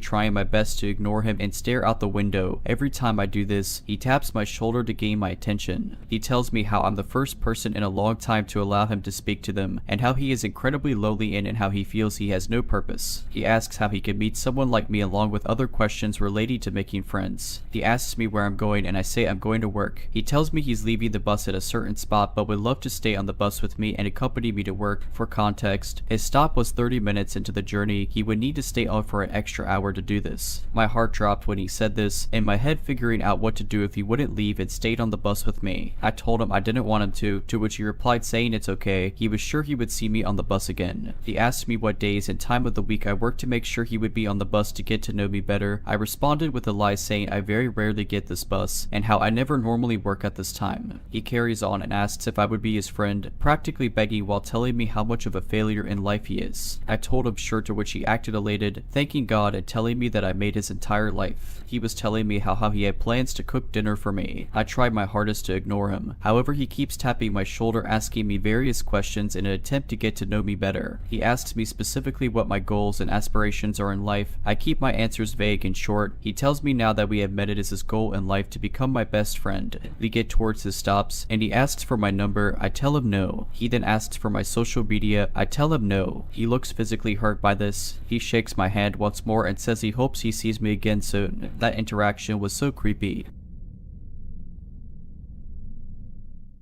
I was a second-year college student when this took place. I was coming back home from college, which was only a 20-minute drive. Every day, I get off the bus, walk through a narrow path which led to a set of railway tracks, and wait for my brother to pick me up on the opposite side of the railway tracks. My mother always warned me to be careful at that place since it was a hangout spot for crackheads. I've never encountered anyone, though. One day, as I was walking to my waiting spot, I noticed a guy, probably in his middle to late 20s, looking at me and somewhere further away simultaneously while walking away. I wondered what his deal was but shrugged it off. I reached my waiting spot and there was no one else besides me. A couple of minutes went by when I heard someone coughing. This seemed strange since I was the only one there. The sound came from somewhere behind me, so I turned to look back. There was a person standing probably 50 meters away from me. He appeared to be in his early to middle 40s. He was way too well dressed to assume he was a crackhead. He was standing behind a pillar which was somewhat secluded and was staring at me. At first, I thought he might be peed or something, but to my horror, he was whacking it. He wanted to make his presence and what he was up to known to me. I felt disgusted. In my 20 years of life, I had never been in any situation like this before. I froze and didn't know what to do. That's when I realized my ex-boyfriend worked in a building right in front of me. We were on good terms at that time, even though we had broken up, or at least that's what I thought. I texted him, explaining everything in hopes that he'd help me. Yeah, I was dumb. However, to my surprise, he replied, "Why are you asking me for help?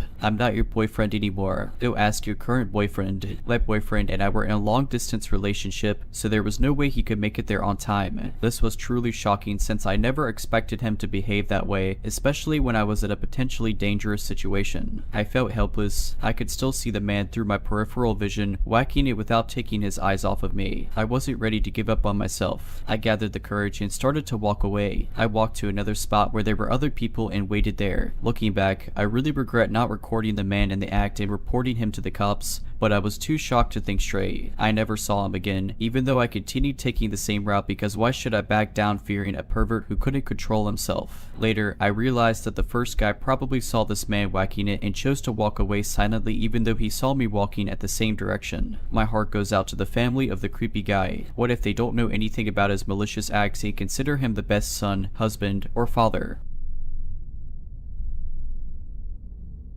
I'm a 29-year-old woman, and while I'm well-traveled and have been around quite a bit, I do occasionally make some pretty rookie mistakes. My fault, and I make no excuses. I try to remain diligent and alert, but I'm very capable of letting my guard down. So after being here in the United States for about 2 months, I decided that I was bored sitting around my unit watching 90 Day Fiancé, so I decided to make the old dating profiles again. I made no specific intentions known about what I was interested in accomplishing, as I don't really know myself. I just wanted someone to hang out with and see where it goes naturally. I ended up matching with this one guy who had shared interests with me. We chatted a bit over the app and eventually I felt okay to give him my number. After talking back and forth for a couple of weeks, I agreed to a meetup. We met at a pub and have a couple of drinks. I'll admit at first I didn't recognize him because he didn't resemble his photos to the extent that I was expecting. He didn't look bad by any means, but I could tell that he used older pictures and edited them enough to where he seemed more appealing. I swear I'm not trying to sound superficial because he was cute, just not what I was expecting.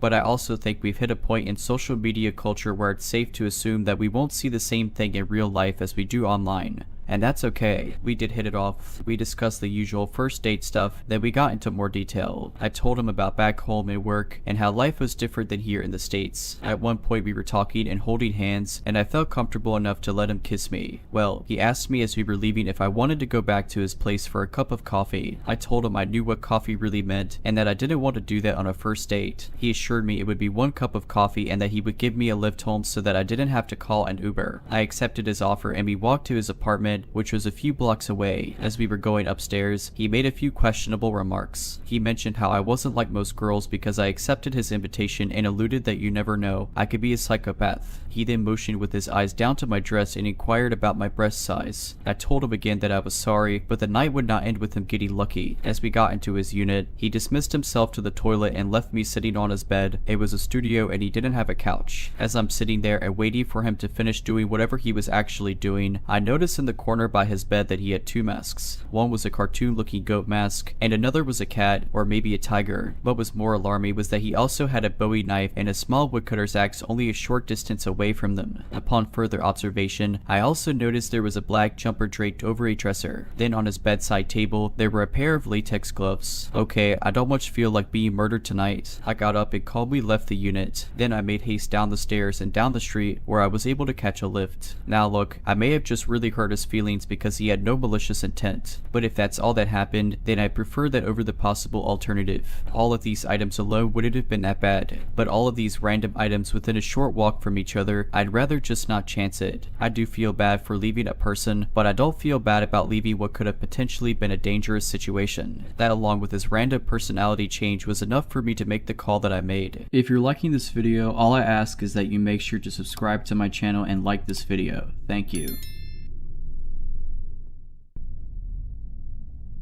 I just turned 21. I've lived in this apartment complex with my mom since 2016. People come and go. Most of the tenants have been here for a long time, though longer than we've been here. We have a nice, safe community and it's a nice old town. Everyone kind of knows each other. This guy moved in. I'm not sure when exactly. It's certainly been less than a year. His mom has been living here for a while and he recently moved in with her. I just learned yesterday with a very forced, uncomfortable encounter that he's 40. This isn't my first encounter with him either. He approached me in January of this year asking me if I was single and calling me beautiful. I told him I wasn't looking for anything thing, and that was that. He wasn't harsh with me or anything. 2 days ago, I heard this awful male voice furiously yelling outside. The same man was outside yelling at the top of his lungs because he thought he heard someone call him a crackhead. This isn't the first time he's yelled outside for everyone to hear. He's gotten in verbal fights with some other dude tenant living here. Anyways, after storming the parking lot yelling, he eventually went inside and started yelling at residents from the top of his balcony. I went out to get coffee yesterday. I get home. I was looking down at my phone to turn my loud music off, and I happened to look up. He's standing right outside of my car on my driver's side. I turn my car off and I open my door and he immediately starts crying. He started apologizing to me, saying that he's sorry if he hurt my feelings or offended me or my mom. I didn't get smart with him because I remembered how fast he snaps and gets angry. I was too nice, if anything. He then started telling me bits of his life story and how he's battling with depression and how he has a drug problem. He even goes on to tell me how he has a son. He then started telling me that he saw me leave and that he was looking through the blinds and saw me come back. He was saying how he felt like he had to come out and talk to me. He was watching me through the blinds. I feel absolutely awful. His apartment is right across the parking lot from ours, so he has a perfect view of us walking to our cars. I don't know what to do and I don't know where to turn. I want to move back in with my grandparents, and my mom won't move back in until one of them passes. We lived there with them for a really long time, and this apartment was the crown jewel of our freedom and independence. I understand why she doesn't want to go back, but I don't feel safe here. Last year, I had an experience with an obsessive ex showing up outside of my window in the night, so I have that on my radar, and now there's this guy. I don't want to live like this. I am so stressed and insanely paranoid. We do have Ring cameras. My mom is getting another one for the front window, but I hate that we have to live like this. My dad is in a different state and he lives in a gated neighborhood, but I don't feel entirely safe in his house. My 10-year-old little brother is on the autism spectrum amongst other things and has random, violent outbursts and gets physical. I feel I can never turn my back on him. They lock all their doors in the house and it's like Fort Knox over there. You go to the bathroom, lock the door. You go in the privacy of your own room, lock the door. It's insanity. I'm in college right now. I do have a game planned, but in the meantime, I'm here.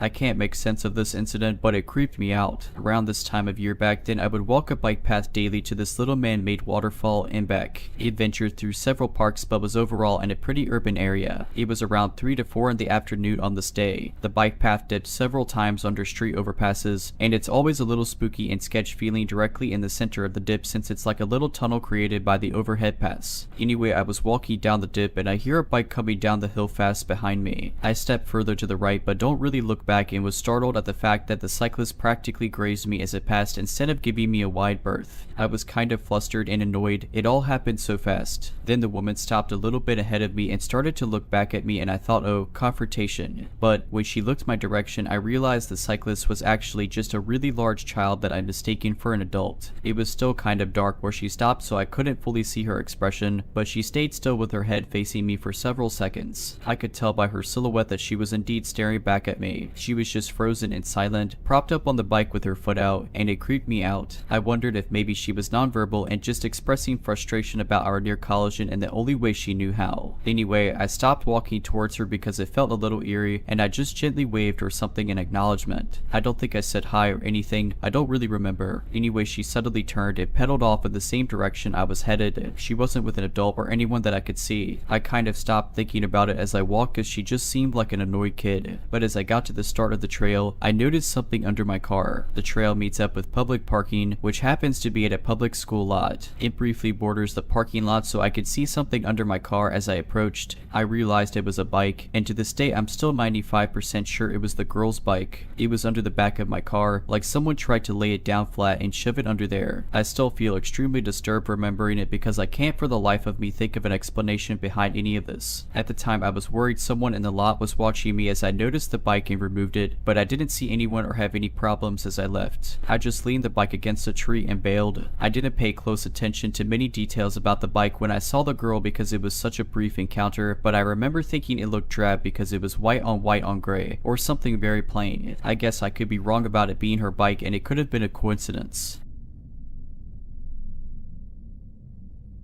I was 17, it was my graduation year, so all my time was devoted in studying and preparing to my exams. After school, I went to additional evening classes on the other side of the city. School ended at 2:30 in the afternoon. Courses started about 4 and ended at around 7, so I returned home quite late. Usually I went home with a friend from additional courses, but this time somehow I ended alone. I am a daydreamy type of person and I usually don't really pay attention to surroundings, so it was no shock when I bumped into a man while going on the sidewalk. I said I'm sorry and kept going, but something felt strange. I understood that the man didn't respond, so I turned around to see what's wrong. Well, I expected some kind of response like it's okay, so I turned around and saw that he stayed still there where I bumped into him. His body was half turned to me and he silently stared in my eyes. I felt shivers down my back. I remembered that he was young, maybe 20 years old, with blonde short hair, and he wore a yellow-brown striped pullover and red scarf. It was early autumn, maybe September, chilly, but not cold yet, so he stared me in the eyes, then smiled, and slowly turned to me and started approaching. Silently, I was naive maybe, but not stupid to ask if everything is okay with him. Something was definitely not okay, so I turned away and quickly went away from him.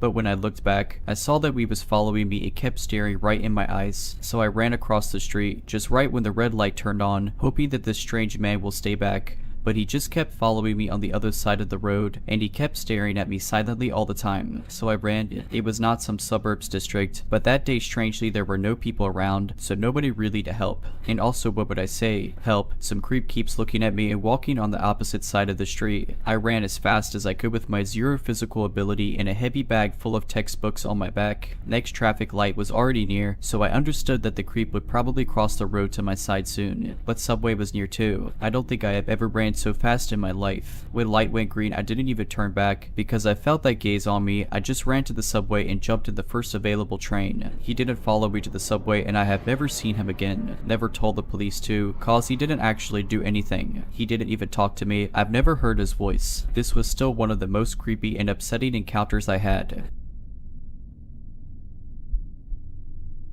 I, a 32-year-old woman, live in a pretty small town with one main grocery store. Last year, the store hired a new employee, a large, older man probably in his 50s. The guy would be stalking a certain part of the store and he'd always strike up a conversation with me and try to talk to my kids. I would consider him overly friendly, but I am an introvert, so I thought maybe it was just me. I was polite but short. I think most people would have gotten that I clearly didn't want to be bothered. Well, one day, a few months ago, he approached me and told me that it was his last day on the job and that I should come visit him at his new job, which was kind of weird in and of itself because I do not know this person. I was relieved it was his last day because I always dreaded running into him. He just gave me a bad feeling, like he'd asked me over and over if I needed help after I already said no. He would also say weird things like that we were his favorite part of the day. It just made me uncomfortable. The following day, after his last day of working there, I had to run back to the store for a couple of things I'd forgotten. I saw him as soon as I entered and quickly turned away hoping to avoid him. I thought it was weird because he had said the previous day was his last day. I quickly walked through the store trying to get what I needed as fast as possible. I saw him down every other aisle. He looked like he was looking for me, like he was craning his head. I was picking up the last thing I needed when he quickly, practically running, came up and offered me some chips he was eating. I declined. He started talking to me, asking questions about how I was, what I was up to, the brand of chips he was eating. He was just trying to make conversation with me. Then he started saying that he expected to see me at his new job again. I made some non-committal comment. It was about to say have a nice day and walk away when he got very close, like inches from me, asked me how I was in a really weird way, and he was staring at my ring finger. I had taken off my wedding band when lifting weights that morning and forgot to put it back on. I said I'm good and started to push my cart forward when he freaky full-on hugged me. I do not know this person. I completely froze. I wish I'd made a scene. I wish I'd shoved him. I wish I'd yelled. I don't know why I just stood there. Who freaking walks up and hugs a stranger? He stood back and looked at me to see how I'd react. He winked at me and said have a good day and walked off. I should have started screaming at him. I started literally shaking and bolted down the next aisle and started crying. It felt gross. It felt like he was seeing how far he could push it. I was scared he'd follow me home or that he'd be in the parking lot, but he wasn't. I started crying when I told my husband about it. My husband was really ticked off at the nerve of that creep.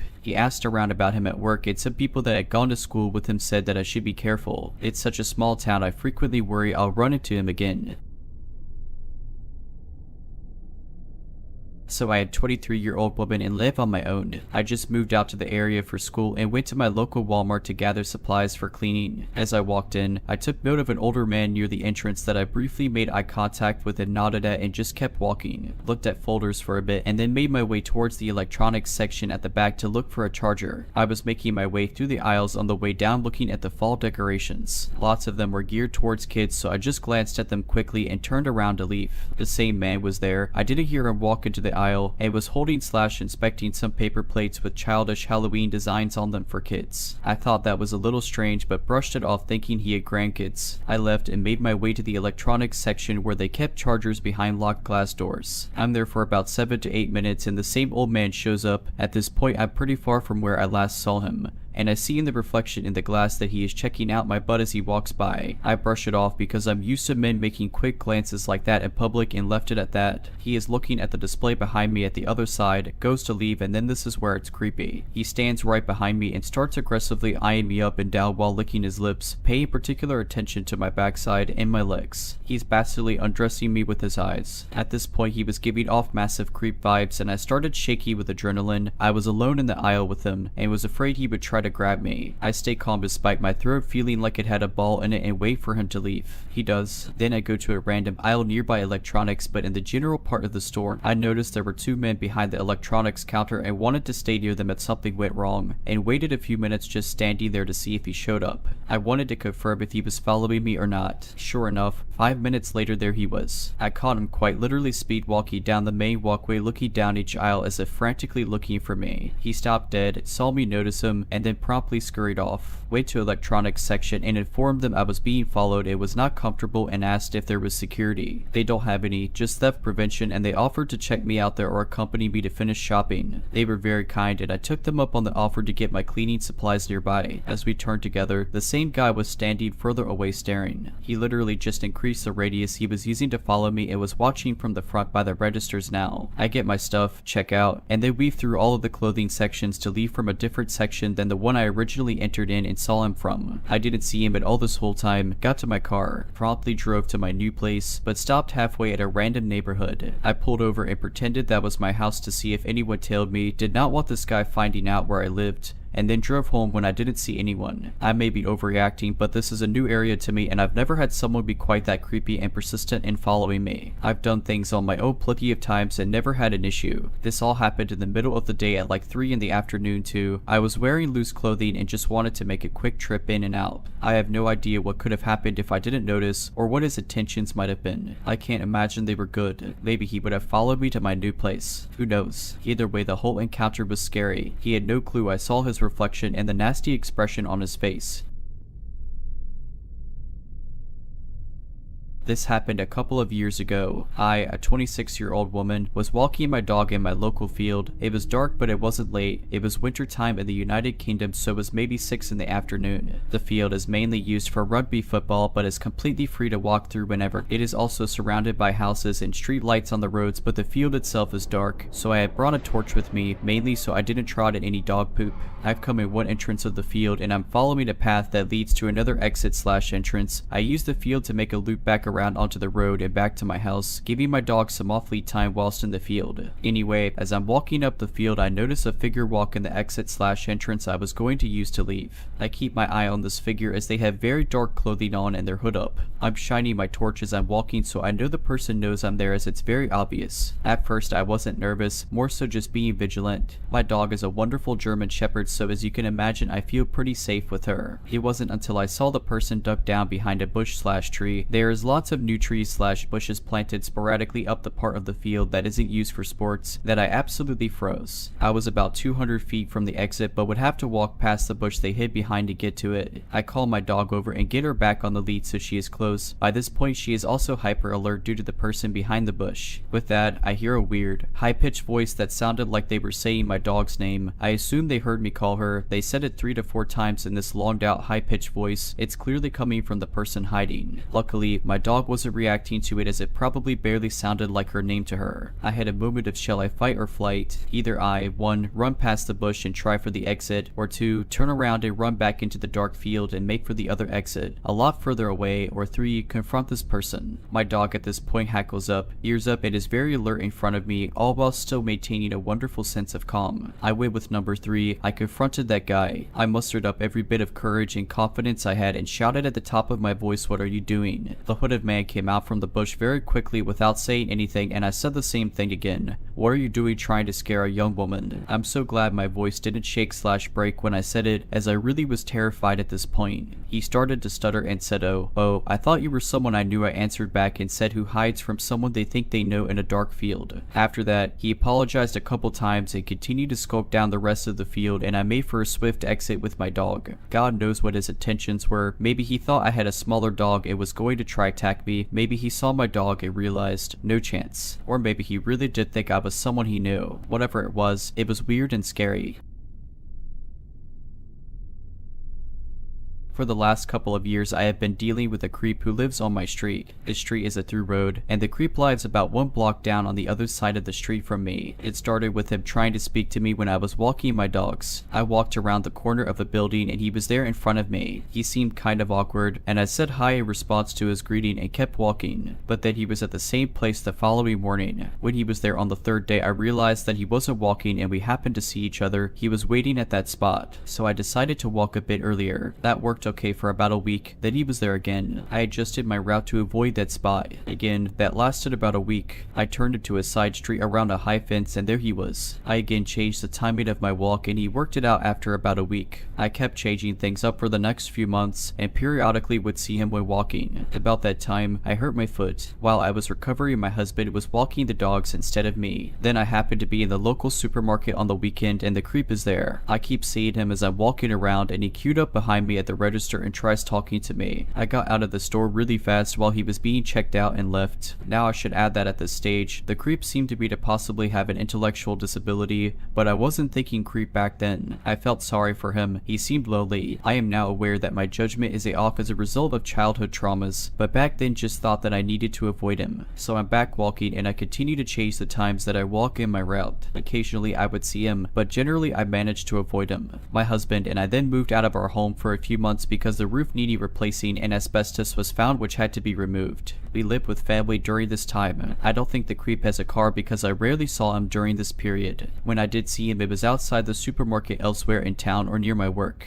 When we moved back home, several months went by that I didn't see him when I was walking. I thought that thankfully he had lost interest. Then, when I least expected it, he comes seemingly out of nowhere and he's right in front of me. I can't cross the street at that point and my only options are to keep walking and get past him or to turn around and go back the way I came. Turning around with a dog on a lead can be tricky, so I just keep going. I don't make eye contact and move as fast as I can without running. As I'm passing, he says, "Good morning, sexy. How are you, gorgeous?" Although I wasn't confident the police would take me seriously, I went to the police. I am very grateful to the young officer who spoke to me. He acknowledged that up until that morning when the creep called me sexy, it was a bit iffy whether they could have got a restraining order. But with that plus his past behaviors and my attempts to mitigate the situation, the police would apply for a court order to stop him. I only knew his first name and address, but they were able to work out his full name and it was on my copy of the application paperwork. It has taken a few months, but he didn't contest the application and the personal safety order has been made. He is not permitted to approach me or attempt to speak to me, and he is not to walk on the footpath past my house. He can walk on the other side of the street. Unfortunately, he has continued to walk past my house and I sometimes see him when I am out walking, which I am noting and reporting to the police every time he does. But he has not spoken to me since the order was made. So all in all, a pretty low level creep, right? Rug. I was sorting through old paperwork at work the other day as my office shreds and bins anything 7 years or older unless we need to keep it longer. I found a note that the creep had come into my work 7 years earlier, giving a different address and had spoken with me. Later, when I called him about his inquiry, he became inappropriate, that's what the note says, and was told the business would not be dealing with him anymore. Now I'm wondering if he moved to his current address because it was just down the street from my house. This happened about 6 years ago to me. I was a 20-year-old woman at the time and 2 other friends. I was 14 at the time of this story and we were seeing the new COMPILATIon. This was my second time seeing it, but I was super excited because my mom had decided that I could finally start getting dropped off when I hung out with friends instead of her accompanying us. After she dropped us off, we went inside, got our tickets and snacks at the concessions, then went to decide where we wanted to sit. This was before there was the assigned seating and you could just sit wherever you wanted. Of course, being teens and wanting to be on our own, we sat in the back so we would not interrupt the other movie watchers with our snickering and jokes. There weren't that many people there, maybe like 3 groups of kids and various other adults around them, but I did not pay much attention to them. We just wanted to be on our own. Soon after we were settled, the trailer started and that's when he walked in. I did not pay much attention to him though, but I still noted that he was the last person to enter the theater. I can still remember exactly how he looked to this day. He must have been in his late 20s, maybe early 30s. He was Caucasian, had dark eyes, reddish/brown hair, and short beard. He was wearing running shoes, jeans, a white baseball hat, and a jacket over a shirt. He did a quick scan of the theater and he stopped with his head in our direction and started making his way up the steps, all the while he remained fixated on us. We were 1 row from the very back and he sat directly in front of us, right in front of my friend who was sat in the middle. This was the first more noticeable red flag. Soon after that the movie started. I immediately tried to focus it on the movie, but not long after it started, the man started twisting his hat so at times it faced forwards, then backwards on his head. That would not have been a problem if it wasn't for the fact that every time he adjusted his hat he would completely turn his head to stare at us, then smirk for a few seconds, then turn back. It continued on like this for almost the entirety of the first half of the movie. He would then giggle to himself quietly even if the movie was in no way comedic. The vibes were just so off on this guy, bordering on sinister. By then I had completely lost interest in the movie and remained unfocused on what he was doing. Soon enough he changed creep tactics and every time the movie characters told a joke or said something remotely funny he would full on belly laugh and turn around toward us while laughing and making direct eye contact with each of us. And after he got tired of that one he would stand straight up and rotate to face us, smile creepily, then sit back down. I was literally so tensed up that I had stopped eating my candy and now my friends had started exchanging uneasy glances with me and I could tell that they were just as uncomfortable as I remember clearly my friend on my left grabbing my arm as the movie was getting closer to the end and whispering my name nervously with widened eyes. I replied with, "I know, I have been watching him." I had decided to start coming up with a plan. I already knew that the employees here were unreliable, so I decided to trust the only other thing I could think of without my mom there. It was almost the end of the movie and I turned and grabbed both my friends' arms and whispered to them as quietly as I could, "Guys, the moment the credits start I want y'all to run to the bathroom and I am going to call my mom to come in here and get us." "Okay." They nodded, both looking as terrified and uneasy as I felt. About 5 minutes later the credits started and the moment they did, we bolted as quietly as we could. Of course in my mind every horror movie scenario was playing in my head with me being the last to leave the row, so when I got to the bottom of the stairs I decided to do the dumbest thing I could have done. Go easy on me, I was young and stupid and scared. I stopped and turned around as my friends ran ahead of me to the bathrooms. The theater was empty now, except for him in our row crawling around and looking under the seats. This felt like it lasted for a couple of minutes but could not have been more than a couple of seconds. I was just petrified. I couldn't move at that moment, but believe me I started moving again when his head popped up from the end of the row and after a jerk motion scan of the room his eyes focused on me. I swear his eyes were so wide I could see the whites from all the way down there. That's when he got up and started running, and so did I. I bolted out of there, skidding on the slick carpet and shot my way to the women's bathroom which was 4 theater entrances ahead of me. I could see my friend peeking out the side of the entrance as I got closer. I noticed that my other friend was not accompanying her. After I could speak again and was semi-breathing normally we headed deeper into the stalls and I shakily asked her where our friend went. She told me that instead of running into the bathroom she shot off to the concessions where there are sometimes employees. This might have been my first option if I didn't know my theater well enough to know that it was a 50-50 chance for any employees to be there at that moment. We then calmed down a bit more, for we were now in the nosier and crowded bathrooms surrounded by other people and adults. After like 4 minutes, we decided to take a peek out of the entrance to see if he was there. And I kid you not, this dude was pacing back and forth in front of the entrance with the most angry look on his face, staring directly at me when I poked my head out. I still don't know why I didn't tell any of the women around us what was happening. We finally called my mom, close to tears, and told her what was happening. She immediately left the store she was at to come pick us up as she could hear we were very upset. After waiting a minute more we decided to take another look outside and thank God he was gone. We saw our friend standing near the front of the theater next to an employee. Turns out she had just been standing by the worker and watching the man run in my direction, then pace in front of the bathroom, then finally leave. She never said anything to the worker, which I thought was stupid then, and and thinking back it's even stupider. But we were dumb. We waited for my mom to get there around the employee who never said anything to us and was probably confused. We finally saw her car pull up and raced out to it and told her to drive out of there quickly. After telling her what happened, she told us we were probably overreacting and he maybe thought we were cute and we were the ones who misunderstood the situation. Still kind of pissed at her for that. Very ignorant of a very knowledgeable and usually understanding woman, but maybe she was trying to comfort us. I don't know. All I know is that man did not have good intentions and we had every right to be as afraid as we were. Just thinking about it gives me the same goosebumps as I had in that theater. I know that if I saw him today I would know exactly who he is. Stay safe. Always trust your instincts. Even if you think you're overreacting, they're usually right. If you're liking this video, all I ask is that you make sure to subscribe to my channel and like this video. Thank you. Many years ago, before cell phones, I, a 20-year-old woman, had driven over to visit my grandmother and was on my way home. She lived in a very nice part of town. I had only recently got my driver's license, and in my state, you are required to display P plates in your car windows. The P stands for probationary, but we used to say pick on me or pervert magnet plates. In other words, just displaying those plates on your car pretty much guaranteed you were going to be hassled on the road as a young person. And also, if you drove a small white sedan, you were likely to be female, all the more reason to be hassled on the road back then. So I turned out of my grandmother's street onto the highway. There was no traffic on the highway when I turned onto it, and I had driven no more than 300 meters when I heard this sudden loud honky right behind me, frightening the bleep out of me. I stuck my arm out the window and waved a circle signal, motioning to pass me, in case the driver thought I was going too slow, which I wasn't. The car then pulled out and began driving right next to me. All of a sudden, this creepy older looking man in an expensive plain white sedan honked again and was motioning at me to pull over to the side of the road and or wind my window down. I mouthed no at him. He got more insistent and looked angry as he continued driving right next to me, which is also illegal because he was blocking the entire highway. So creepy man let off a couple more short honks to make me look at him again and flashed this black wallet with some sort of raised metal, silver looking crest on it. He was now looking ragingly angry and was pointing at the shield wallet in his hand,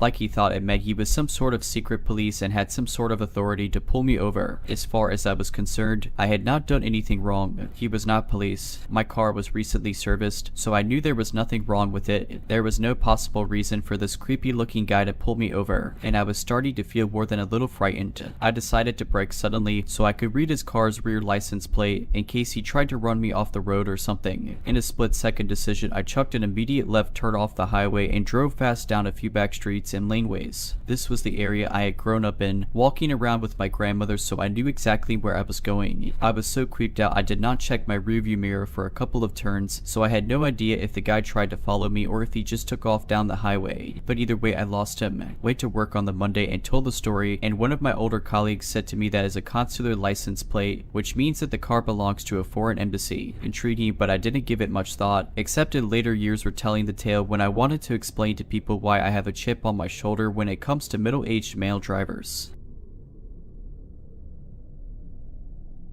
I was at Walmart earlier this evening with my two daughters, one elementary school aged and the other middle school. We looked around the school supplies for a minute and then rounded the corner to see the Halloween candy on display. As we turned the corner, a slightly older guy came to really close to us like he was in a hurry and almost ran into our cart. He didn't have a cart or any items. I said, "Oh, excuse me," and then stopped in front of the candy to let my youngest ask a bunch of questions about the candy pumpkins. The man stopped quickly and started rummaging around the candies right next to my daughter. He was listening to our conversation and reacted strange when my daughter said she wanted to take a picture of the candy. He was twitchy and caught my eye and looked away quickly. We moved on to the women's pajama section to look around for a few minutes, and I noticed the same man pass by really close again. He was turning to the right toward the shoes with a big bag of candy cradled in his arms. My girls went across the aisle to the boys' clothing section while I finished deciding, and when I was catching up with him a couple minutes later, that guy was winding through the boys' clothes toward my daughters. He paused and looked confused or lost, but still like he was in a rush, and watched me discuss sizes with my youngest. This is when I started thinking something was off with this dude. I mentioned him to my older daughter, and then we moved through the partition into the girls' clothes. I didn't see him again for a few minutes, and I figured it was nothing, but then he came into that section and was acting like he was trying to pick out just his shirt. He still had that big bag of candy that he kept adjusting his grip on. I kept seeing him take quick peeks at my girls, but then every time he saw me watching him, he pretended to be occupied in his shopping. I told my oldest that I thought he was following us, and she said she noticed the same thing, and I made my youngest get in the cart so I could keep them both close. They both like to wander a bit. The guy then walked out of the girls section, passing close behind me, but he looped around the partition back into the boys section and stopped at an opening on the other side, but still in a straight line of sight. He caught my eye again and twitched, then he pulled out his phone, texted someone, and walked away. By that time, I was on high alert and possibly getting quite paranoid. I looked around and saw two other slightly older men standing around. One was in electronics, kind of looking at a half-empty display of something, but I swear he glanced at me several times even though there were 3 or 4 racks of clothes and a hallway with occasional people in between. The third guy had wandered into the girls section and was apparently considering buying a Justice shirt too. Every time he saw me notice him watching us, he wandered down to the baby aisles, but he kept coming back after a couple minutes. I realized now looking back that if I suspected something bad, I should have gotten my girls out of there. Clothes shopping for a picky preteen isn't fun, and I wanted to get it done and over with. On top of that, I kept second guessing myself that the 2 other guys were just a coincidence. I kept my girls really close, and after we moved to the women's section, I didn't see any of them again, and I stopped feeling creepily that we were being watched. Now it's the middle of the night, and I'm pretty freaked out wondering what could have happened if I didn't notice the first guy and continued to let my girls wander around. About 5 years ago, I was living at home with my parents and my twin brother was there too. Every morning at about 7 a.m, we would both head out for a run. We had mapped out this giant loop that we would run. To make it a bit of a competition, I would run it in one direction and my twin would run it the other direction. That way we could run and stay focused. Part of this loop was on the main street of the city my parents live in. On this main road, there were these shady apartments kind of hidden by a bunch of trees. The direction I was running, the view of these apartments was obscured by a giant hedge bush and I couldn't see the apartments until I was right in front of them. Out of my peripherals, I see a woman standing among the trees, just staring at me. I immediately get the chills and do not turn to face her, because I didn't want to be rude. So I run on and forget about this a few minutes later. I pass my twin about 10 minutes later, he's going in the opposite direction as I. I get home and my twin isn't back yet, so I go about the rest of my morning routine, including taking a shower. I get out of the shower and my twin hasn't come back yet. I'm starting to get a bit worried. An hour after I had gotten home, he's still not back and I call him. He tells me he's on his way back and he has something he needs to tell me and my parents. He finally gets home and tells us that as he's running in front of these apartments, he saw a woman hanging from the trees in front of his apartment. As soon as it's obvious he's seen her, a man comes sprinting from the apartments wailing and screaming, "No, I can't believe she did this," and grabs her body and lays her on the ground and starts performing CPR. It's obvious he is her husband. My brother calls the local police and they dispatch an ambulance and police officers. My brother has to stay for questioning as a witness report and all that jazz. He's obviously troubled by it. Since he was going the opposite way that I was running, he didn't have a hedge obscuring his view and got a straight on view of this woman hanging there. It's still hard for me to believe that the woman I saw staring at me out of my peripherals was dead the entire time. I do find it very sketchy that the husband came running out as soon as it was obvious that someone had discovered the body. That is a bit too convenient if you ask me, but I don't want to say this man killed his wife without any evidence. I just still can't fathom that if I would have turned my face to this woman, I would have discovered her about 20 minutes earlier than my twin, and it deeply troubles me that I didn't. I had just gotten out of a bad 8-year relationship and met someone on a popular online dating app. To be honest, I wasn't looking for anything serious, just someone to go watch a movie or have a drink with every now and then. I had 2 boys and was very happy and living a peaceful life on my own after going through hell. So I meet this guy who is just a couple years older than me and he had turned his life around. When he was younger, he used to meet gangs and drugs and now he was into working out and staying really fit and doing family stuff. I guess you could say I felt protected by him. He was a hard worker, self-sufficient, had a son, and he loved going to the gym every day. I myself had kind of a crazy past but overcame and we seemed like a good fit. We would go to dinner, movies, normal dating stuff, but eventually he wanted to spend more and more time together and I was having trouble giving up all my free time for him. And he would get angry about this. Like, really angry. After being with a controlling, possessive guy for so long, this is obviously a red flag and after 3 months, I told him I didn't want to see him anymore. He said he needed to confess something to me. He admitted to me that he was using steroids and that was the reason for his mood swings. He cried and said he was sure that was the reason and was willing to stop if it meant he could have another chance, and I obliged, but only under the condition that we remained friends. Things were okay for a while. We saw each other maybe every other week and he started wanting to see me every week, to which I told him that I was not interested in being anything other than friends at that moment since I was not ready for a relationship. He tried to talk me into giving him another chance, but I just didn't find myself interested in him in a romantic way, and so I insisted that we just be friends. I stopped talking to him because I got mad at his insistence that we still talk every day, since he said that's what friends do. He would always ask about my whereabouts and ask for pictures of who I was hanging out with. I told him this is not what friends do, and he just insisted that he just innocently wanted to see what I was up to. Fast forward 6 months later, and I hadn't spoken to him at all within that time.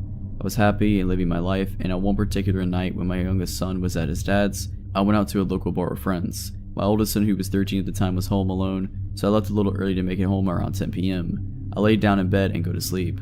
So a little info on my living situation. I've been living in my condo for almost a year now, and we lived in a great, safe community, and I would leave my patio sliding glass door open, screen closed, to get a breeze in at night. No biggie. My bedroom was close to the patio, and my son would sleep in the loft that was the closest to the front door. I'm dead asleep when I suddenly feel someone slowly sit on my bed. I'm laying in bed wondering why my son would come sit on my bed so slowly. He wouldn't. I turn around, it's not him. It's Mario, not his real name, laying down in bed next to me. I sit up and ask him how he got in. He's not answering me. He says, "I needed to talk to you." I said, "Okay, when you need to talk to someone, you don't sneak into someone's room. You call them, you leave them a note. Literally anything but this. I'm thinking I'm gonna kill my kid for letting him in." He said, "I didn't have your number anymore. I needed to talk to you before it's too late." I didn't even entertain the "before it's too late" bit because I was livid, but something told me to keep my cool. I sit up and say, "Look, I really want to talk to you too, but not like this. Please just leave and I promise we will talk tomorrow. Call me tomorrow." He gets up and walks over to my side of the bed and starts rubbing my shoulders and is slowly making his way to my neck. He says, "Do you really want to talk?" I look him into his eyes and say, "Yes, I've been wanting to talk to you, but not like this. Please call me tomorrow." He stares at me while rubbing my neck and goes down to my shoulders and lets go. Says, "Okay." This proceeds to exit through my patio door and jumps my patio wall, which tells me that is exactly how he got in. I freaked the f out, check on my kid, he had no idea what was going on. I locked all my doors and I didn't sleep the rest of the night. The next day I text him and I tell him that if I ever see him near me or in my complex, I will call the police and to never contact me again. If you're wondering why I didn't call the cops to begin with, I knew he had a gun, so A, I was scared of being retaliated against for being a snitch, and B, I figured if I called the cops they would probably not do much or just let him out, and I was afraid of what he would do after the fact. Either way, he left me alone and I didn't hear from him for years. 4 years later, I'm going through Facebook and I see his face in People You May Know. I click on the picture and notice that it looks like a jail picture. You know, those pictures where the guy is clearly in a jail cell. I scroll down the page and his most recent post is him posting his address for his family members to write to. A prison address. So I Google his name, sure enough, articles after articles all with the same headline. Man arrested on suspicion of killing girlfriend. About 2 years after him and I dated, he shot and killed the girl he was dating. That could have been me, and I feel like thinking if there was anything I could have done to stop him. Even scarier thought is that he only got 12 years for her murder. So my stepsons are 7 and 10. They play with 5 other boys in our area, which are of similar age, and all go to the same school in our neighborhood. Now there is a police station in our neighborhood, and we live in a city that is large, but we feel very safe here and have almost zero crime around us, so when they go to the park to play with their friends, my husband and I agree it's okay. They'll be gone for hours, going from house to house swimming, jumping on the trampoline, scootering, skateboarding. Sometimes they're all at my house and my pool. It's a good system. However, our state has been known for human trafficking. Because we are close enough to the border, it's just something I worry about. So I bought them bright orange whistles and tied them to their backpacks. Sometimes they all ride bikes to school together. At home I had each of them blow into the whistle as hard as they could, so they knew how loud it was and to only use it for emergencies, which we've discussed emergency situations. So today on break from school, the kids wanted to do a lemonade stand. Something in my gut told me to say no, that's not a good idea, even though they had their own little garage sale around Christmas to make money to buy gifts, and the neighborhood thought it was so cute that they actually got a ton of donations and made very good money. I didn't have any worries that time, but today was different for me though. As my older stepson was making his signs, I reminded him about interacting with strangers and he needs to watch his brother, and so he asked me, "Should I bring my whistle?" I said yes, great idea. I took it off his backpack and I put it around his neck and I told him I'm going to leave the window open. If he feels scared or something happens, you blow that whistle like there's no tomorrow and I'll run outside. They were right on our street corner of our neighborhood, right where the main street is through our neighborhood, so a decent amount of cars go by. An hour or so goes by and I'm into a documentary when I hear that whistle and my stomach drops. I dash outside to see a flashy red car. I was looking and running towards the kids, so I wasn't paying close enough attention to the car, but I immediately saw all the kids there, and this guy is getting back into his car, and my older son tells them that the man in the car got out and was talking to them, asking them their ages, and invited my younger son to get into his car. I literally told my older son earlier, do not get into anyone or near anyone's car. So he said he didn't feel safe anymore and he blew that whistle as hard as he could. My mom said that the car looked like a Dodge in red. That's what my son told the police. I got a good look at the guy at least, but didn't get the plates. He was getting to his car as I was making sure the kids were accounted for and pounded the crap out of his hood, asking him why you would ever invite a child into your car before you drove away. I wasn't thinking clearly and was in a bit of a panic. The police said they searched our entire neighborhood for the car and put out a description of the guy in the car, with a now possibly dented hood for me. They put out an alert and are taking this very seriously, so at least there's that. I'm so thankful for that $10 whistle I ordered on Amazon. Sometimes you just don't know when something is going to go down. I went dancing with some friends and was really drunk by midnight. Unfortunately, this was back when I had little money, and I realized you could only save money by eating very little before going out, and it would take a far fewer drinks to get drunk. So I was so drunk I could barely remember my friend ordering me an Uber home. My phone was dead, of course. I can vaguely recall them helping me into the car and telling me to get home safe, but I don't remember greeting the driver or the first minute or so. But soon after getting in, he asked how my night was and if I smoked. Honestly, I was just thinking about bed at this point, so I sort of just slurred out that I did sometimes. He then offered me a joint, and this is the first moment I got sort of nervous and began paying attention. I tell him something like I'm really tired and I'm just ready to get home. I think he said something about it being an indica-based joint and it made for great sleep. Once again, I say something not exactly like no, but not a yes, which he takes as a, yes, I'll take that joint now. Once again, I'm still drunk enough and I can barely see straight or speak clearly, so when he says, okay, well, I have to cancel the ride really quick because I can't give it to you while I'm on the clock, or something to that effect, it takes me a second to realize how dangerous that is, and by the time I start to say something, he has canceled the ride and pulls over. We were just east of a bridge, I think, and it was totally secluded. Some empty parking lots, a closed auto body shop, and no one in sight. It's starting to hit me now that I'm in the car, and not with the same Uber driver but with some stranger. I can't call anyone, and he's trying to give me weed that could have anything in it. For the next minute or so we're pretty quiet. I can't remember if there was any small talk he tried to make because I was beginning to panic. And every time he handed me the joint, I would take fake hits, just breathing it into my mouth and not into my lungs. I felt tired, clumsy, and weak. That kind of drunk where you're almost at the point of nausea, and I knew I couldn't do much if anything to defend myself at that point. I remember vividly being fixated for a moment on the fact I didn't have a pair of keys to defend myself with, as my building used fobs for just about everything and I didn't take my mail key with me. As I'm freaking out, I look up to see if this guy is sort of noticing, and I make eye contact with him in the mirror. He was just staring at me, but I couldn't read his expression. Finally, he says something along the lines of, well, let's get out of here. I tell him I'll just call another Uber to get home, thinking at this point it might even be safer to walk. And he says, no, I still have your address, I'll just take you home. For a moment I was relieved. I guess I wanted to believe him so badly that I would get home safe, so I just believed him. I tried to calm myself down, thinking he hadn't actually done anything threatening. Maybe he was just your typical stoner guy and I'm overreacting. At this time, I lived on PSU campus in downtown Portland in the southwest area of the city. He is driving me north on the east side of the river. There are several bridges to our left, and as he keeps moving north, he has several opportunities to take an exit to hop over the river and get me back downtown. He keeps skipping them, and we keep passing bridge after bridge that could get me home. Up in northeast Portland, there are some large industrial areas that could get very isolated at night, and Portland in general is surrounded by lots of forest. So I knew he could have me in a secluded area and really quick. After he passes like the fourth exit for a bridge, pretty sure it was the Broadway Bridge, I've been thinking in my brain for a way to make him actually take me home, and say something to the effect of, hey, my boyfriend is waiting for me at home, which was true, though I said it in a very meek way. My driver says nothing, but he did take the next exit for a bridge and basically hung a giant U-turn that started taking me home. Even as we're on the west side of town heading south, I'm still shaking and have my hand on the door handle, thinking about just hopping out at a red light the closer we get to my apartment. My phone is completely dead, and he honestly still has several chances to hop onto nearby highways and speed out the city. We're getting pretty close to my apartment now, and I'm once again trying to convince myself I'm being paranoid about some stoner that can't even navigate the city. Although a few minutes before I was so scared and I was crying. So once we get about 2 blocks from my apartment, I lie and tell him it's the easiest to stop here and he can let me out.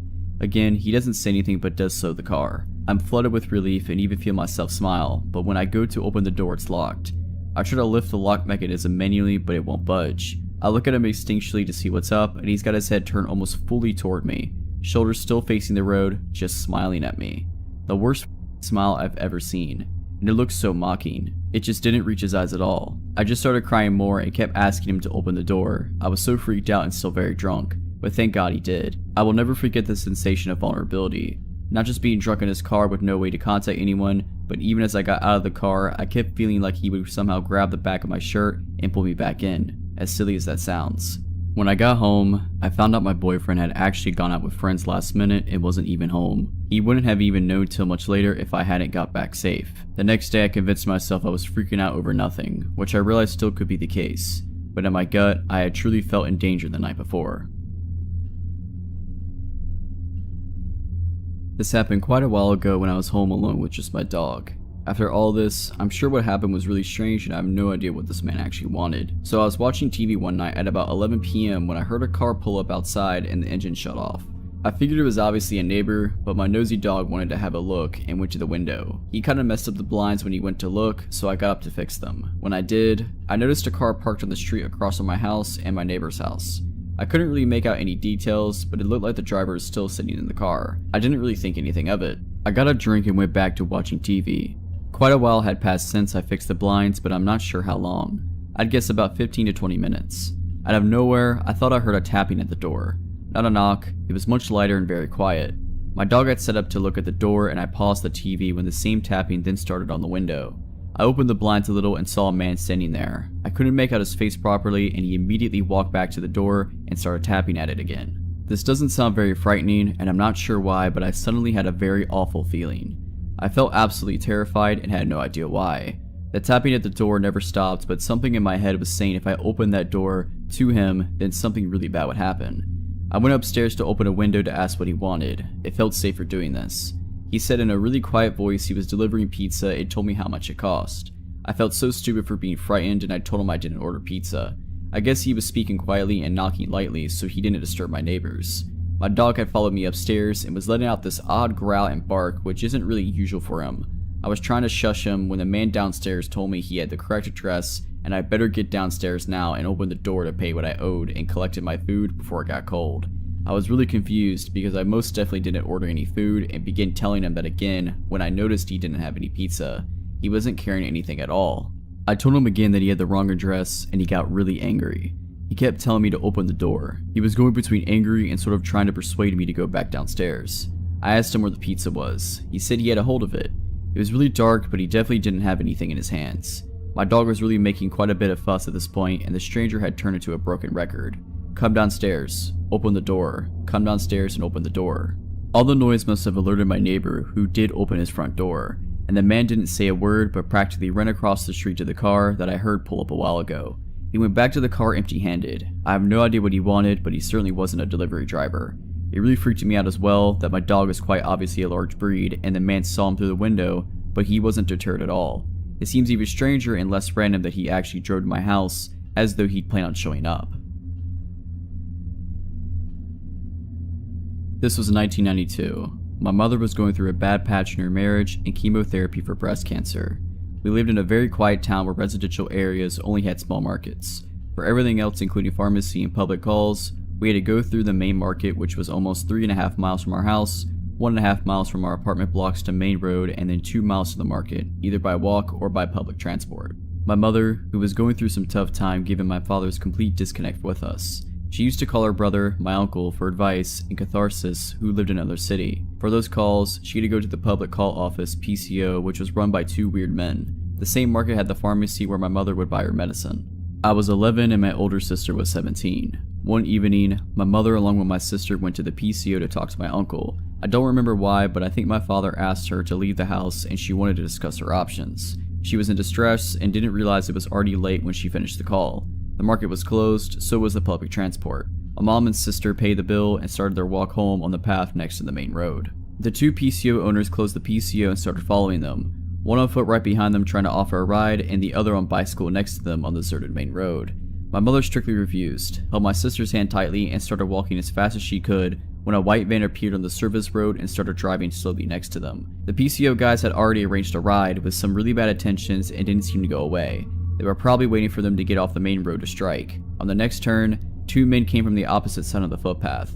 To my mother's relief, it was the pharmacist and his friend who were returning to pick his car from his shop's parking after a walk. They saw the men in the van and immediately realized what was going on. They stopped, said hello, and asked if she needed help. They agreed to walk them home. The PCO men fled upon seeing the guys. The kind pharmacist saw my mother and sister to the safety of our house. My mother never went to that PCO again.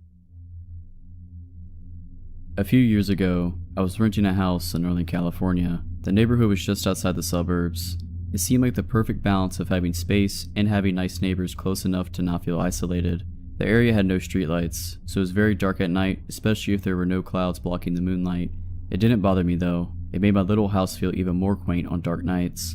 I got home from work one day in midwinter. It was a cloudy night, so pulling up to my house, I saw only what my headlights and front porch light illuminated. When I got out of my car, I caught a whiff of cigarette smoke. That was odd, as I had never smelled that before around the house. I didn't see anyone nearby, so I ignored it and went inside. I had just got off a shift with a few hours of overtime, so I felt pretty tired. Even though it wasn't even 7 yet, I decided to take a shower and call it a night. I woke up sometime later sure that I had heard a noise inside my house. I wasn't worried right away because my friend would sometimes stop by to use my shower after work on his way to his night classes. I even gave him a spare key so he could stop by even if I wasn't home. He would always text me to let me know beforehand though, and I hadn't heard my phone go off. I reached over to my bedside table and picked up my cell phone to see if my friend had sent me a text. The bright light from my phone's screen and number pad blinded me. Through squinted eyes, I could make out it was a 9 or something, but I couldn't tell if I had an unread text or not. I set my phone aside and called out my friend's name. There were a couple seconds of silence before I heard loud footfalls as someone started running through the bottom floor of my house. I leapt out of bed and ran to the closet. They were already up the stairs by the time I had opened the door and stepped inside. That house had 3 rooms upstairs, 2 bedrooms on either side of the hallway, the one that was in a spare, and a bathroom at the end. The bedroom doors were both closed, but the bathroom door was cracked open. I heard whoever was in my house thunder down the hallway past my door and into the bathroom. Thank God they did. They gave me enough time to open the attic access in the ceiling of my closet and hoist myself up. I just started to lift myself up when the person ran back out of the bathroom. My feet were barely inside of the attic when my bedroom door burst open. I heard footsteps run into my room and stop. When they didn't see me in that room, they ran back to the hallway and into the other room, which just had boxes stacked in a corner, some weights, and a table where I painted my miniature models. I guess they decided that if someone were hiding, it would be in the bedroom because they charged back into my room and turned on the light. A moment later, the closet door was ripped open. I was crouched in my attic just a foot or so away from the access, so I could try to stop them if they had started to climb up. From my vantage point, all I could see was from about their knee down. They were wearing dirty blue jeans with frayed cuts and worn work boots. After a few seconds of looking into the closet, they stepped away and I heard a loud crash come from my room, followed by a scream of frustration and anger. That scream was the most unnerving part of the incident for me. Whoever it was in my house ran back down the stairs. I heard crashes and clatters as things were thrown around and furniture was knocked over.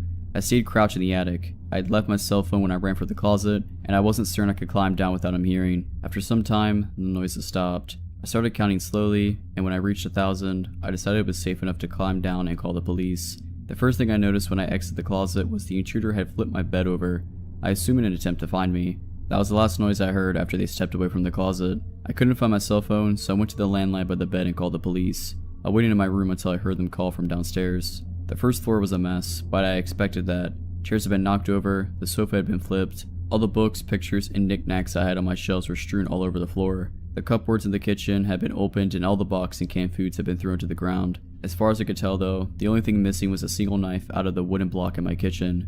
The police checked the house from top to bottom. They also found a few cigarette butts along my fence line, along with some foil and an empty pin tube which the police said people often use to smoke meth with, so they think they had been watching my house for a while. I realized that they must have been out there smoking a cigarette when I got home. They collected up the evidence and told me I should stay with my family or friends that night and get that door fixed as soon as possible. I opted to just not sleep. I moved a shelf over to block the broken door and spent the next couple hours cleaning things up. I would often go to the window with a flashlight and shine it along the fence line where the police found the cigarette butts and foil, but I didn't see anything. The next day I called to have the door fixed and motion lights installed at the back and sides of my house. I lived there another 3 years without incident.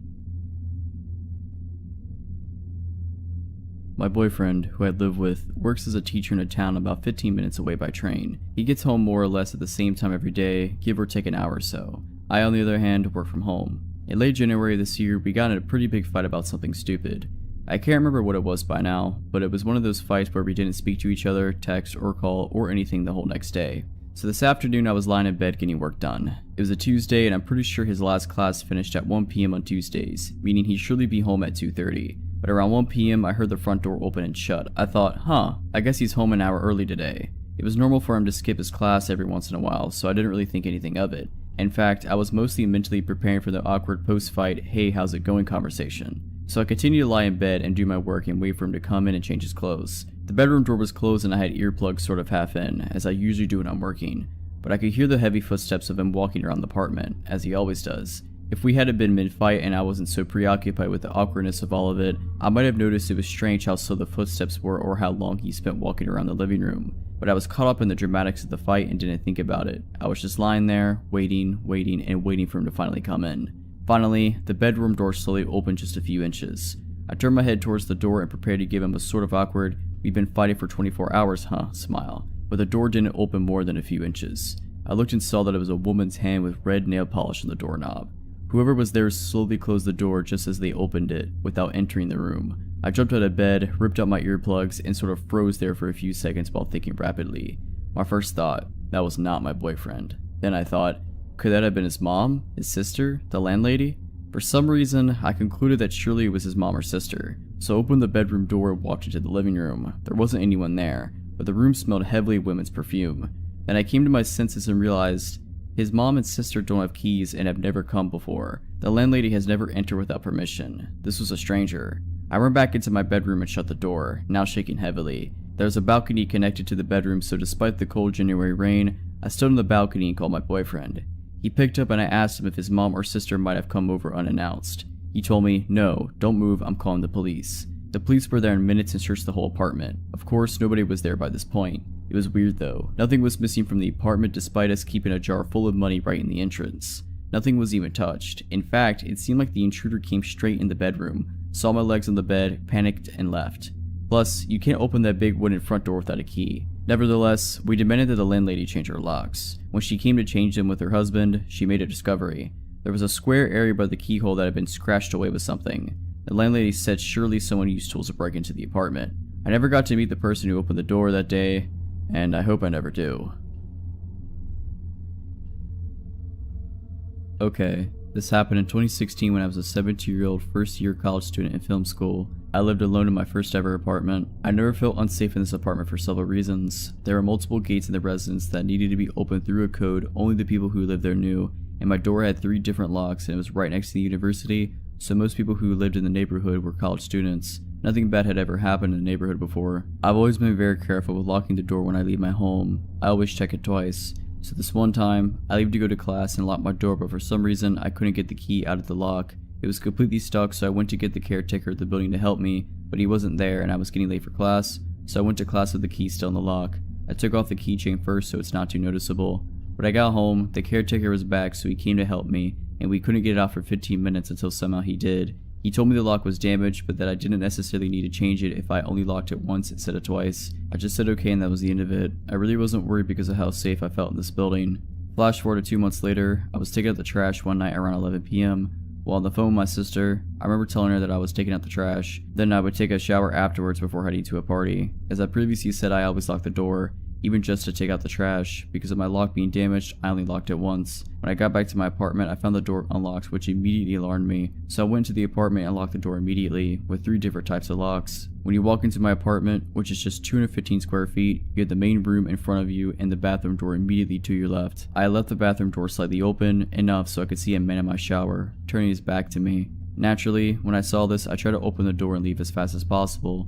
Except my main lock was damaged from 2 months earlier and I couldn't open it no matter how hard I tried. In this moment, all I could think of was the fact that I had to leave as fast as possible. I jumped out the window without really thinking. I figured it was the only solution, except I live on the 2nd floor, so I completely smashed my ankles in the landing. I started running in whichever way I could, and when I got a little bit further from the building, I looked back and a man was there, at my window, watching me run away. I thought of 2 possible outcomes. Either the man was going to jump and chase me, except I wouldn't get far with my twisted ankles, or he would get scared at the height and be locked in my apartment. Thankfully, he picked option 2. I went to hide in a bush a little further and called the police, who arrived in just 10 minutes because I live close to the station. They pushed my door open and the man was there just sitting on my couch, holding a kitchen knife, waiting for me to come back, like he didn't think I would call the police. They arrested the guy and later told me he had already been arrested for attempted kidnapping and attempted murder. They also told me how everything had happened. Like I said, it was a very friendly neighborhood with mostly college students, so he got inside the building by other people holding the door for him. He then heard me telling my sister I was going to take a shower, which was why he was waiting in the bathroom for me. He crocheted my lock while I was taking out the trash. He apparently noticed me on my school campus and followed me to my home several times before succeeding to actually come in. He stayed inside waiting for me because I had recently changed my phone and the previous one was still on the table, so he thought I didn't have a phone with me to call the police. I don't live there anymore, but after that, to get into the building, we all needed identification proving we lived there. Building IDs were created and we had to scan them every time, and it was the only way to go inside the building. Nothing really bad happened in the neighborhood after that. It's back to being very peaceful and friendly. If you're liking this video, all I ask is that you make sure to subscribe to my channel and like this video. Thank you.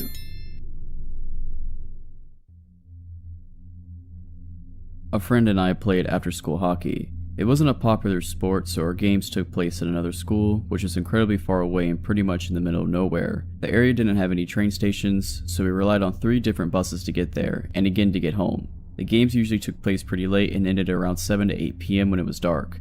All the other girls in our team got picked up by their parents, but we always busted together home. We didn't feel it was dangerous because there were 2 of us, and being classic 12-year-olds, we thought we were mature enough to be independent. Because we had to change buses 3 times, and we lived so far away, by the time we got to our second bus stop it was usually pitch black. The second bus stop was desolate, far off from the school, in front of some kind of abandoned building, and basically a bit creepy. The stop was small and wasn't sheltered, it was just a steel pole with a bus painted on the sign. On this particular night, it wasn't raining as well, so we felt extra miserable standing out in the cold. The buses in my area are also notoriously unreliable, so it wasn't unusual for us to wait an hour at this bus stop. That night it definitely felt like we had been waiting there for over an hour when a car pulled up in front of us. A woman was in it. She rolled down her window and asked us where we were going. I told her the suburb we lived in, which was an hour drive away, and she said she could give us a lift if we wanted. If it had been a man, I would have immediately been suspicious and liked it. But because she was a youngish woman, looked about 40, it didn't raise any red flags in my mind. I remember thinking that she must be understandably worried about 2 young girls standing out in the rain at night. I smiled and thanked her and said it was okay and we would wait for the bus. She hesitated and then drove away. But a few minutes later she came back and pulled up in front of us again. She told us her daughter was in at a play and that she was going there anyway to pick her up, so are we sure we didn't want a lift? My friend was almost about to get in, but I hesitated. Maybe thanks to my parents drilling me about stranger danger, and I said thank you, but it was alright, we'll wait. She was a bit pushier this time and asked us if we were sure quite a few times and mentioned her daughter again, but eventually she drove away. At this point, I think my intuition was telling me that it felt a bit weird that she hadn't mentioned her daughter earlier. Another few minutes later, she came back again. This time she said that she had just driven past our bus further down the road and then it obviously skipped our stop, so she offered to give us a lift to try to catch up to it. This sounded unlikely to me. By this point, I was super suspicious. I didn't really have any time to think, so it was just a bad gut feeling, rather than any logical reasoning. With all the politeness and smiles gone, I straight up just said no. I could tell my friend, who was about to get into her car before, was also starting to feel weird about it because she backed away from the road. The woman hesitated for a while. It lapsed into an awkward silence and I remember she just kept glancing at her back seat. I remember holding my hockey stick tight and playing in my brain how I was going to defend myself. It honestly felt like forever before she finally drove away. A few minutes later the bus came and I had never been so relieved in my life. By this point, we were absolutely soaked. To this day, I still don't know whether she was just worried, a good Samaritan, or a potential kidnapper. I flip between the two and honestly I can't decide. My friend also thinks it's a mystery, and we don't know if we were just being paranoid. This was around 2015 and I was living in Seattle. I worked in an office that allowed me to bring my dog to work, a 100-pound German Shepherd. He's a big sweetheart but looks quite scary to strangers. After work one day, I got on the bus home, which was around a 45-minute ride. I noticed someone stared at me and didn't think much of it. While it's unsettling to be watched, I've had my fair share of odd conversations on the bus, and it wasn't out of the ordinary to encounter such weird behavior. I honestly don't remember too much about his appearance, but I do remember thinking he looked fairly normal and didn't seem high or drunk. My bus stop was on a busy street in a bit of a sketchier part of town, but it's not frequently trafficked. When we reached the stop, my dog and I set off on the short trek home, only a few blocks away. As I exited the bus, I noticed the man who had been watching me had exited too. Something was off about him. He seemed intent on keeping stride with me, trailing closely behind. I've heard advice somewhere in the past that you shouldn't go straight home if you're being followed. I'm sure that's situation specific and sometimes it's safer to be in your home, but nothing had happened besides having my personal space invaded and didn't feel immediately unsafe. So I opted not to lead this stranger straight to my door. I knew that my partner at the time wasn't at home, so I decided the best plan was to weave through my neighborhood for several blocks to try to lose him. I think a part of me was also wanting to be sure I was being followed at all, or if this person just happened to be walking in the same direction. After several blocks, it became clear he was following me. I was weaving around erratically and he was walking the same path. Neither of us spoke to one another, and I was becoming more and more frustrated that anyone would follow a woman home. The streets were quiet and I couldn't see anybody around who I could signal to for help. I don't think I would have been so surprised this was happening if I was alone and without my dog. I can't imagine anyone in their right mind following someone with a large German Shepherd. I started walking faster when I rounded a corner and quickly ducked into a hallway, hugging a duplex a block from my house. I was hoping the pathway would wrap around the house completely so I could get out of the line of sight of this person, but was met with a fence to my face and didn't have time to backtrack. I was ultimately cornered in this nook between a house, a fence, and a hedge. I crouched down with my dog and waited for the guy to pass us. I watched as the man strolled by the walkway, seemingly not noticing us at all. He didn't turn his head or even gaze in our direction. I decided that we'd stay there for a few minutes just to make sure he was gone. About 3 minutes went by. Just as I was thinking it was safe to head home, the man stepped into my line of sight. He didn't make eye contact with me, just as he hadn't the first time he walked by. He was moving calmly and deliberately, and slowly came to a stop as soon as he was right in front of me, just off the curb. He was about 2 yards away, facing me, and not directly looking, with just a sidewalk and a grassy strip between us. I watched him as he started to unload his pockets. He had a number of metal objects he was taking out, placing them in a line. To this day, I'm not sure what they were, but I'm glad I didn't find out. At this point, I called 911 and told them what was happening, that someone was following me and showing erratic behavior. The cops made it there quickly, and as soon as they pulled up, the dispatcher advised me to get out of there. I hightailed it out of my hiding spot and took a non-direct path home since my house was technically in the line of sight of where I was crouched. I don't know what ended up happening with him, but fortunately never saw him again, and I don't know if he had malicious intent.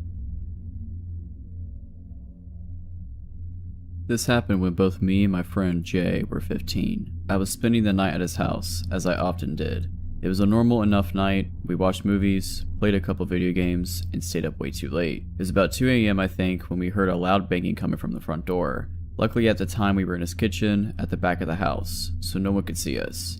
We were spooked because there couldn't have been anyone at the door at this hour, but we figured it was just some drunk person and they'd go away soon enough. After 30 seconds, there was more banging on the door and yelling that neither of us could understand. It sounded like an adult man, and he sounded angry, so we both were scared. He texted his mom, who we thought was upstairs, but she said that she had just left a bit before without saying anything. She did that often enough. She liked to go to her friends' houses in the middle of the night, so we didn't pay any attention or notice when she left. We didn't know what to do, as we were scared to call the police based off past experiences with cops in our small town being not the best. At this point, we turned off the kitchen light and we were ducked down on the ground. We heard the banging and yelling getting louder, and I decided to see who it was, if it was anyone we knew. I army crawled through the dining room, which was also dark, and peeked through the door to the living room, which is where the front door was. There was also a huge window by the door that you can see right into the dining room though, so I was very careful not to be seen. I couldn't see any details of the man, but he looked to be about 6 feet tall and had gray hair. I crawled back to Jay and we quietly decided what to do. We heard the knocking stop, so we decided to wait a bit before seeing if it was safe.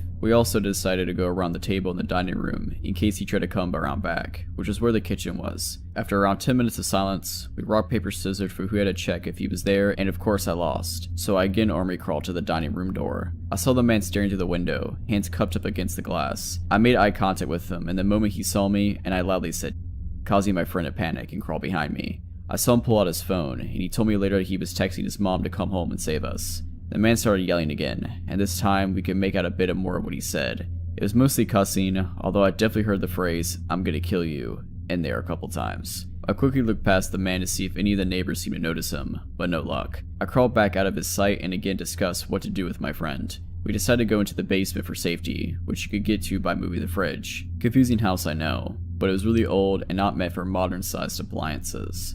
We pull out the fridge and get into the basement, feeling mostly safe but still terrified. I start having a panic attack, although I'm trying to hold it together best I can for Jay, who is also on the verge of a panic attack. We hear a gunshot and shattering glass from above us, and I cover my mouth so I don't scream. Jay and I look at each other, terrified. We hear loud footsteps and yelling above us, the man asking where we went. We hear him going upstairs and run around up there for a bit. He eventually comes back down and starts turning over our furniture, I'm assuming to find us. After what felt like hours, but was probably only minutes, Jay's mom pulls into the driveway, which scares the guy as he runs out the back door in the kitchen. Jay and I get out of the basement and run to greet his mom, never happier to see her. She was shocked by the state of the house and hugged us, happy that we were safe and scared by how close we were to being hurt. We were all scared after that. After that night they had better security installed, and we went over safety protocol if anything ever happened again. Luckily it hasn't happened again yet, and I hope it never will.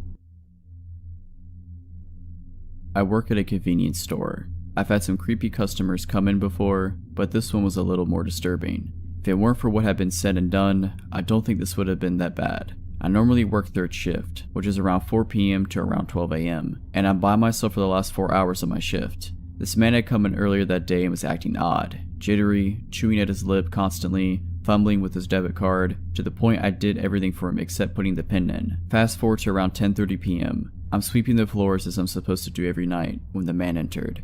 He approached my register and asked him what he needed. "Hey, can I have one of those lighters?" I pick one up and go to scan it, but he tells me that he doesn't have any money. I tell him he can't have it, and he glares at me before leaving.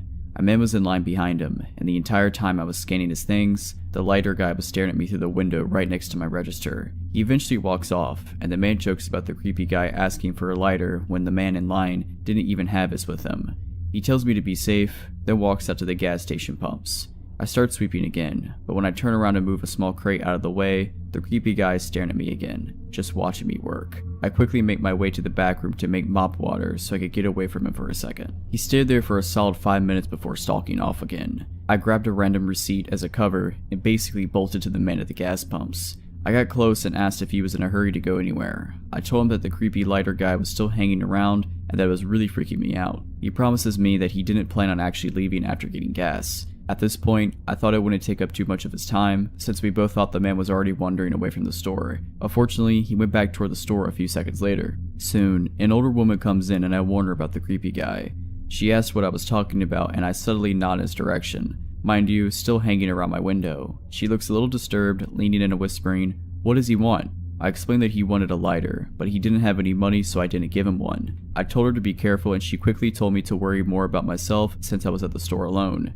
She left, and I saw the creepy guy approach the window again. Thankfully he didn't look in, just hung around it like he was waiting for someone. After a while, a daughter of a family friend comes in with her girlfriend, and we quietly make small talk. Like the last woman, I warned them that the lighter guy was still roaming around and he could be dangerous. Before they get to tell me anything, a woman was talking with the guy from the gas pumps, spotted them while scanning family friend's items, and hurried in and told me to call the cops. Obviously, not familiar with the area I worked in and hearing 3 different people telling me what numbers to call, I was shaking and in near tears. My family friend said she would call while I calmed down. Another girl had run out at this point, and I don't blame her. Family friend's girlfriend told me that lighter guy threatened to throw rocks through the window and hurt/rob me. After about 3 minutes of pacing and trying not to cry, I saw my mom's truck pull in. I bolted to her, telling her what was going on. She calmed down and walked me back to the entrance. As this happened, creepy guy had climbed the hill and crossed the street to Bojangles and sat near the front door. The cops arrived. The man from the pumps gave his statement, I gave mine.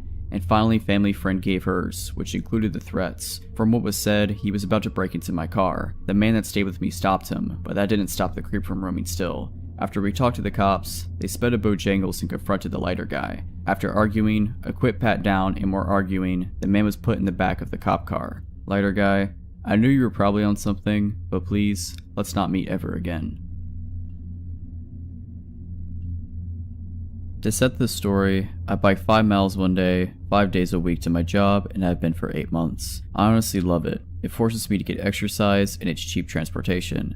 I take the main road with a lot of traffic, so I've never felt unsafe. I also only ride on the sidewalk since it's safer. One day, coming home, I was passing by an area with a lot of construction going on. To give you a better visual, I ride on the sidewalk along a busy road. As I'm biking, I see a man in a black pickup truck parked as if he's about to pull out of the area, but he's waiting for a spot to open in traffic. He then sees me and reverses to let me by. I remember thinking, oh great, he's letting me by, and I wouldn't have to ride around behind his car to get to the other side. But as I'm getting closer, he does a stop motion with his hand, and he's wearing a safety vest, so I assume he works there and there might be a problem up ahead, like a pothole, etc., so I stop. He spoke with authority like as if he's an officer stopping me or something and asked if I bike for transport or leisure. I was a little confused since that's a weird question, but I tell him for transport. I bike to my job. He then says, do you bike for leisure? I'm asking because I bought a bike and I'm looking for a riding buddy. I'm not freaking out or anything. I feel a little calm since there are a bunch of cars passing by us, so we're not secluded, but I don't know this man. He's a complete stranger and I was under the impression he worked there and was stopping me for something important. I tell him not really because I'm too tired on my days off and use them to get errands and stuff done. He says, oh I get it. Well there's a bike marathon happening soon if you want to go with me. I'm Shane by the way. What's your name? I tell him my name and say, oh, I don't know, I might be busy then. I'm a little awkward in social situations with people I don't know, and this whole interaction was just off, so I don't really know what to say. He changes the subject and starts looking at my bike. He points at it and asks if it's a hybrid. I say yes, and he says, can I see it? And starts getting out of his car. This is where it starts getting weird. He tells me he's seen me riding before and I thought I was cute. He's also looking at my bike and commenting on it and saying stuff like, oh, that's nice, it's aluminum, and I'm just feeling weird on the inside. I'm also sitting on my bike ready to get the f out of there. He then asks if I have a boyfriend and I tell him yes I do. He lets out a big groan and says, oh man, really? Because if we go biking together, it would be kind of a date thing. I tell him yeah, sorry, and he goes, are you sure? Are you ready to kick him to the curb or what? I just want to get out of here at this point, but he parked his car literally in front of the sidewalk, so it wouldn't be that easy to speed by him. He seemed upset and kept asking if I'm sure I have one and how long we've been together. I said, a couple years. Well, I'm crunched for time and have to go, bye, and sped off. After that, I had a mini vacation and was off for 5 days after that, but now I'm back to riding to work again and I haven't seen him since. This probably happened maybe 3 or 4 weeks ago. So creepy older man who tricked me and blocked me on my bike, let's not ever meet again. This was back in 2014. I had moved off campus and into a really nice part of town. I was a junior in college and this was my first time living on my own. Campus was only 2 miles away, so I would often walk back home from campus. I would take the bus or catch a ride with a friend to campus. I walked home because my schedule ending never quite matched up with the bus schedule and my friend finished 2 hours before my daily schedule did. I was used to walking the 2 miles to my apartment. I never thought anything of it because I walked through the busy area of my town, along the second main road. So there were always people around. My apartment was actually a stone throw from the most popular frozen custard shop in the area. Every night the parking lot would be packed. So I'm walking home like usual. I get to the frozen custard shop and notice there's a lot of people tonight. It was just something I always noticed and paid attention to. All of a sudden this huge red truck pulls up beside me. I'm caught off guard because I have headphones in. It takes about 30 minutes to an hour to walk home, so I'm normally listening to music or talking on the phone. I stop and take my headphones out and look at the truck. This man dressed like a country singer was sitting in the driver's seat. He looks at me and asks where the mall is. I put him in the direction to the mall. He said, I've been down that way. I'm a photographer and I'm supposed to be doing a photo shoot at a bar behind the mall. I've lived in this town going on 3 years now. I know where all the bars are located. Makes it easy when all of them are on the same street. I explained to him, there's no bars by the mall. They're all on Philly Street. He continued to insist on a bar being behind the mall. All of a sudden he just changes. He looked at me and asked me to step back, so I did. He looked me over and asked how tall I was. I told him 5'7". He then asked me, I'm doing that photo shoot, would you like to be a model for it?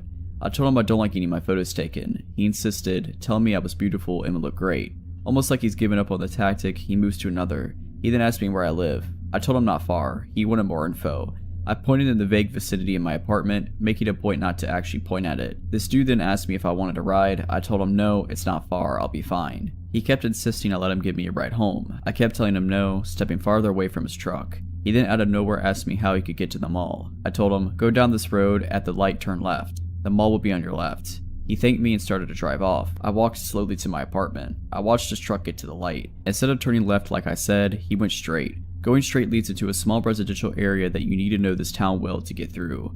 I lived in that town from 2012 to 2017 and still can't figure my way through that area. I made sure that truck was completely out of sight before I hightailed it to my apartment and locked the door. My dog didn't quite understand what was going on. All he really knew was he had to go to the bathroom pretty bad. I tried to distract him for 5 or 10 minutes to make sure the coast was clear. My heart sunk when I did finally take him out. The same red truck was parked near the parking lot behind my apartment building. The truck didn't belong there. I'm one that memorizes all the vehicles that are normal for the area. No one had a red truck like that. I went back in and texted people describing the man and the truck to them in case something happened to me. I did not go back out for hours. When I did, the truck was gone. I never saw the man or the truck ever again. To the man who probably tried to abduct me in front of the most popular venue in town on my way home, I hope I never see you again.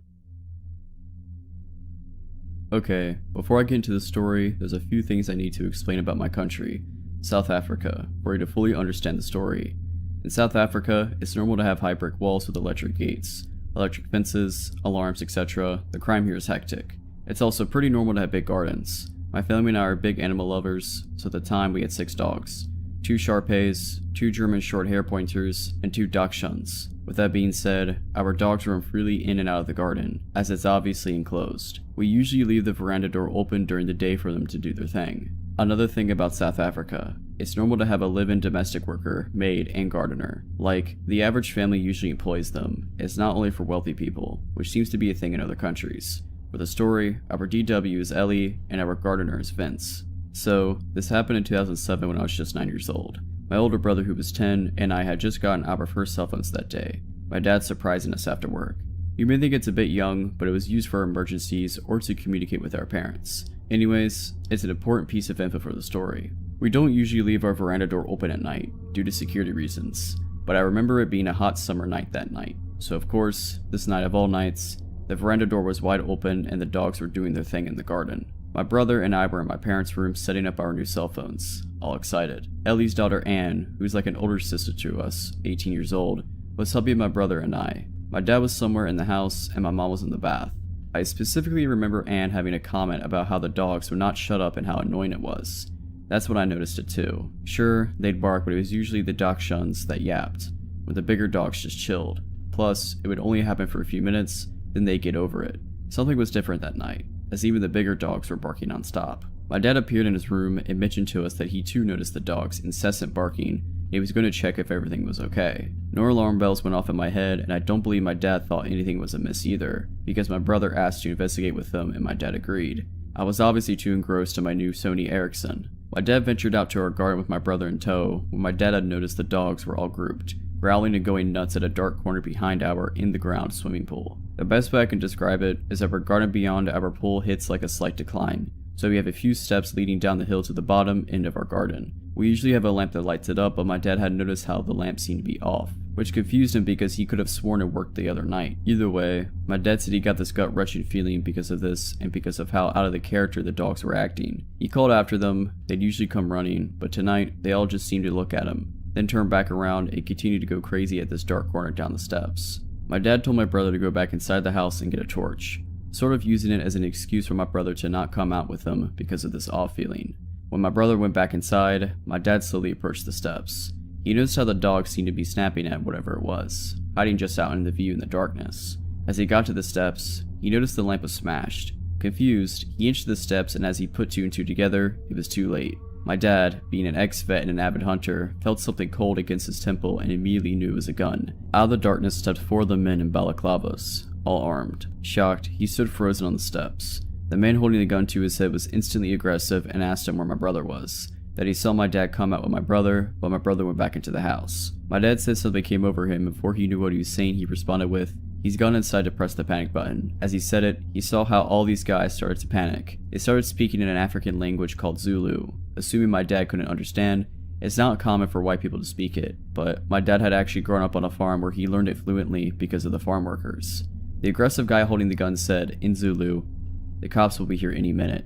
Let's just kill this, grab what we can, and go." The others seemed apprehensive, and a smaller guy seemed really on edge, and continued to say how he can't go back to jail again, and they need to get the out of there before the cops show, which would be any minute. He was panicking. My dad then fed on this guy's fear. My dad then interrupted them, speaking English, pretending to not understand what they were saying, and said that we usually have armed response vehicles that drove in our area, and since my brother pushed the panic button so long ago, they'll probably be here any second. And that did it. My dad watched as their plan unraveled before them. The smaller scared guy started freaking out all the other guys, saying that they need to leave ASAP or else they'd get caught. He seemed to make the others more nervous and lose confidence until they started full-on bickering amongst themselves, their plan slowly turning to, as a third guy had put it. The aggressive one pointing the gun to my dad's head slowly lowered it as they started fighting, losing focus on my dad and shifting his focus onto his crew. My dad then used this as an opportunity to slowly back up the steps and turn to dart to the house. As luck would have it, as my dad ran into the veranda door, my oblivious brother was heading out with a torch. My dad scooped him up under his arm mid-ran and sprinted into the house, not even closing the door behind him. Silly, I know, but I think he just wanted to get my brother inside as quick as possible without even thinking. Anne and I were obviously also oblivious to everything. When my dad rushed to the bedroom door,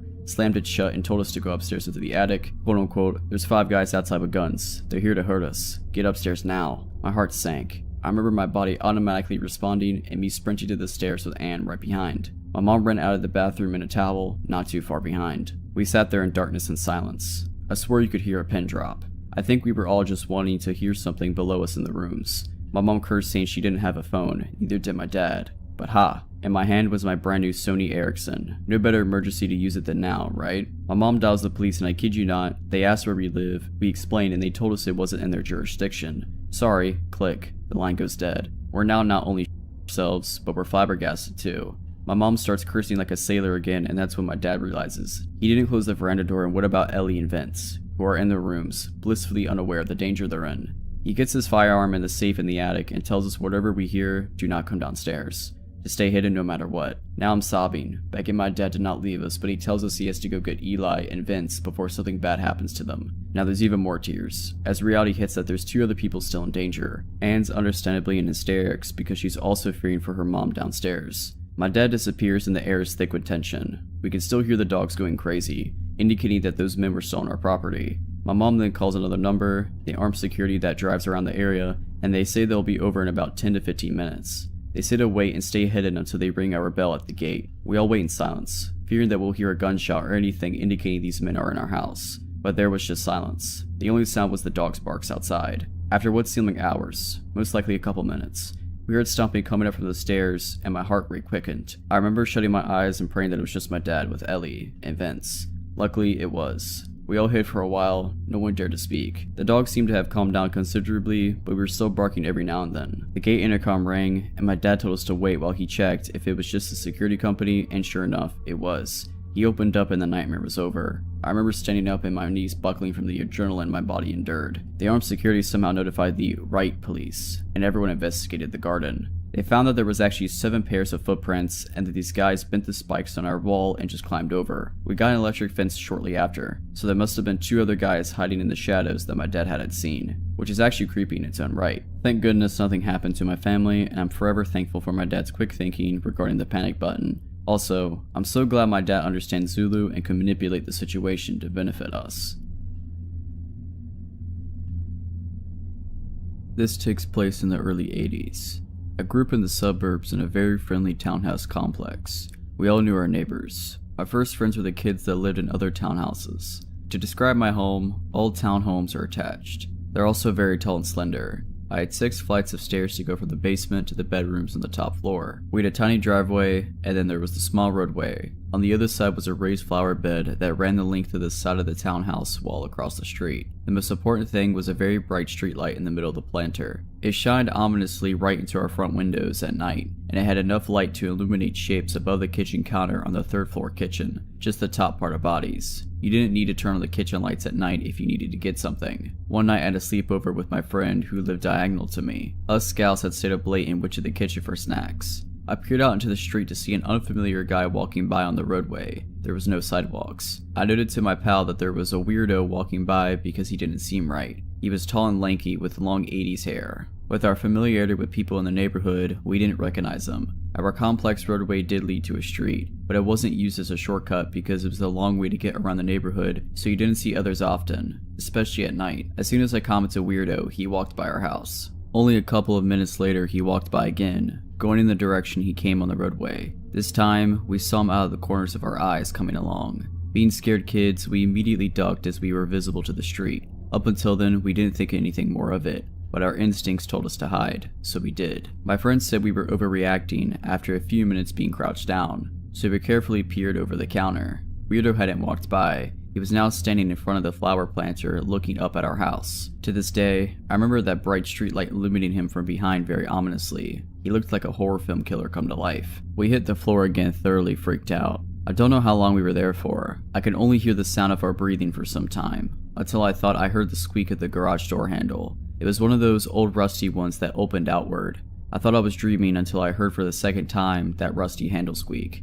He was trying to get in now. My friend and I were frozen in fear. Luckily, my dad always locked the garage. The squeaking stopped. Even though my friend and I could have run upstairs or shut it to my parents, we were rooted on the spot, thinking if we moved, he'd get us somehow. We thought that was it as it was suddenly quiet. But a few minutes later, I heard the swoosh of the screen door and telltale sound of the front door handle being pressed down. The first screen door was never locked, but thank God the wooden door always was.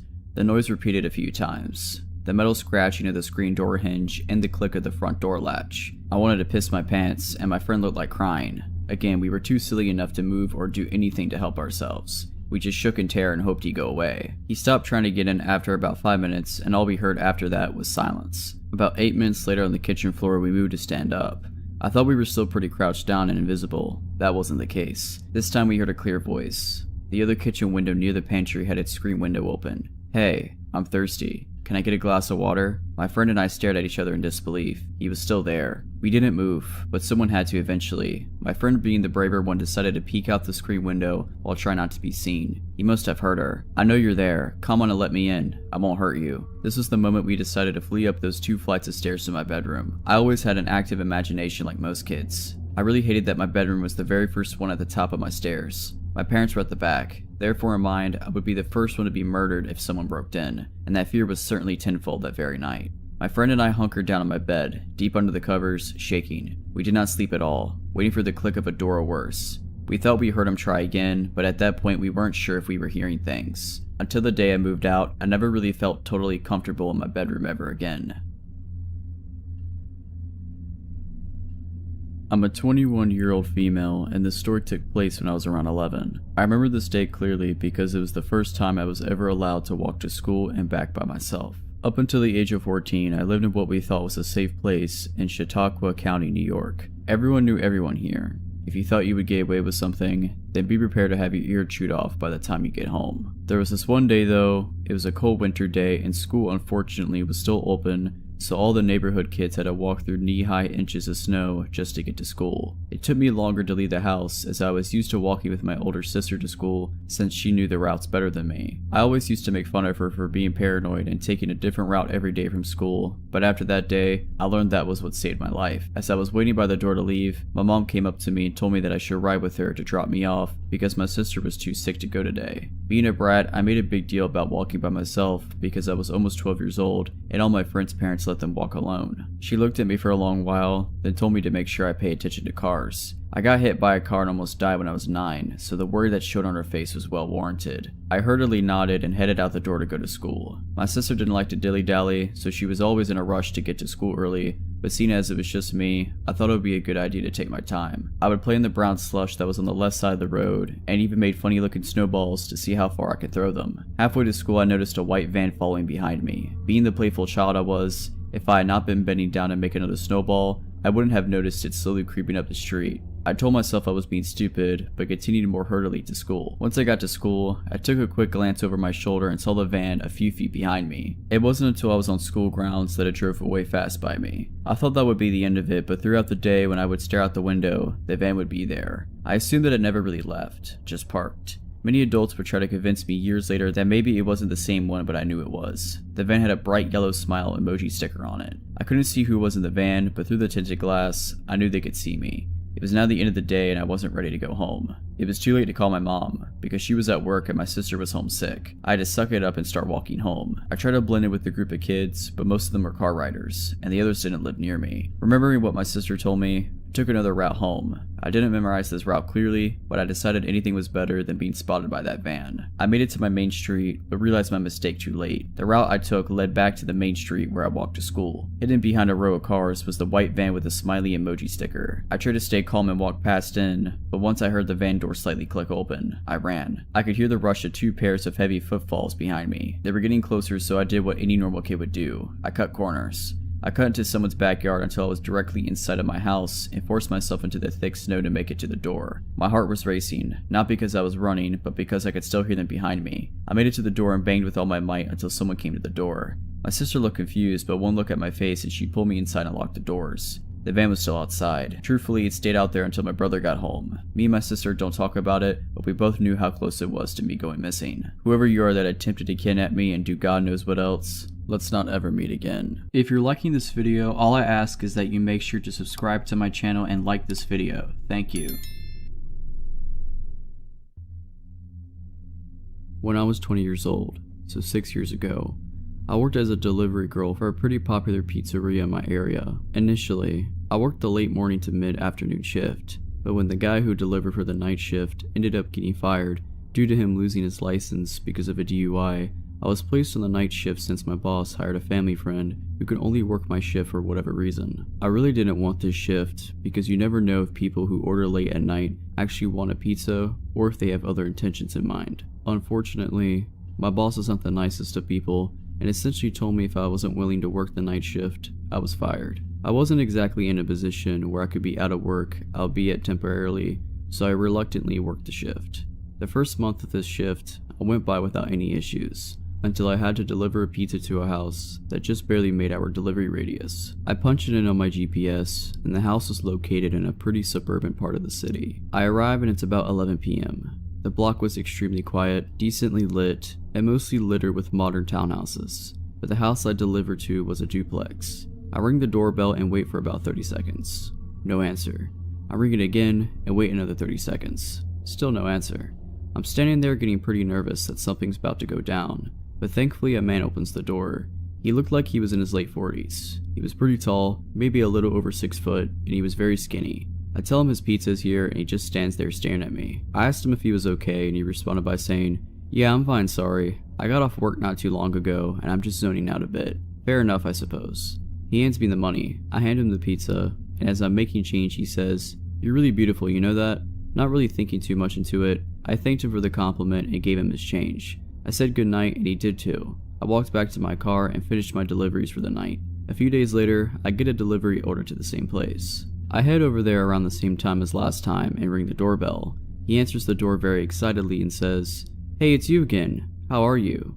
I told him I was tired and I can't wait to go home, to which he chuckled and said, "I know that feeling pretty well," as he was pulling out his wallet. As he's counting his money, he asked me what my name is. Being kinda tired at this point and not really thinking straight, I stupidly told him my name. As I'm making change, he asked if he could have my number, as he'd love to hang out with someone as gorgeous as I am. I've literally only met this guy like twice to deliver a pizza. I had no idea who this guy was, and I'm positive he barely knew who I was as well. Another thing to mention is I looked way younger than I was at that time. I was told by numerous people that I still looked like I was 15, and I was hoping he thought differently as he wasn't hitting on what he thought was a teenager. I'm just standing there awkwardly for a few seconds before I muster out, "Sorry, I have a boyfriend." He gets upset and says, "Oh, okay, I see."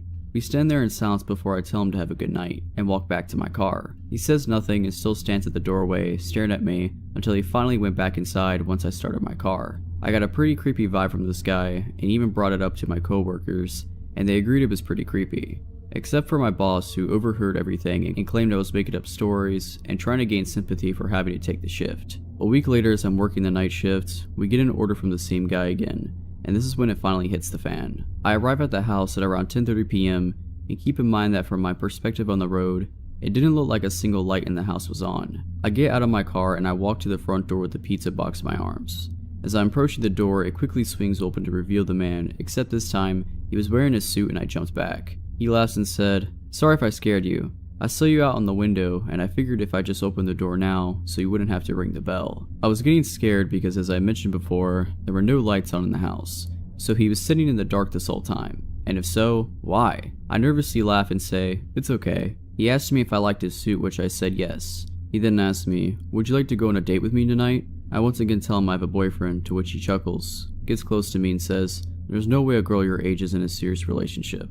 You should really go on a date with me." He grabs the pizza box from me and throws it to the side and grabs me by my arms hard. I'm officially sweating bullets at this point and now trying to cry from the fear that was overwhelming me. I start pleading with him, "Dude, please. I just want to go home. I don't want to go on a date tonight." He just stares at me with the most sinister look I've ever seen on someone's face and says, "I don't care. Get inside now. We're gonna have a good time." He starts trying to pull me to the house, and I'm trying to resist as hard as I can. After a bit of struggling, he lets go of one of my arms and starts grabbing something out of his pocket, which I presumed was a knife. I did something to this day that I'm still thankful worked as he was doing that. I used my free arm to punch him as hard as I could in the stomach. This stuns me for a few seconds, and as he loosened his grip on me, allowed me to break free. I quickly run to my car, and as I get in, he runs at me and tries pulling me out of the car, holding the knife in the other arm, and just starts yelling. I grab a half-empty soda bottle I had in the cup holder and throw it, and luckily it hits his head and he lets me go. I slam on the door, and then all of a sudden he jumps right on the hood of my car and starts scratching and banging on my windshield with his knife.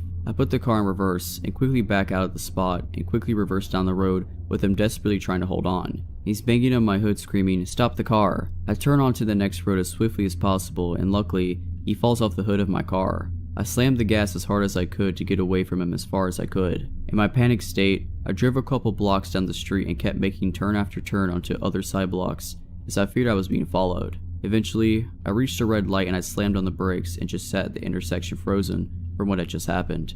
I began crying and violently shaking as I was just sitting there. It dawned on me that I came so close to losing my life, and I couldn't help but feel like I shouldn't have been alive. Once the light turned green, I pulled over to the side and just sat there crying. Eventually, I get the energy to drive back to the pizzeria, and almost immediately after I walk in, my coworker knew something was wrong after seeing me. I practically broke down in front of him, and everyone else came to the front wondering what was going on. I fought my tears and explained everything that just happened. My coworker comforted me and my boss surprised me and began apologizing profusely for what had happened and for putting me on the night shift. He took me into the office and handed me the phone to call the cops. They arrived at the store and I gave them my statement, as well as taking pictures of any marks on myself as well as scratches on my car for the encounter as evidence. My coworker followed behind me as I drove home and I collapsed on my bed, and strangely enough, I managed to fall asleep.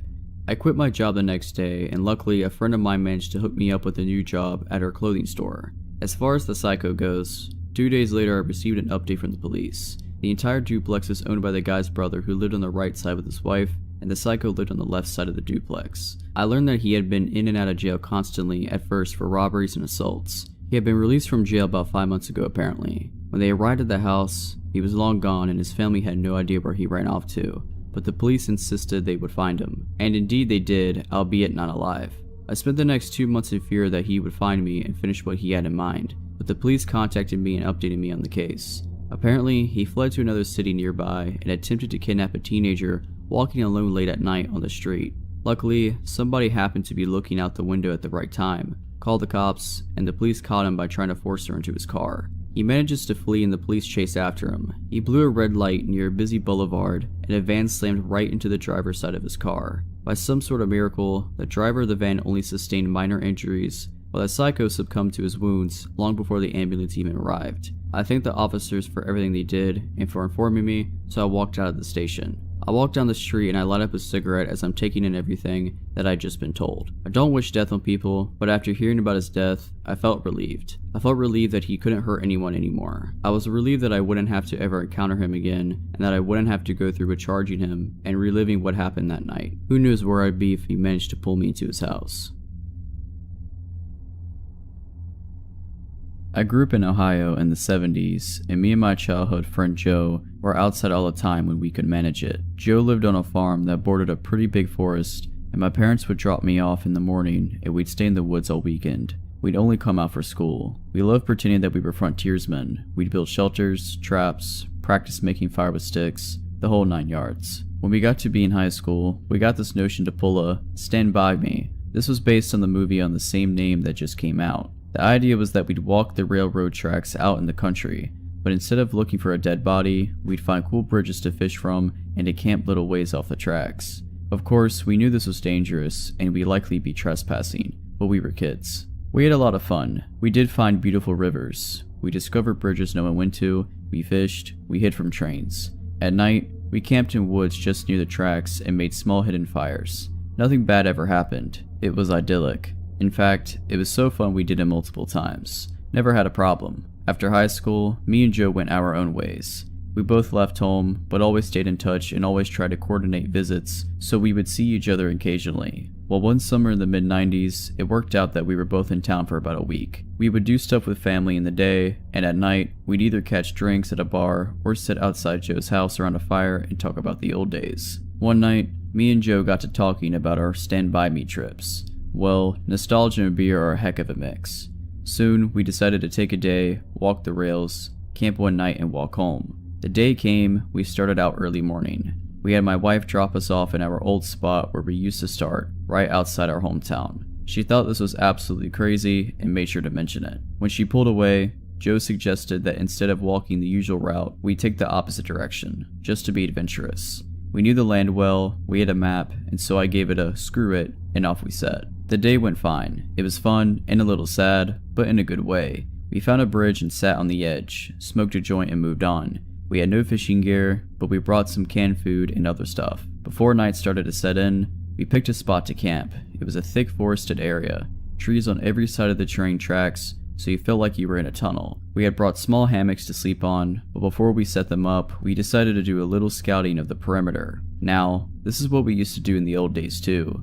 We'd walk the area around a little bit just to make sure some dude's house wasn't just over a hill and we were actually camping in their yard. We walked maybe 100 or so feet into the woods and up a small incline. We figured if we didn't see anything from up top of the short hill, we'd be fine. But when we got to the top, we saw an old building down at the bottom, about 100 yards into the woods. It was barely visible. We pondered over what to do. We both assumed it was a sugar shack or something, because there didn't appear to be any cleared road into it. From where we were, there didn't look to be anyone in it either. All was quiet. No movement could be seen. No lights. We decided to walk a little closer just to make sure. We came down the hill very slowly, and as we neared the building, we saw it and it wasn't a sugar shack at all. It was an old church. It looked like it had been abandoned for years. It was a squat, sagging building whose wooden planks were almost black from years of moss and rot. A cross still stood on top of the place, also weathered black. None of the windows had glass, and there were no doors, just open doorways. We got close enough to see inside.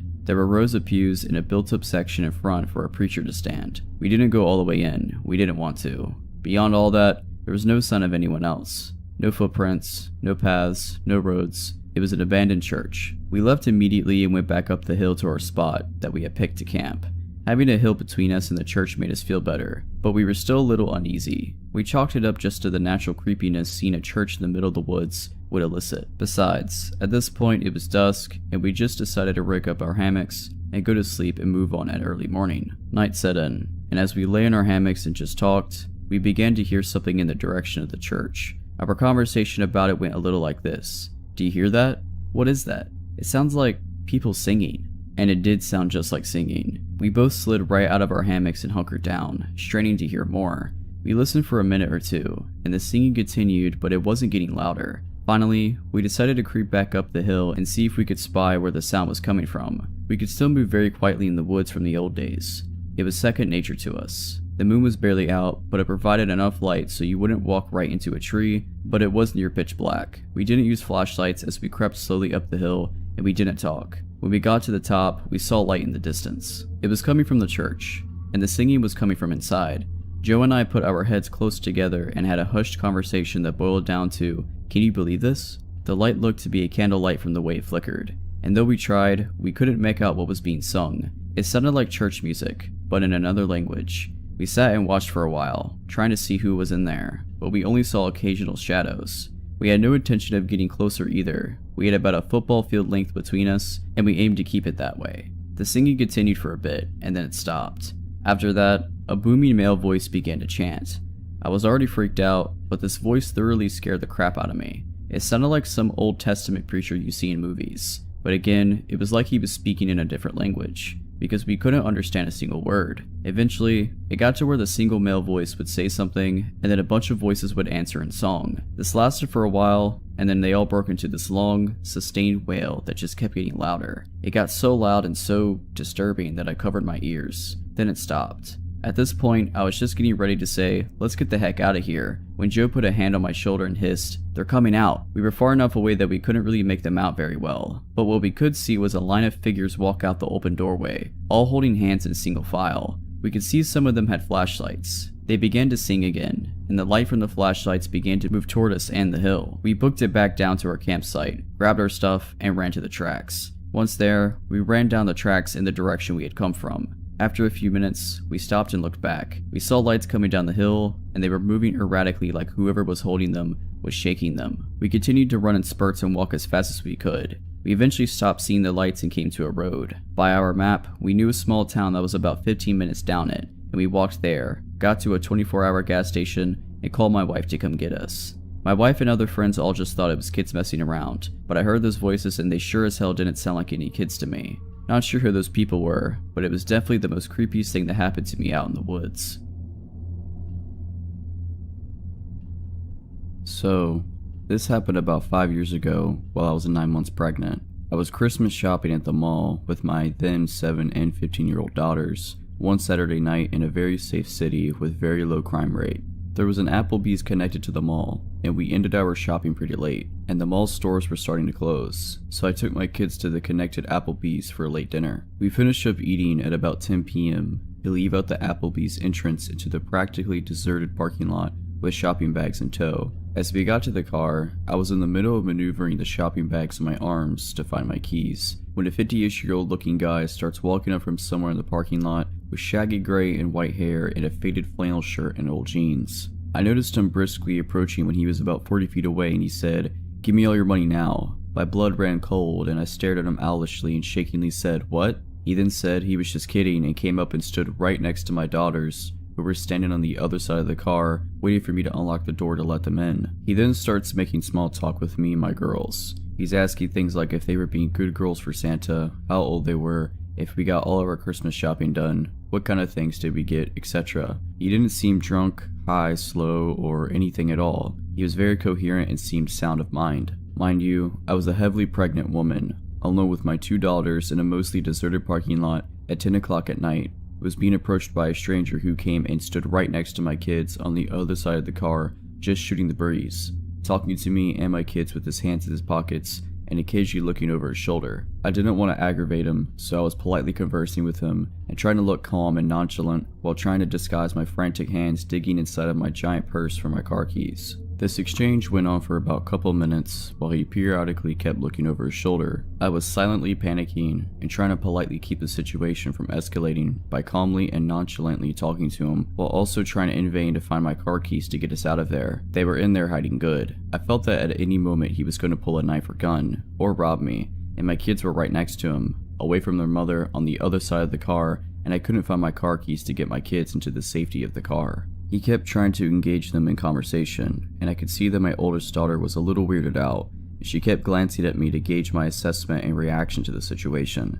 Being that he was only talking and acting friendly, and I was doing my best to stay calm, they were oblivious to the alarming situation we were all in, and being 9 months pregnant, and that I was no match for this full-grown man, especially if he was hiding a weapon on him. While still desperately digging for my keys, I tried to politely give him hints that the conversation was over by saying things like, "It was nice chatting with you, but I gotta get these kids to bed," and "It was nice meeting you," and telling my girls to say that it was nice meeting him too. My polite attempts to get this guy to leave wasn't working because he kept sidestepping my attempts and asking them what their favorite school subjects are and how nice young ladies they were, etc., while I was struggling with the shopping bags and digging in my giant cluttered purse for my car keys. My outgoing 7-year-old was completely oblivious to how not okay the situation was, because he was being friendly and because of the whole "I'm with mommy, so I'm safe" child mentality. So she started to talk about what she picked out for dad for Christmas, and started enthusiastically talking about kid stuff and asking him if he knew what Minecraft was, etc., and keeping this creep from leaving us alone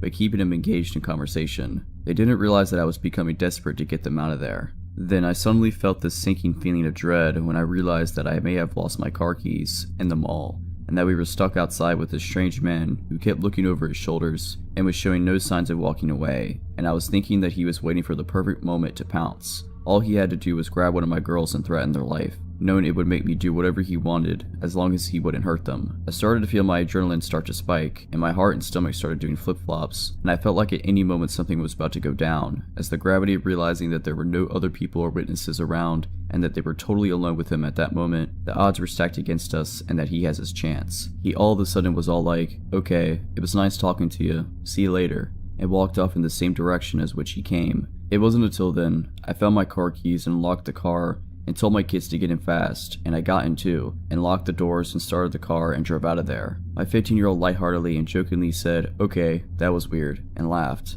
I was overwhelmed with relief, and then I was confused over what just happened. I thought to myself, why the heck would a guy of seemingly sound mind think it was totally acceptable to go out of his way just to approach a woman and her kids in a deserted parking lot late at night just to chit-chat? But being that nothing bad happened, I brushed it off and joked about it too. When we got home, my husband greeted us and asked us how shopping went, and I said it went well, and my 15-year-old told him what happened in the parking lot and how weird it was and was kinda joking about it. I started joking too, saying how I was mentally having a panic attack while trying to look calm, and I started making fun of myself by telling my husband how I was attempting to inconspicuously rummage through my purse to find my car keys. My husband went completely white, and I acknowledged his horrified look of alarm, and I assured him that, albeit creepy, the guy was talking and eventually left on his own. Now, my father-in-law is a retired sheriff deputy, and my husband went through police academy training after graduating high school. He decided to go to business school instead of becoming a cop, and being that the knowledge he gained from that, plus growing up with a cop for my dad, I found out why my husband looked absolutely horrified when I told him about the details. What my husband told me completely rattled me to the bone. My husband told me that he was 100% sure the reason why that guy was hanging around us and chit-chatting was because he was waiting for me to unlock my car. And the reason why he was standing next to our kids was because once I unlocked the car and the kids started to get inside,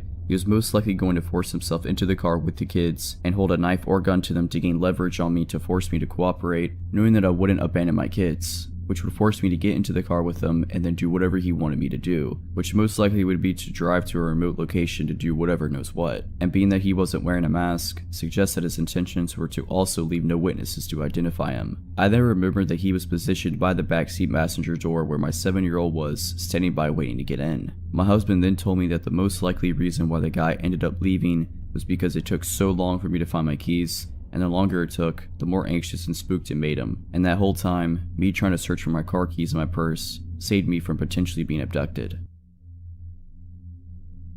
I was 23 when I started working full-time at everyone's favorite supermarket.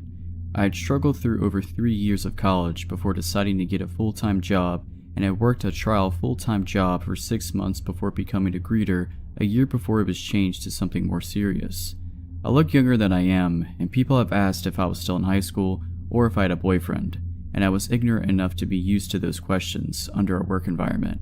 I also have anxiety, so I worried about customer service more than my own comfort zone most of the time in that position. I soon started to keep work journals detailing what I saw on a daily basis or anything I found suspicious, which came in handy for me in my opinion. There was this older gentleman that needed to use an electric cart to get around in EFS that I helped from time to time, since I normally watched the secondary doors. He introduced himself as Al, claimed to be in his 70s, and required the electric cart because of all the smoking he did since his younger years. Al normally would strike up long conversations about his life after he was done shopping, that he would stay at least another 5 or so minutes before leaving, including asking if I had a boyfriend and, at one time, making up scenarios of meeting a potential boyfriend.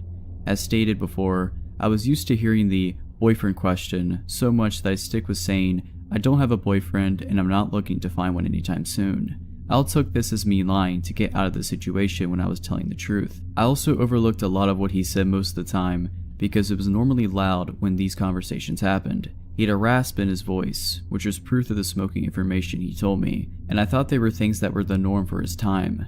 As a retail worker, I felt it would have been rude if I ignored him and it gave Al reason to think that I was his friend. I didn't start seeing red flags about his behavior until late November 2018 when he told me that I looked pretty and that he wouldn't imagine me naked. It made me uncomfortable, but I awkwardly thanked him for the compliment and went about his shopping before I documented it down. Red flag number 2 came a month later, the day after Christmas and sometime after my birthday. Earlier that day, I was talking to fellow greeter Tom, a male in his mid-50s, about when greeter Queenie would let us go on our breaks after a Mountain Dew spill when Al came in to do his shopping, and after he was done and I was helping him transfer groceries to a pushcart, he said he saw me talking to Tom in a monotone sounding voice and left without going into conversation. It was enough to scare me. Red flag number 3 came not even a week into the new year. Al came back to do some shopping and tried to strike up a conversation with me after he was done, but noticed how I was trying to focus on my job more than him. This prompted him to ask if he made me uncomfortable, and I told Al I didn't want to be rude as I thought telling him would make him upset all the time. Al told me that he sees me as a friend and that whenever he comes in, he looks to see if I'm working because I'm the friendliest greeter compared to everyone else before he left. I could tell he wanted to put me at ease, but it did the opposite as I found I was right to be paranoid about him. I started to actively avoid Al if I ever saw him again and was alone at either door, acting like I was busy and having an assistant manager switch me and Queenie to different doors whenever the two of us worked alone in the morning.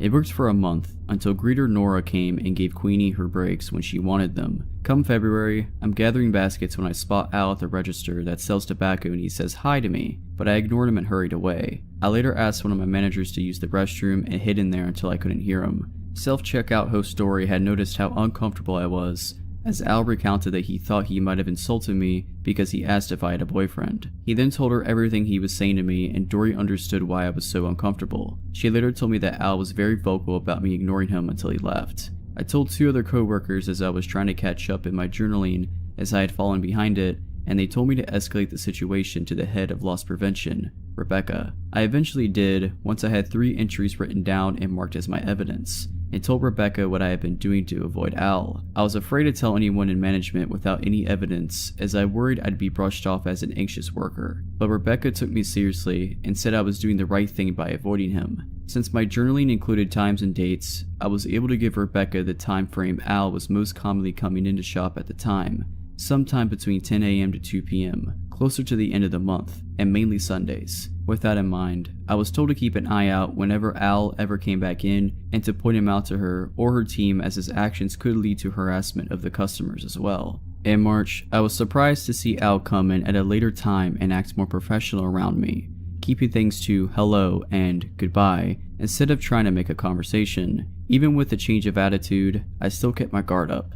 Near the end of the month, around 6:50 at night, Al stated how nice the weather was and asked me if I could help him out to his car with his groceries so I could take the electric cart back inside. It's EFS's policy that the electric carts stay inside to avoid any damage to them unless if the customer physically can't get to the store without heavy assistance. So I politely said he had to use a push cart as the electric cart can't go outside and I'd get him one. Al was a bit insistent in taking the electric cart out and was halfway through the entryway, but I pushed the push cart close to the electric cart and politely insisted that the electric cart stay inside to avoid any damage from pebbles and dust that could get into the cart. Al relented at that reason, had his groceries put into the push cart and left. I was relieved that the situation wasn't escalated, so I had to help him, but I did take note of his car should Al get an idea to try and follow me home. That was also the only time he ever asked me to help him outside. I eventually told Nora that I didn't feel comfortable around Al, as she said that I wasn't the only young woman he had said these things to, as he said things like this to other female workers at other EFSs since Nora had transferred over from the West location in the city. A little over halfway into April, I switched over to cashiering and put together more information about Al's visits so I could try to avoid serving him by myself. Coming in around the time food stamps was replenished, and within the 7 to 10 days at the end of the month, mainly on Sundays and Fridays,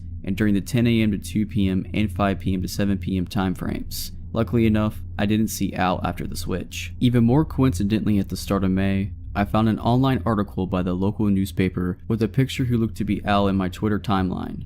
I didn't want to get my assumptions up and had Nora look at the picture 2 days later. To my shock, Nora confirmed it was Al. Reading the article revealed that Al had quote-unquote spilled gravy on his laptop and took it into Popular Electronics to get the files recovered when the IT people found what appeared to be pictures of children during the recovery and called the police. Al admitted to saving the photos and was able to describe what he saved and was arrested. The article also revealed that Al wasn't his real name, that he was really in his mid-50s. It was from a nearby city in Iowa, which explained why he mainly came in on weekends. I told everyone that knew the story that they were equally shocked, but also relieved. I did research on his state laws and on the charges against Al a few days after his scheduled court appearance and found that he was guaranteed at least 2 to 10 years in prison. In October, I decided to do more research as it had been months and found more articles confirming that Al copped a plea deal for 2 years and over $600 in fines for each count against him and was sentenced in September. I had switched to another position on the sales floor by the time I found out about the sentencing. It's been over 2 years since then, and I have my old co-workers and Rebecca to thank for giving me the fact and confidence that I do have the option to tell a customer no if I feel something isn't right. But I can't help but think about how badly things could have gotten if I helped him out to his car and if he had other intentions in mind. It should also be noted that any electric cart policies are put in place not only to maintain the functionality of the cart, but to also protect the employees from injury or other harm at any store electric carts are provided, and I was lucky to enforce this policy when I did.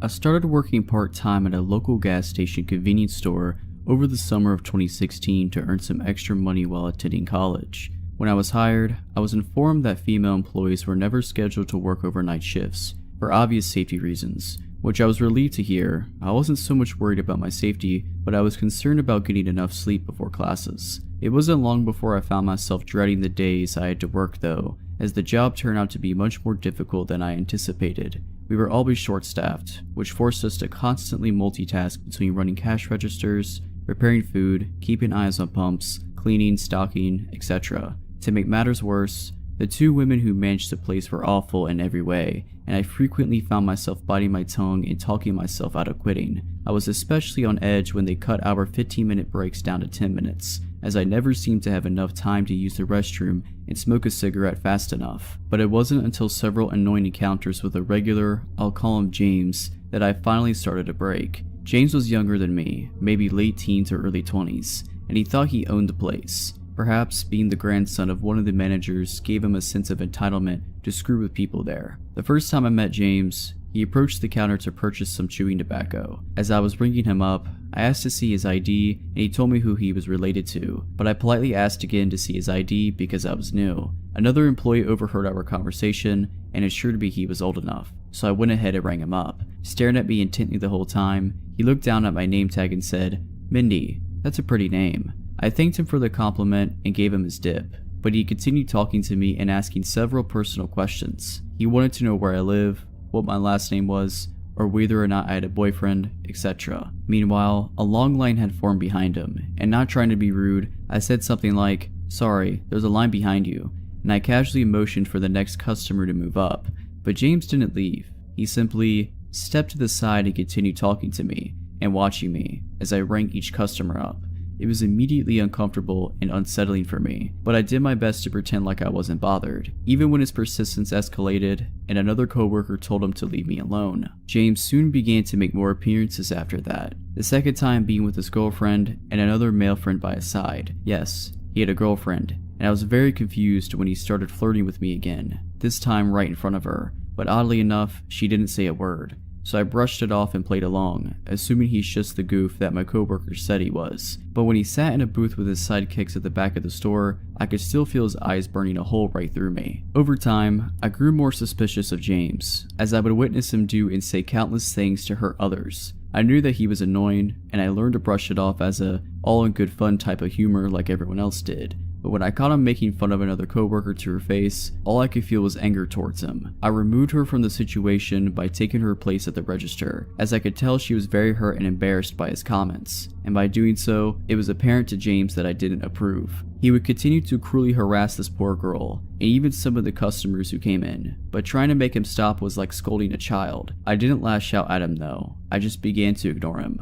James then started playing these head games with me while I was working. He would take soda and candy, walk outside without paying for it, and then come back in the store and say that I forgot to ring him up, loud enough for everyone to hear. One night, he even filled up his gas tank and took off without paying for it, before returning to say he forgot to pay. He knew he'd always get away with it, because Granny was the manager. By this point, it wouldn't have surprised me if he was really stealing gas and food from the store. There was something very dark and strange lurking behind his goofball facade, and I avoided him like the plague, though it was nearly impossible to do at times. Then one day, while I was working alone with another coworker, we were very busy with tasks as usual, when, lo and behold, James walked in by himself. I muttered under my breath, "Pain in the butt," and I walked straight back into the freezer to finish what I was working on earlier, and then he followed me, inside the freezer. I didn't know he was there until he walked right up behind me and asked why I didn't greet him anymore. Startled, I jumped and quickly turned around, grabbing my chest and asking him what was he doing back there. He laughed as I told him I was busy and reminded him that only employees could be in this area. He ignored everything I said and instead proceeded to ask me personal questions, just like he did the first day I met him. "You never told me where you live," he said, and "I'm curious about you. I just want to know. Tell me where you live." He was moving closer and closer towards me, literally backing me to the corner of the freezer. "Are you afraid of me, Mindy?" he asked. I tried to push past him, telling him to move, but he kept stepping in front of me to block my way out. "Not until you answer me," he said. I started calling out for my coworker, who showed up and gave him crap for being in the freezer. I was finally able to push past James, and I made my way to the front counter, where I looked at the clock and saw that it was time for me to go home. I gathered my things and punched out as quickly as I could, but James followed me out to the parking lot. I swiftly got into my car, but James had managed to grab the top of my car before I was able to shut it. "Come on, just let me see your ID," he persisted. I repeatedly told him no, before I found myself practically begging for him to let go of my door so I could go home. Then he grinned at me and said, "Don't make me follow you, Mindy." Chills ran down my spine. Knowing how bold of a person he was, and considering the fact that he literally just cornered me in the freezer only minutes ago, I highly expected him to follow through. Threatened by visions of what my drive home might soon look like, I became angry. I looked at him dead on before shouting, "Let go of my door and stay away from me." I then grabbed the door handle and ripped the door shut as hard as I could. He tried yanking on the door handle from the outside to open it, but luckily I locked the doors in time. He then continued to knock on my window, asking to see my ID, but I started my car and backed away from him. I turned the wheels and hightailed it out of there, while he just stood and watched me speed off. I was never so glad to finally get away from him, but I was paranoid the whole way home, thinking that he could possibly catch up to me on the road, even though I never saw his vehicle behind me. I would end up quitting the job after this, and I didn't care that my hiring manager was pissed about it. I had enough of everything, and dealing with James was the last straw. I didn't bother explaining anything to my manager, because it was apparent to me that James was probably never held accountable for anything he did ever wrong in his life, and he likely never would be. I never saw him again after that, and I hope I never do either. James was honestly borderline psychotic. This was told to me by an old friend and coworker, whose neighbor has made his life what could be equated to a real nightmare. I don't believe what he said at first. Turns out, this neighbor is known to others in the area for being off the deep end, and I've had several people tell me that personally since this happened. My boss even mentioned it, and she's practically a second mother to me and has nothing to gain from lying about it. I can't give the exact location, but I can tell you this takes place in mid-Michigan. This all started around 7 years ago, and has gotten progressively worse, especially in the past few months. My neighbor has always been a bit odd, but it seems he went off the deep end when he found his wife with another man. He sort of snapped. It began with us finding our dogs dead, having been shot by someone. It wasn't that tough of a guess as to who did it, because houses out here are few and far between. This happened a few times, but being that we lived where we did and the way things were around here, no one called the cops. This is due in part by the guy being unstable, there being no hard evidence to link him to it, and not to mention if the police didn't find anything, he wouldn't know who called them. So, skip forward to a few months ago, when another dog had gone missing. She gets out fairly frequently, I'll mention later. I ended up walking out to the woods around our house, alone being that my friend didn't want to go. I had been out for a bit when I heard off in the distance. After looking a little bit, I saw him. After what he has done in the past, I decided I need to get at least some sort of evidence. So I pulled out my phone to start recording. I tried to get a little closer, then hid behind a tree, so that only the phone was out to record. He was out under a group of pine trees, digging a hole, a big one. I shouted once just to see what he would do. Yeah, not the greatest idea. A normal person would look around, right? Look at their surroundings to figure out where the noise came from. Not this guy. He jumps out of the hole and grabs a gun and starts waving it around. I took this as my cue, and while he was looking the other way, got the heck out of there. After that, I couldn't stop thinking what he could be digging for back there. No matter what I came up with, I can't seem to come with a logical reason as to why he was doing that. Though, to be fair, since when is anything he is doing logical? A few nights later, my dog had gotten out again. We have them on an invisible fence, but one of the collars was acting up. Anyway, this happened at about 3 a.m. Of course, the dog wasn't in our yard, but at least I had a friend that had time to search with me, so out we went. We were walking through the woods and realized that the neighbor's garage door was open and the lights were on. Curious, we quietly made our way over, with me taking my phone out after what I saw last time. As we approached the garage, I handed the phone off to my friend. I went around back to look for my dog, while my friend stayed up front, but then noticed him standing at his workbench at the back of the garage. It's one of those things that you kind of look on in disbelief, or have to do a double take to actually realize what you're seeing. It's 3 in the morning, and this guy is standing in his garage sharpening what looked like spears. After a bit he stopped, and I headed into the house and opened the door leading out next to the garage. My friend moved to the side of the garage and watched. The light on the side of the house was on, and he was sitting nearby. The guy comes out and picks up an extremely heavy black bag and puts it into his wheelbarrow. Now to put this into perspective, he's a big dude, and according to his brother is able to bench around 500 pounds. So whatever is in this bag isn't normal trash. He stands there for a moment, grabs his shovel and puts it with his bag, and starts off into the darkness towards the woods,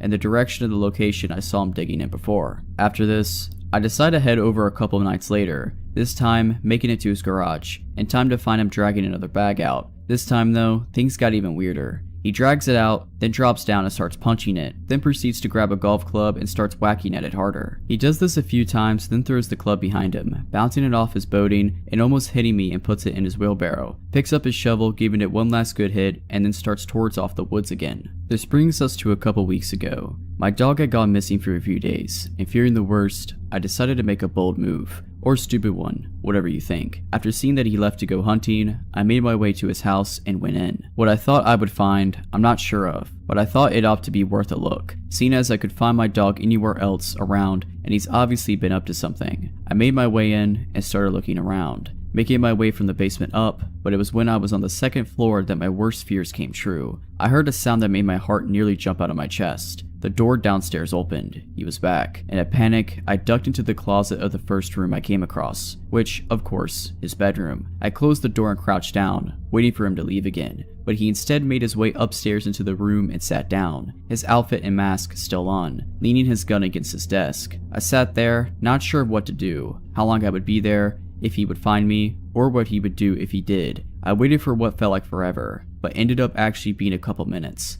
till there was a sound from downstairs. I couldn't believe my luck. He jumped up and grabbed his rifle and ran downstairs, and I took this opportunity to run down, following the stairs all the way to the basement and out while he was occupied. I don't think I've ever run that fast in my whole life. I left the back door and sprinted off into the woods and made my way back to my house. So, the good news is I'm obviously alive, and the noise that I heard when he grabbed his gun and ran downstairs it was the cops, waiting within a warrant for his arrest. I'm still trying to figure out what this psycho did, but haven't got an answer from his brother or the cops. I left a tip hunting in the woods, but as far as I know, no one has ever set foot out there. Currently, he is still sitting in the jail, and I hope it stays that for a while. First update. Me and a friend had gone out into the woods when we knew he wasn't home to see if we could find anything what he was digging. What we ended up finding were a ring of those spears stuck in the ground with large holes in front of them, some of which had been filled in. Of course, they were the traditional size for a grave, including being about 6 foot deep. I don't know what this dude is doing, but I'm going to keep an eye out. Second update. While crazy neighbor's in jail, I ended up doing some work over summer for his brother, who was slightly less crazy but still a little off. He wanted me to dig a hole for him in the corner of the basement, supposedly for drainage. Thought oddly enough, he asked me to make it big enough for someone to be able to get down there. The one thing I noticed while down there was the smell. That of something rotting meat in particular. That smell you get from a bloated deer on the side of the road on a sunny day. Why would I do it for him? Well, simple answer is I've dealt with sketchy people before, and he didn't seem near as bad as his brother, and I really needed the money. Either way, I got the job done and got the heck out of there. Final update. He's out of jail and back home. This will be the final update for now, or at least until weird stuff starts happening again. All this information was collected back in 2015-2016, and it's been a long while since this all went down. Maybe there was something sinister, maybe he's just another tweaker, which is quite common out here. It's been a couple years since I've talked to the person the story came from, but could possibly reach out for further insight. If you're liking this video, all I ask is that you make sure to subscribe to my channel and like this video. Thank you.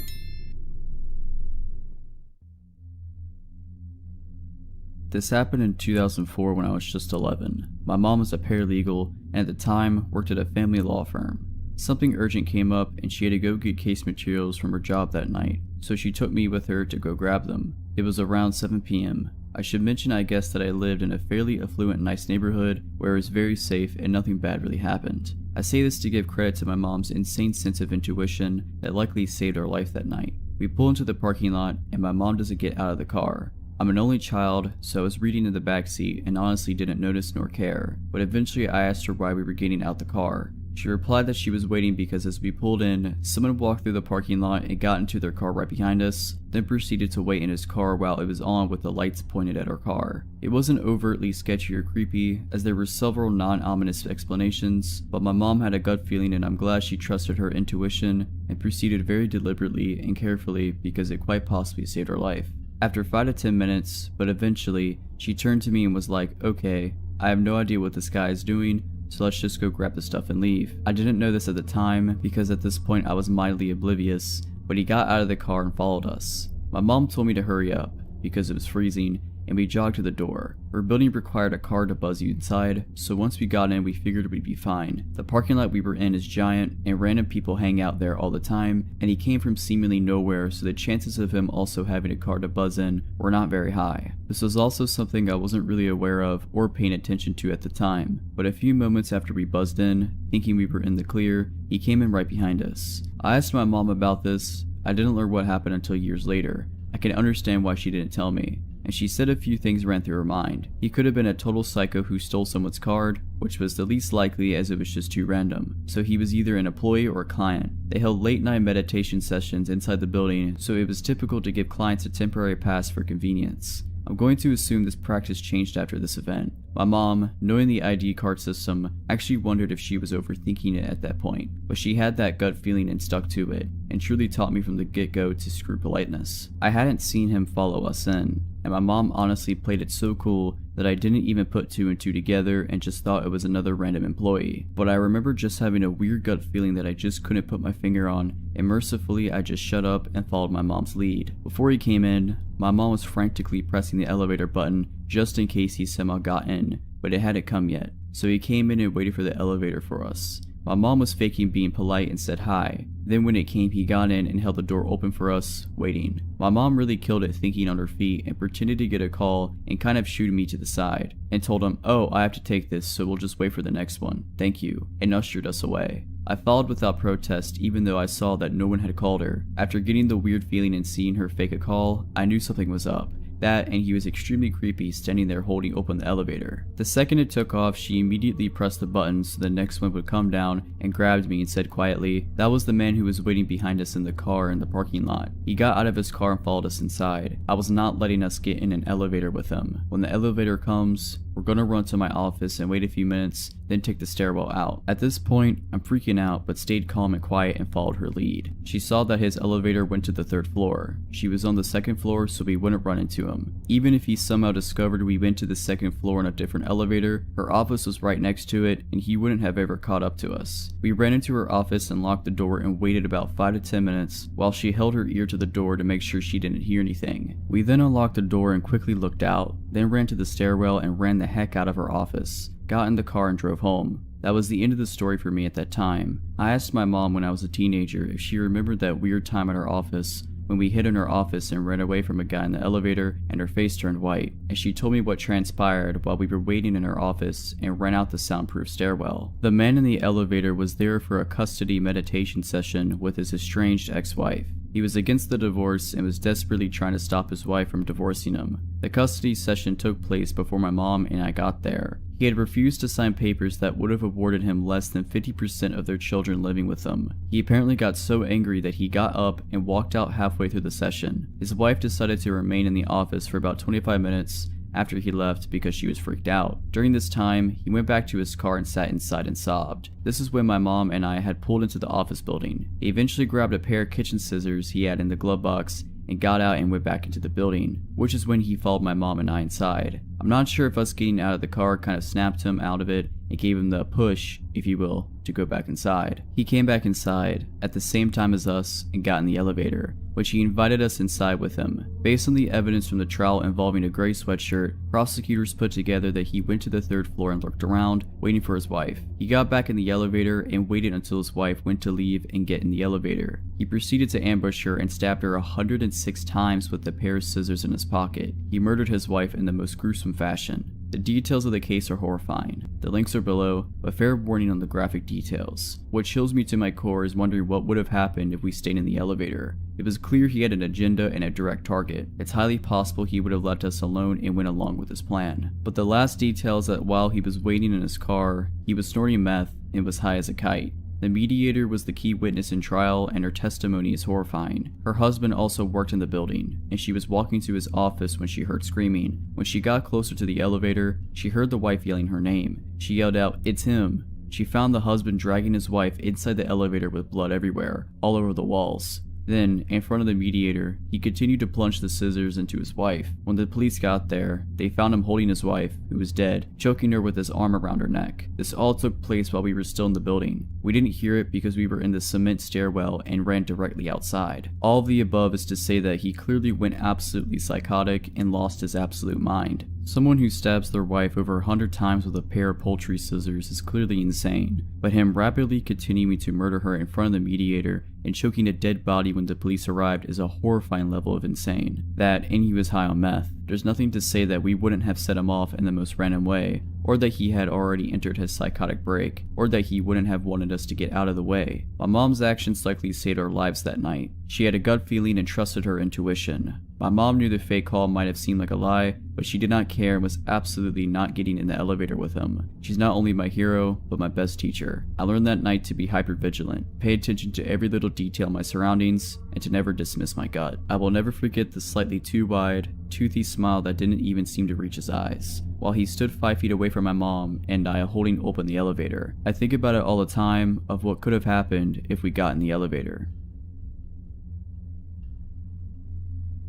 My husband and I were at the supermarket and our baby was being especially fussy, so he took her for a quick drive, the motion of which usually calms her down. It only took about 10 minutes to settle her and I was still in the store, but unsure how much longer I'd be, and there's poor cell reception inside, so he pulled back into the parking lot to wait for me. It was an unseasonably nice day, so he took her in her car seat to sit on one of the benches outside the store. He took a business call and had just sat them down, absent-mindedly rocking the carrier, when a woman, well-dressed, mid-30s, average height, fit build, approached them. It's not uncommon for people to ask to play with our baby. She's got big rosy cheeks, soft wisp of gold hair, and the most adorable gurgly toothless grin, especially when she's deep into a good nap. But her nap schedule is paramount, so my husband was preparing to tell the woman she actually couldn't play with our baby right then. She walked over right in their direction, brimming with nonchalant confidence, and before he could even finish his sentence explaining she was napping and not to be touched, she picked up the carrier and started walking off. He was in shock for a minute, not fully believing someone would be ballsy enough to do something so sinister in plain daylight, so he said, "Excuse me, put her down."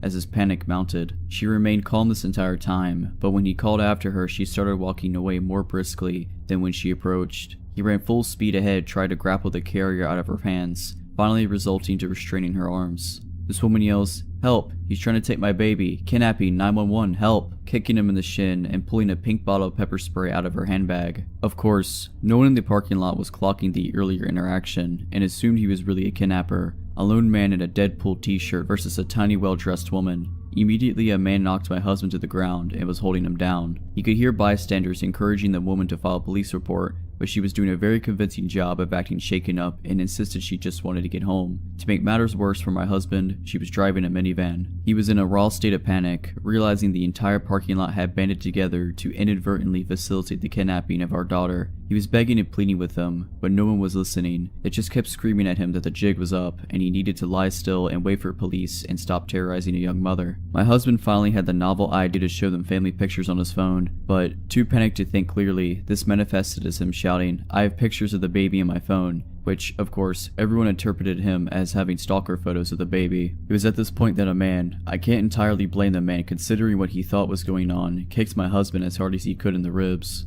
It was at this point I was coming out of the store and I thought he was being robbed by these people. I was yelling for security, so panicked my chest constricted and I could barely get any sound out. It was only then I realized he did not have our baby with him. When I saw she was being held by a woman, I was relieved. I thought maybe the woman had intervened to move my daughter out of harm's way, while my husband was being robbed and was walking away to get help. I couldn't find a security guard outside the store, so I ran up to the people holding my husband down, waving my wallet pleading, "Take everything you want, just let up and leave us alone." And one of the men holding him down said something like, "Lady, we need to wait for the police to deal with him." And I was so confused. Why would the muggers have called the police? I just kept stammering, "What do you mean? What are you talking about?" I made out someone saying, "He tried to abduct that woman's kid." I did not understand and was sure I'd misheard him. My husband would never hurt a child, and we have 4 kids. If he were going to commit a crime, bringing home another kid would be the bottom of his list. I kept trying to understand what the man was saying, and suddenly, it all clicked. I looked around for the woman who had the baby carrier, and she was halfway across the parking lot. I went into total ballistic tiger cub mode,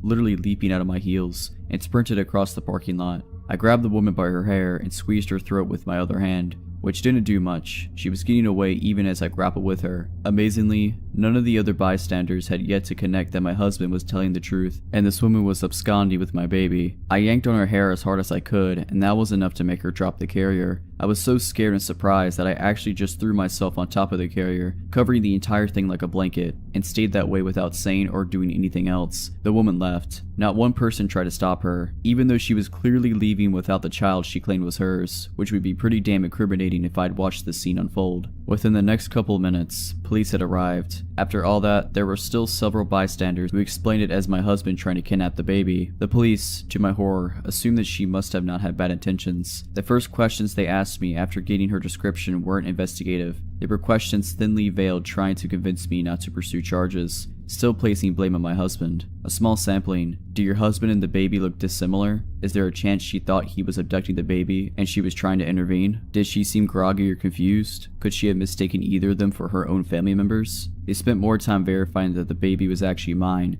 than they concerned themselves with the fact that the baby was not actually hers. My husband had called his brother at that point, who works in an office with a lot of lawyers, and connected with one ASAP, who gave us the priceless advice to get every officer's name and badge number, to request copies of the store's security tapes right away, and to escalate our complaint higher up the chain if these officers weren't taking us seriously. Finally, we had reason enough to believe we were being taken seriously, and we went home, and both just shook and cried until we had to get our other kids from school. My husband is seething with rage and grappling with a feeling of helplessness from how little he was able to do, and has 2 cracked ribs from when the man kicked him. To the officer's credit, they did ask if he'd like to press charges, but considering the man was genuinely convinced at the time that he was on the right side of intervening in a kidnapping and stayed to talk to a police and apologized profusely when the truth became clear, he declined to press charges. Amazingly and frustratingly, there were still people who stuck around to talk to police, who were giving my husband dirty looks, and one man who even implored the police to involve CPS to verify it was really our baby. Parking lot kidnapper, let's not meet. 3 years ago, I was living with my then boyfriend in a 1-bedroom apartment in a little mountain town. It was a half-basement unit, so the bottom of all our windows were level with the ground outside. It was also an older apartment and not all the windows could fully lock. One day, my boyfriend comes home from work while I'm laying on the sofa and immediately runs up to the window near me and looks out of it frantically. He then goes to look out every other window in the house, then walks around the outside looking in the windows. When he comes back from this confusing exploit, I ask him what is going on and why he's being a spaz. I think I just walked up on a dude looking in the window at you. He took off as I walked up, he tells me. This was naturally very unsettling, but after discussing it and considering the time of day, it was about 2 p.m. and the number of people out and about around the complex at the time, we came to the conclusion that it was just a curious neighbor or someone passing by happening to glance in. With that, we forgot about it. If only that was the end. For the next couple of months, odd stuff happened here and there. Someone would knock on the door occasionally, then when I went to answer, no one was there. I'd find things in my apartment that I wasn't familiar with, or things like clothing items would vanish. I didn't really think twice about any of it until one night. My boyfriend and I were arguing, around 1 or 2 in the morning, and we were being a little loud. We were standing in the kitchen face to face. His back was to an open window with the blinds up halfway and I was facing it. Amidst our arguing, I glanced behind him at the window thinking I saw the reflection of a face in it. The window was open. It wasn't my face. There was a man with his face pressed almost against the window screen, watching us. Given the fact that we were arguing and it was late, I thought it might have been a concerned neighbor walking up to the window to speak to us. Our main walkway for the complex was right on the other side of the window, so I spoke to him. "Hello? Can I help you?" I asked a little aggressively, thinking a neighbor was intruding on our privacy. He responded to this by staring, unwavering and cold, right at me. His face did not change expression. He did not blink or move, just looked right at me a way I have never been looked at before or since. In this instance, I also realized that because of the window being level with the ground, the only way this man's face could be where it was if he was laying on the ground outside the apartment or crouched and contorted to look into the window. My heart sank. I buried my face in my boyfriend's chest and closed my eyes in fear. My boyfriend, up to this point, thought I was messing with him. When I buried my face in his chest, only then did he say, "Is there really someone at the window?" I whispered yes to him. He felt my fear and took a moment before he turned around. By the time he did, the man was gone. It was at this point I started to think about all the little odd occurrences that I'd been experiencing. I assumed the worst. I filed a police report with this description, and my brother loaded my apartment up with weapons to protect me, or at least inform this peeping Tom that I was armed. After that night myself, my boyfriend, and my brother were on high alert. There were a couple times when my brother came over that he saw a sketchy dude hanging around, and even one time he saw him at my window. He tried to follow him discreetly, but the guy took off running as soon as my brother stepped in his direction. The last night I had an experience with this man. I was sitting home alone on my sofa. My boyfriend was at work at a restaurant about 2 blocks away. He had picked me up from work an hour earlier. We had sat on the sofa together a little while we got home. Then he kissed me and left for work, locking the door behind him. After he left, I continued to sit on the couch and watch TV. After about an hour of me sitting there in silence, I hear a door creak open. It's a small apartment, so to see the bedroom and bathroom doors from the couch, all I had to do was lean a little to the left. I assumed it was one of my cats coming out of the bedroom, so you can imagine my shock when I lean over and see the door that's opening is the door to the water heater closet / small storage space. I look to my right and see both my cats sleeping soundly at the other end of the couch. I look back to the door and it's still creaking open very slowly. It opens enough for me to see it. A set of fingers wrapped around the door. easing the door ever so gently to open as quietly as possible. That was going to be a no for me. I ran barefooted out the door, into the snow, and down the street to my boyfriend's work. I called the cops. When everyone was back to check out the apartment where he was, of course, he was gone. After that, my boyfriend and I packed our stuff, went to stay with my parents, and 6 months later moved miles away from that town. That was the end of it. I live 1,000 miles away now from where all this happened, so a part of me thinks there's no way this person could have found me. But last week, I heard a knock on the front door of my apartment. I was expecting a package, so I figured it was a delivery driver and didn't answer. I'd go get the package later. Then they knocked again. And again. The third one made me feel uneasy, so I waited a good 20 minutes to check the door. When I did, there was no package, no note, no nothing. Someone was just knocking. Although it made me uneasy, I didn't initially think back to my stressful experience in my last town. Then just 2 days ago, I went out to get groceries. I have a little patio and I go out there in the mornings to just chill or check on plants a lot, and I've been known to leave it unlocked in the day on accident. Never thought of it as a huge deal, until I came home from the store 2 days ago and the deadbolt to my apartment was locked. The deadbolt can only be locked from the inside of the apartment, period. I assumed someone robbed me because I dumbly left my patio unlocked. I called my sister, I called my current new boyfriend, and I waited for people to be with me, and I went into my apartment through the sliding glass patio door. Nothing was out of place. Nothing of value was taken. At this point, my heart sank. Nothing was touched. Nothing stolen. Someone was inside my apartment just because they wanted to be inside of my apartment. I told my boyfriend about my stalker, and he's not taking this lightly like my past boyfriend. I filed a police report, we checked for recording devices and cameras, and he put Nest cameras up all over the place, and we're on high alert. I really truly hope this is a coincidence, but if this man really followed me across multiple state lines, that's really creepy. There's no one on this earth I'm less interested in meeting. If you're liking this video, all I ask is that you make sure to subscribe to my channel and like this video. Thank you. It was the summer of 2016, and I just got married by my longtime girlfriend. Over the course of our 12-year relationship, we had traveled to the mountains several times in both summer and winter for camping, but also to stay in nice mountain hotels and snowboard the slopes. Naturally, we both agreed this is how we wanted to spend the first few weeks of our marriage. We booked a 20-day stay at a mountainside campground on the other side of the country. We also decided to bring our dogs with us as they too love being outdoors, and we generally bring them camping anyway. After 2 days of road tripping, we had arrived, quickly set up, and settled in for a good long stay on the mountain. It was beautiful. A couple of days into our trip, and we had already met a bunch of fellow campers. We were very experienced campers, so we generally attract a lot of attention from novice campers, as they see we were all well set up. We're usually more than happy to help people get situated if they need matches, cream or sugar, or help setting up their equipment. It was day 4 or 5 when she first made her presence known to us. I will refer to this person as she or her, as we never learned her name. We were sitting down under the shade of the large pine tree at the edge of our site, drinking beers and playing cards when she seemingly appeared out of nowhere. She was just suddenly right there. "Can I pet your dog?" she asked. Even my dogs didn't see her approach, as the very sound of her voice triggered them into a startled frenzy. As the dogs were worked up already, I politely told her no. Then she just stood there, at the edge of our site. Didn't say a word. Just stood there sort of existing, but not really doing anything. She wasn't exactly staring at us or looking at anything in particular. I asked her if she needed anything and she just said no. After a few minutes, she walked off. I work with people with brain injuries, so I've had my fair share of experiences with unusual behaviors, including people with poor social skills, so I wasn't about to write this person off as creepy just yet, but she had my attention. I casually watched her walk off and enter a campsite across the path and a few sites down from ours. There was already a small tent set up in the site, but she proceeded to pull an even smaller single-person tent from her backpack and began setting it up. The day prior, we saw 2 young girls set up the other tent and were clearly the occupants of the site. There was no further interaction with her that day, although we did notice that the owners of the other tent on the site were not around at all that day, and we didn't see them return that night. The next morning, we decided to go on with our plans to day hike a good trail to a waterfall.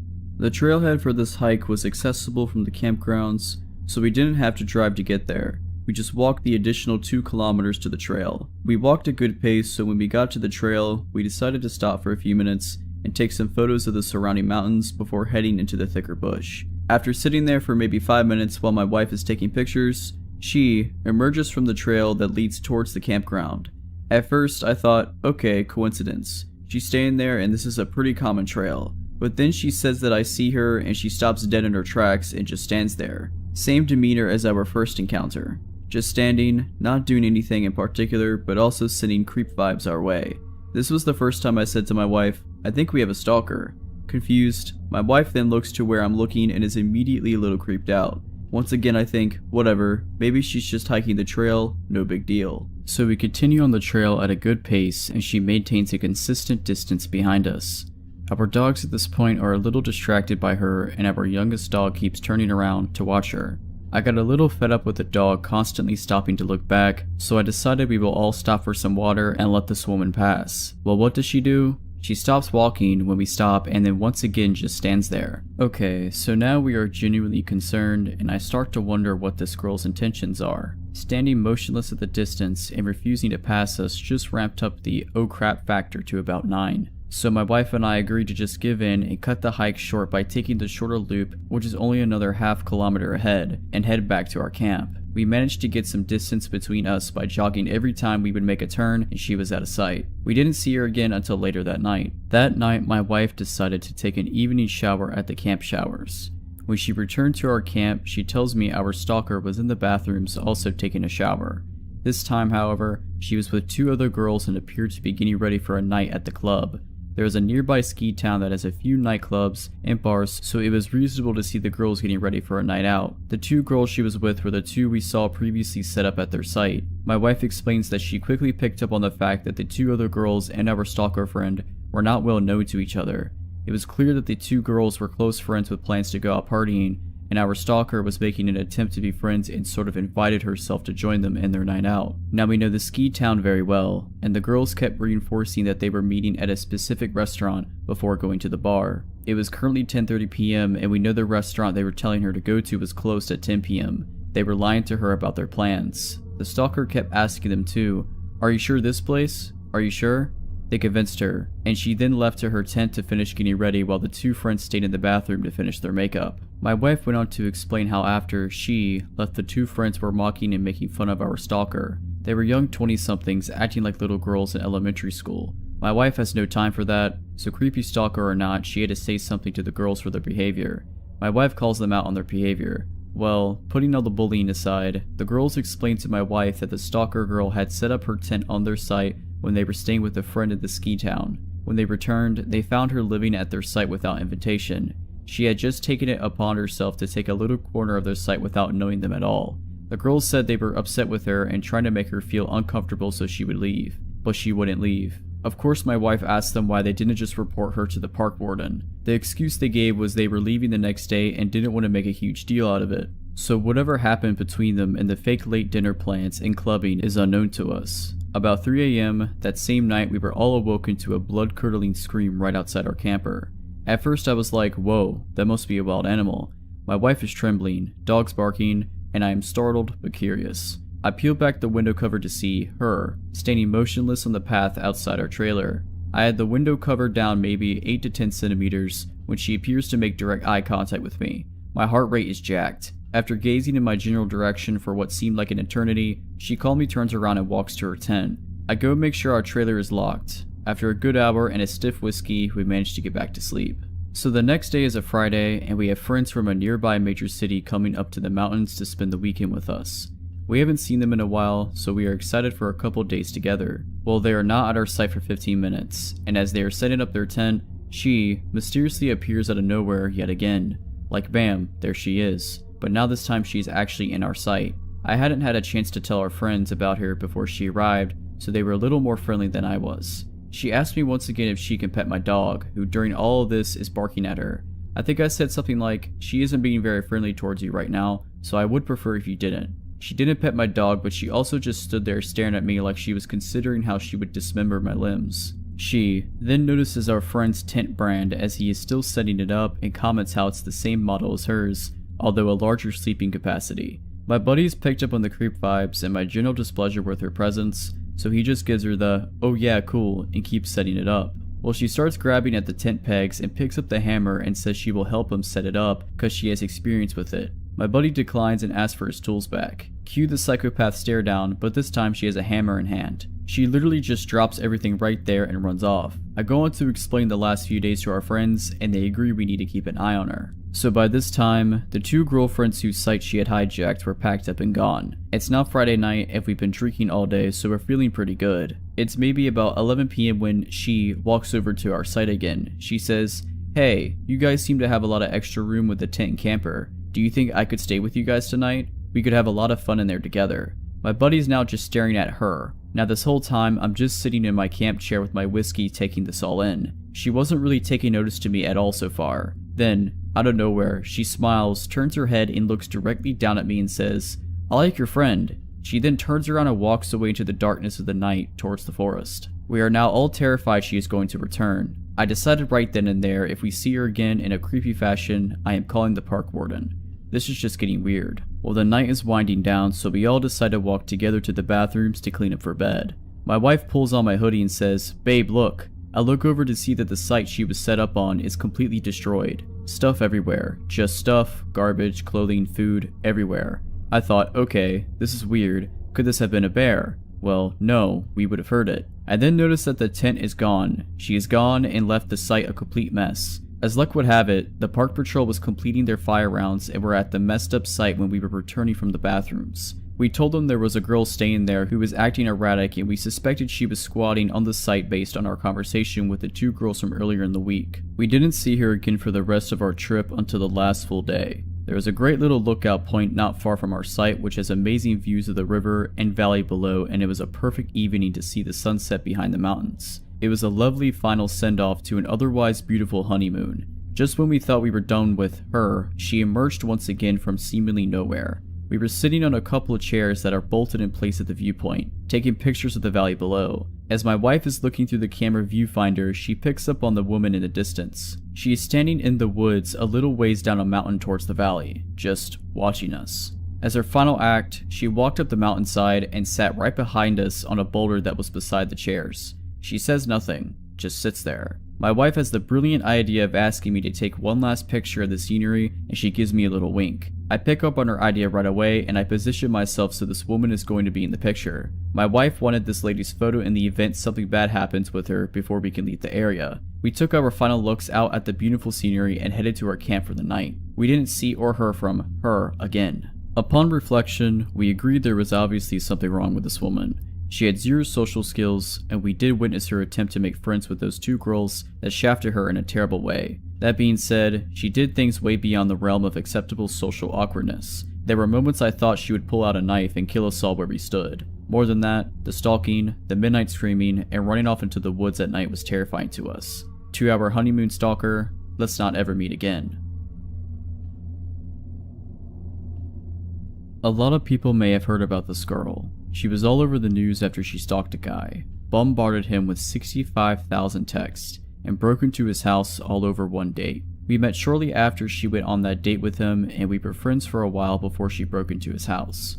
At first, she seemed like a nice, albeit quirky, person. I met her when I spent a couple of months visiting the west coast of the US in summer 2017. I thought she was cute and we spent a lot of time together. We were living next door to each other for a few weeks and we were never really more than just friends. I stopped having any sort of non-platonic feelings after she started to talk a lot about a guy she had met on some dating website. Apparently he was her soulmate and she had somehow been guided to him by following her birth calendar. I would only later come to know that they had only been on one date and he never spoke to her again. I thought that was weird, but I enjoyed our conversations for the most part and she was funny and nice, so we remained friends. Eventually she moved on to short flings with a guy and then another girl from Tinder, all the while still talking to me about this guy that she was going to marry, saying that she liked about how jealous he got when she would tell him about hooking up with other people. A couple of weeks later she started to get really erratic. I confronted her a few times about how she was acting, and she told me that she had recently stopped taking her meds but would start taking them again.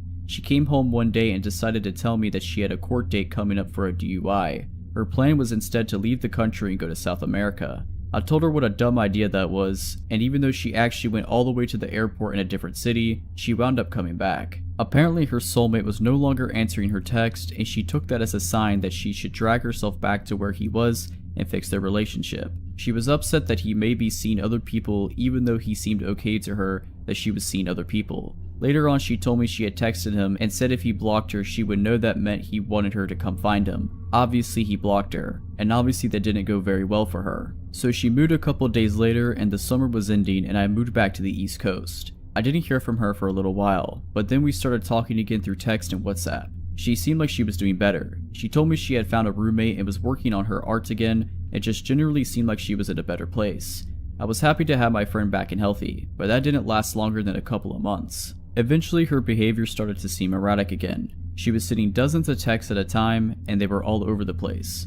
Several of them had to do with her soulmate and how she was still following him even though he had to call the police and block her. I told her to stop, try to get her to take her meds, and tried to reason with her 100 times. I was on the opposite side of the country and had no way of getting in touch with her family, who I never knew about much, or friends to try and get them to help her. She was a kind person and a good friend when she was taking care of her mental health and I cared about her, but I couldn't force her to take care of herself. One day I set aside some time to call her and I told her that she was overwhelming me and that she really needed to reach out to her family or someone who could help her. She told me I couldn't do that because she needed to stay with me or she would have to go back to her ex-husband. I don't think any of this is true, but she thought her ex-husband was going to have her killed or followed, that he had the entire police force in his pocket, and had paid off her family to give him intel on her whereabouts and what was going on in her life. I had just moved for a job and I lived in a small studio in a big city. I had no room for anyone to stay long term, and I wasn't about to do that anyways since she was starting to scare me at this point. She asked me if I was still living at my address, which really freaked me out because I had never given her my address or put it anywhere online and she wouldn't tell me how she got it. I asked her to leave me alone and told her we couldn't be friends anymore unless she took some steps to get better. She obviously didn't take this well. Though I hated my tiny, cramped apartment, the reason I was drawn to it was because it had a great security. It was actually on the upper floors of a hotel,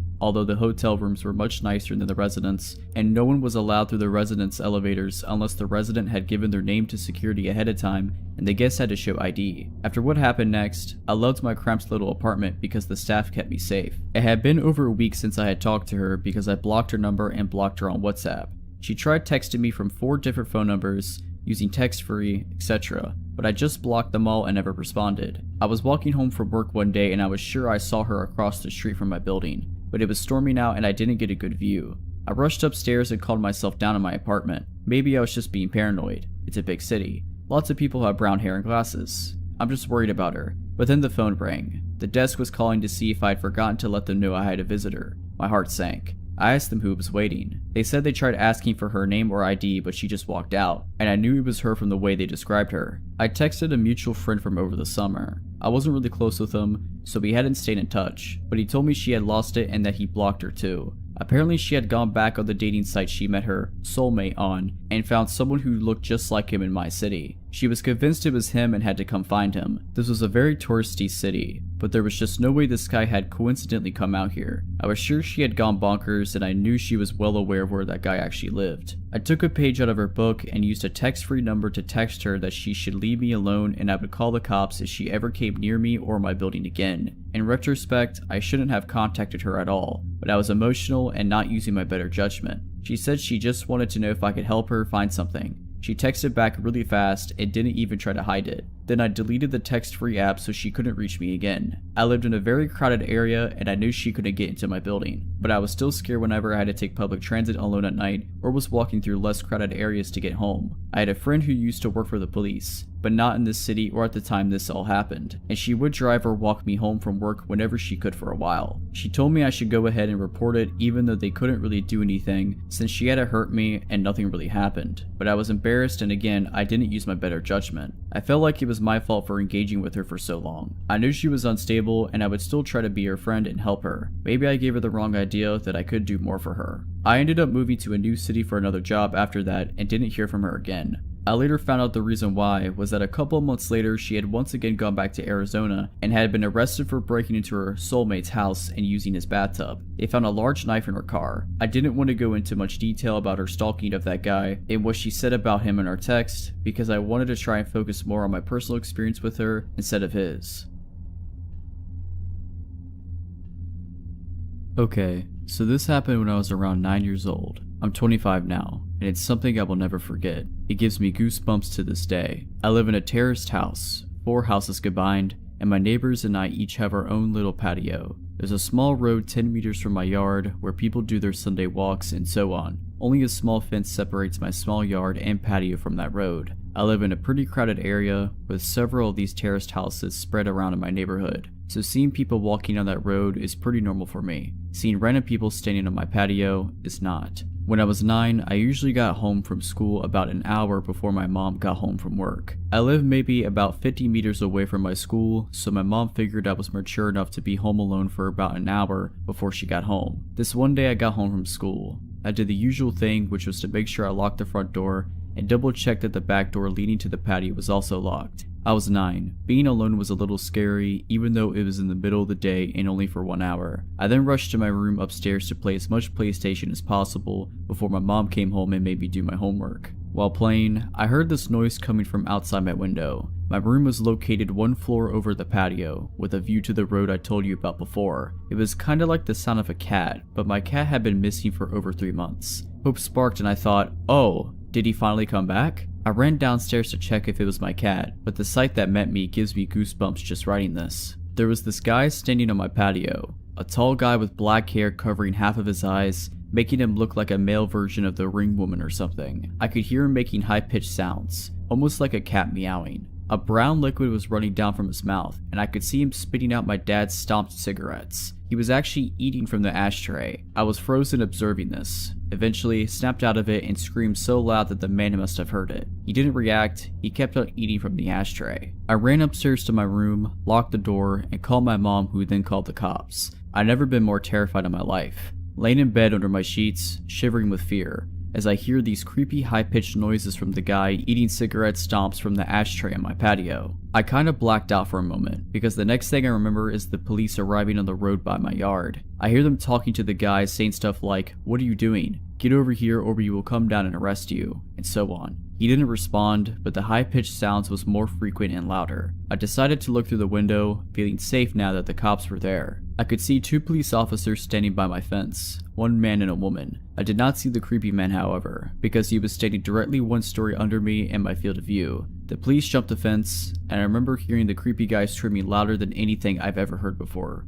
He charged the female police officer with full force and knocked her out cold. The male officer then immediately tased the guy, leaving him shaking on the ground, screaming still. The policeman struggled to keep him on the ground while putting handcuffs on him, but eventually made it. After a while, he managed to wake up the female police officer, who seemed to be badly hurt. He called for backup and an ambulance, and then he sees me standing in the window above him. The expression on my face must have been something else, because he just looked at me and said, "I sure hope you didn't see all that." I started to cry. By this time, neighbors started to arrive wondering what was going on. One of my neighbors, an elderly woman, made me come down and she took care of me until my mom came back home. The police took the creepy guy with them in the car and left. Before they left, they promised to come back and talk to us about what happened. This is where the story takes an unexpected turn. The male police officer came back later that night and sat down with me and my mom to talk. He explained that the guy had a mental condition and had escaped a psychiatric hospital located around 5 kilometers from where I live. He explained that the guy had actually been living in my house 5 years ago, but he had been forced to move when his mom, his only caretaker, died. The poor guy probably thought he would find his mom at my house.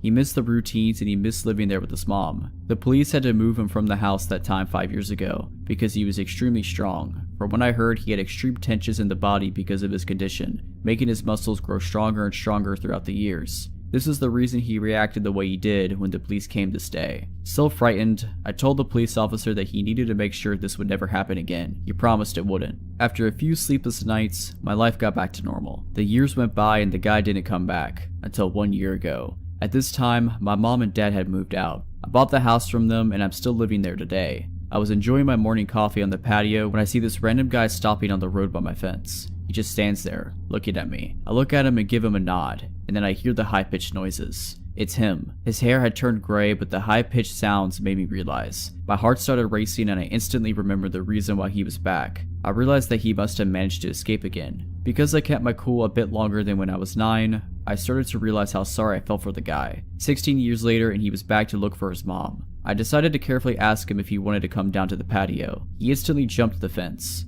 I started to think he would knock me out like he did to that police officer. He didn't. He smiled. He looked at me and smiled. I offered him to come sit down. He didn't respond. I offered him to come inside. He started laughing. We went inside. His face lit up, pure joy. He was home. It reminded him of the life he had with his mom. It almost made me tear up. All of a sudden he sat down in my couch, turned on my TV, and switched directly to the cartoons. I observed him for a while. He was just completely focused on the cartoons. I just wanted him to enjoy the moment, so I didn't say anything to him. I realized I had to call the hospital to let them know. The caretakers arrived 10 minutes later. After a lot of convincing, he got back up, crying, and then went back to the hospital. I called the hospital 2 days later. We made a deal. His name is Tom, and now I consider Tom my friend. Every Sunday from the day he returned, Tom and his caretakers visit me to watch cartoons. They say it's the highlight of his week. It makes my heart warm. Now, for several years my thoughts were, let's not meet, guy on my patio eating from the ashtray. Now my thoughts are, let's meet every Sunday to watch cartoons, my friend Tom. If you're liking this video, all I ask is that you make sure to subscribe to my channel and like this video. Thank you.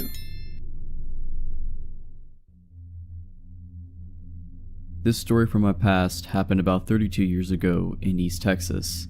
My mom and dad divorced when I was 16 years old, and my brothers and I lived with my mom. My dad visited us once in a while, but not really on a consistent basis. He was a gambler, one of the reasons my parents split up, and tended to not come around when he was broke. But on the rare occasion that he won big, he would visit and spend money on us and then disappear again. My dad said that he had a job as a shuttle driver from a local hotel. He told my brothers and me that the shuttle driving was just a cover, that he actually worked for organized crime, which he claimed owned the hotel. He said his real job was to drive out to various places in the area to pick up fugitives running from warrants or otherwise wanted by law enforcement, bringing them to the hotel to hide, and then later they would move on by means my dad said he didn't know. My dad always exaggerated or lied about things, so my brothers and I just blew it off and didn't think much of the claim, until something strange happened. My dad disappeared. It was 1988 and I was 22 years old and I was a college student still living at home. I worked as a full-time disc jockey on the overnight shift, 10 p.m. to 7 a.m. at a local radio station. My middle brother was 19 years old, lived in an apartment with a friend, and worked at a nearby Dairy Queen. My youngest brother was 9 and lived at home. One day my brother called my mom and me and asked us if we knew where my dad was. He says some men came to the Dairy Queen while he was at work and asked him if he'd seen my dad recently. My brother truthfully told them that he hadn't seen him or heard from my dad in months, and that he often does that, cuts off contact for months at a time. My brother said these men didn't say who they were, but seemed satisfied and left. My brother wondered if these men or anyone had called to talk to us and ask us where my dad was. We also had not heard from my dad in months. The following day, my brother says the men returned to his work, and this time flashed badges and claimed to be FBI agents. He says they were very aggressive and demanded that my brother tell them where my dad was. My brother kept insisting, truthfully, that he didn't know where my dad was, that the last time he heard him, he worked at a local hotel as a shuttle driver. But the experience upset him, and he called my mom and me again. Upset, my mom called the hotel where my dad worked. The man she spoke to said my dad had disappeared weeks ago, and he had no idea where he went. The following day, my brother was at work when his roommate called and said that someone had apparently been in their apartment. The roommate claimed that when he got home from work, he found the sliding glass door open and the place ransacked, but nothing appeared to be missing. My brother, very upset, went to his apartment and found out that, in fact, his address book was missing from the breakfast nook, and a teddy bear he recently bought for his son and a photo of his son were missing from his bedroom. Now, my brother, my mom, and I were beside ourselves with anger, fear, and paranoia. We went to the local FBI office to complain that the FBI had done this, and to tell them once and for all, my brother does not know where my dad is. Well, as you might have guessed, the FBI claimed no knowledge of the event and claimed that they were not looking for my dad. They said none of their agents had contacted my brother. Furthermore, when my mother told them my dad had claimed that he worked for organized crime, the FBI would neither confirm nor deny that the hotel had tied to organized crime or that there was an investigation going on. My mom called the hotel again and told the manager that the men were looking for my dad and that they were terrorizing my brother, and flat out asked the guy if there was any truth to my dad's claim to be working for organized crime. The man laughed and told her, "There's no such thing as the mafia." While we were trying to make sense of all these weird details, we kept wondering why my brother was being harassed but not my mother or me. That's when I was reminded of a weird event I had happened to me about 2 or 3 weeks prior. Because I worked overnight, I was often wide awake in the middle of the night on my days off, with nothing to do. One night I went to the local cable TV company where my friend worked as a computer system operator to hang out with him for a few hours and BS a little. At about 3:30 a.m, he had a big computer job to do, so it was time for me to go home. So I left. As soon as I pulled out from his company's driveway, a car was immediately behind me, tailgating me. I mean, he was on me so quickly it scared the crap out of me. The car seemed to just appear out of nowhere. He also had his high beams on and was blinding me, and I couldn't make out anything about the car behind me. I couldn't see inside to see how many people were in the car, what they looked like, or anything. I couldn't even see what kind of car it was. I changed lanes to let the tailgater pass, but he changed lanes with me. I moved again, and he again moved. He was tailgating me and blinding me, and now seemed to be following me. I stopped at the intersection and got in the left turning lane, with my signal on, and he got behind me. Since there was no other traffic at all anywhere around, when the light changed, I zoomed across the intersection, streaked across all the lanes of traffic into the far right lane, and went through the intersection, trying to lose him. He followed me though. Now it was absolutely clear he was for sure following me. I cut into a nearby neighborhood and tried to lose him, but he kept following me anyway. I finally managed to zoom back out to the intersection and crossed over and went to the 7-Eleven at the corner. I jumped out and ran inside and yelled to the clerk that someone was following me. As I did, I saw the car that was following me cut through the parking lot of the 7-Eleven, and for the first time I got a look at the car. It was a late model tan colored 4-door, and there were 2 guys in it. The clerk just blew me off and said I was exaggerating, that it was probably just kids messing with me, and to let it go. I left, but I was still spooked by it, and didn't want to go straight home. I was afraid they might follow me, and I didn't want them to know where I lived, so I went to my workplace. I knew that the disc jockey on the air that night would be my friend Paula, so I decided to go visit her on the air for a little while and hang out and calm down. I told her what happened and hung out for about 2 hours. She also felt it was probably just some punks being jerks, and that calmed me down. But when I got home, now over 2 hours since this car harassed me, the car was at my house. As I was coming down the street to my apartments and about to turn right, I saw the car pull out of my apartments, and as it passed me, they flashed their high beams on and off at me. It was them. I panicked and called Paula at the radio station and told her what happened.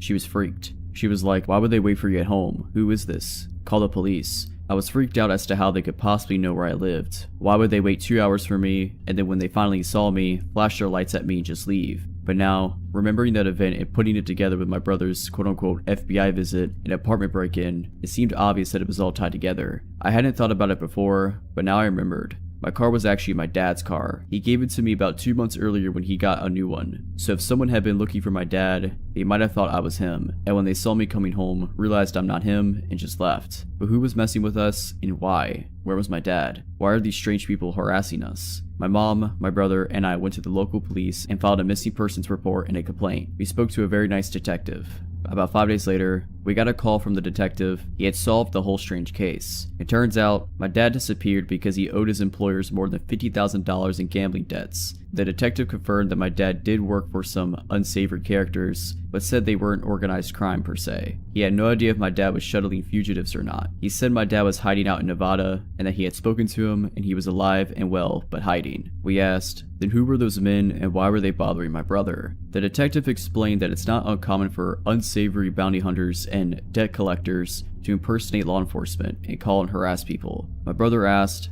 how did they get in his apartment? The detective said a sliding door is easy peasy to open, and they probably stole a address book hoping it had my dad's contact information in it. They stole the teddy bear and pictures to use to scare my brother, which worked. I asked the detective why the men only harassed my brother and not my mom and me. The detective said, because my dad had used my brother as a reference on his job application at the hotel, he gave my brother's address and phone number. The FBI agents probably figured he was close to my dad and either maintained contact with him or if threatened, would contact him. So, my dad eventually turned back up in town and acted like nothing had ever happened. He never spoke of the incident and we never brought it back up. I guess he got the money he owed them, but I don't know. Hopefully, this never happens again.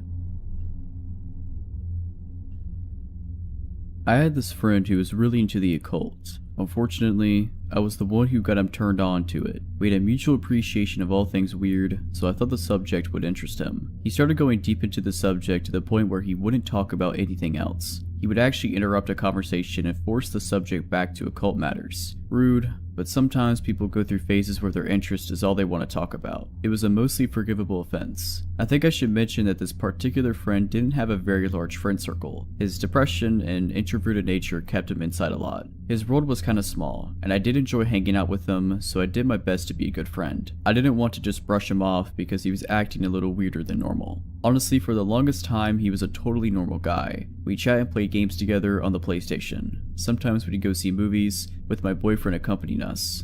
We all hung out at the park, we went swimming. Overall, we had a good time hanging out. Things started to go downhill when he started to smoke DMT. Personally, I think psychedelics are amazing tools that can offer insight into your life, but they should be treated with respect. My friend got to the point where he was making it himself, apparently a pretty easy thing to do after a meager amount of research, and he was smoking it daily, multiple times a day. For those of you who aren't familiar with the substance, when you smoke it, you get transported to a different world, an entirely new plane of existence. Your body and yourself don't exist anymore. You're just exploring this alternate reality dreamscape. My personal experience with it led me to seeing a dragon once in the kaleidoscope of a cornucopia. People see all kinds of different things there. Imagine what this does to a person when they're smoking it 30 times a day. He started telling me things like he was the reincarnate Osiris. He said he was seeing Egyptian hieroglyphics all over the place in walking life. Apparently he had hour-long conversations with entities in his bedroom even when he wasn't smoking DMT. Of course, I was very alarmed to hear all of this, and I told him he needed to take a serious break. No drugs at all for a few months so he could find a solid footing in reality again. At this point I was still hanging out with him because he obviously needed some help. And like I said before, he didn't have a lot of friends that could give him that. He was also the black sheep of the family, so I knew he wasn't getting any kind of support from them. He was really close to his sister, and I did reach out to her on Facebook to express my concerns. I pushed her to talk to him into getting some psychiatric help because he was slipping past the point of no return. I'm not really sure if she took my messages seriously since we didn't really know each other. Plus, she is at least 6 years younger than us and possibly didn't grasp how serious the situation was becoming. In any case, I'll jump forward now to the part where things start to get really creepy. My boyfriend had made arrangements to hang out with our friend at the park. I didn't really want to go because I felt like I needed a break from him and his nonsensical ranting. I just couldn't deal with it on that particular day. My boyfriend said he wasn't all that bad and we went anyway. We get to the park and he is his usual self, ranting about Egypt and made up gods that only he knew the truth about, etc. He also had this large hunting knife that he kept fiddling with the whole time we were on a walk. He told us that he had been using it in ceremonial magic, and that it helped to banish negative thoughts. It made me extremely uneasy. He would do this thing where he would take the knife and make stabbing motions near his heart or head, like he was mock stabbing himself, all while holding a conversation with me or my boyfriend. I think we were both really on edge and didn't know what to say or do about it. I tried to distract him from doing it by bringing up other subjects that might interest him, but he kept on with this ritual. Keep in mind, we were all walking a trail, so it wasn't like we could just say goodbye then and there. We had to walk back to our car and drop him off at his car. My boyfriend had the bright idea that we should get some lunch after our walk,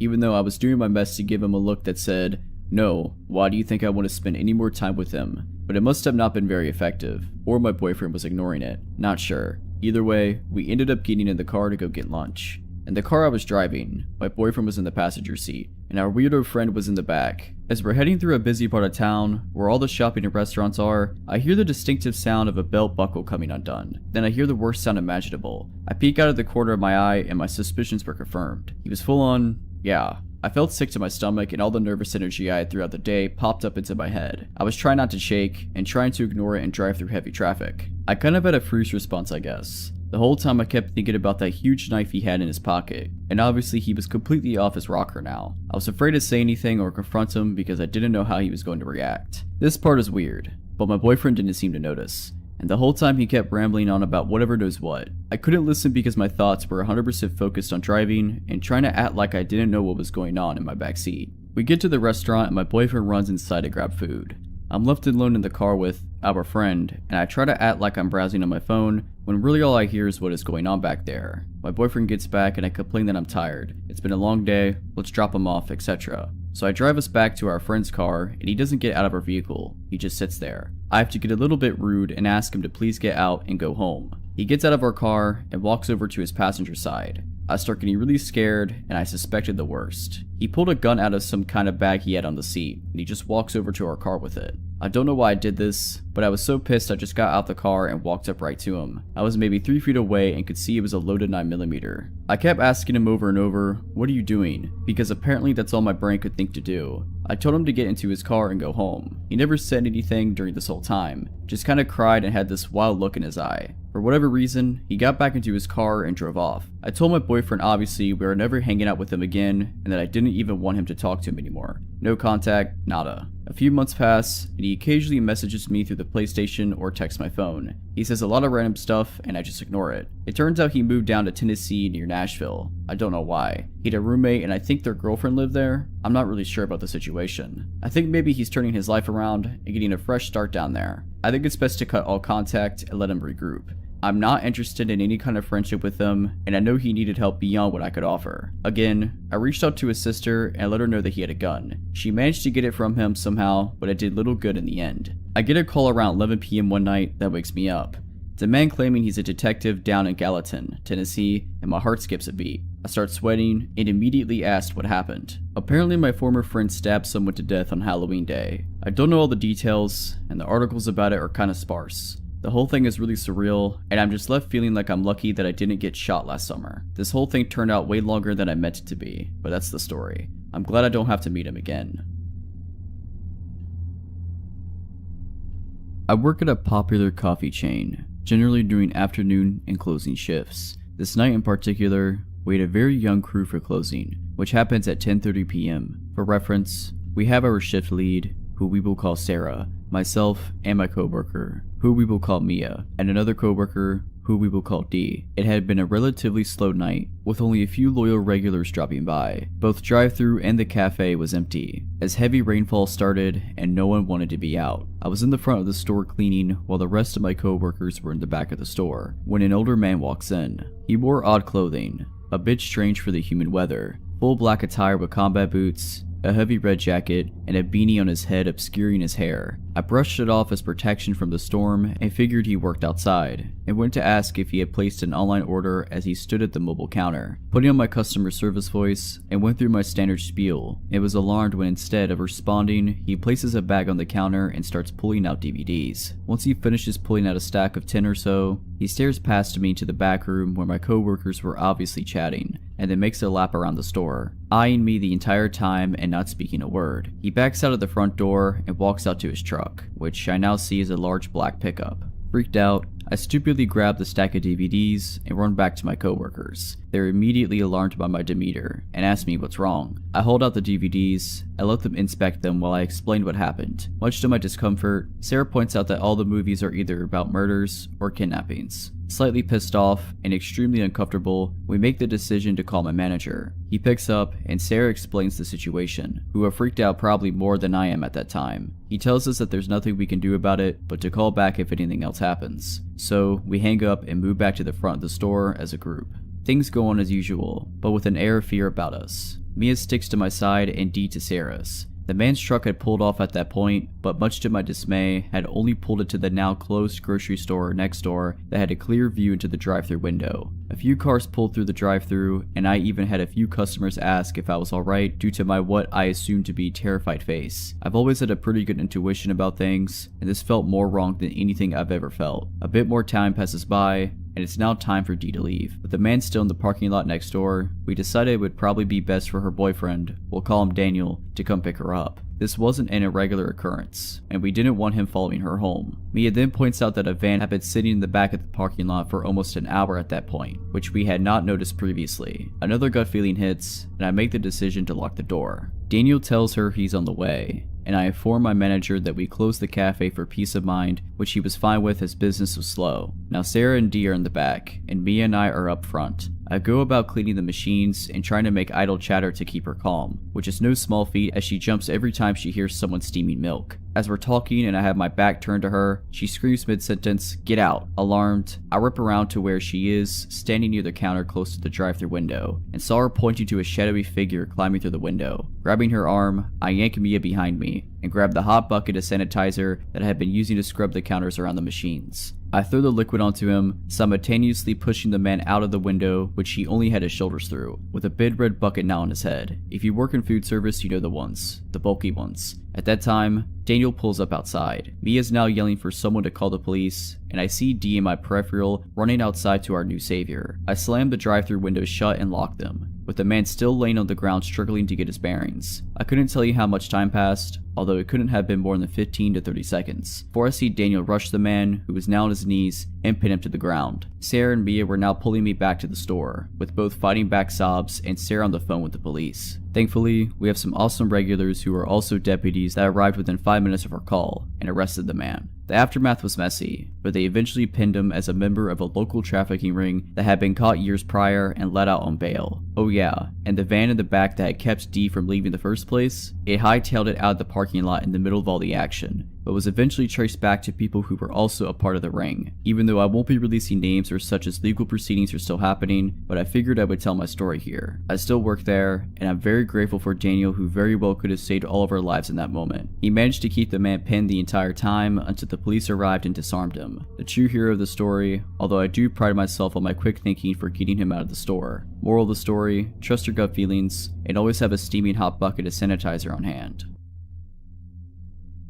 I dog sit for a family friend. They much prefer to have someone stay at their house with the dogs. I grew up in a town in the middle of nowhere and I love the countryside. So for me, this is like a staycation because I live in the city now and I never have any time for myself. Anyway, their house is out in the middle of nowhere. When I say nowhere, I mean this place takes 2 hours to get to from my work and is about 45 minutes to the nearest town/interstate. There's one neighbor within 5 miles and he lives directly across the street. I'm used to this where I'm from. It's supposed to give you the space you need, but also help you to feel safer knowing you have at least one person nearby. However, this guy has done nothing but make me feel unsafe. So I get to Terry and Johnny's house and they're telling me the drill. When to feed dogs, 2 super cute spoiled Australian cattle dogs, water plants, etc. Then, as they're loading up their stuff to take it to the car, Terry says, "Oh, don't forget to tell her about Steve." John says, "Oh yeah, don't worry about the neighbor across the street. He's harmless." The guy drinks a lot and is a little off, but totally harmless. The guy has lost his license so many times, so all he can do is drive a moped to get to town. However, just in case, this is where we keep the gun. He then takes me to his gun and explains that it's loaded, and if I were to use it, if I don't need to cock it, just pull the trigger extra hard. At this point, I'm like, whatever. You keep a gun in your house when it takes police at least 45 minutes to get to your home. Still, I've got no worries, I'm used to drunk weirdos. I love this life in the middle of nowhere, and I've got 2 protective dogs that will attack on a 1-word command, so I'm feeling pretty safe. Terry and Johnny leave around 3 p.m. I took the dogs for a walk and play some frisbee and begin to unload my stuff while they're still worn out from all the running. As I come back out for my second load of stuff, I'm staying there for a week in needed work clothes and my Xbox to keep myself entertained in the late evenings. I hear their neighbor, Steve, slam his door and seemingly have a phone conversation. I first just hear his voice faintly, then he yells, "Where did you go?" The dogs are hearing him now and start to growl softly. I say, "Calm down boys, it's alright. It's just Steve, remember? He probably wants some privacy. Let's go inside." As I grab my stuff, I hear him yell again, "I do care about my kids." And then I hear him throw something on the unpaved road behind me. Turns out to be his cell phone. As I'm grabbing my stuff, the dogs start going crazy and run a few feet behind me, barking and growling viciously. I drop my stuff and turn around to see the neighbor at the end of the driveway, probably 50 to 75 feet away, just staring at me. I yell at the dogs to calm down and to get back at my side. They do. I then give a friendly wave to Steve. In my head I'm thinking, this is kinda weird, but he's probably been drinking. Plus, they said the guy is harmless and I've dog sat before, and never had a problem with neighbors. He then takes a single step forward and says in a manipulative sounding voice, "You alright?" Steve is wearing dirty jeans, work boots, a dirty red hoodie, and a red hat. He's also got brown dirty hair to his shoulders and a beard that's probably 5 inches long. "Yeah, I'm pretty good. My name is Pip. Just dog sitting for Johnny and Terry this week, and ready to get in and call it an evening with the boys." I look down at the dogs to see the reaction. They look like they're about to attack, and I'd never seen them like this before. "How about yourself?" We sat in silence for about 30 seconds before he stated, "I'm asking if you're alright. I'm Steve." "Nice to meet you, Steve. Thanks for being a good neighbor and checking, but like I said, I'm good. Are you alright?" Again, silence. Now this silence lasts for probably a whole minute and I figure, he's wasted. I should just get inside with my stuff. So I turn around and finish grabbing my stuff, and as I do, I hear him take one more step on the gravel driveway. Dogs bark again. I turn around and Steve says, "I know them. Them dogs won't do nothing to me. They are some good dogs, that's for sure." I begin feeling super uneasy, so I close my trunk and turn around to see if he's going to say something else. I was about to tell him that I was going inside, and then instead awkwardly say, "Yeah, He cut me off. "Yeah, what?" he yelled. I'm shocked and say, "Yeah, I'm going inside now. Thanks again for checking, Steve. I'm fine. I've got the dogs this week. Have a good night." I turn and go, and the dogs follow me with no problem. Steve continues to stand where I left him for literally 10 minutes, just staring at the house. Note, this house does not have a front door. There's a side door and a back door. The back door is the main door because the front of the house has those big green fluffy privacy trees, so I can't even see his house through the front window. You can't see either doors from the street. You have to come onto the property to see them. It's about 6 o'clock where I'm at, and the sun starts going down around then, but doesn't actually get dark until about 9:15 p.m. during the summer. Anyway, the dogs and I are on the couch, and I've got my headphones on while playing the Xbox. All of a sudden, the dogs flip their mess, running towards the back door, barking and growling. I'm like, they don't do that unless someone pulls up into their car and they don't know who it is. I'm not having anyone over. So I grab my knife, which is always close by, and start walking towards the back door. The dogs are still going crazy, and I have no idea what they're looking at. I don't see anything, but then I look closer. I see mope tail lights in the driveway seemingly hiding behind my car. I then try and focus in and see that Steve is turned around staring at the back of the house from his moped, ducking behind my car. I get the dogs to be quiet and I hide to see what he's doing. The dogs are still growling, but at least they're not giving away my location right now. I watch him for 5 minutes. No movement, just a creepy stare in my general direction. I don't think that he could see me, but I'm not sure. He then shuts off his moped and crouches next to my car, where I can see him now peeking into my car windows. When I lived in the country, I never locked any doors. Not my house, not my car, nothing. Since I work and live downtown, I naturally keep all of my doors locked all the time. I don't see him try and get into it, but he walks around it a few times. He's not crouching anymore. Obviously, he feels like no one is watching him or cares that he's looking into my car, but he is only taking a single step. Stopping looking into my car, then at the house. Repeat. A single step at a time. At this point, I text Terry and tell her that Steve is doing some weird stuff, and I tell her I'm starting to feel uncomfortable. I get a text back reading, "Call the cops if you feel unsafe. They know him. They could come talk to him. Remind me to tell you about the time he was standing out by the tree at 6 a.m. when I was leaving for work and when we get back. We think he had a psychotic break." How comforting, right? So, I talk myself down some. This guy's just wasted. However, if he starts getting close to the car, I'm calling the cops. Dumb idea looking back because the cops take so long to get out there. I'm watching him as he's made his second round looking into my car. He then gets on his moped and drives off. As he passes the window that faces the driveway, he sped up, trying to make it so I wouldn't see him if I were just watching TV. Now it's like 8 p.m. and the dogs start going crazy again. I look out and now his moped is parked in plain view and he is standing on the walkway just 30 feet from the house, staring and talking to himself. I had previously turned off all the lights so that he couldn't see easily in and see what I was doing. I see him take a single step towards the door, now about 30 feet away. I grab the gun. I've calmed the dogs down and they are in full-on protective mode. One dog to my left and one to my right. It's about 8:15 p.m. now and I call the cops. I explain the situation and that the owners think he had a psychotic break. As I'm halfway through explaining why I'm starting to fear for my safety, the operator says, "Ma'am, what is your address again?"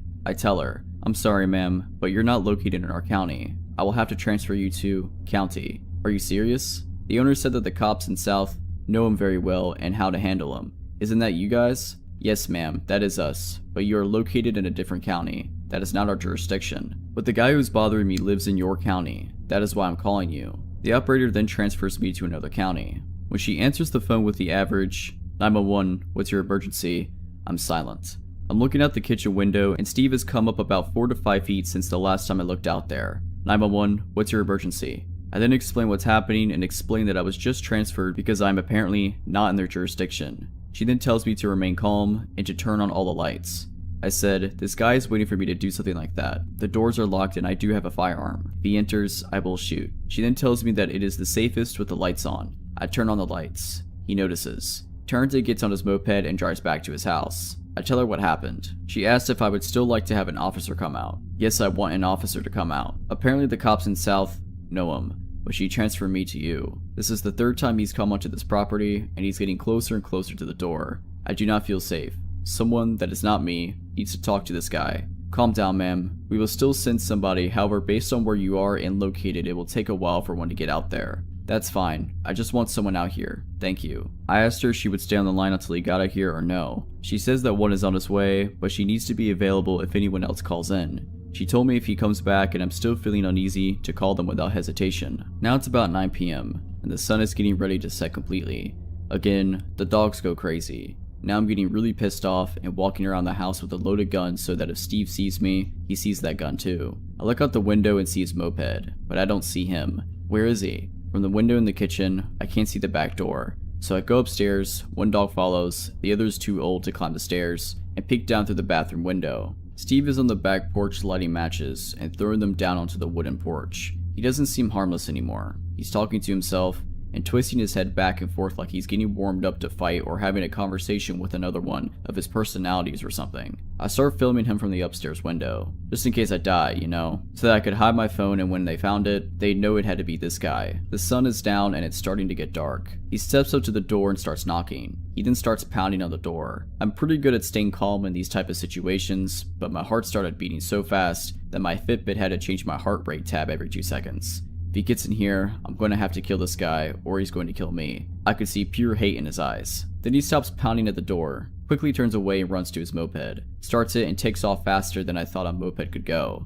Not even a minute later, the cop pulls into the driveway. I had mentioned to the dispatch operator that I have 2 dogs who will bark at the officer, but will not attack unless given a specific word. They are trained and I do have a firearm. I will leave the firearm inside when I go to meet the officer. I met the officer, the dogs didn't growl, simply gave a single bark apiece to let me know that someone was here. I went outside to meet him and told him that the guy just took off on a moped. He says, "Oh yeah, I think I just passed him when I turned onto the road." I explained that he is absolutely drunk or crazy, and if he sees him on his way back that he should definitely pull him over, because I'm quite positive he's under the influence of something. Normal people just don't act that way. The cop basically shrugs everything off and says, "Well, are you going to stay here tonight?" I told him no, I will leave the dogs overnight and come back in the morning. I asked him to stay while I packed everything up. He nodded. I go inside, give the dogs love and treats and crate them for the night. I take off and return the next day with my dad. My dad begins walking the perimeter to try and show him that a man is also staying here. I'm a 24-year-old female, if you're wondering. Then Steve, wearing the same dirty outfit and hat,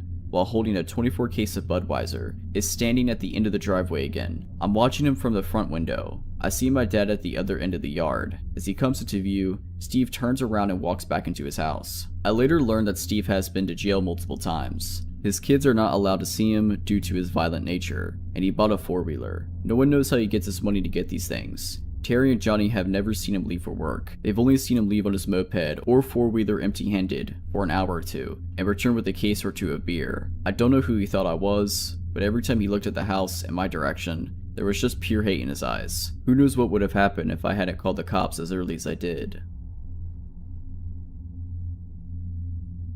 This may be a ramble of thoughts, but after recently stumbling upon this sub, I finally felt a place I could offer something that my family and I experienced a few years ago and that to this day gives me a shiver. I have been camping, solo backpacking, and hunting my whole life in Oregon, and felt comfortable in the woods and have a deep respect for nature.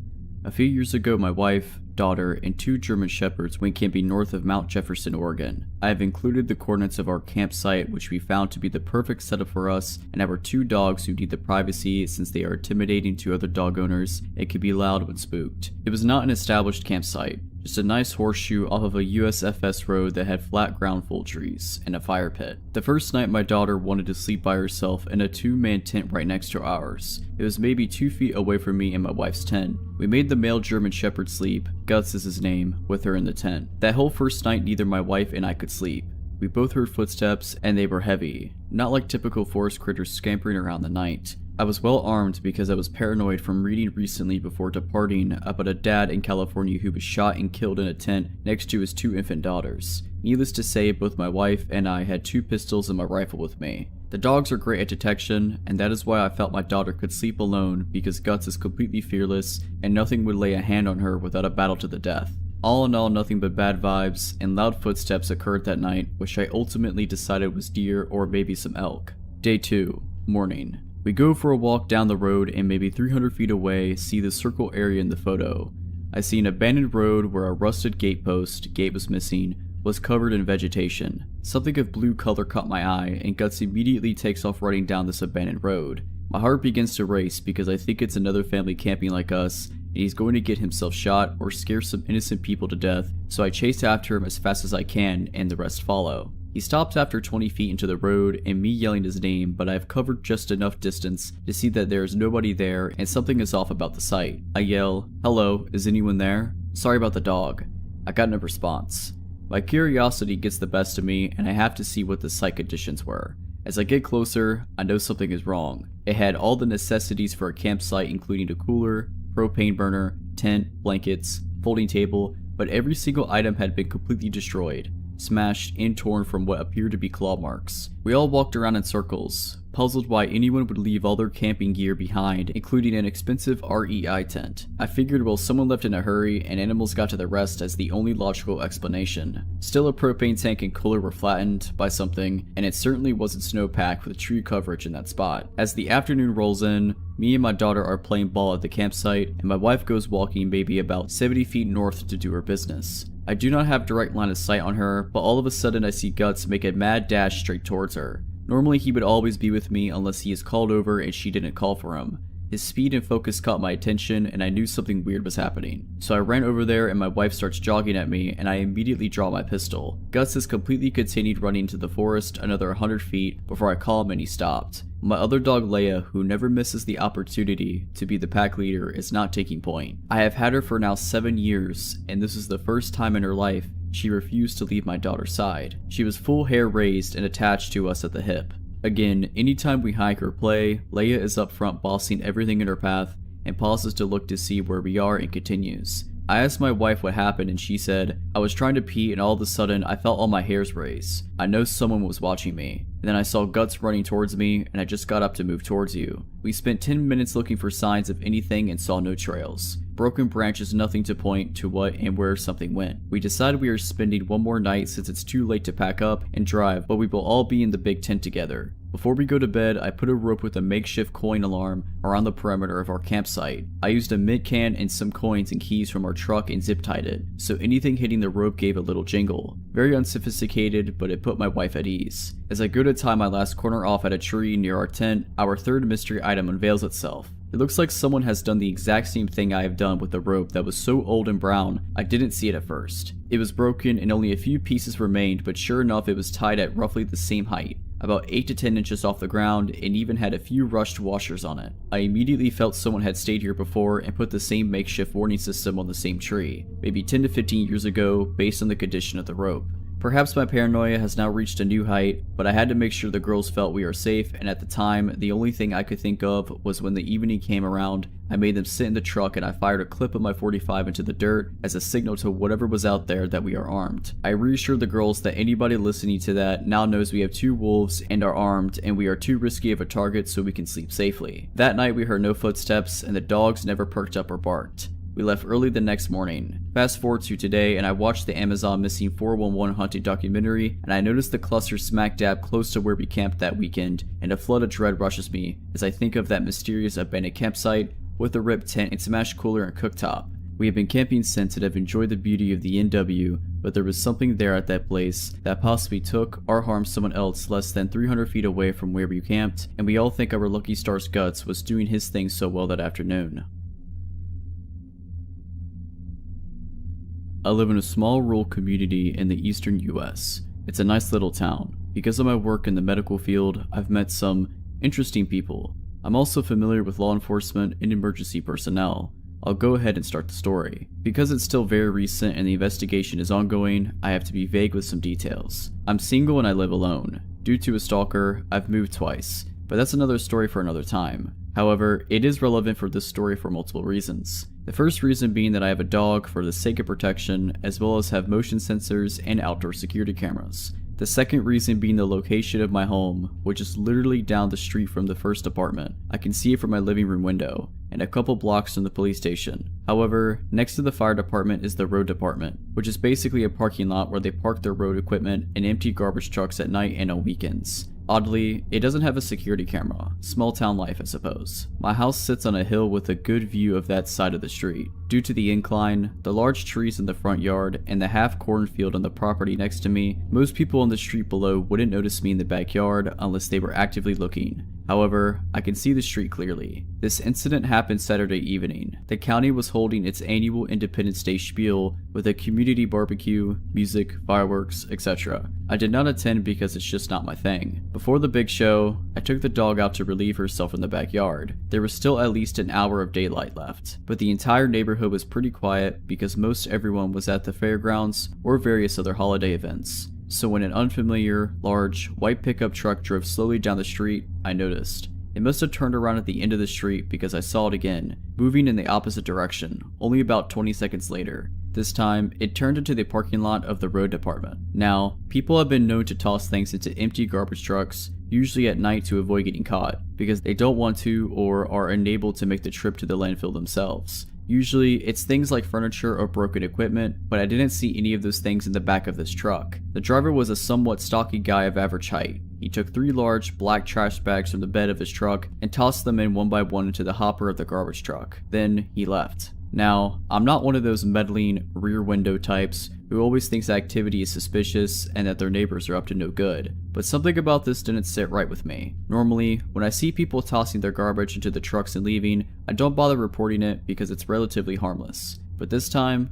I had a gut feeling, so I called the police. If anything, they could get the guy for illegally dumping trash from a barbecue or whatever. While I'm on the phone with dispatch, I put my dog inside to cut down on distractions while the officers investigate. A few minutes later, an officer arrived and I crossed the street to meet him. Gave him a description of the events and pointed out which of the trucks the man had tossed the bags. He found the bags. He took photos, he put on gloves and told me to stay back. The bags were tied in a knot at the top and it took him a minute to untie one because of the gloves and how tight the knot was. But eventually he got it open, looked inside for a few seconds, then twisted it closed and took a few steps back. Oh, he hissed under his breath. What? I asked. It's a body. I felt sick. I could tell he felt sick too. I saw him grow pale. His hand was trembling when he held the radio. Even his voice was shaking as he gave the code to dispatch. The dispatcher sounded confused when she asked him to repeat it. Within 10 minutes, the county sheriff was on the scene. Even he looked sick at the contents of the bag. The coroner arrived 10 minutes after that and the first officer walked me back to the house, along with another one who arrived at the same time as the coroner. Though I showed the first cop via the app on my phone when I described the events initially, I now showed them the video on a larger screen. The camera caught footage of the truck as it drove by both times, as well as pulling into the parking lot, though unfortunately not a clear view of the license plate or of the man tossing the bags out of frame. We watched the footage over and over, pausing frames, the officers taking notes. Ultimately, they requested this footage as well as a copy of the files from the past week to see if the truck had been in the area before. I've also been saving footage until the road department installs their own camera this week. Because this is still fresh, I don't know many more details. I know the body was in pieces, but I don't know the age of the victim, the gender, cause of death, any of that. Information has not been released to the public. I don't know if the coroner has ever been able to identify the body yet. A police cruiser has been parked at the fire department next door for constant surveillance in case the guy comes back. The guy who dumped the body was likely a local. How else would he know he could dump there? He probably thought it'd get buried in other people's illegal trash accumulated over the holiday weekend and the sanitation crew wouldn't have bothered to investigate. When I think about how this guy lives in my community, it makes me feel physically ill. To think that he had clearly scouted the area for a dump site, that it may have not been the first time this had happened. That this could happen again. If I hadn't called it in, if I hadn't been in the backyard at that exact moment, or if I had ignored that gut feeling, the victim would have never been found, may never find potential justice, their loved ones may never have closure. In fact, there's a possibility that it just might happen again to another poor soul. I hope it's not me. If you're liking this video, all I ask is that you make sure to subscribe to my channel and like this video. Thank you. I recently discovered this sub and immediately thought of this experience that happened to me 2 summers ago while I was cat sitting and house sitting for an older couple I met in a French class I was taking. This couple lived near a busy corner with a bookshop, coffee shop, a grocery store, and a movie theater in a nice neighborhood of a big city. For all these reasons and more, I was pretty excited to house sit there. My own apartment, where I lived with my boyfriend and my own cat, was about a 10-minute drive to 40-minute walk further up the street in a quiet, residential area with nothing much around it. Now, my own cat is vocal and super social. Because of this, we try never to leave him alone at night because he will literally cry for us all night. We're always slightly paranoid that he's going to get us evicted due to noise complaints from neighbors. We lived on the top floor and you could literally hear him crying from the bottom floor and outside if the door to the building is open. So my boyfriend and I decided that he should stay at the apartment with our cat while I was house sitting. My boyfriend drops me off at the house and I settle in with my luggage, look around the surprisingly large 3-story house, and then decide to walk over to the grocery store to pick up some food for the next few days. As I'm walking home with my bag of groceries, I notice this man, extremely tall and gaunt, with a head full of long, shaggy hair, walking parallel across the street watching me. I'm only about 2 houses away from the place where I'm staying, so I sit down on the edge of the wall as though I'm taking a break and call my mom, trying to keep an eye on him surreptitiously from the corner of my eye. This man stops behind a pole across the street and continues to watch me. I tell my mom this guy seems to think that a pole hides him from my view, but that I can see him from there, standing still as a statue, just watching me. I don't want him to know where I'm staying, so we continue chatting, and eventually I turn my full gaze on the man to let him know that I see him watching me. For a moment he doesn't react at all. Then he just sort of meanders on down the small street, and I watch him turn the corner and disappear from my view. I tell my mom and gather my groceries and walk cautiously down the street, keeping an eye out for him as I near the place I'm house sitting and don't see him. I dart in through the back door next to the garage as quickly as I can and breathe a sigh of relief once I'm inside. I tell my mom everything's good, and I put away the groceries and forget about the entire incident. The couple has a beautiful library, so I continually spend the rest of the afternoon and well into the evening just perusing their walls of books and selecting a few to bring upstairs to the guest bedroom on the 3rd floor. I'm playing some music and just enjoying the quiet downtime all to myself. I finally get sleepy, text my boyfriend goodnight, and fall asleep. I wake up shortly thereafter after a terrifyingly realistic dream that this gaunt man has walked into the room, trailing his fingertips along my body. The room is dark, all the window blinds shut, and my body goes completely still. Half positive that it wasn't a dream and that he had somehow broken in, it was waiting in the shadow. I quietly reach underneath my pillowcase for my phone. I always keep my phone tucked under my pillow, and it's not there. My panic rises, and my mind overreacts. He's here and he's playing a game with me. He took my phone. He's somewhere in the house. I desperately begin to pat around my bed as quietly as possible, searching beneath the other pillow for my phone. Not there. I think, surely he'll hear me if I get out of my bed to look. But I suddenly remember that I left my laptop next to me on the bed and I open it, quickly sending text after text to my boyfriend through iMessage until he wakes up. I tell him I can't find my phone, had a bad dream, and I'm super anxious. With him awake and responding, I get the courage to flip on the lamp and get out of bed. I search around the floor, thinking my phone must have fallen while I was sleeping. Nope, not on the floor.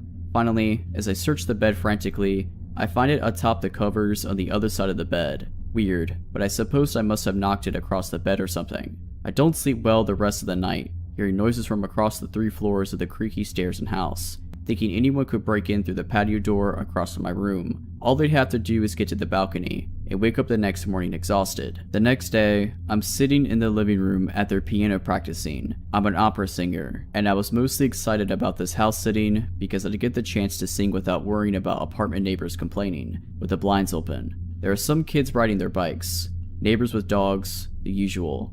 I'm enjoying my afternoon when I notice there's an odd, run-down, dilapidated, dark house nearly diagonal to this one, which doesn't fit in at all with the otherwise nice neighborhood. Gaunt man walks out of it and sits on the porch. My stomach drops. I call my boyfriend and tell him that the creepy guy apparently lives across the street. I shut the blinds facing that way so that he can't see me and retreat to the other side of the house with the kitchen. I spend the rest of the day chilling, convincing myself that I'm overreacting, that everything is fine and I don't need to worry. Nonetheless, come nightfall, the house seems just way too large, with too many entrances, and the bottom floor is so far away that I worry the noise wouldn't carry up to the top floor if someone did break in. Naturally, I cannot sleep at all. I end up retrieving a knife from the kitchen and stashing it under my pillow. Noises keep me up. Creaks, odd sounds. Around 11 p.m., I call my boyfriend and beg him to come stay with me, assuring him that our cat could survive one night without us. He drives over and pulls into the garage. I come unlock the hall door from the garage to let him inside. I still don't sleep well, but at least I get some sleep with him here, feeling a little safer.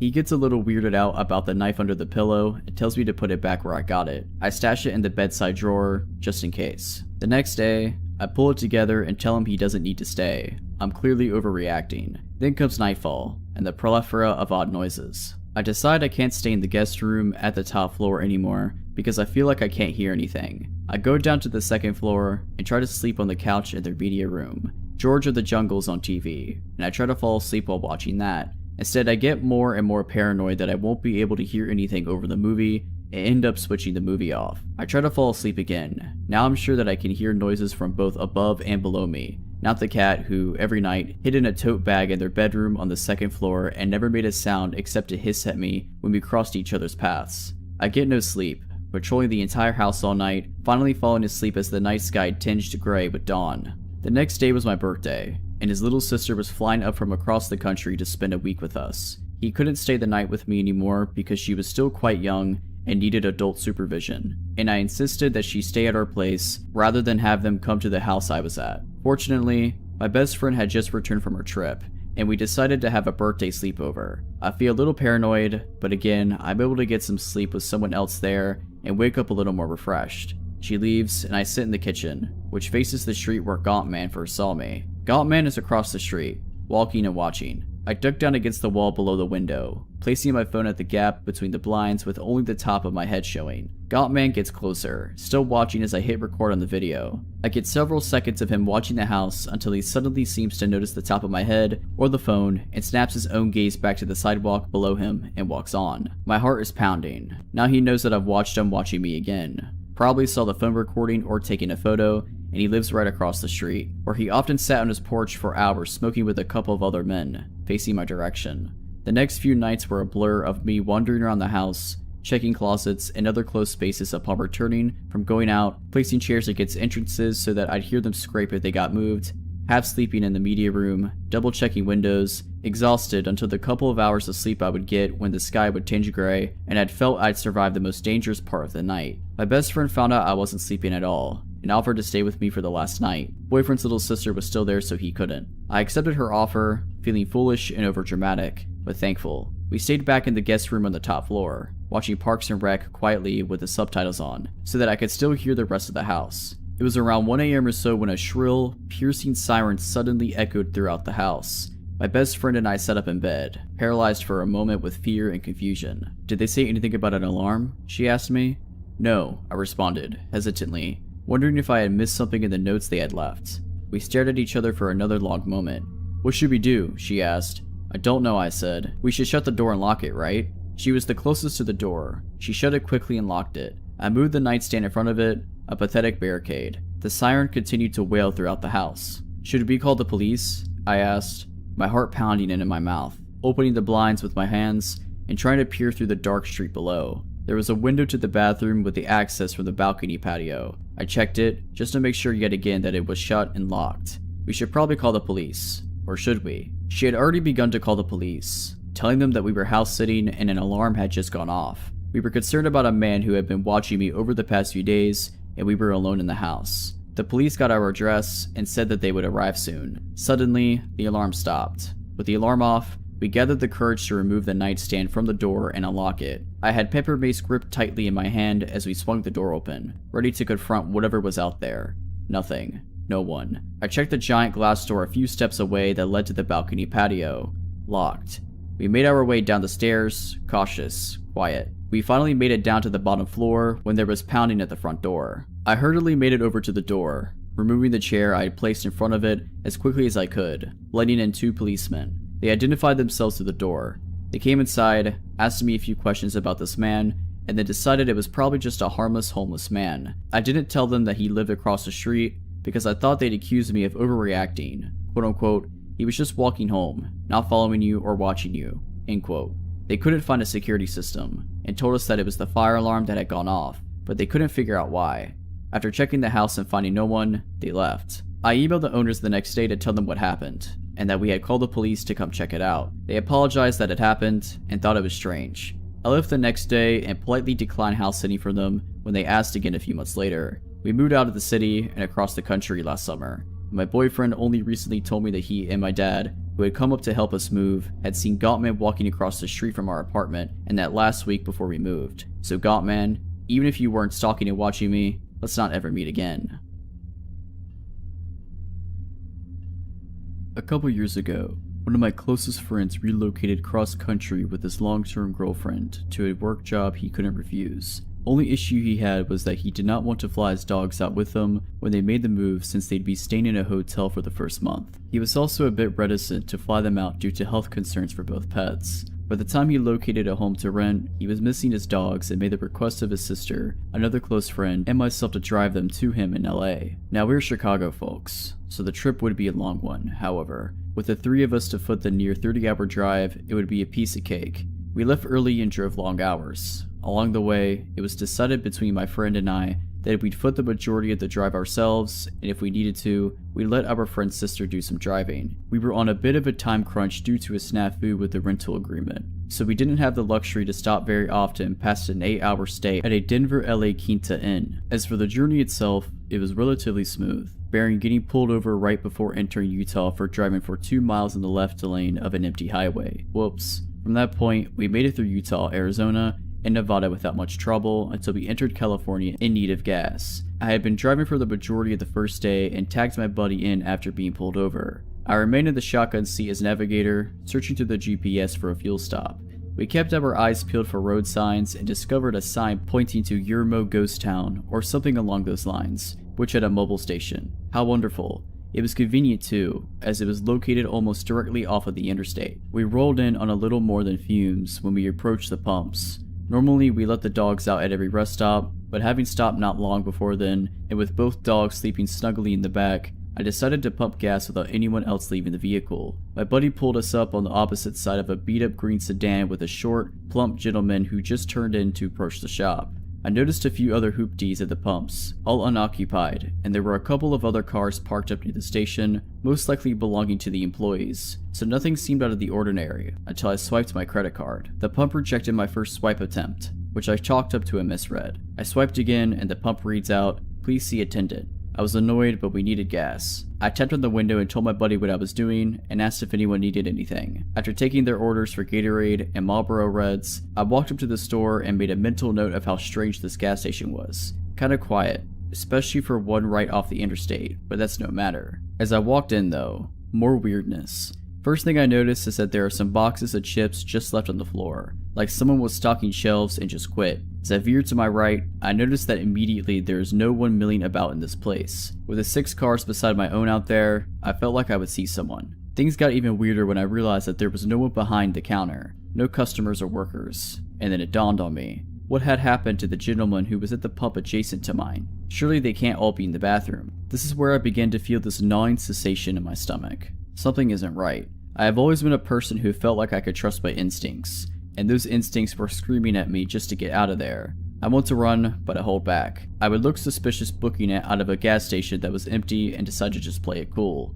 Natural. Don't let your body language let on to how badly you're freaking out in your head. I was probably inside of this gas station for only a couple minutes when I left, but I stopped just before exiting to listen for something. Anything. A flushing toilet would have been a good sound, but nothing. As I exit the shop and see my car, I begin to feel dread. It's like that moment in a movie where the hero is about to make it to the end of their trial, but the celebratory fanfare disappears, and in that silence, something comes and strikes them down. I am about 25 yards from the car when I see this gentleman come out from around the side of the shop opposite of me. This is not the same man as I saw while pumping gas. He was larger and had a peculiar look on his face. The best way I could describe it, it was like Nick Cage's smile from Face Off, before the titular act had occurred. I continued walking towards my car, but when I turned back to look at him, he was now walking towards me with a purpose. At this point, I noped my way back to the car with increased urgency in my step. And of course my friend has the door to the car locked like a complete douche clown. There is also the 95-pound golden retriever sitting in my seat.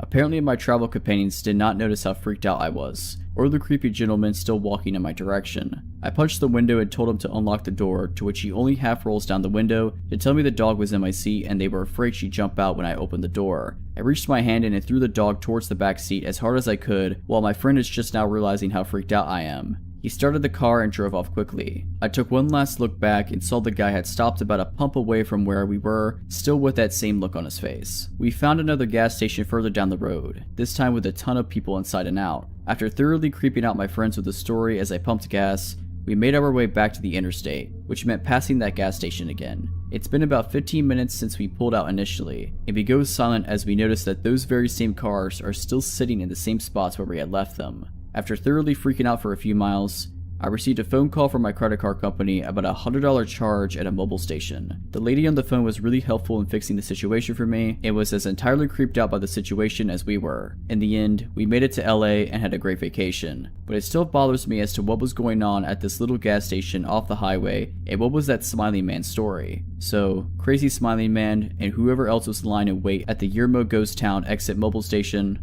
let's not meet. I lived in New Mexico for several years before moving to the Midwest. My friend, Amy, and I, both females, would spend many days exploring the remote corners of the New Mexico, discovering abandoned ghost towns and enjoying the quiet, desolate beauty of the desert. One afternoon in March 2010, we were traveling from Ruidoso to Albuquerque. Always up for exploring, we took a back road rather than traveling the more direct highway. One leg of our journey had us on NM55. It's a remote, teeny tiny 2-lane highway. We love those types of roads, up until that day. This part of New Mexico's flat and desolate desert. You can see for miles, and there's virtually nothing except dirt and rock between towns, and towns could be miles apart. So we were on NM55 going north. After a few minutes, we saw a white pickup truck up ahead of us, going the same direction. Suddenly, he stopped his truck sideways in the middle of the highway, blocking both lanes. We were about a mile away from him, and as we got closer, we began to get uneasy. We could see no reason for him to do this. We were the only other vehicle out there, and we began wondering if we should turn around rather than come up to him and have to stop.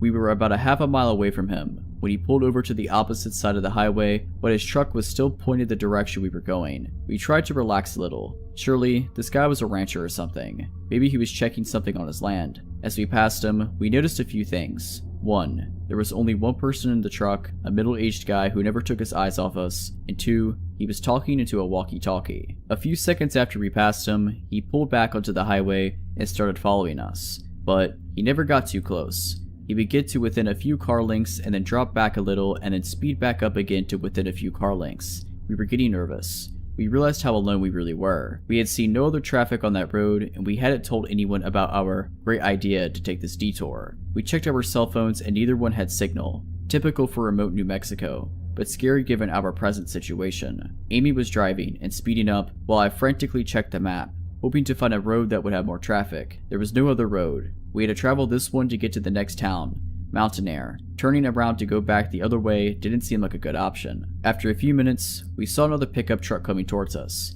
He was going very, very slowly, maybe 20 miles per hour, if that. This pickup was old and beat up, whereas the one that was behind us was newer. Amy had us up to 75 miles per hour, which wasn't typical for us on these 55 mile per hour highways, and we blew by the old pickup.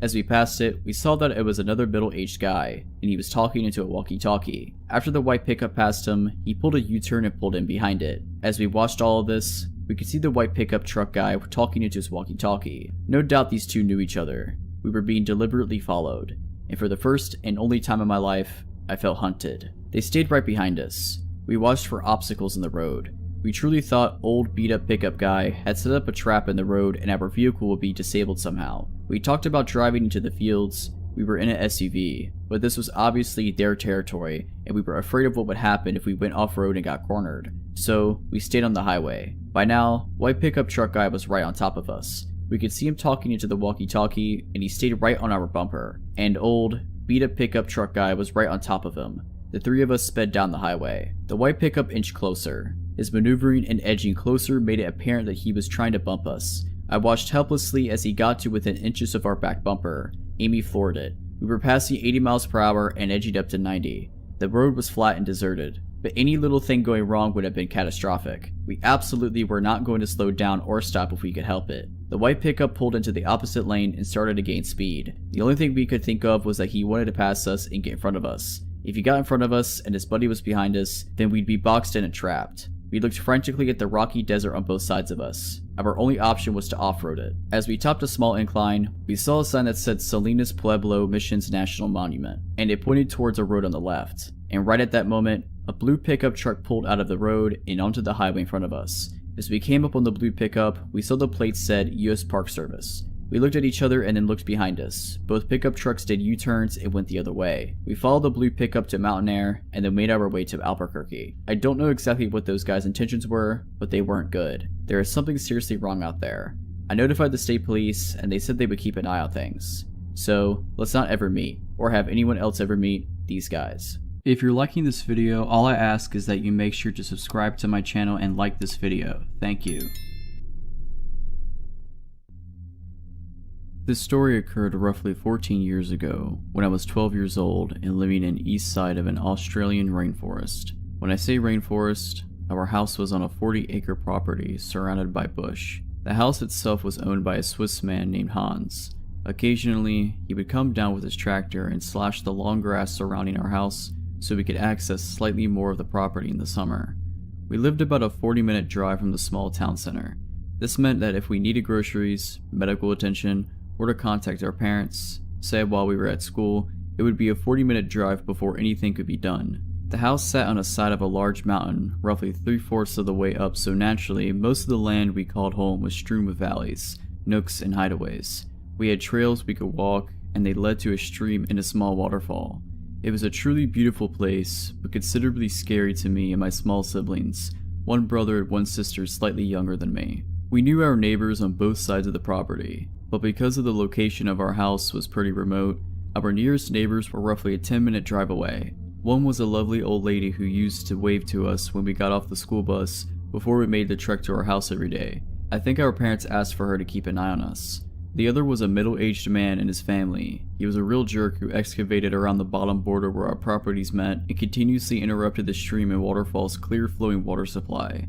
Lots of strange and creepy stuff happens when you're living in the middle of nowhere, but one in particular involved a guy I certainly don't want to meet again. Being pretty removed from people, it was extremely rare that we ever got visitors we didn't know were coming. When people we didn't recognize turned up, it was usually because they were lost and needed directions. One day though, a man in a car came roaring down our driveway. I remember running inside to tell my dad someone weird was here. He immediately walked outside to see who this unwanted guest was. My dad goes outside to see what all the commotion is about, while my mom keeps us inside, being protective. The man has a large red furred dog in the back of his car that looks like a German Shepherd cross. It snarled at my dad, but immediately cowered when this stranger told it to shut up. Our own dog named Millie was snarling and going ballistic whilst being chained up to the house. "Hi, my name is John." The way the man spoke was like he was a salesman, a really slick and smooth guy who on the outside seemed friendly, but with the overtone of wanting something. My dad immediately responded with, "So what are you doing out here then, John?" The man was taken aback, obviously not used to dealing with someone as hostile as my dad. They then talked for a while and I could hear my dad talking with a sense of confusion about whatever this man had to say. I did however overhear my dad say, "What are you thinking? Just call the cops." I found out later that the lovely old lady next to us had died. Apparently John was on the other side of her property and went to visit and found her dead. He also asked my dad if they should move the body to make it easier for police to investigate. This is obviously why my dad was telling the man to call the police immediately. Anyway, later that night the police showed up to take a statement from my dad and John, who was hanging around our house until the police arrived. I remember my dad pulling an officer aside and explaining that John wanted to move the body when he first arrived. The police left without any more questions as it looked like she had died from natural causes. John was still at our house. I found him to be a very unsettling person. The way he smiled, the dark of his eyes. He was unfamiliar, but acting like he was one of us. I remember it was a school night and I was trying to watch TV and he was playing songs on his guitar with my mom and my dad at the table. I was angry because he was ruining my shows and I told my mom I wanted him to go and I thought he was weird. She smiled and told me she felt the same and told me I should go to bed. The next day things seemed normal. Went to school, came home. Not seeing the familiar friendly face of the old woman stung a bit on my way past her house. It felt strange and I hoped that she knew her family loved her before she passed. I was a bit sad on the walk home, until halfway down the driveway, I noticed John's car again and parked out the front of our house. I walked closer and was greeted by his dog, Rusty. He walked outside with my dad and I heard him call Rusty to his car as he was leaving. Apparently he was borrowing tools from my dad. He left and waved goodbye like he was someone that I was going to miss. Again, that sense of overfamiliarity made me feel uncomfortable. I didn't know this man. I didn't like this man, and I was hoping he would never come down to our driveway again. My dad then pulled me aside and asked me what I thought of John. I labeled him a weirdo, and told my dad I was hoping he wouldn't come back. For the second night in a row, when John returned Dad's tools, he was sitting in our house playing guitar and annoying everyone. My mom and my dad were visibly unimpressed by the situation. I heard my mom and dad argue about him hanging around until eventually my dad told him he needed to leave, as it was time for us to go to bed. He insisted it was early and tried to make an excuse to stay. I found that very odd. I was polite enough to know when someone didn't want me around, so why didn't this man? Or if he did know, why wouldn't he leave? After ushering him out, my mom and my dad had a big talk in their room and my dad told us all that he didn't like John and that he was going to ask him not to come over anymore, and if we saw John again, immediately to tell him. The next day was a Saturday, so we were going to blow up our cheap inflatable pool and go for a swim as it was getting pretty warm. Around 11 a.m., the sound of a car thundering down the driveway alerts me and I go outside. I run back inside to tell my dad that John is back. Just like the first time I ever laid eyes on John, my dad goes outside and we stay inside with my mom, watching and listening through a screen door. John, again with his weird, overfamiliar smile and dark eyes, greets my dad and is met with, "Look, I don't know who you are, but I don't want you coming around here anymore. You scare my kids and my wife and I don't want you to come back. You understand?" I didn't hear John's reply from his tone, but it sounded like he was confused and tried to reason with my dad. My dad wasn't having it and told him to go or he would call the cops. As he was leaving, my dad said, "Don't come back or you'll be sorry." This is where things truly get weird. As my dad lays this subtle threat on the man, his face completely changes one of rage. He glares at us in the house, sticks up his finger and speeds out of the driveway shouting profanities and churning up gravel, spraying it towards our house. My dad came back and told us we wouldn't be seeing John anymore, and if we did, we were going to call the police. I was relieved. This odd man made me feel uncomfortable in my own home, and the way he reacted when he left confirmed the feeling I got from him when I first saw him. I can't remember if it was the Sunday or the Monday after that day, but John did come back. He tried to reason with my dad and say sorry for whatever caused us to not like him. Before he even got out of his car, my dad said, "If you don't turn around and leave, I'm gonna smash your face in." He did just that. My dad then called the police to inform them of what happened. Apparently they were going to go and talk to John. I didn't hear any more of what happened to that conversation. A few weeks went by with no sightings or happening with John, and we all felt like things were back to normal. This was until our mailbox had been tipped out of the ground and smashed, or possibly run over. I remember asking my dad what happened, but he wasn't about to give me any ideas.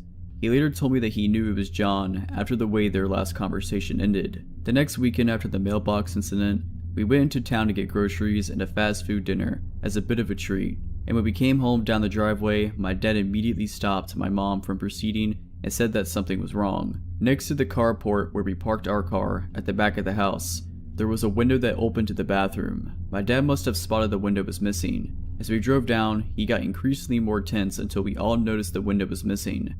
I remember being confused in the back seat and not really knowing what was going on, until I saw it. A man, dark eyes, and overfamiliar, coming from the window that led to the shower. My dad was exploding with rage, and he told my mom to rush down the driveway. The man proceeded to escape the window and run down the back of our property into thick shrubbery. My dad, only being on one leg, let Millie loose as she was going ballistic tied up to the house. She raced down the grass-engulfed hill into the darkness. She came back with nothing. My dad went out with his flashlight and couldn't find anything either. I'm not sure if anyone slept that night. None of our possessions had been stolen or even moved. We must have caught this man just as he was entering our house. The police came the next day and searched for fingerprints with no avail. My father was furious and again alerted them to John and his strange behavior. They told us they would look into it once again. That was the last time we heard from John that year. I had almost completely forgotten about him and had the summer off to enjoy myself and get ready for high school. The school I went to was pretty large considering where we were, but everyone seemed to know each other pretty well, including the teaching staff. Within my first week at the school, we were introduced to all the teachers and teacher aides. I was caught completely unaware when that overfamiliar, dark-eyed man from the previous year was introduced as a teacher aide. Except instead of John, he was introduced as Gregory something. I went into a little bit of a spin as I was trying to make sense of all of it. I was 100% sure that this man named Greg something was the same man who had introduced himself to my family as John. At that moment, so many things rushed into my head. What if he killed the old lady? What if he didn't live close by?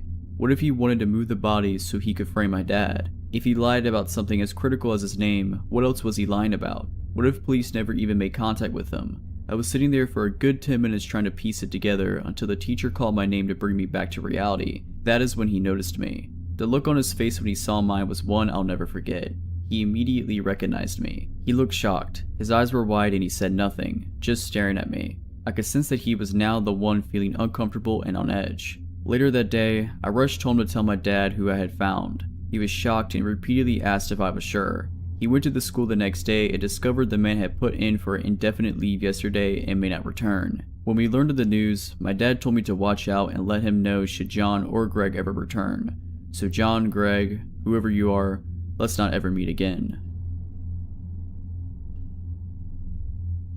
When I was 14, I was asked to babysit my 3 younger cousins, aged 8, 4, and 1, in an extremely rural, mountainous part of Pennsylvania.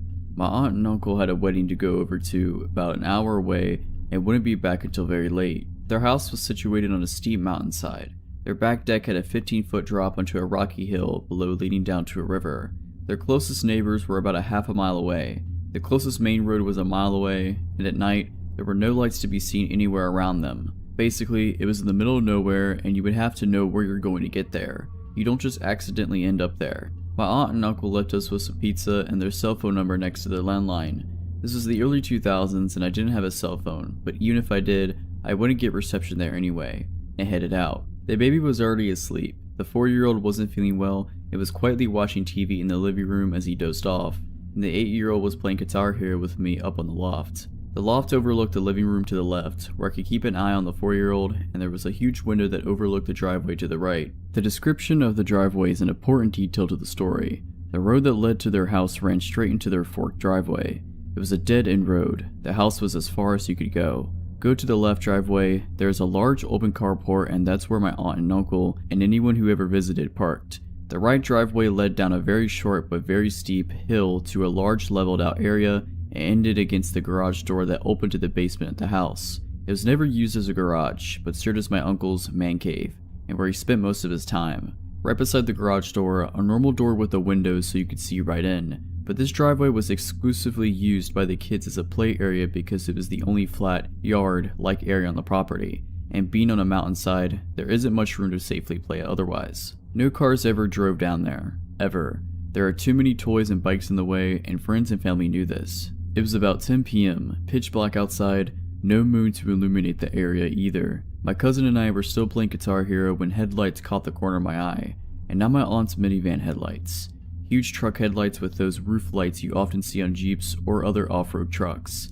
Not only that, the truck was going down the right driveway, the kids' play area. This was not my aunt and uncle. This was not anyone they knew. Panic and dread filled my body. I was a small teenage girl, alone in an isolated house on a mountain at night, with 3 children in my care. In a terrified voice, I asked my cousin, "Who is that, Jake? Do you know whose truck that is?" And then he looked panicked. "No, I've never seen that truck before," he replied. I quickly ushered him downstairs, still unsure what to do, but the 2 little ones were sleeping down there and I wanted to make sure they were safe. I checked on the baby and then grabbed the phone to call 911, and then I started to hear the metal garage door being shaken violently. No one ever opened that garage door. More panic fills me. I hear them try the door beside it, the metal doorknob jiggling. No one was actually knocking. It's not like they were checking to see if my uncle was down there.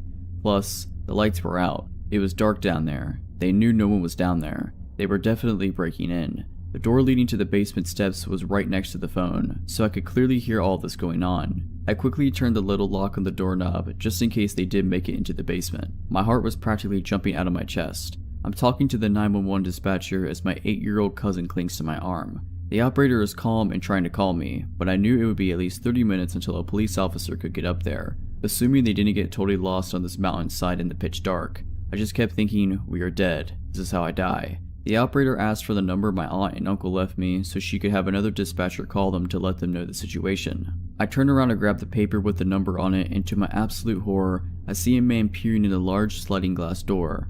A huge, burly, but what had to been a 6'4" man with long, scraggly red hair and a big red bushy beard. And what made it worse, he was grinning at me. Grinning in a way that still scares me to this day. Meanwhile, I had to have looked like a terrified deer in the headlights.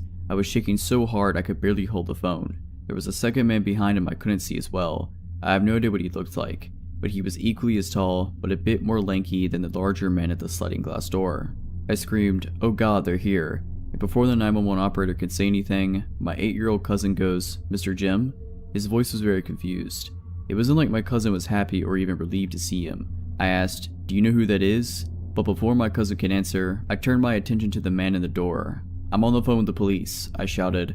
I'm grateful he didn't try that door, because I do not think it was locked. The man stared at me hard for a moment, eyebrows furrowed, like deciding what he wanted to do next, but he then just backed away into the darkness. What seemed like an eternity later, I saw the truck lights back up out of the driveway and then back down the road until they disappeared. I was still really scared, and so was my cousin. He had only met that guy a few times, an acquaintance of his dad. It wasn't like it was a close family friend, and obviously, because again, he went down the wrong driveway. Visitors never go down that way. The The 911 operator asked for a description of the man, then told me they'd gotten in touch with my aunt and uncle and they were on their way home. She stayed on the phone with me until the police officer showed up a bit later to make sure that the men were gone, and they stayed with us until my aunt and uncle got home so they could ask them some questions. My uncle was furious, not at me for calling them home early, but at this Mr. Jim guy. My aunt was mad at my uncle and told him to tell Jim to never come back. I didn't know at the time, but my uncle had a drug problem. I don't know what Mr. Jim or his accomplice were doing, or what they would have done if I wasn't on the phone with the police, but that grin was not a friendly one. It was sinister. And again, he also had to have known my uncle was not there, because the basement was dark. He would have seen through the windowed basement door. He had also tried lifting the garage door, something not even my uncle did. He intended to break into the basement, that much is clear to me. There's no other explanation. I never did babysit for them again, and I don't think I ever even went back up there because not long after, my aunt divorced my uncle and moved out. So Mr. Jim, the grinning mountain man who tried to break into the house where I was babysitting, let's not meet again.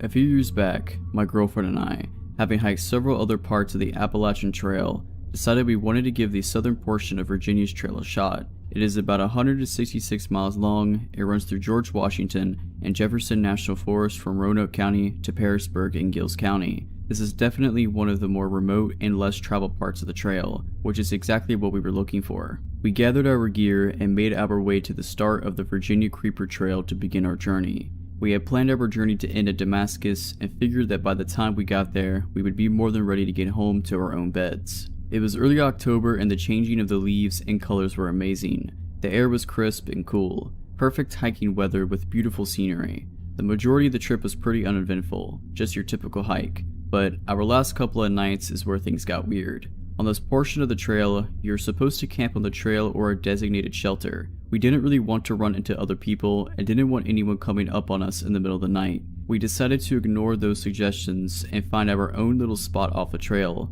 A little searching around and we found a spot a little ways off the trail in the middle of a small clearing. It was perfect.